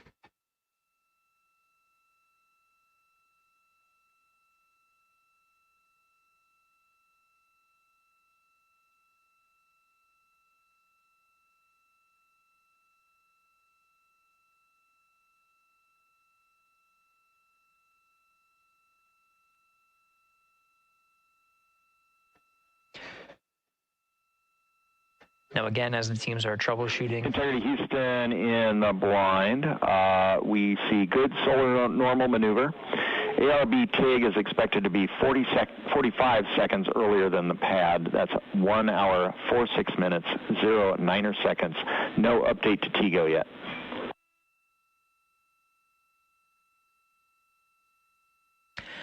That was Capcom Stan Love here in Mission Control Houston. He used the term "in the blind."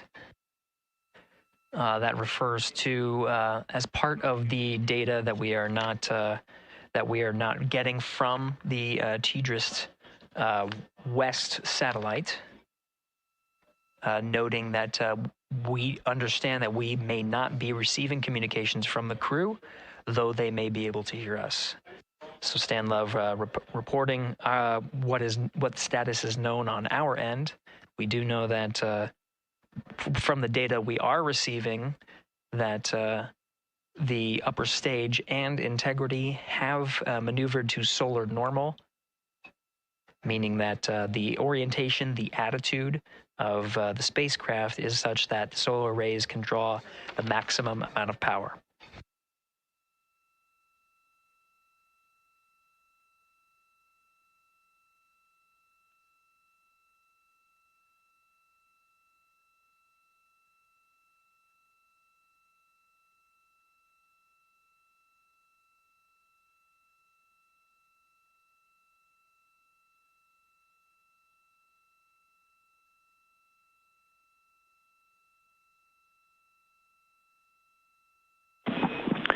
Integrity Houston in the blind for Christina. Just before the TDRS handover, we heard your report about the lack of an oxone inlet filter. We copy that there is not one installed as expected, but please put in a new one.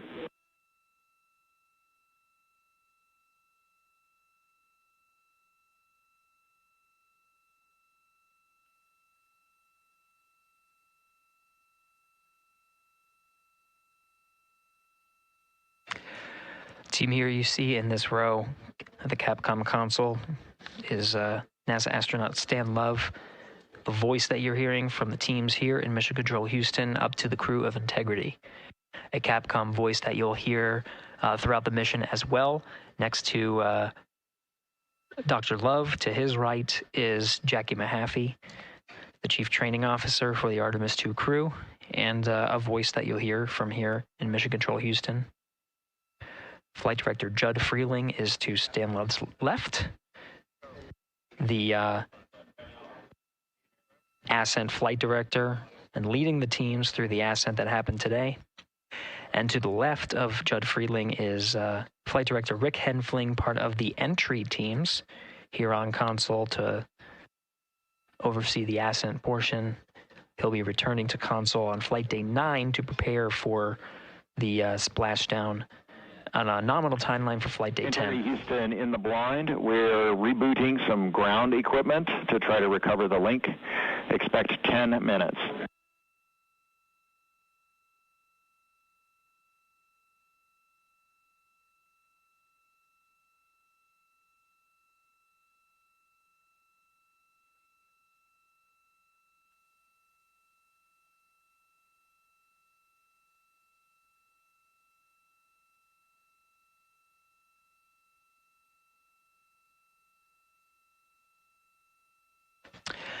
This is Mission Control Houston. Again, the teams here are troubleshooting the lack of a forward link, the ability to communicate with the crew aboard Orion. Teams are troubleshooting and planning to reset some ground equipment as the forward link was dropped at the time that we switched from TDRS East to TDRS West. That happened, that handover period started at mission elapsed time of 51 minutes, 26 seconds.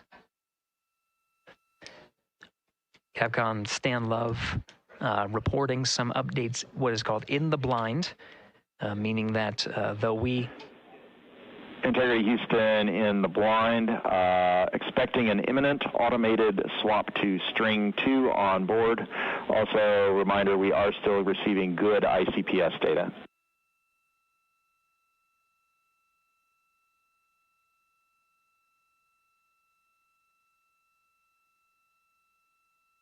Again, Capcom Stan Love reporting to the crew in the blind, meaning there may be an ability for the crew to hear the calls from the ground.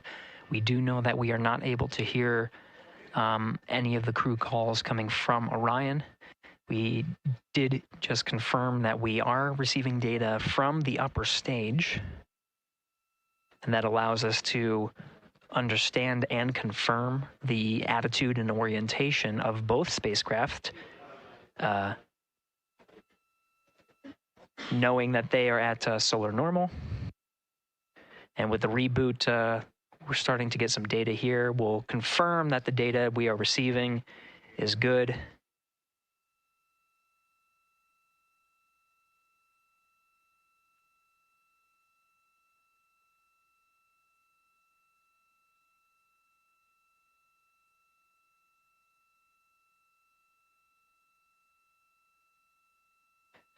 And with the regain of comm, we're starting to get some views aboard the Orion spacecraft. Integrity Houston, voice check on TDRS.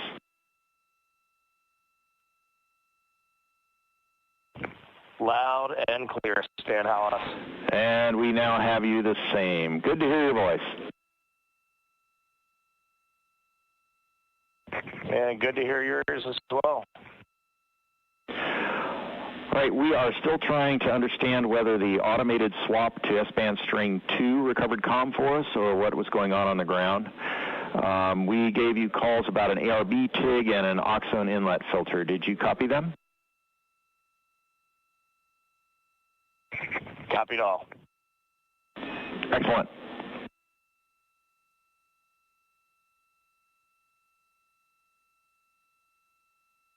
This is Mission Control Houston, though the solutions that were applied to regain the communications from Integrity is not known which one worked. We do know that we are receiving data.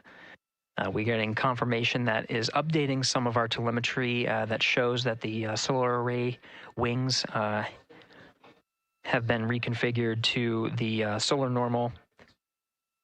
Again, drawing as much power as possible. While Integrity is in flight and awaiting the next burn, the apogee raise burn. And you just heard confirmed, though Stan Love was reporting some things in the blind, meaning we could not hear the crew respond to any of the calls that were going on Orion to Earth. We did confirm from Reed Wiseman aboard Integrity that they did hear all of the calls that Capcom Stan Love was reporting. And Integrity for comm, while we are sorting out the earlier comm loss, we plan to remain on S-band string 2. Copy S-band string 2, and quid 19 has been inhibited for right CCD. Copy quid 19.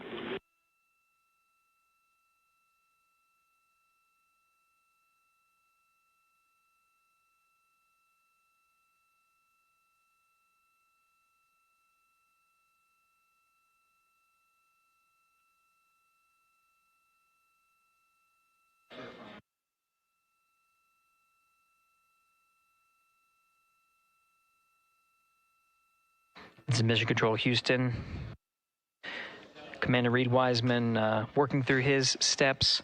At this time in the timeline, mission specialists Christina Cook and Jeremy Hansen should be closing out some of the procedures that were activating some of the environmental control and life support systems. And again, those steps relayed from Capcom Stan Lev were received by the crew, so they did copy them and address any of the feedback that was provided by Capcom Stan Lev.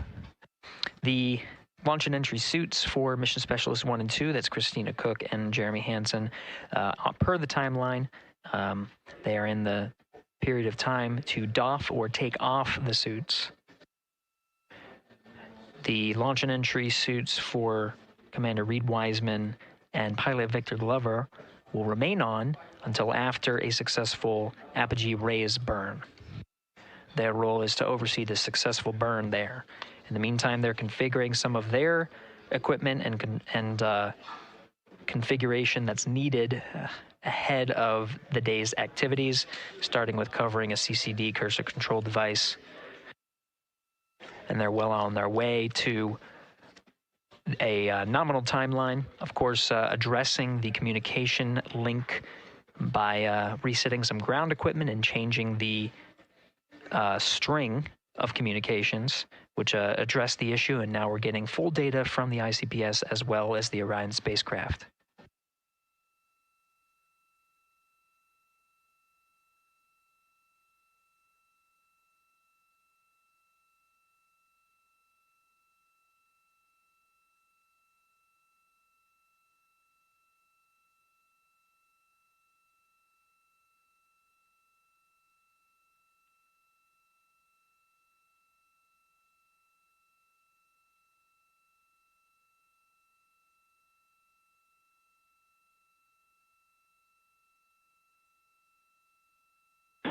Integrity Houston, questions for Jeremy and for Christina.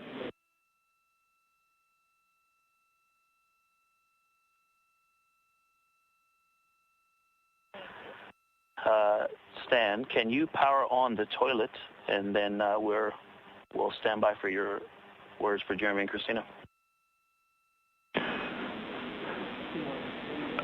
Toilet power up is in work. The questions are, can you confirm the HHP cam has been powered down? And then the question for Christina is whether the urine filter, that's the rubber part, was installed, but just no beads connected.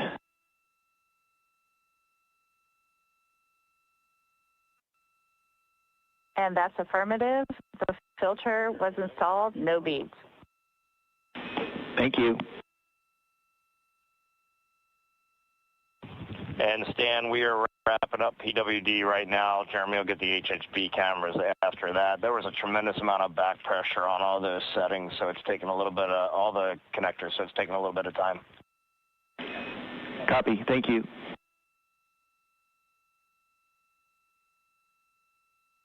Commander Reed Wiseman aware of the steps, the initial steps for mission specialists Christina Cook and Jeremy Hansen, working on some of the systems inside, while the commander and pilot monitor the flight of Integrity. Integrity Houston, toilet is powered, waste tank purged.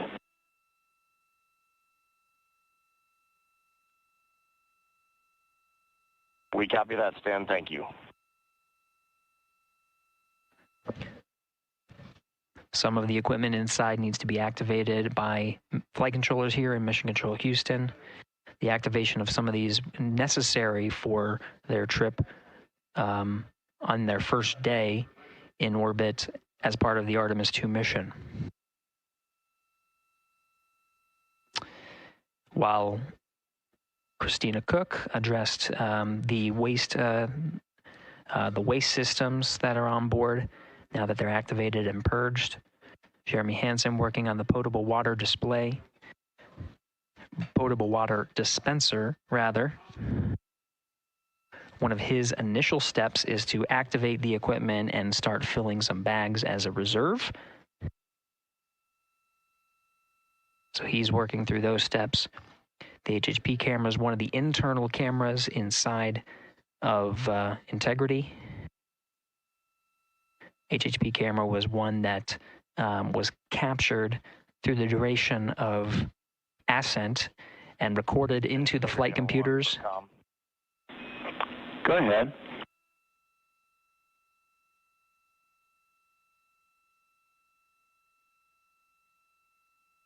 Yeah, that helps you at all, Stan. But that whole time that you all had, it seemed like you had a good forward link. We just had no return. We saw a good frame lock, and everything looked good. The only thing we did not have was a good ping. I don't know if that helps you. That helps a lot, Reed. Thank you for that report.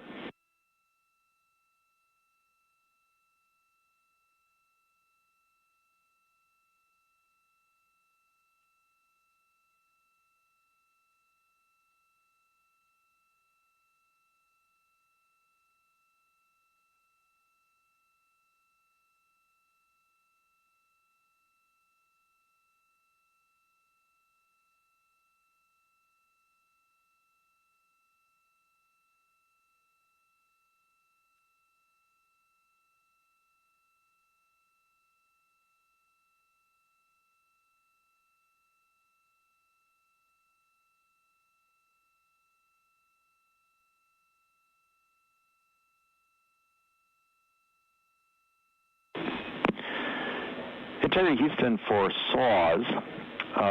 We saw the SAW 3 brake go into error position.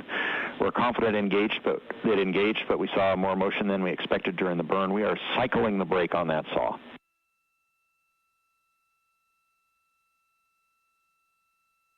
Okay, Stan, we copy that.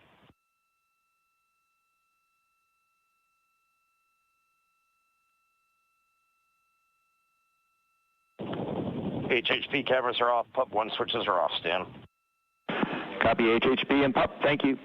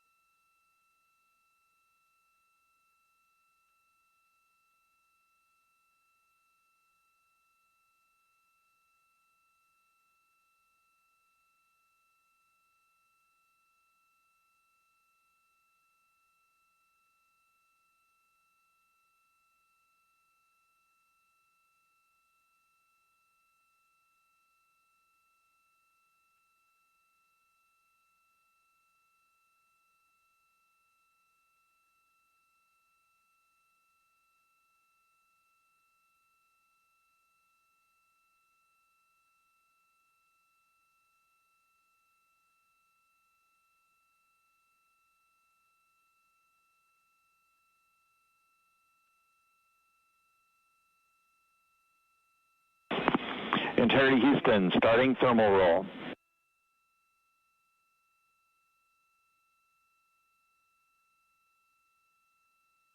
Houston Integrity on toilet, step 6.7.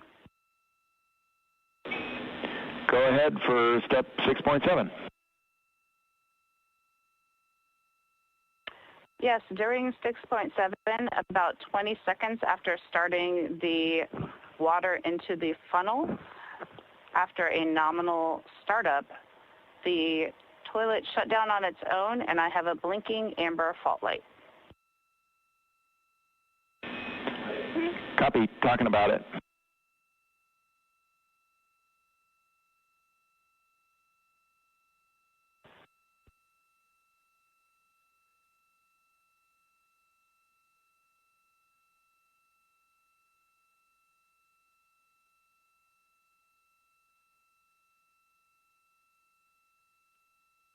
And integrity for toilet, we're going to have to think about that for a while. In the meantime, CCUs are available in Alpha 2.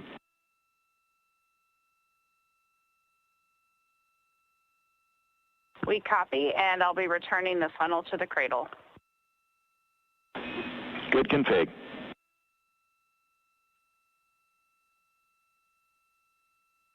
This is Mission Control Houston, a readback of some of the communications that occurred on Orion to Earth. We're now at 1 hour, 17 minutes of mission elapsed time. We got confirmation that the upper stage and Integrity began a thermal roll. They are on the illuminated side of the Earth right now at an altitude of just a little more than 1,000 statute miles. The thermal roll allows for even distribution of heating from the sun at that altitude, distributes it a little more evenly ahead of the apogee rays burn. In the meantime, Mission Specialist Christina Cook working on the activation of some environmental control life support systems and waste management systems.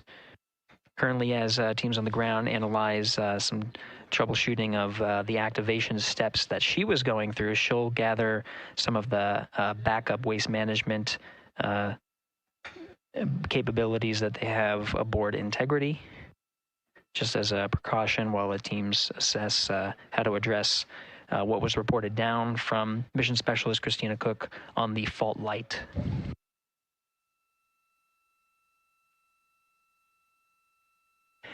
Now at mission elapsed time of 1 hour, 18 minutes, we are coming up on the post-launch press conference at the Kennedy Space Center, where subject matter experts have gathered to and will address the launch that just occurred, and media will ask some questions.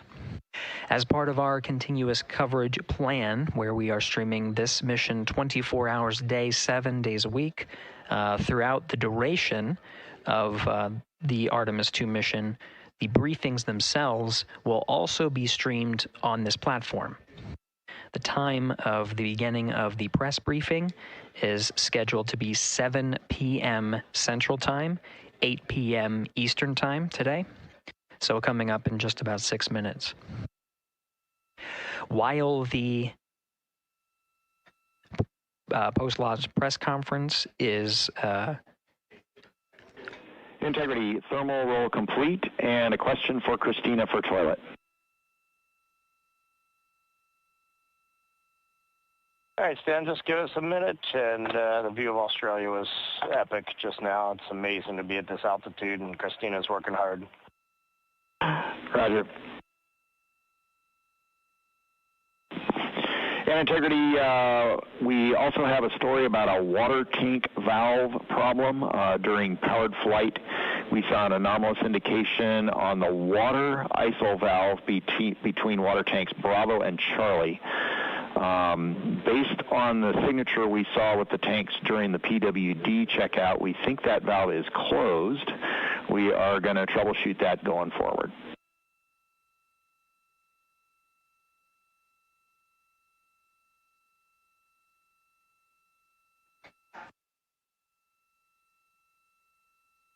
Quick recap, the thermal roll is complete, distributing. Dan, when you got Equus.N2H2O up, give me a call. I'm looking at it. Tab stop 17, we show that valve closed, if that helps you. That is also what we see, and that's exactly the valve we're looking at. Related to that, question for Jeremy. For the PWD checkout, did you check out the primary first or the secondary first?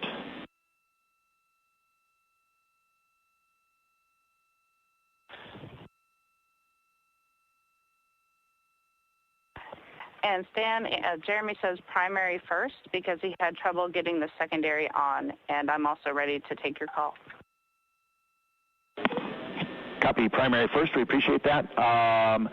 Christina, for the toilet, can you please tell us what the status LED is doing? Or was doing when you saw the fault?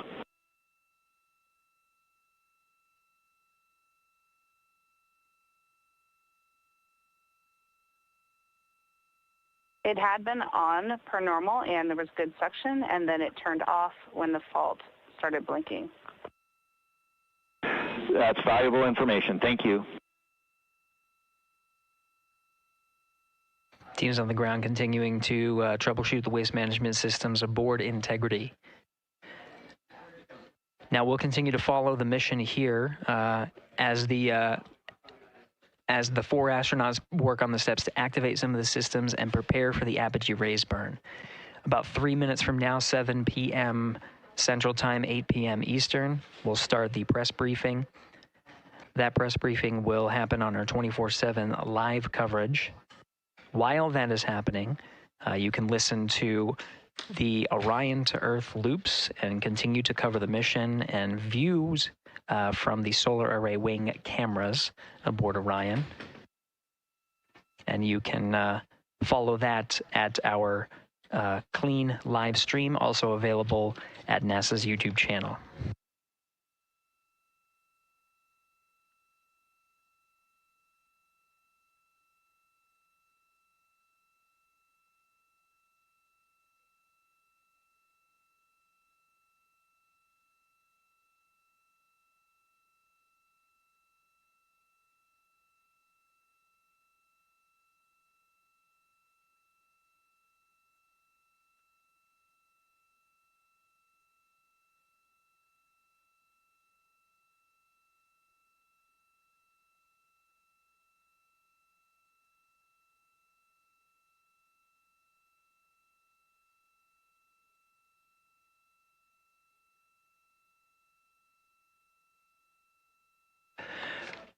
This is Mission Control Houston, passing 1 hour and 23 minutes of mission elapsed time into the Artemis II mission. The Integrity crew, about 800 statute miles over the Earth, currently passing over Australia. Commander Reed Wiseman confirmed that pass over Australia, they were able to peek out the windows and see that view from an altitude that is higher than any of them are used to. Jeremy. Integrity Houston for GNC, we are taking channel 1 to unfiltered and BFS. Also for the solar array indication we saw earlier, we think that when the brake originally set, it was like on a tooth, and that when the engine lit for PRM, it slipped one tooth. That brake is now showing nominally.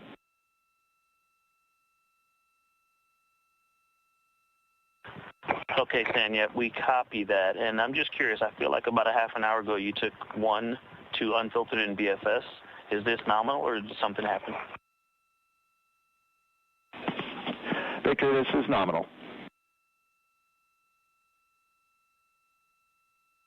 Okay, thanks. Copy.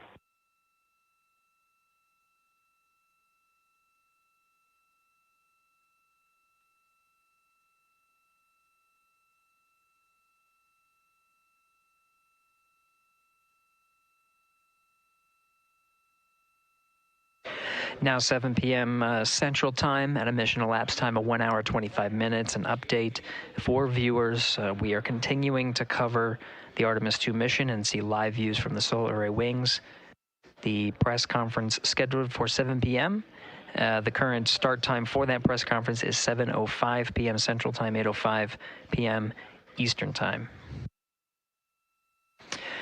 During the conference, we are expected to execute the apogee raise burn. We're a little more than 20 minutes from the time of ignition of that burn. We do know that the time of ignition has been updated from the pad. This is the predicted time of ignition and trajectory that was uploaded to the crew prior to liftoff. The current time of ignition is 1 hour 46 minutes. The current time of ignition is 1 hour 46 minutes of mission elapsed time and 9 seconds of mission elapsed time. The duration of the burn at the pad was 17 minutes, 52 seconds. Of the burn at the pad was 17 minutes, the execution of the burn. Any changes in that duration will be reported to the crew. Any changes in that duration will be reported to the crew. Burn goes as expected to ensure that the apogee raise burn goes as expected and puts them on the 43,000 miles, 700 trajectory being 43,700 miles, 43,730 by zero statute mile orbit. This high Earth orbit will take the crew of Integrity past the tracking and data relay satellites that are positioned about 23,000 miles away from the Earth. Again, they're currently on TDRS West.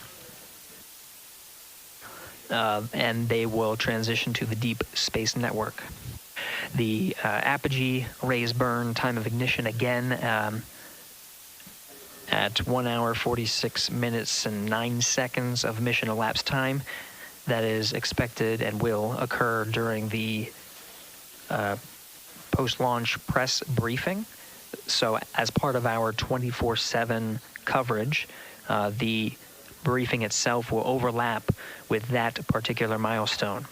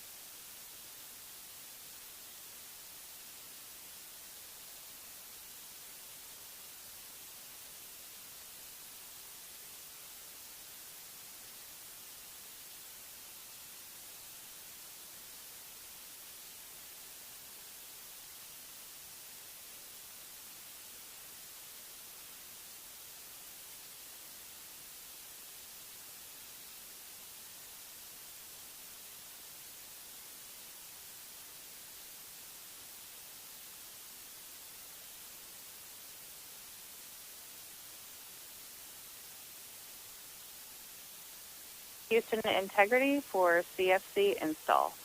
That is complete. Copy CFC, thank you.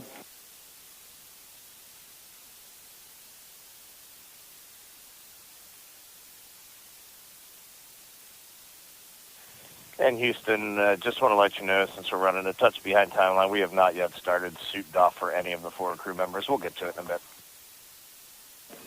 Copy, thank you.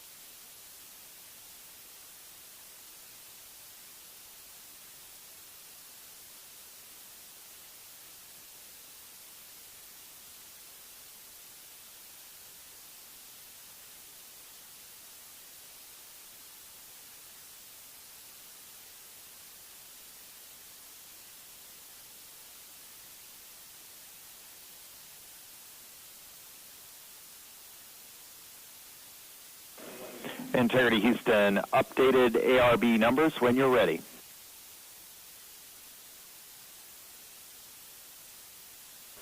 Stan, we are ready. And sorry, false alarm. Still integrating on the ground. We'll be back with you shortly.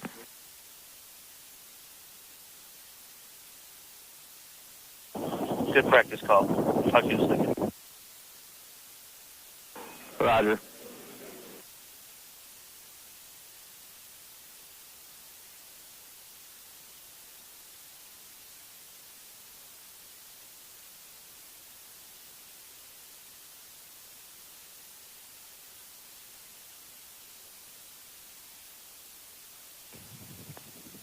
Houston Integrity, docking camera activity on Jeremy's timeline is complete.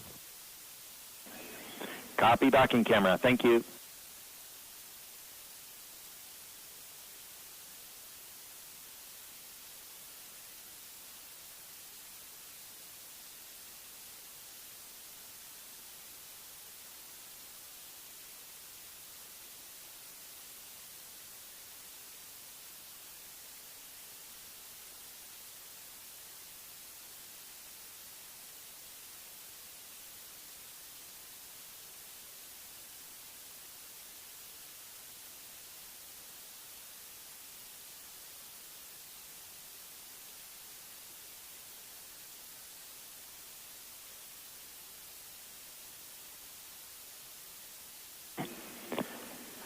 Integrity Houston with new ARB numbers for real this time.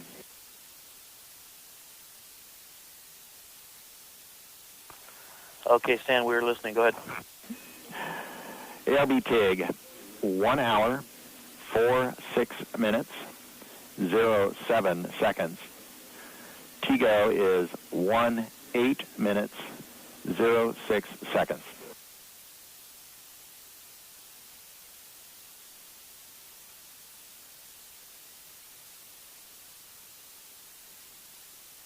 Okay, Stan, we copy and have entered 1 hour, 46 minutes, 7 seconds for TIG, and TIGO, 18 minutes, 6 seconds. Thank you for that. With that, we also have an updated time for the handover from teeters west to east.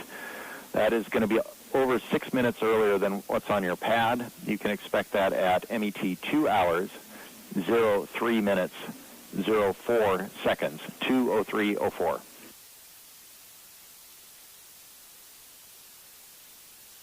2, 3, 4. For handover west to east. Thanks, Dan. You're welcome.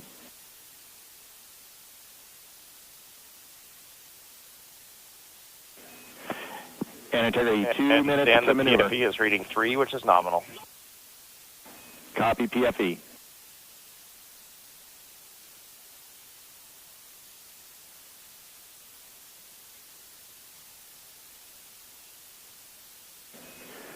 And Integrity, we are ready for the Eclipse power down per your execute note.